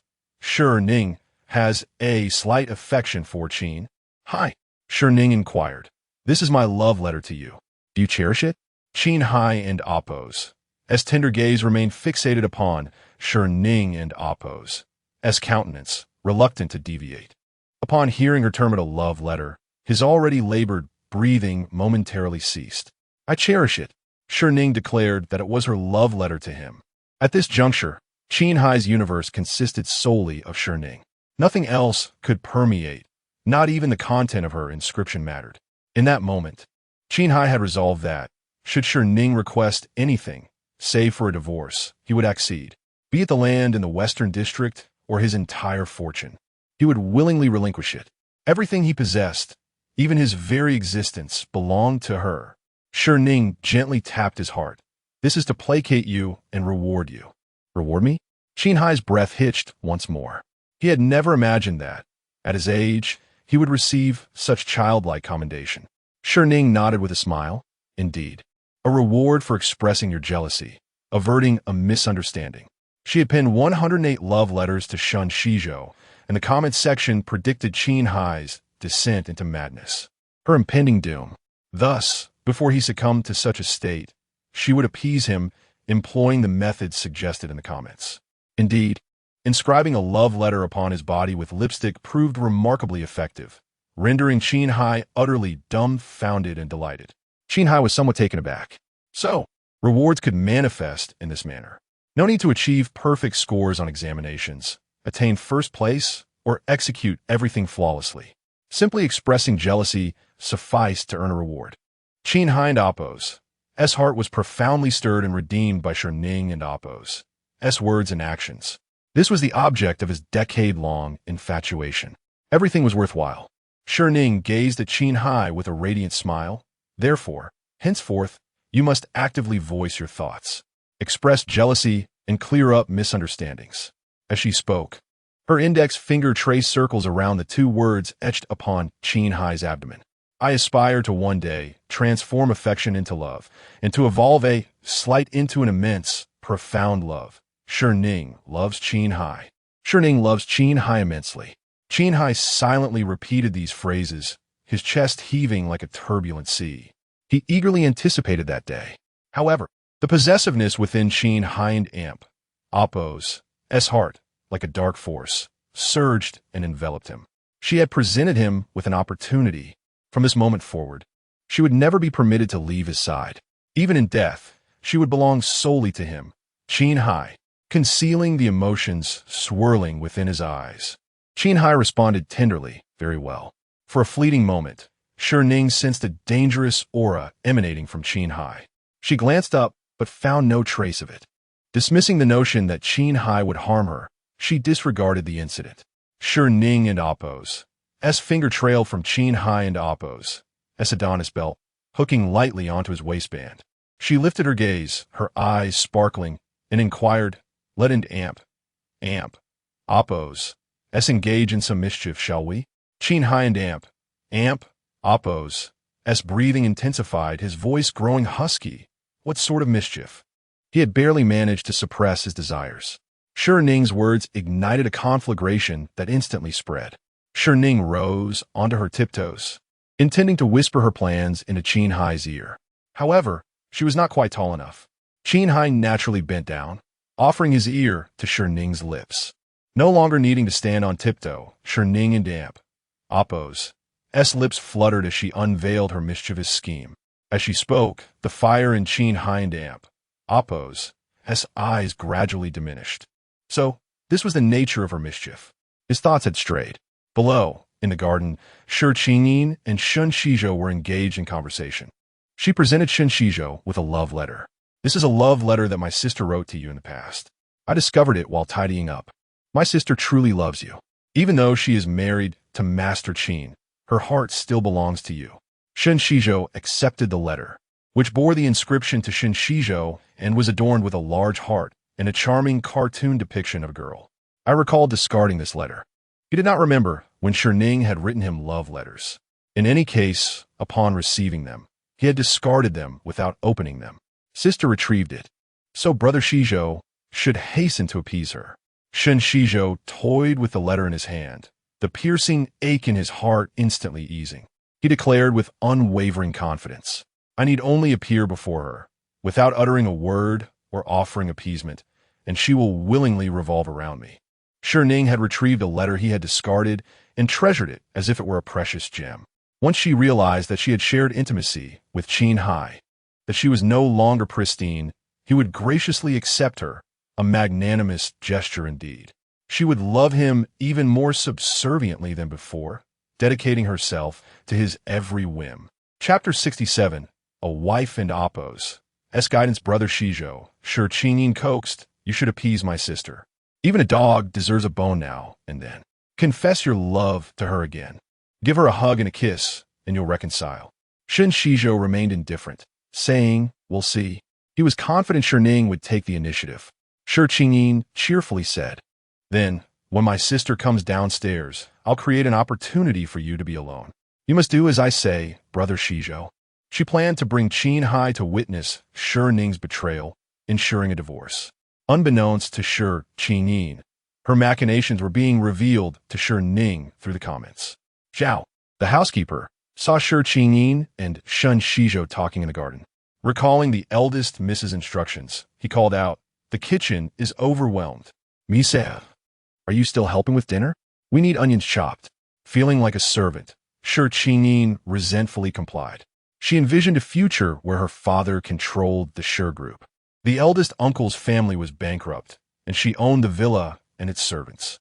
She would then treat Zhao like a beast of burden, working him to death. As soon as Shi Ning and Shen Xizhou left the garden, Zhao placed something in a hidden spot, including by the pool, as per the eldest miss and Oppo's orders.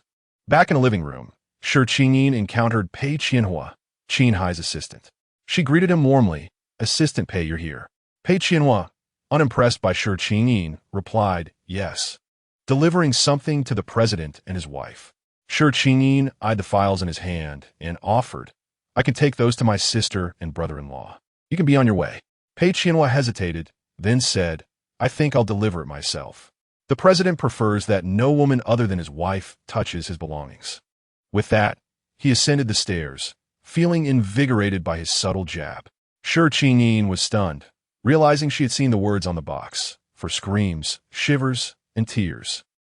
Followed by the bolded words, "Electric toy." She was furious, whispering, "Shameless." She was appalled that Shi Ning would engage in such activities in broad daylight, and even resort to such devices. She seethed at the thought of Shi Ning corrupting the pristine Qin Heye and wished to add a potent laxative to her dinner. Pei Qianhua delivered the item and left. Shi Ning and Qin Heye excitedly examined the toy in their room. The poorly insulated walls of the 20-year-old house carried Shi Ning and Oppo's excited cries. Shi Ning, forced to chop onions in the kitchen, wept even more. As dinner neared completion, Shi Ning stormed upstairs, knocking loudly on the door. "Sister, Qin, dinner is ready." Soon, Shi Ning and Qin Heye emerged, Shi Ning and Oppo's face flushed and her eyes sparkling. She smiled brightly at Shi Ning and said, "Thank you, cousin."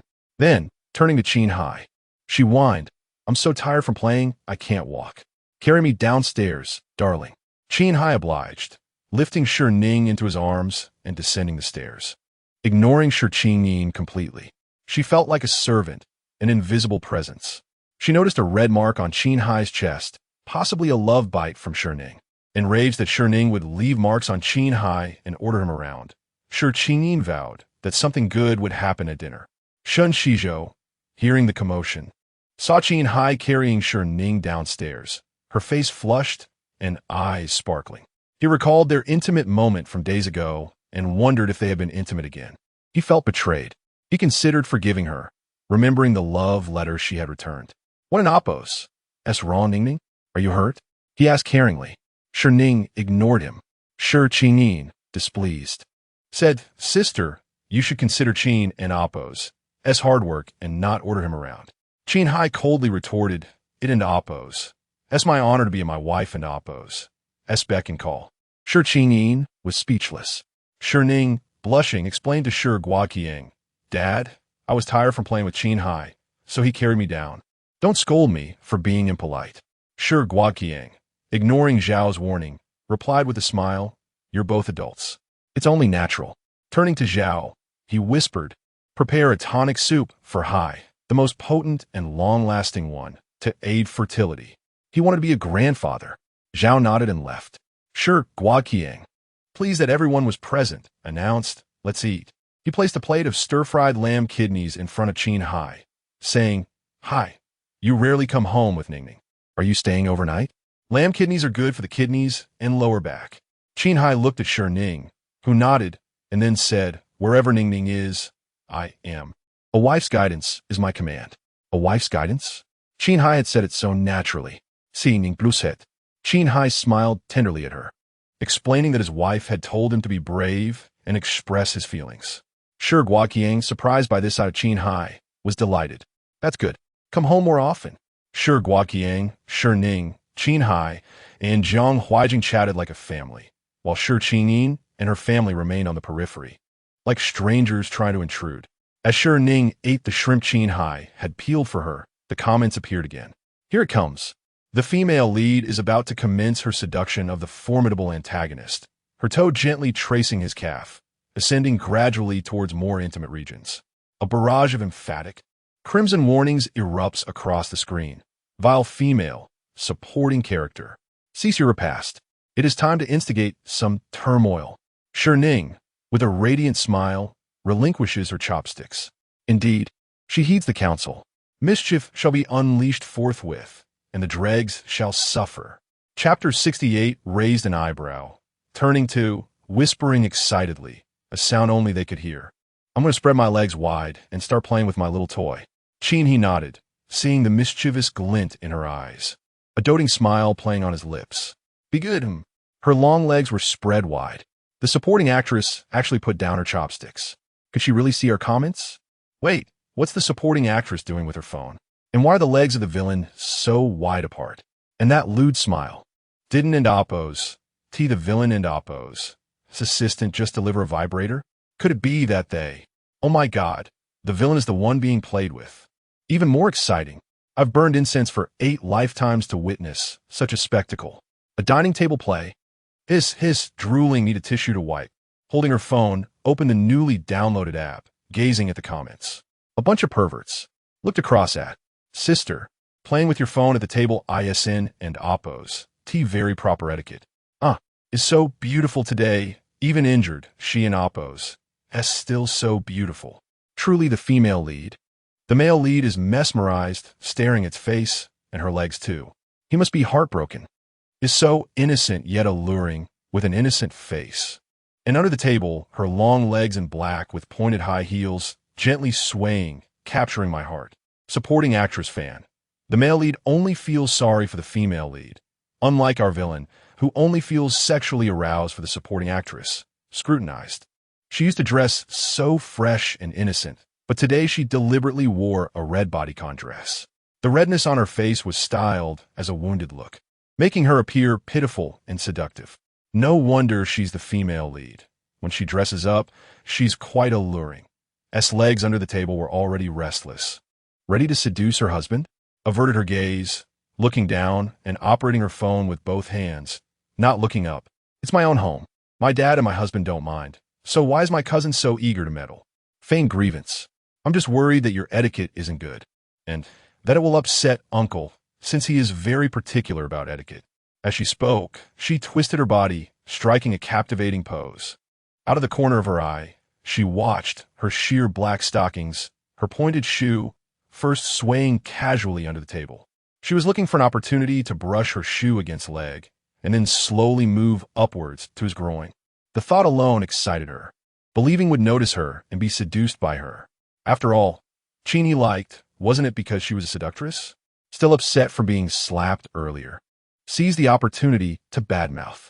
She said to, brother, Shi Ning hasn't been back for 3 years, and her etiquette has deteriorated a bit. She and oppose, even playing with her phone while eating. Before she could finish, saw deftly pull out his phone and start playing. He even tilted his head to ask, Ning, why did your little chicken go home again? Having just started the vibrator, didn't look up, only asking in confusion. What little chicken? Looked at her with a wronged expression. You know, in the little chicken farm game, the little chicken you raise. You can collect eggs and donate them to charity. You used to love playing it. My little chicken went to your house for dinner, and you even gave it 2 punches, chasing it home with 2 black eyes. She remembered now, an old game she used to enjoy, raising chickens and collecting eggs for charity, which gave her a sense of accomplishment. Still operating the vibrator, she didn't look up. I stopped playing long ago. Looked at his phone. Then why does my little chicken keep running to your house for dinner? And you beat it up? Sometimes you and oppose, not home, and I have to go to other people's houses to bring you back. Finally brought his little chicken back, but was still angry. Who is that friend with the lemon nickname and avatar? They keep stealing your little chicken from me. Precisely aim the vibrator at its target. Finally looking up. I don and amp. Oppose. Tino, I don and amp. Oppose. T recognized them. I just added friends randomly back then when I loved playing to steal chickens. I don and amp, oppos, T know all of them. Besides the villain. Who else could it be? Secretly in love for 10 years like a shadowy ghost, raising the supporting actress into oppos. Little chicken, so sneaky, afraid to reveal his name. So sweet. The villain raises the supporting actress in amp, oppos, chicken every day, and then feeds her the chicken he raised. Tilted her head to look at. Placed a mushroom on and oppos, plate. Eat your vegetables, darling. I and oppos. I'm going to steal Ning Ning and oppos. Little chicken back, and then beat up the lemon. Throughout, he ignored Aunt's complaints about playing with phones at the table. Nonsense. His precious daughter had finally come home. Why ruin the happy atmosphere over such a trivial matter? He didn't end oppos. T wanted his precious daughter to disappear for another 3 years. And, watching the father and daughter play with their phones, ignoring their words, were both surprised and frustrated. Valued etiquette and strictly forbade playing with phones at the table. In the past, when took out her phone at the table, would slam the table and scold her. Had a temper too, and would throw down her chopsticks and run out. The father and daughter and amp, oppos, relationship plummeted to the freezing point, resulting in a Cold War for half a month without a single word exchanged. Now, was actually playing with his phone at the table, just to raise little chickens? Was furious. How could Uncle be so unprincipled? Never mind, that and amp, oppos, that's not the point. Suppressing her anger, extended her pointed shoe, intending to touch and amp, oppos, calf. However, no matter how much she swayed, she couldn't and amp, oppos, reach him, and she frowned. Ha ha ha, I and amp, oppos, am dying of laughter. How can the villain and amp, oppos, legs be so wide apart? Too obedient to his wife. Started randomly poking with her shoe, trying to touch the villain, but the result, a shoe even touched the leg, stepped on's foot, and was kicked too. His expression towards her changed. Watched the comments and continued operating her phone. Watched across from her, who was focused on putting food on and oppos. Plate, no, feeding her, only had to play with her phone, and he was responsible for feeding her. Mushrooms, chicken, peeled shrimp, crab meat. Even a 3-year-old wouldn't be looking at their phone while being chased around to be fed. Okay? Was furious. And decided to look down to see exactly where and oppos' legs were, so she could accurately seduce him. As a result, the next second, felt something on her leg, something cold, and then it slowly moved upwards. Her body stiffened, biting her chopsticks. She looked up to assess the men at the table. It felt like the tip of a leather shoe. Who was seducing her? Who could it be? Was it the one she was hoping for? Chapter 69. A united couple. Trembling scoundrels suddenly. Shi Ning felt a rush of excitement. Her cheeks flushed as she discreetly gauged the reactions of those at the dining table. There was no need to observe her family closely. Shen Xizhou appeared aloof, his gaze dark and brooding as it lingered on Shi Ning, who sat beside him. Clearly, he was not her ally. Jiang Huijing, with a demeanor as gentle as jade, ate with grace and courtesy. Noticing Shi Ning's glance, he furrowed his brow, his eyes betraying his disdain for her closeness with Shi Ning. Naturally, he could not be the one either. Ultimately, Shi Ning's gaze settled on Qin Heye, who was intently peeling shrimp. She stared fixedly at him. Shi Ning, observing this, subtly nudged Qin Heye with her elbow, signaling him to take the initiative. The game of tormenting the scoundrels was about to commence. United in their efforts, the couple would make their adversaries tremble. Qin Heye sighed inwardly, then lifted his gaze to briefly meet Shi Ning's before looking away. Yet that fleeting glance sent a wave of excitement through Shi Ning, igniting a blush on her cheeks. She was certain now, this man was indeed Qin Heye. In the past, he would have never deigned to spare her even a glance, but today, he looked at her with such profound meaning. To test her hypothesis, Shi Ning softly called out, "Qinyi." Though Qin Heye's demeanor remained cold, he still glanced at her, inquiring if something was amiss. Unbeknownst to him, a fake prank cockroach was perched on her leg, controlled by Shi Ning. Had it not been for her inability to manage a real cockroach, she would never have resorted to this ruse. With her face still flushed, Shi Ning fixated on the shrimp that Qin Heye had just peeled. "Could you pass me that shrimp? I haven't had any," she implored. Upon hearing this, everyone at the table, except for Shi Ning who was absorbed in her phone, turned their attention to Shi Ning. Shi Guiqiang and Jiang Huijing furrowed their brows deeply. Qin Heye and Amp, Oppo's expression grew slightly frosty, yet he nodded, all right. Shi Ning felt a surge of certainty. She extended her bowl, gazing intently at Qin Heye. Thank you, Qin Yi. The Qin Heye who had previously ignored her was now willing to peel shrimp for her. This charming man was undoubtedly Qin Heye. As he attempted to lift the shrimp with his chopsticks, they slipped, sending the shrimp tumbling onto the table. He looked at Shi Ning with an icy demeanor, questioning if she still desired it. Want to eat the shrimp I peeled? Not a chance. Even if my wife nods, it's still a no.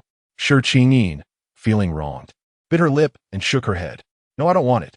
Her tone was unusual, drawing the attention of everyone, except Shen Ning. Shen Xizhou frowned, concerned. Qin Ning, what is wrong? Are you feeling unwell? Shi Guiqiang's expression darkened. If you're unwell, go rest. Do you not understand the etiquette of not speaking while eating? Jiang Huijing, not sharing the Shi surname, remained silent but regarded Shi Ning with a hint of hostility. Standing nearby, Butler Zhao glanced at Shi Ning and, with keen insight, reminded Shi Guiqiang, Mr. Shi, the second young lady's face is quite red. She might have a fever and should apply an ice pack. He emphasized the word fever. The fake cockroach continued to scuttle about. Shi Ning, feeling both frustrated and triumphant, shot a challenging glance at the aloof Qin Heye and then at the distracted Shi Ning. Fool! All she knows is how to play with her phone. Soon, Qin Yi will no longer be interested in you. Biting her lip, Shi Ning obediently explained, I and Oppos. Am fine. Uncle and brother Xizhou, don't worry. She knew Qin Heye preferred this demeanor. She should have dressed more provocatively and been more proactive, instead of wasting 3 years pretending to be innocent. Still biting her lip, she gazed intently at Qin Heye. I want to eat shrimp. She desired the shrimp peeled by Qin Heye, and she wanted him as well. This was her subtle invitation to him. Qin Heye, however, did not even glance at her. Instead, he gently addressed Shi Ning, saying, I'm going to wash my hands before rising to leave. At that moment, Shi Ning suddenly exclaimed, Ah! All eyes turned to her, their expressions curious. Shi Ning finally put down her phone, smiling at Shi Ning. Cousin, what are you doing? Calling out like that while we're eating, I thought you were a wildcat in spring. Are you perhaps indulging with Shen Xizhou under the table, treating us as mere spectators in your play? The families dining together made such behavior inappropriate. Shen Xizhou immediately stood up. I didn't Don't say such things. Jiang Huijing, fearing misinterpretation, also stood. Seeing them rise, Shi Guiqiang felt compelled to follow suit. Shi Guiqiang, this father. All men, then he would stand too. Shi Ning watched the 3 men rise in unison, while Qin Heye had already left the table. However, the fake cockroach continued to crawl. It was not Qin Heye's shoe tip, nor could any man stand with the tip of their shoe. What, then, was on her? Shi Ning continued to smile at Shi Ning. Cousin, what is wrong? You look unwell. Ah. Shi Ning felt a sharp pain, panic surging as she quickly stood. Looking down, she spotted a small cockroach on her skirt. In an instant, her mind went blank, her face drained of color. She screamed, slapping at herself, Ah, there's a cockroach. Overwhelmed by terror, Shi Ning's frantic movements caused her slender high heels to twist, sending her tumbling backward. In her instinctive reaction, she grasped the nearby chair, which toppled over with her, crashing onto her. Shi Ning screamed in pain and fear. Ah! Woo! Terrified, she cried and shouted, acting as if she had lost her mind. Shi Ning winced, TSK, as she observed her cousin, who seemed so innocent, now behaving in such a startling manner. Shi Guiqiang and Tao Bichuan were stunned and rushed to her side. Qin Ning, what is wrong? Mom, woo, there's a cockroach. Shi Ning cried, patting at her clothes, mercilessly grabbing the little cockroach. A remarkably realistic prank cockroach was now in her palm, still wriggling. Yet, even if the cockroach was fake, Qin Ning's face turned pale. Cold sweat beading on her forehead, her terror causing her to scream, Ah! Ah!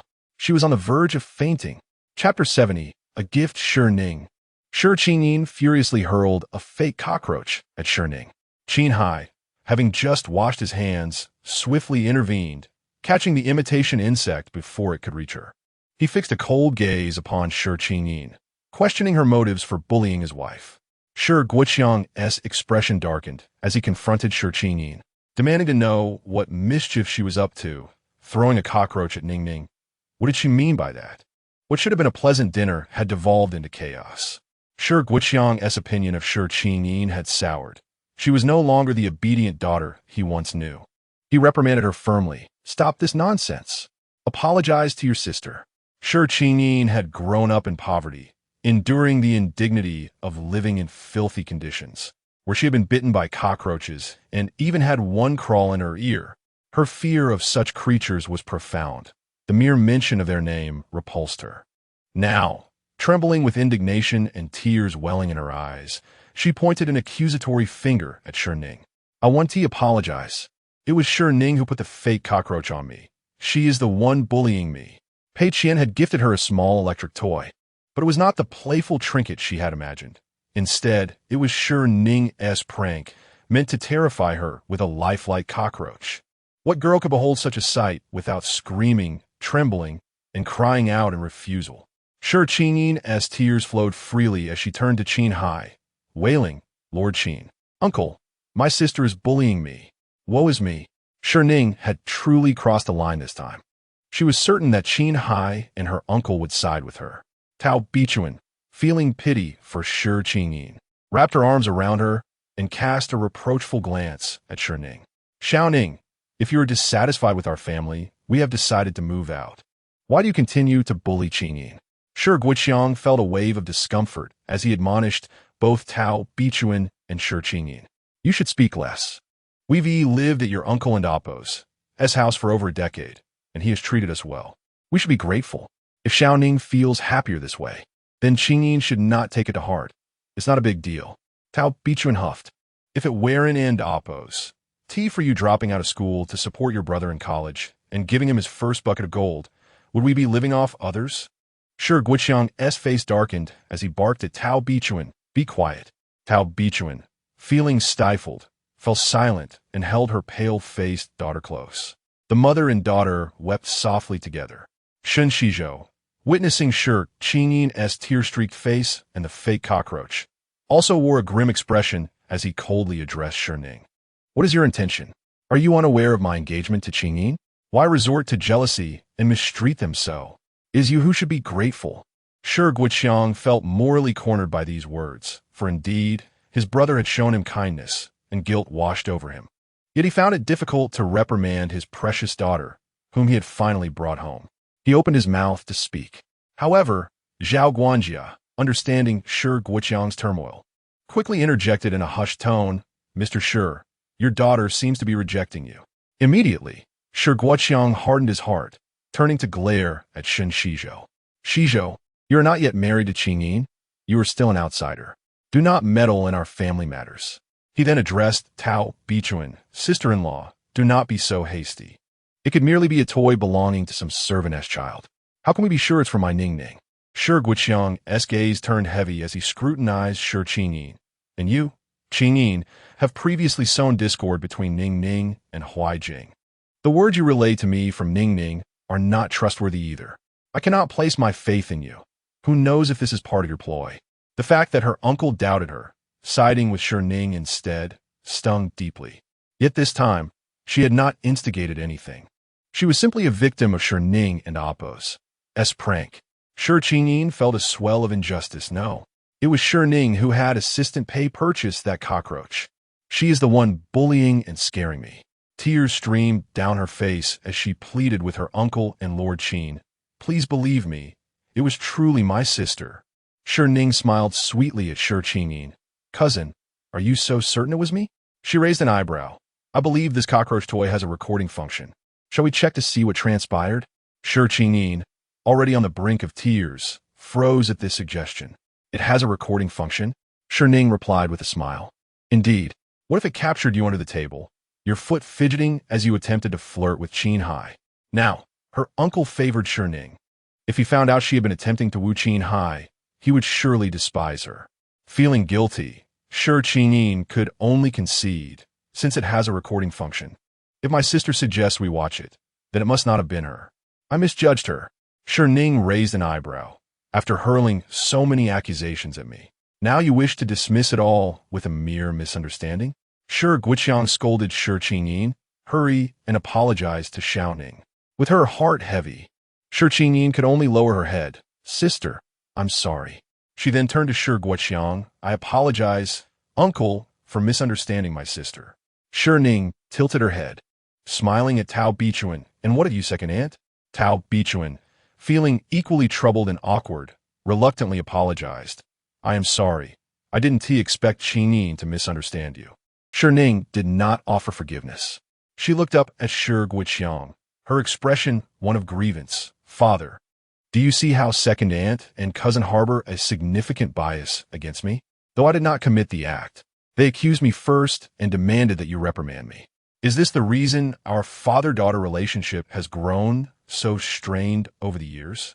Shi Guiqiang pondered, recalling every heated argument with Shi Ning over the years, all of which had involved Shi Ning and her mother. Perhaps they had indeed been manipulated against each other. He felt the urge to expel them, no longer wanting to continue the meal. Seeing the expression on Shi Guiqiang's face, Shi Guiqiang quickly took a conciliatory tone. Brother, Shi Ning, this time it was Qi Ning's fault. I, as her father, have failed to educate her properly. I will ensure she learns her lesson. Given the current situation, it's best we excuse ourselves from dinner. You all enjoy your meal. For a fleeting moment, Shi Guiqiang felt remorse, but upon glancing at Shi Ning, he suppressed it fiercely. There was no attempt to retain them. He merely stated politely, yes, do visit us more often. It was a visit, not a return home. Shi Guiqiang nodded, pushing Shi Ning and Tao Bichuan forward, signaling them to leave quickly. He wanted to avoid erasing the little goodwill he had managed to cultivate. Shi Ning simmered with indignation, her plans thwarted, feeling utterly resentful. I still have some things to tidy up in my room. I'll go do that. She turned to head upstairs. At that moment, Qin Heye spoke coldly. Wait. Shi Ning turned, her heart leaping with anticipation at the sight of him. Lord Qin, is there something else? Surely he would stand up for her. Qin Heye approached Shi Ning, extending his hand. I have a gift for you. A gift? Shi Ning was taken aback with delight. Yes. Qin Heye replied frostily, then inquired, you wouldn't disdain my gift and discard it, would you? Flushed with shyness, Shi Ning couldn't resist casting a provocative glance at Shi Ning. Of course not.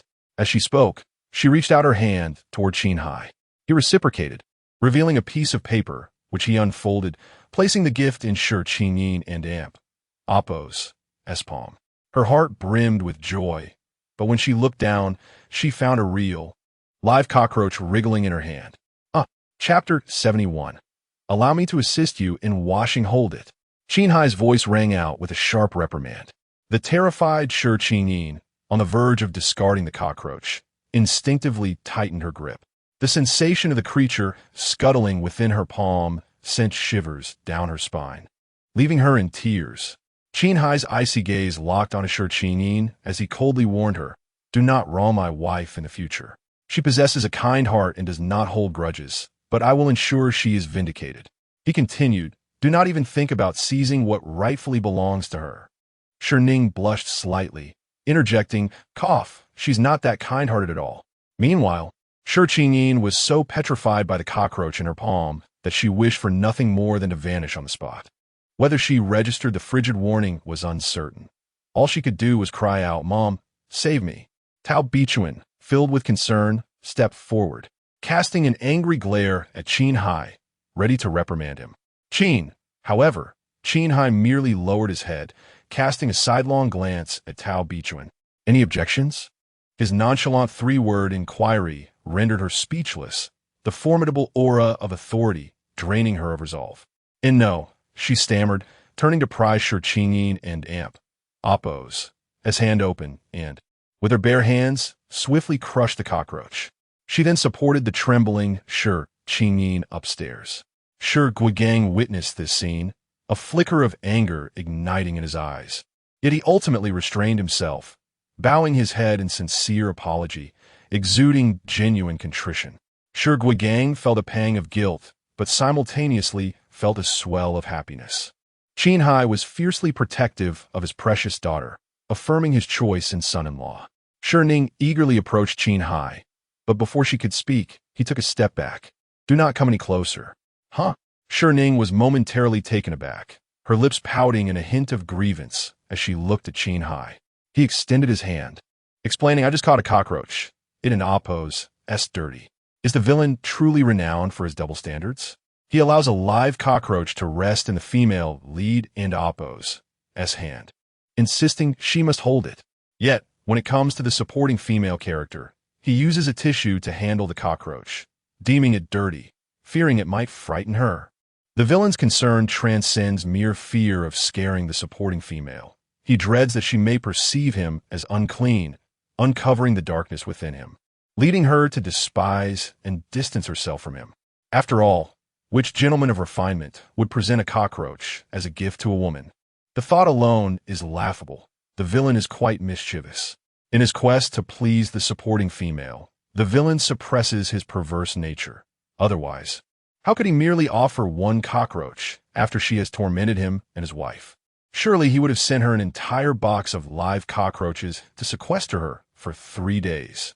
Observing the barrage of comments, Shi Ning contemplated the overwhelming presence of cockroaches in a room. Putting aside their frightful nature, the thought alone was enough to induce discomfort for those with a fear of clusters. Yet, she was certain that Qin Heye would never treat her that way. He even feared she might find his cockroach-catching hand repulsive. Instantly, her grievances melted away. You just used a tissue to handle the cockroach. You didn't actually touch it. It's fine. No, it an oppose. Dirty. Qin Heye insisted earnestly. I'll wash my hands. Shi Ning quickly took hold of his hand. I'll help you wash. As Qin Heye was about to withdraw his hand, her words caused him to relent. All right. Shi Ning led Qin Heye to the sink. Meanwhile, Shen Xizhou watched their departing figures, his expression darkening. Shen even spared him a glance. Unbeknownst to Shi Ning, a voyeur lurked nearby. She guided Qin Heye to the sink, placing his hand under the faucet, turning on the water. She dispensed soap in her palm and began washing his hands while asking, Where did you even find a cockroach? You caught a live one just to wash your hands? Your home shouldn't be that filthy, right? Qin Heye looked down at Shi Ning as she concentrated on washing his hands. I asked Pei Qianhua to acquire some fakes, and I thought I might as well have him bring a live one. The fakes are uninteresting. I wanted the real deal. Had I not feared scaring you, I would have requested an entire box of live cockroaches. Shi Ning admired Qin Heye's long, powerful fingers. You're really adorable. His fingers were indeed beautiful. Each nail perfectly manicured, without an overly long pinky. Adorable? Qin Heye found the term rather peculiar. Was she not frightened by him? Yes. Shi Ning Baomet. A protective husband was undeniably charming. Qin Heye gazed at Shi Ning and Oppo's delicate hand resting in his palm, secretly comparing the two. He longed to grasp it, yet his thoughts were conflicted. His thumb had brushed against the cockroach moments ago. Shi Ning squeezed more soap and diligently scrubbed his thumb, ensuring it was thoroughly cleaned and sanitized. Once finished, Qin Heye still felt an itch in his heart.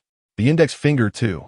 Shi Ning took hold of Qin Heye's index finger, meticulously washing it, even paying attention to the crevices beneath the nails. As she concentrated on the task, Qin Heye's gaze deepened, his throat dry as he swallowed hard. And the middle finger. Shi Ning lifted her gaze to Qin Heye's elegant fingers, momentarily puzzled. She blinked her large eyes at him. Are you sure this ISN and Oppos intentional? The supporting female and Oppos expression of confusion is simply too adorable. I wish I could step into the story and pinch her cheeks. How could she be so easily fooled? The villain has either harbored a secret crush for 10 years, silently guarding her like a specter, or the moment the supporting female offers a hint, he becomes bolder, employing cunning tactics to have Shi Ning wash his hands one finger at a time. You are all innocent little girls while I, a more worldly character, have already connected the villain's sinister intentions to other thoughts. Shi Ning grew even more confused.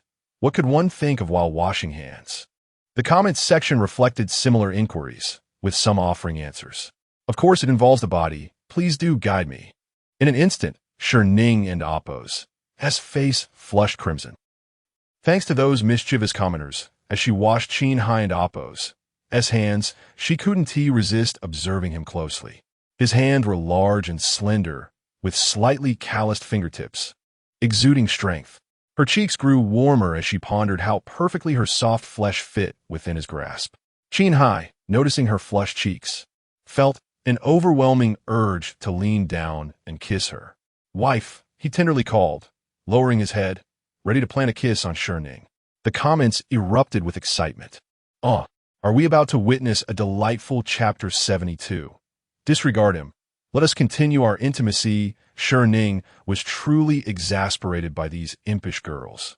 She also feared that Qin Heye, who was gradually approaching her, would genuinely act on his impulses, thus preventing any real intimacy.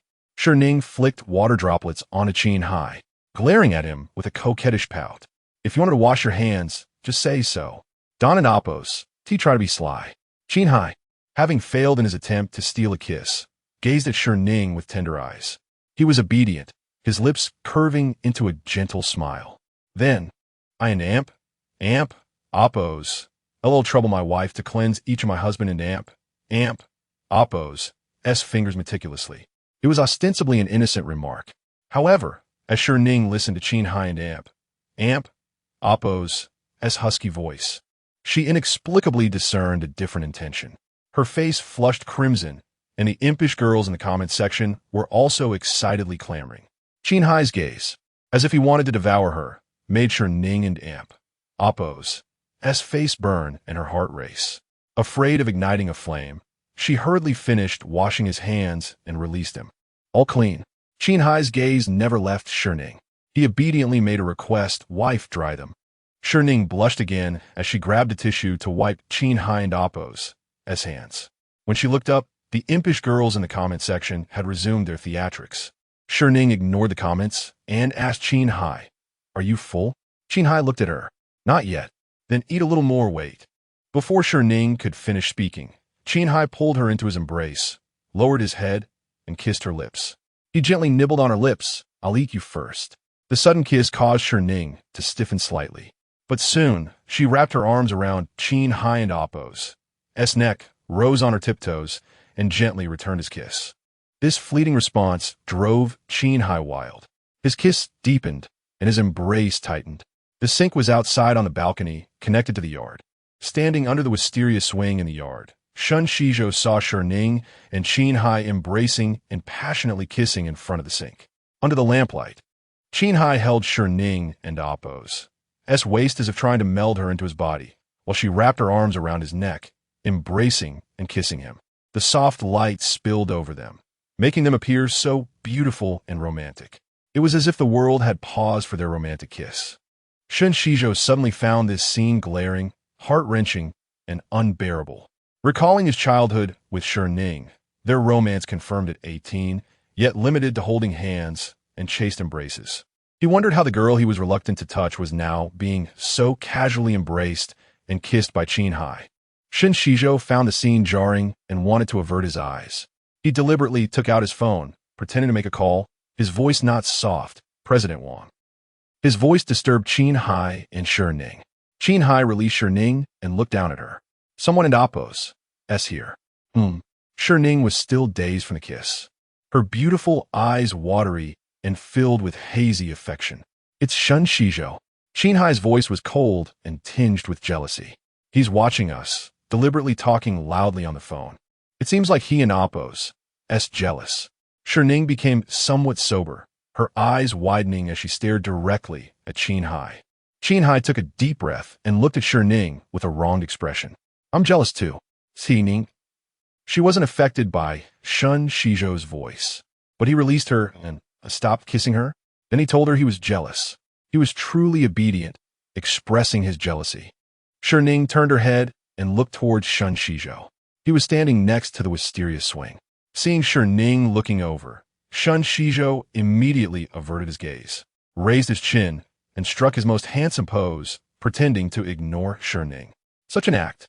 Shi Ning rolled her eyes and called out, "Shen Xizhou." Only then did Shen Xizhou earnestly look at Shi Ning. Strike a handsome pose. After Shi Ning finished speaking, she averted her gaze again and rose on her tiptoes to kiss Qin Heye and Appos' lips once more. A reward for you, you jealous pot. After hearing Shi Ning and Oppo's words, Shen Xizhou intended to lean against the swing frame and strike a pose. Before he could strike it properly, he saw Shi Ning taking the initiative to kiss Qin Heye, and he was instantly stunned. He leaned askew. With a thud, Shen Xizhou fell to the ground, his head hitting the swing frame, causing him to clutch the back of his head in pain. Qin Heye. Shen Xizhou fell. Quiche. Shi Ning cupped Qin Heye's cheeks and kissed him deeply. Disregard him. Let's continue our intimacy. Chapter 73. Adopting the idea of barrage regardless of Shen Xizhou, Shi Ning continued to be intimate with Qin Heye, which made Qin Heye's heart suddenly contract like fireworks blooming. Listen to my wife. Qin Heye directly wrapped his arms around Shi Ning's waist, picked her up, and had her hang directly on his waist, lowering his head to kiss her more deeply. Shen Xizhou got up from the ground, covering the bump on the back of his head, and looked up at Shi Ning and Qin Heye, discovering that they were kissing like sloths clinging to each other. Moreover, the kiss was even more inseparable. This scene was too dazzling. It seemed that the back of his head didn't hurt anymore. Instead, something else hurt. Shi Ning accompanied Qin Heye for a while longer at dinner. Shi Guoqiang watched Qin Heye drink 2 large bowls of the invigorating soup before allowing him to leave the table. After dinner, Qin Heye had to handle work. Shi Ning was alone in the room, taking out her phone to check on her little chickens, which were being raised plump and white.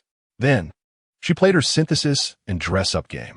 About half an hour later, Shi Ning pushed the door open and entered the room, first glancing around and not seeing Qin Heye's figure. Isn't Master Qin with my sister? Shi Ning was too lazy to correct her little thoughts of not calling him brother-in-law. She lazily hummed in acknowledgement. My husband is busy. Shi Ning watched Shi Ning, who was only focused on playing with her phone, not even looking up at her, nor thinking of going downstairs for a walk, which caused Shen Xizhou to be bitten by mosquitoes in the garden, losing his patience. She didn't know why, but the mosquito-killing lamps that were usually on in the garden weren't on today, and there were many, many mosquitoes. Doesn't my sister want to go down to the garden for a walk?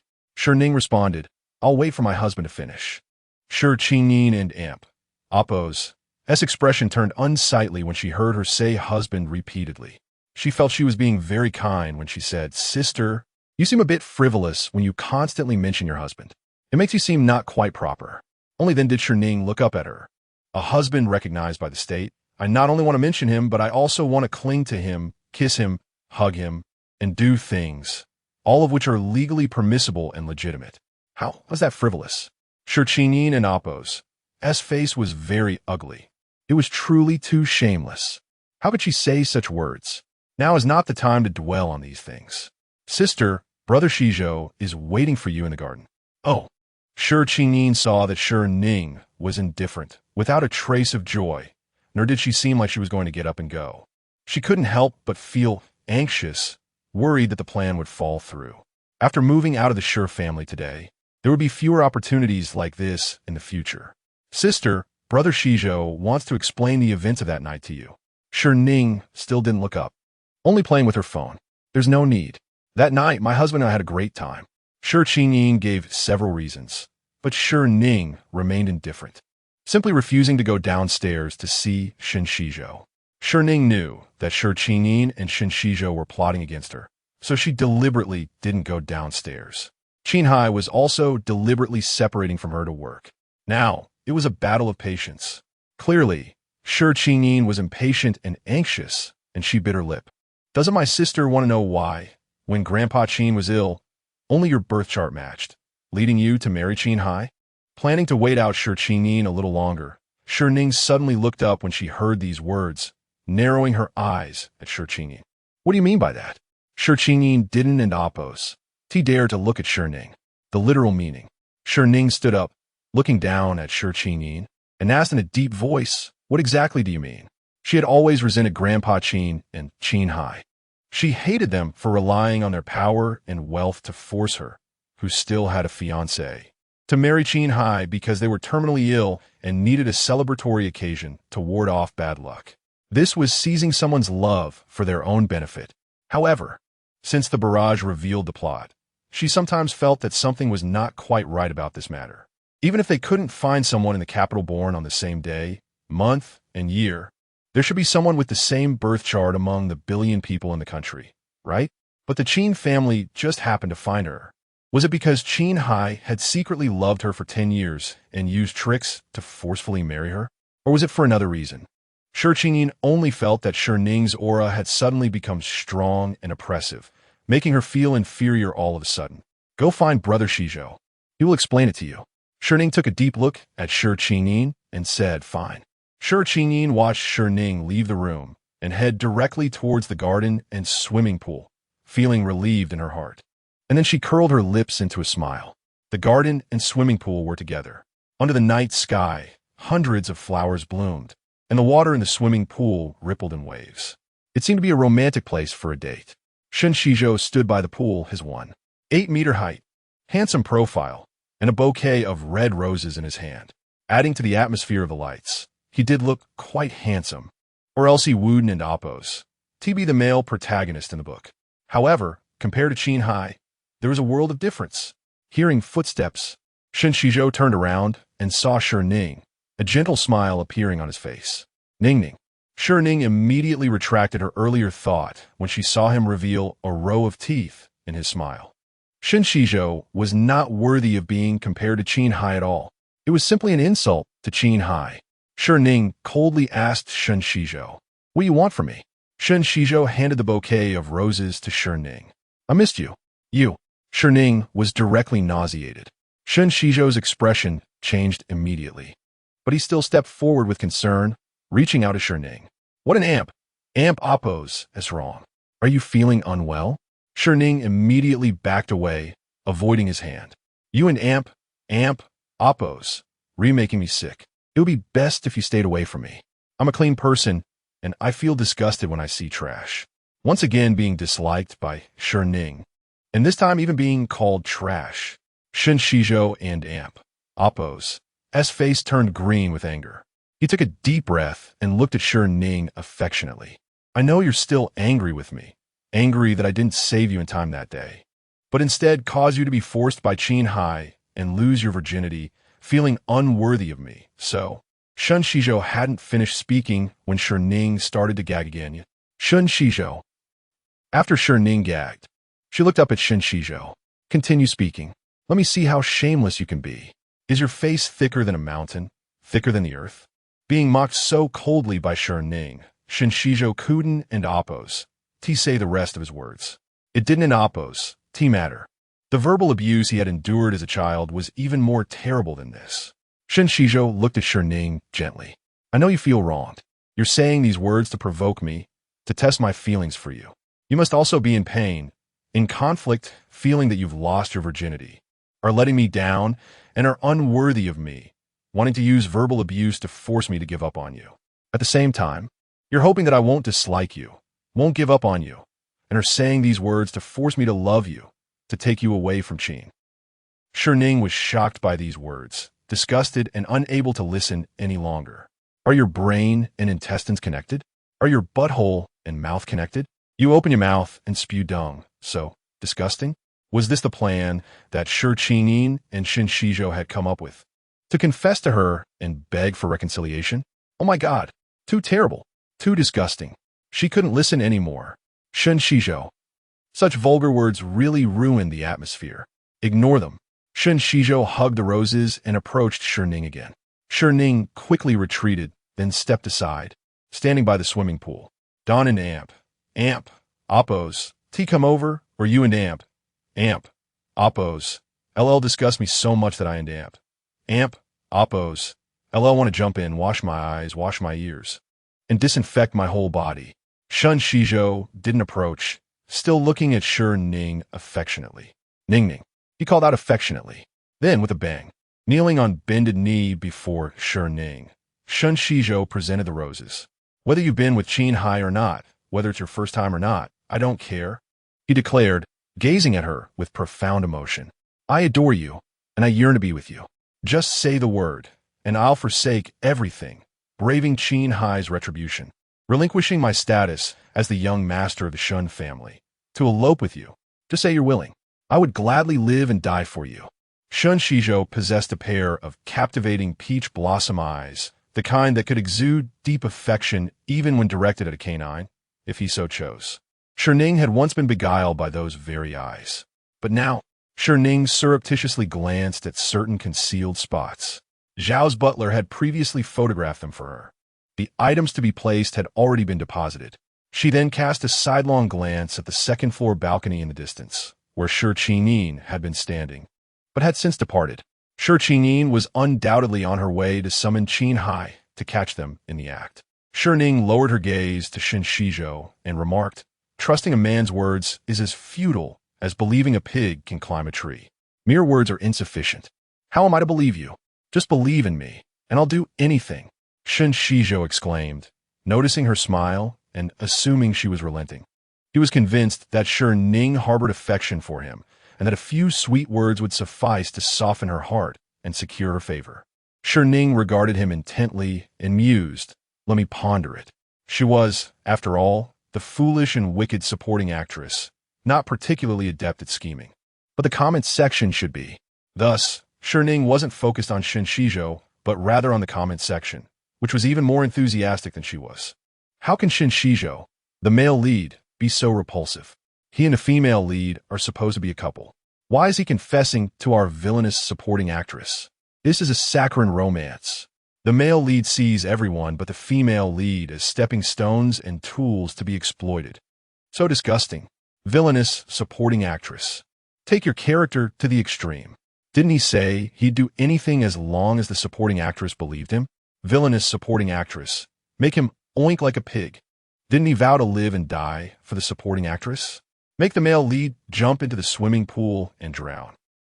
Shi Ning and Appo's eyes gleamed as she perused the comments. Excellent ideas. She would heed their advice and adopt their suggestions.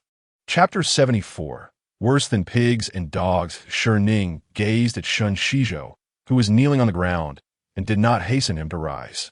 It was only fitting that he remained in such a position for a while longer. She lifted her chin, looking down upon him, and asked, "Are you willing to live and die for me?" Shen Xizhou gazed back at her with tenderness and deep affection, affirming yes. "Have you seen that tree?" Shi Ning pointed directly at a decorative tree beside the swimming pool. Shen Xizhou turned his head to look. The tree was adorned with lovely pale purple blossoms.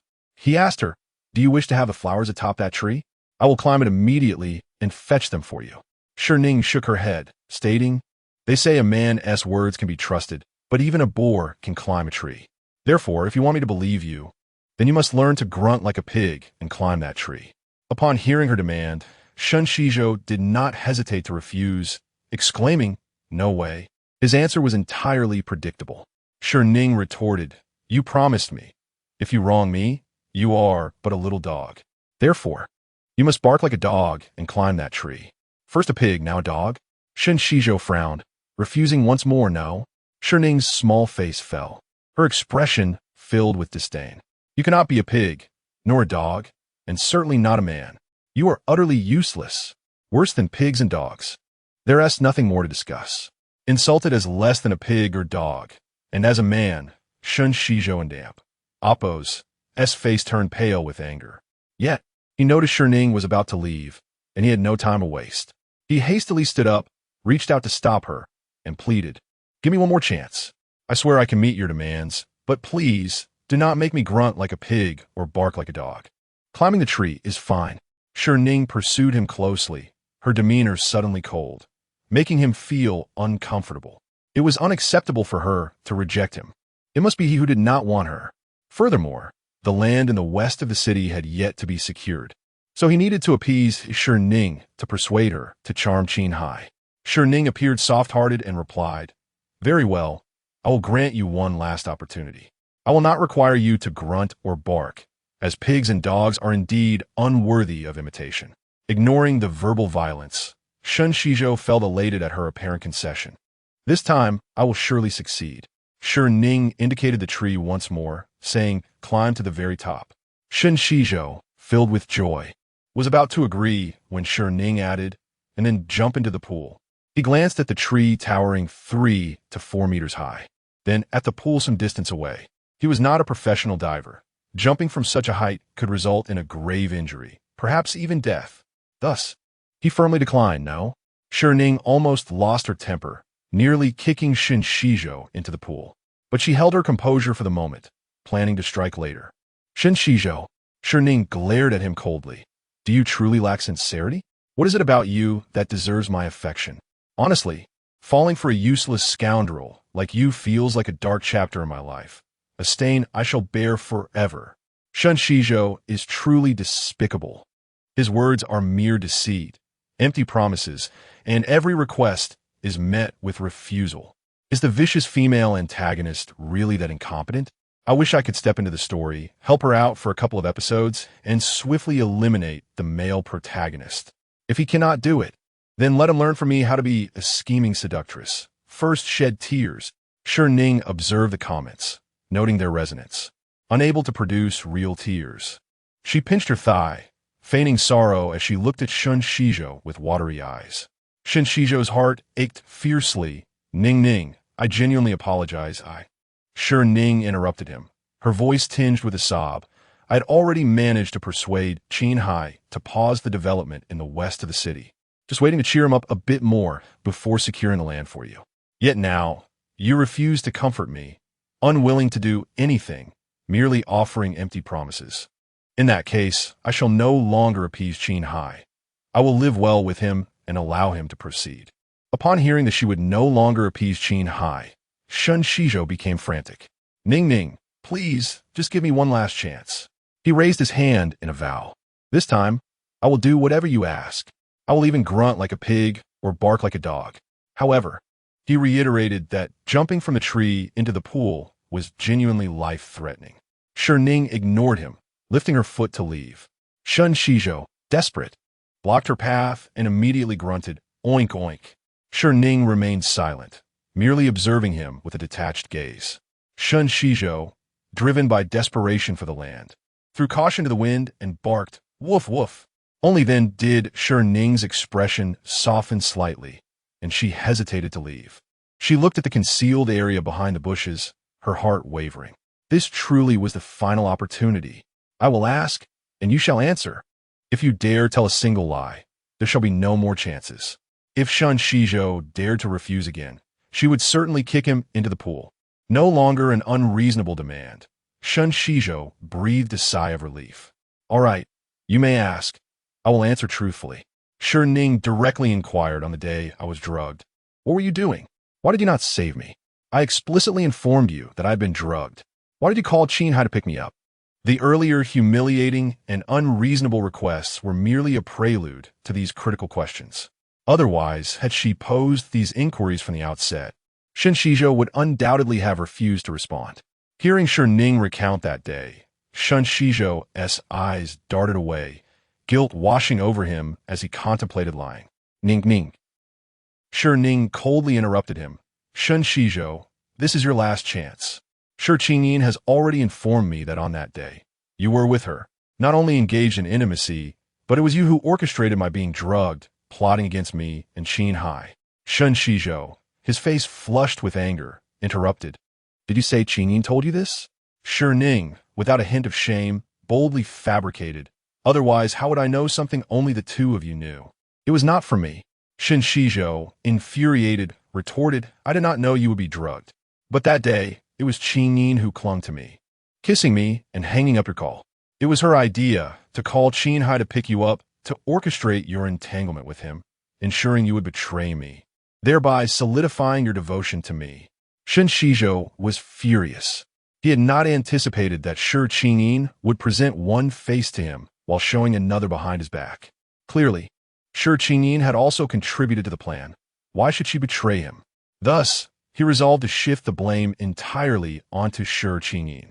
Shi Ning observed him, guiding him once more. So, you all intentionally left me to suffer, intending for me to misunderstand that Qin Heye was responsible for drugging me, leading to a forced violation within marriage?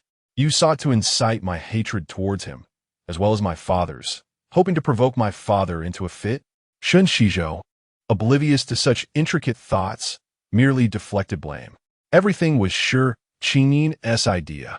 She was the one who called Qin Heye that day, preventing me from rescuing you." These words were not entirely a lie. He genuinely intended to save Shi Ning, but was ensnared by Qin Heye, who kissed him and held him back. He succumbed to temptation and did not go to save Shi Ning. Having obtained the first answer she sought, Shi Ning pressed on with her second question. 3 years ago, why did the Qin family choose me for the marriage of convenience? Chapter 75. The truth of the wedding ritual. Upon hearing the question, Shen Xizhou furrowed his brow. Was this also said by Qin Heye? Shi Ning nodded, her demeanor remaining calm as she deceived him. Yes, she was expelled from Shi family by my father. Her diamond card was revoked, and she begged me to speak on her behalf, so she revealed everything she could. At this moment, Shen Xizhou's face flushed with anger, his heart racing. I had protected her so fiercely, yet she cast all blame upon me, just to stay. Observing his reaction, Shi Ning realized that the matter of the wedding ritual was far from simple. She coldly regarded Shen Xizhou. So, everything Qin Heye said was true? False. All lies. Shen Xizhou, flustered and agitated, explained that it was Qin Heye's idea. He no longer cared about Qin Heye and divulged the events from 3 years prior. Qin Heye claimed to love me, willing to become a wicked woman for my sake, even to be a clandestine mistress. Then, when old Master Qin fell gravely ill 3 years ago, Qin Heye devised a plan to bribe a renowned master, providing him with your birth date to have your fortune read, suggesting that you serve as a catalyst for the wedding ritual. To pinpoint you precisely, she even insisted that your name must complement Qin Heye's. Thus, across the nation, you were the only one who fit. She then proposed that Qin Heye stand in for you in our engagement, acting as a shield, so you would feel guilty towards us, love me more, listen to me more, and cherish Qin Heye more. This was not mentioned in the comments. Shi Ning felt a chill run through her. She never imagined they had plotted against her since 3 years ago. You all knew that Qin Heye was domineering and aloof towards women. Once a female celebrity, during a toast, deliberately spilled wine on his pants, intending to clean them. That actress had her wrist broken and was thrown out of the private room, subsequently blacklisted from the internet, and now she is nowhere to be found.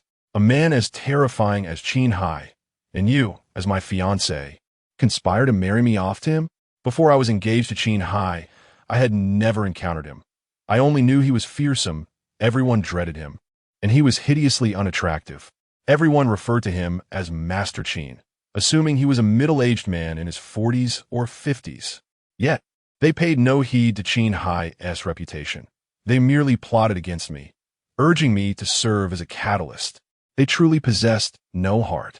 Unfortunately, events did not unfold as Qin Heye had calculated. When Qin Heye came to propose, Qin Heye discovered he was a young, handsome, and wealthy domineering figure. Regrettably, she wanted to claim the role of the catalyst, but the Qin family insisted on Shi Ning alone.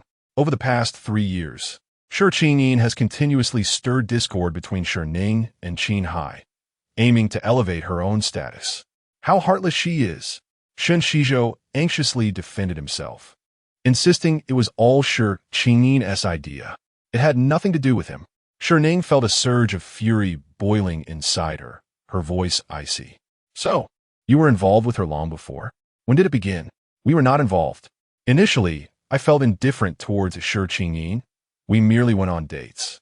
And you often brought her along, our communication only. Shi Ning no longer cared about the details of their entanglement, interrupting coldly. When exactly? I demand an accurate answer.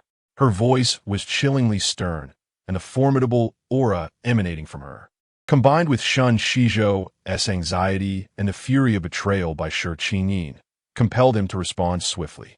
The night he proposed to you, Qin Heye forcefully kissed me. And that was when it all began. The night he proposed at 18, he kissed Qin Heye that very same night. Shi Ning found it utterly ridiculous, unsure whether it was the absurdity of the original plot or the absurdity of these individuals. No, she was the victim. The ridiculous ones were Shen Xizhou and Qin Heye. In any case, it no longer mattered. She no longer wanted them. Shi Ning posed her final question. That day, you didn't genuinely intend to take me away. You wanted to confront Qin Heye, didn't you? Shen Xizhou sensed the cold indifference on Shi Ning's face, the escalating panic of losing her. He was frantic. Of course, it was true. Shi Ning interrupted him coldly. This is your last chance. You have confessed twice already. If you lie to me again, I shall not assist you further. Shi Ning's expression radiated confidence, as if everything was within her control. This left Shen Xizhou anxious, too terrified to lie. 7 parts truth, 3 parts falsehood. He hastily explained again. This was also sure Qin Ning's idea. She wanted you to misunderstand that Qin Heye was coercing you. Let me take you away. This way, in comparison, I wouldn't mind that you lost your virginity. I would be your redemption, and you would love me more, willing to give me everything. Women often place great importance on their bodies, reserving their first times for the men they love most. Otherwise, they may feel guilt, believing themselves tainted. At such moments, if the man they cherish does not disdain them, they feel overwhelming gratitude, believing they have not loved the wrong person, loving even more deeply and willing to give all. Shen Xizhou understood this psychology of women. Thus he acted accordingly, aiming to have Shi Ning help him secure more collaborations from the Qin family. No matter how much he adored her, when compared to power and wealth, she could only remain a stepping stone for him. Once he reached the pinnacle, he would keep her by his side, caring for her as a way to repay her, honoring both her and his emotions. Shi Ning had no further questions. She simply felt cold inside, her body chilled, more heart-wrenching and infuriating than the plot's revelations. Shen Xizhou gazed at Shi Ning's increasingly frigid expression, radiating disdain towards him. He became frantic, urgently explaining, Ning, everything was sure Qin Ning's idea. I was bewitched by her and acted foolishly. We grew up as childhood sweethearts. You were my first love. My feelings for you are genuine. Shi Ning raised her hand to interrupt him. Enough. No need to utter such words to disgust me. In any case, she had achieved her objective. Shen Xizhou gazed at Shi Ning with deep affection. So have you forgiven me? I truly do not mind that you have been with Qin Heye. Even if you divorce, I would take care if you were to remarry. As long as you continue to love me, I am willing to be your clandestine lover. A man willing to be a third party for love. How touching. If this were to happen with Qin Heye, she would find it deeply moving, a testament to true love. For Qin Heye had harbored a secret affection for her for 10 years, remained virtuous, and had never been involved with anyone else. However, when placed upon the treacherous Shen Xizhou, it became truly repulsive. Shi Ning gazed at the shimmering pool, lifting her head to smile at Shen Xizhou. Shen Xizhou, come a little closer. Chapter 76, My Darling, let us punish the scum together. Moments prior, Qin Ning observed Shi Ning and Shen Xizhou's interaction from the balcony, a malicious smile gracing her lips. She then retreated from the balcony, clutching a cardboard box, and proceeded to the study to seek out Qin Heye, knocking on the door. Master Qin, she began. Qin Heye furrowed his brow, his tone laced with reprimand. Do not enter. State your business from outside. He denied Qin Ning even the slightest opportunity for a private encounter. However, that was not Qin Ning and Oppo's intention. Clutching the box, she inquired of Qin Heye, would brother-in-law accompany me to the garden to find my sister? This box contains her belongings, and I wish to return them. Qin Heye harbored no desire to accompany Qin Ning, yet he acquiesced, setting aside his work. Very well. His wife had previously instructed him to agree to Qin Ning's requests, provided they did not involve overly intimate gestures, as she intended for him to witness a spectacle. Indeed, his wife had declared that they, as a couple, would join forces to make the wicked tremble. While Qin Heye consented to accompany Qin Ning, his long legs propelled him forward at a rapid pace. Qin Ning struggled to keep up, clutching the box as she trotted behind him. Master Qin, please wait for me, she pleaded. Qin Heye quickened his pace. Qin Ning feigned distress. Master Qin, would you assist me with the box? It is quite heavy and my arms ache. Her intention was for Qin Heye to carry the love letters Shi Ning had penned for Shen Xizhou, hoping that the discovery would ignite a tempest of fury within him, leading him to abandon Shi Ning altogether. However, Qin Heye disregarded her entreaties, accelerating his gait once more. Qin Ning was compelled to transition from a trot to a brisk run. As she drew closer to the garden, she grew increasingly cautious, refraining from raising her voice. She would simply await the unfolding drama. Soon, they arrived at the garden, where Shen Xizhou and Shi Ning stood by the pool. Shi Ning gasped in feigned surprise, whispering, "Master Qin, my sister and brother Xizhou are together. They're standing quite close." She implied that it was due to a love letter Shi Ning had given to Shen Xizhou, suggesting they were meeting in secret. Qin Heye abruptly halted, his gaze fixed upon Shi Ning and Shen Xizhou. Shi Ning scrutinized Qin Heye, noting his stern expression, somber countenance, and the palpable aura of menace emanating from him. She herself trembled, overwhelmed by his palpable wrath. Yet, the more enraged Qin Heye appeared, the more exhilarated Shi Ning became. Nevertheless, she feigned concern, attempting to explain Shi Ning's actions. "Master Qin, please do not be upset.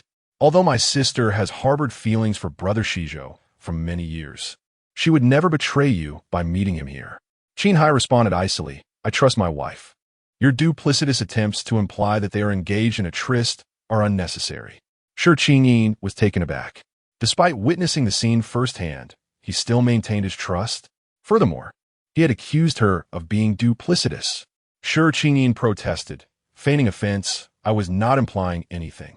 Brother Xizhou is holding a bouquet of roses, and they're standing face to face, which resembles a rendezvous."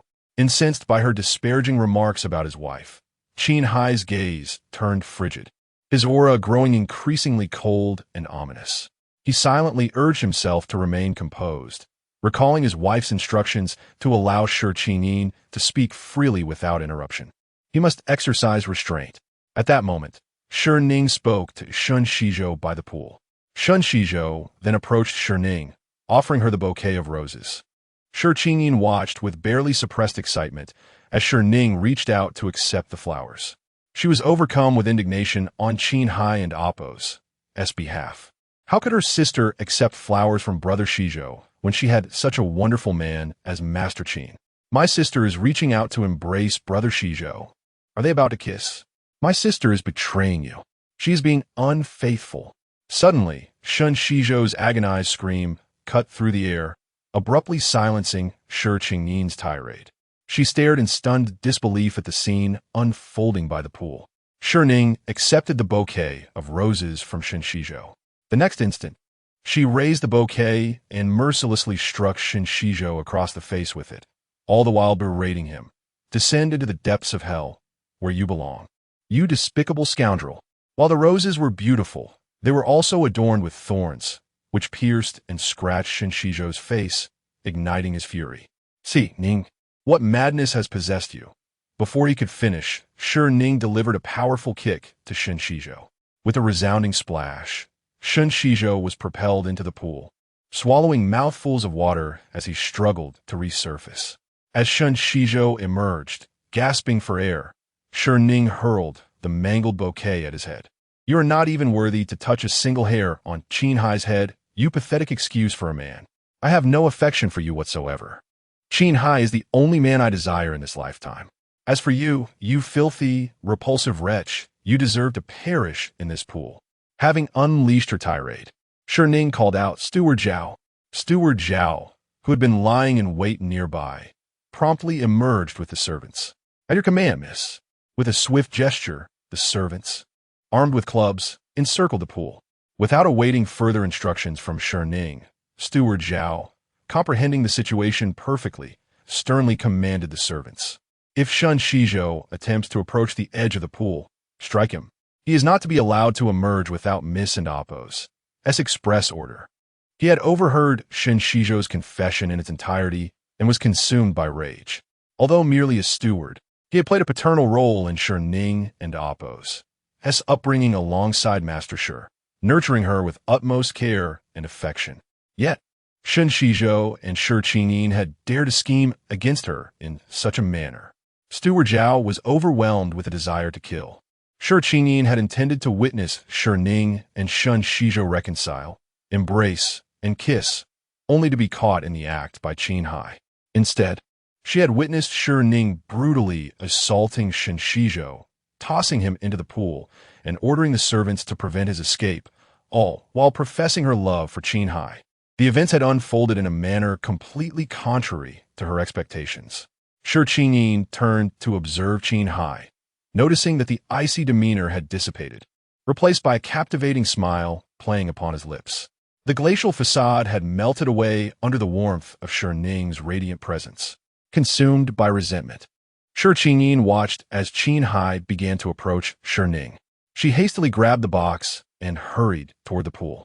Upon reaching the pool's edge, Qin Heye tenderly called out to Shi Ning, "My darling, I have arrived." "Master Qin, my sister." Shi Ning, feigning a stumble, nearly fell, causing the cardboard box to tumble to the ground. Shi Ning and Qin Heye turned their attention to her. Shi Ning frantically scrambled to retrieve the contents, wedging herself between Qin Heye and Shi Ning. Facing Qin Heye, she anxiously explained, "Sister, I apologize. I inadvertently scattered the love letters you wrote to Brother Xizhou. It was unintentional. Master Qin, please do not misunderstand my sister, and do not be angry or quarrelsome with her." Before she could finish, Qin Heye delivered a swift kick, sending Shi Ning tumbling into the pool as well. Chapter 77. My husband is amazing. Gurgle, gurgle. Help! Shi Ning was unexpectedly kicked into the swimming pool, swallowing several mouthfuls of pool water. Shi Ning approached Qin Heye and, on tiptoe, planted a kiss on his cheek. "You did wonderfully, darling. Here, a kiss, as a reward." She truly adored Qin Heye's fierce stance against unwanted advances. Without needing her to command, he effortlessly severed any attempts to woo him. A simple kiss on his cheek made Qin Heye's pupils dilate, his heart race, and he felt an overwhelming surge of happiness, akin to fireworks bursting in the sky. He gazed at the beaming Shi Ning, unable to resist leaning in to present his right cheek. Blushing, he made a request, wanting one for himself as well. Shi Ning was taken aback. This was the formidable Qin Heye, known for his ruthless demeanor and fearsome reputation. Yet here he was, like a child who scored a perfect mark on a test, eagerly seeking a reward and insisting on fairness. The contrast was staggering. Observing Shi Ning's silence, Qin Heye felt he had overstepped and possibly annoyed her. He lowered his gaze, concealing his disappointment. "I'm sorry, I just mentioned it casually. I didn't really want it." Smack! Shi Ning cupped Qin Heye's face and planted a firm kiss on his left cheek. Seizing the moment while he was momentarily stunned, she reached up on her toes to kiss his forehead. Finally, she held his face and squeezed, shaping his alluring lips into a cute pout, irresistibly kissable. Shi Ning could not help but kiss him again. Mua. Qin Heye was left dazed by her affection, lost in her charm. Unconsciously, he smiled, his eyes sparkling with joy as he looked at Shi Ning. Seeing his bewildered expression, she playfully asked, "With such a wonderful husband, where else would you like me to kiss you?" Qin Heye gazed back at her, wishing for kisses from his beloved wife everywhere. "Where do you want your wife to kiss you? All over?" How daring of the villain to think such thoughts, to express them so boldly. Can he be more explicit, perhaps even take action? Shi Ning. Excellent. The innocent thoughts in her mind had been successfully led astray by the mischievous girl. The villain is easily placated. A single kiss turns him into putty. His smile shines as brightly as the sun. Nike should pay him for this. The villain perfectly illustrates the concept of taking a mile when given an inch. A mere hint, and he is ready to seize the entire dye shop. Initially, he was satisfied with merely secretly admiring the female lead, then content with just watching her, and eventually, he married her, spent 3 years as her husband, and now was filled with thoughts of imprisoning her for love as the divorce deadline loomed closer. Who knows how far Qin Heye and Appo's infatuation might evolve. Stop flaunting your affection. Look at the 2 drenched rats in the pool. It's utterly hilarious. Butler Zhao and the servants are truly remarkable. They chase anyone too close to the pool away with sticks. Shi Ning then turned her attention to Shi Ning and Shen Xizhou in the pool. The 2 were struggling to swim to the edge, but as they approached, they were mercilessly pushed back by the servants wielding sticks. Butler Zhao, wielding a water gun, began shooting at Shi Ning and Shen Xizhou with remarkable accuracy. Shi Ning was utterly exasperated. Glancing at the affectionate scene of Shi Ning and Qin Heye sharing kisses on the shore, which only fueled her anger. Qin Heye, Have you not seen the letters on the ground? Those are love letters from Shi Ning to Shen Xizhou, 108 in total. She loves him deeply and feels nothing for you, not a shred of affection. Seeing you fills her with disgust. Shi Ning was driven to the brink of madness, directly alerting Qin Heye to the box of letters meant for Shen Xizhou. Qin Heye responded nonchalantly, "Oh, what?" Shi Ning was taken aback by his indifference. Those were 108 love letters from Shi Ning to Shen Xizhou. How could Qin Heye not be angry and remain so calm? Shi Ning couldn't help but chuckle, feeling particularly pleased and vindictive as she watched Shi Ning. She aimed to mock Shi Ning, suggesting that Qin Heye did not truly love her, viewing her merely as a means to boost his spirits. However, before she could voice her thoughts, she witnessed Qin Heye pulling out a lighter and setting the letters ablaze. He burned them. Qin Heye then looked at the two in the pool and began to unbutton his shirt. "I'll go rescue you, but first, I need to take off my shirt." Upon hearing this, Shi Ning excitedly opened her arms towards Qin Heye. "Master Qin, save me." If he came to her aid, she would embrace him and kiss him fiercely in front of Shi Ning. Shi Ning would surely go mad. Shi Ning tilted her head, watching Qin Heye unbuttoning his shirt. Was he truly so benevolent? She suspected there was an ulterior motive.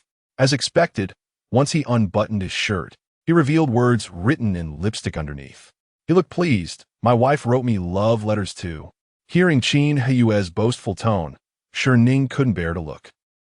What kind of business tycoon, more formidable than a ghost, would deliberately strip to show off love letters? The arrogance, the smug expression. One might think he was a struggling student suddenly acing an exam, or a penniless wretch who just won $1 billion. Shi Ning initially believed Qin Heye was genuinely coming to her rescue, only to witness him flaunting the love letters Shi Ning had written him. How utterly despicable. Shen Xizhou's face turned green as he observed the lipstick letters on Qin Heye's body. Shi Ning had actually written love letters and lipstick on him, in the area of his V-line. Did she kneel to write them? The thought of that image made Shen Xizhou's face turn an even deeper shade of green, feeling as though he might burst. He glared at Shi Ning. "Shi Ning, you've truly let me down. I have lost all faith in you. This version of you is far worse than losing your virginity, more sordid, more disgraceful. If you perish, go to the crematorium." Butler Zhao promptly aimed at Shen Xizhou's foul mouth, launching a water balloon with precision. Shen Xizhou yelped in pain. The commotion by the pool caught the attention of Shi Guoqiang and others, who hurried over. Seeing the scene, he frowned. "What is happening? Why are Ying and Xizhou in the pool? And Ning, what are you all doing? It's fine for the female lead to suffer a little. Uncle, this cash cow, has already gifted her family a villa worth 200 million and a subsidiary. The female antagonist is quite malicious, but the uncle is generous and is ready to give another 100 million in cash. Now the wicked female antagonist and the villain are bullying our leads. Soon, they will face dire consequences. Their assets will be halved." Shi Ning glanced at the comments. This unfair treatment was surely a result of Shi Guoqiang and Oppo's generosity. That cannot be allowed. Thus, Shi Ning pinched her arm hard, tears streaming down her face as she threw herself into Shi Guoqiang's embrace. "What? Daddy, cousin is bullying me. She says I'm like water spilled from a married daughter." "What? She claims that your wealth is hers and my uncle's, telling me not to covet your riches, that I should leave, as this is her home." Woo-woo. Chapter 78. Speaking nonsense with open eyes, Shi Ning wept uncontrollably, resembling a small child, overwhelmed with a sense of injustice, especially when she flung herself into his arms like a fledgling bird seeking refuge. Shi Guoqiang's old heart felt as though it were being sliced by a knife, aching profoundly. He comforted Shi Ning, assuring her that his dear daughter should not cry. It was all mere nonsense. Regardless of whether you are married or not, you will forever remain your father and Oppo's treasured daughter. You are the true master of this household. No one can cast you out. All the assets belong to you. Upon hearing these words, Shi Guoqiang felt a throbbing in his temples. He hurried to clarify. "Elder brother, Ning, there must be some misunderstanding. Ying would never say such things." Shi Ning's sobs intensified, her sense of grievance deepening. Her tears shattered Shi Guoqiang's paternal heart. With great tenderness, he urged, "My dear daughter, please don't cry. Speak slowly. Your father believes you." Shi Guoqiang observed their affectionate exchange, then glanced at his own daughter, who was still submerged in the pool. A tempest of anger brewed within him, yet he could only swallow it back. "Elder brother, let Qin Heye come out first. We must clarify this matter. There is surely a misunderstanding." Shi Guoqiang's expression darkened, and he commanded, "Old Zhao, let them come up." Only then did the steward allow them to rise. Qin Heye emerged from the pool, and Shi Guoqiang hastily offered her his coat, his voice low and serious. "Qin Heye, what exactly is going on? Please explain clearly to avoid any misunderstanding with your uncle." Qin Heye felt an immense sense of injustice, especially when she lifted her head to see Shi Ning casting her a challenging smile. Anger and urgency surged within her. "I never said those words. Shi Ning is framing me. She bullies me while I'm under her roof. She wouldn't even let me get out of the pool." Sob. Both girls clung to their narratives, each appearing as the aggrieved party. This made Shi Guoqiang frown deeply, as he tenderly comforted Shi Ning. Shi Guoqiang's face darkened. "Elder brother, we are residing in your home, but we are not your servants. If Ning does not welcome us, she could simply tell me. We would leave on our own. There is no need to treat us like this. We are proud people." Shi Ning had deliberately cried until now, waiting for Shi Guoqiang to speak. Now that he had spoken, she too began to voice her grievances. "Cousin says that father is giving you a villa worth 200 million, a family business, and 100 million in cash. She claims this is merely half of the Shi family's wealth, and that in the future, all assets will belong to her family, leaving no inheritance for me, an outsider who has married out." As she spoke, Shi Ning and oppose, as cries grew more choked, her breath uneven. She even said that father needed 300 million for the company's operations and sold me off to Qin Heye like a commodity. At this revelation, Shi Guoqiang's face darkened ominously, a fierce fire igniting within him as he coldly questioned Qin Heye. "Did you truly say such things to Ning?" Both Shi Guoqiang and Qin Heye were taken aback, for Shi Guoqiang had previously told Qin Heye that even if they moved out, they must persuade Shi Guoqiang to part with such a sum. This information was known only to their trio, and Shi Guoqiang, who had just discussed the matter, was aware of it. Shi Ning could not possibly know, yet she had spoken the truth. The only explanation was that Qin Heye had revealed it. Qin Heye, flustered, did not have time to contemplate how Shi Ning learned of it and hurriedly explained, "Uncle, I never said such a thing." Shi Ning, still sobbing, declared, "Qin Heye and Steward Zhao can testify. No one heard Qin Heye say this." However, Qin Heye, with an unflinching demeanor, supported his wife, affirming, "Yes, I can attest that my wife speaks the truth." Steward Zhao echoed, "What the young lady said is indeed true." The servants chimed in unison. "What the young lady said is indeed true." Each one spoke falsehoods with open eyes. Qin Heye felt wronged and infuriated that they were all siding with Shi Ning, slandering her. Shi Ning pointed at Shen Xizhou. "Shen Xizhou can also testify. He is your fiancé. Surely he wouldn't side with me, would he?" Shen Xizhou regarded Shi Ning, recalling the land in the western city that he had yet to secure, and reflecting on Qin Heye's duplicity. A surge of anger welled within him, and he resolved to side with Shi Ning for the sake of the land. Indeed, everything that Shi Ning says is true. Qin Heye did say those things. Qin Heye's fury erupted. "Shen Xizhou, you are speaking nonsense." With that, she raised her hand to swipe at his face. Shen Xizhou dodged backward, but standing at the edge of the pool, he lost his balance and, in a moment of desperation, grabbed Qin Heye's hand, pulling her down with him. With a splash, both Qin Heye and Shen Xizhou tumbled into the pool, flailing about. Once they regained their footing, an angry scuffle ensued, each grabbing at the other, she tugging at his hair, he clutching her face. Shi Ning watched with delight, finally witnessing their mutual strife. Shi Guoqiang, too flustered to intervene, could only lower his head to explain to Shi Guoqiang, "Elder brother." Qin Heye and Shi Guoqiang interrupted him with a cold expression, "No need to say more. What was discussed in the office is no longer valid." Earlier, in the office, Shi Guoqiang had expressed gratitude towards Shi Guoqiang, promising a villa, a business, and 100 million in cash. Feeling guilty for abruptly expelling his brother and wishing to compensate him so that they could live without worry for the rest of their lives. He had been looking forward to finalizing the transfer the following day and exchanging the check at the bank. But now, Shi Guoqiang declared it all void. Who knew how much had been lost?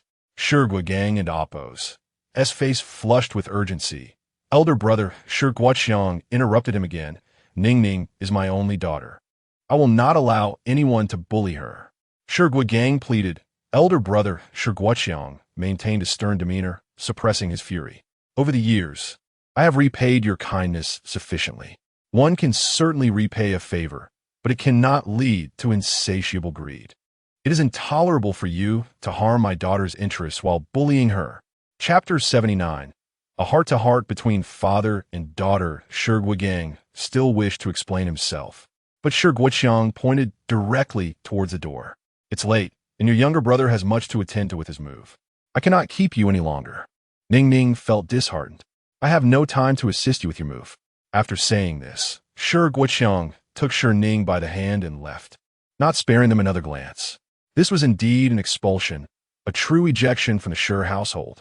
Shi Guogang wanted to pursue them to explain elder brother, but Qin Heye simply stood before him, coldly observing Shi Guogang. No words were necessary, nor any additional glances. His mere presence, exuding an aura of chilling authority, was enough to instill both reverence and fear, compelling silence. Noticing Shi Guogang's compliance, Qin Heye turned and hastened after Shi Ning. Shi Ning and Shen Xizhou emerged from the pool, and she angrily questioned Shen Xizhou, "Why did you?" Suddenly, Shi Guogang struck Shi Ning sharply across the face, rendering her speechless, blood flowing from her mouth, her head turned to one side. His tone was not particularly cold. He simply commanded her to apologize to Shen Xizhou.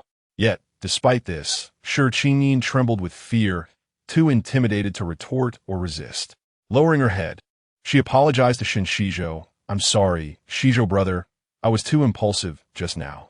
That slap stung so much that Shen Xizhou felt pain for her and waved it off, saying it's fine. Shi Guogang refrained from further reprimanding Shi Ning, merely instructing her to return home before turning to leave. This version of Shi Guogang only heightened Shi Ning's trepidation, causing her body to tremble. Upon returning to the living room, Shi Guoqiang sat silently on the couch, his face grim. His naturally stern visage, devoid of anger yet commanding respect, made him even more fearsome in that moment. Shi Ning, feeling guilty, called out timidly, "Dad." Shi Guoqiang lifted his gaze to Shi Ning, asking, "Is this how you have viewed your father over these past 3 years?" Shi Ning nodded softly. With a sigh, Shi Guoqiang looked at her with remorse. "It is my fault. I believe that you and your sister had a good relationship, unaware that it was like this behind closed doors. Had I communicated with you sooner, you would have stayed away for 3 years, and I wouldn't hold you responsible for misunderstanding your parents' hearts." Seeing him apologize, Shi Ning shook her head repeatedly. "It has nothing to do with you, Dad. I don't blame you. All of this stems from Shi Ning's malicious intent to sow discord between us. One should not punish oneself for another's wrongdoing, allowing the true perpetrator to evade accountability." Witnessing Shi Ning's thoughtfulness and understanding, Shi Guoqiang felt a genuine sense of gratitude. He earnestly told her, "Your 300 million dowry has not been touched, and along with the bridal gifts, the total amounts to 660 million, which I have placed in a family trust for you. I intended to inform you, but it was Yin who claimed you spent excessively, frequently hired male models, and even gambled in Las Vegas, potentially squandering your fortune, which is why I refrained from mentioning it." He was astonished at how Shi Ning spoke one way in his presence while saying something entirely different behind his back. Shi Ning had not anticipated the truth about her dowry. Her father had not treated her as a commodity, but had also provided her with a bridal gift. "What about the financial strain on the company?" she inquired. The company's financial chain was not problematic. With over 300 million allocated for your dowry, there was a slight tightness in liquidity, but Shi Guoqiang looked at the tall and graceful Qin Heye, who had introduced several partners, and with some agile maneuvering, the situation was swiftly resolved. Just this brief exchange revealed the inconsistencies in Shi Ning's statements. Gratefully, Shi Ning turned to Qin Heye. Thank you. Even after she had once resolutely refused to marry him, he treated her and her father with such kindness. She felt genuinely moved and appreciative. Qin Heye frowned slightly, a hint of displeasure crossing his features. Supporting each other as a couple is only natural.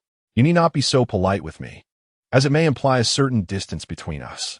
Shi Ning offered him a sweet smile. Indeed, I want to be formal with my husband. The furrow in Qin Heye's brow smoothed out at her words, and a smile graced his eyes.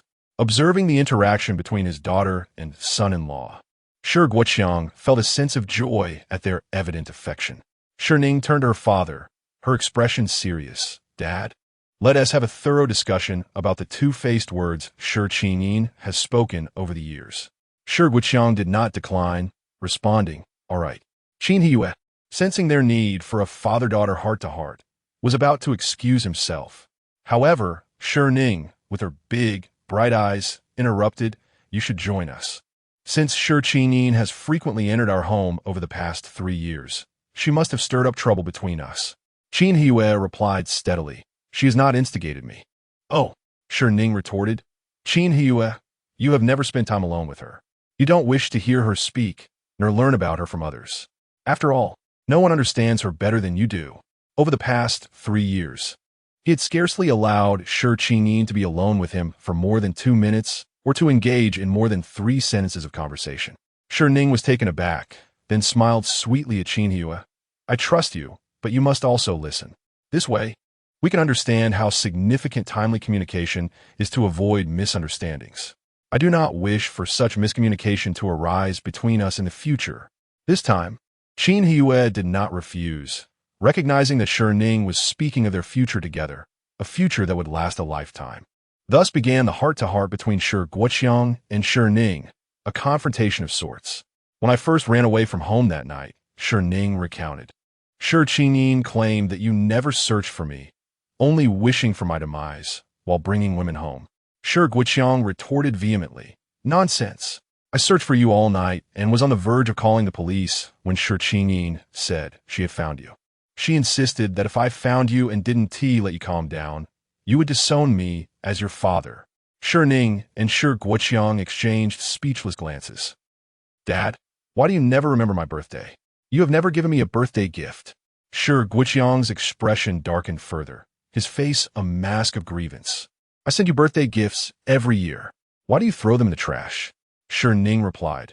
Shi Ning said those gifts were from your mistress, my stepmother. Meant to provoke me. Mistress? Your stepmother? Shi Guoqiang and oppose. As countenance darkened. Nonsense. I have only one wife, your mother.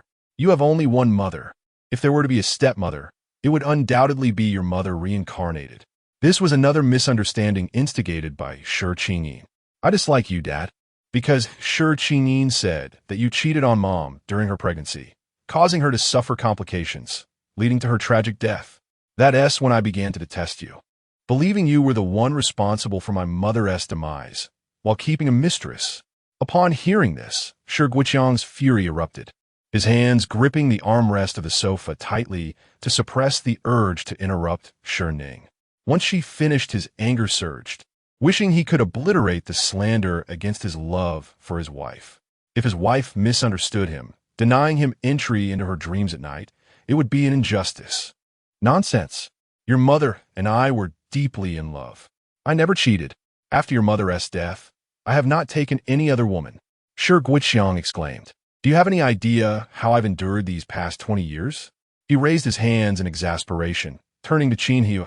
At any rate, your husband understands what I've been through. Qin Heye instantly comprehended, his cheeks turning crimson as he averted his gaze, unwilling to acknowledge such matters. After all, no matter how restrained he was, he couldn't help but think of Shi Ning.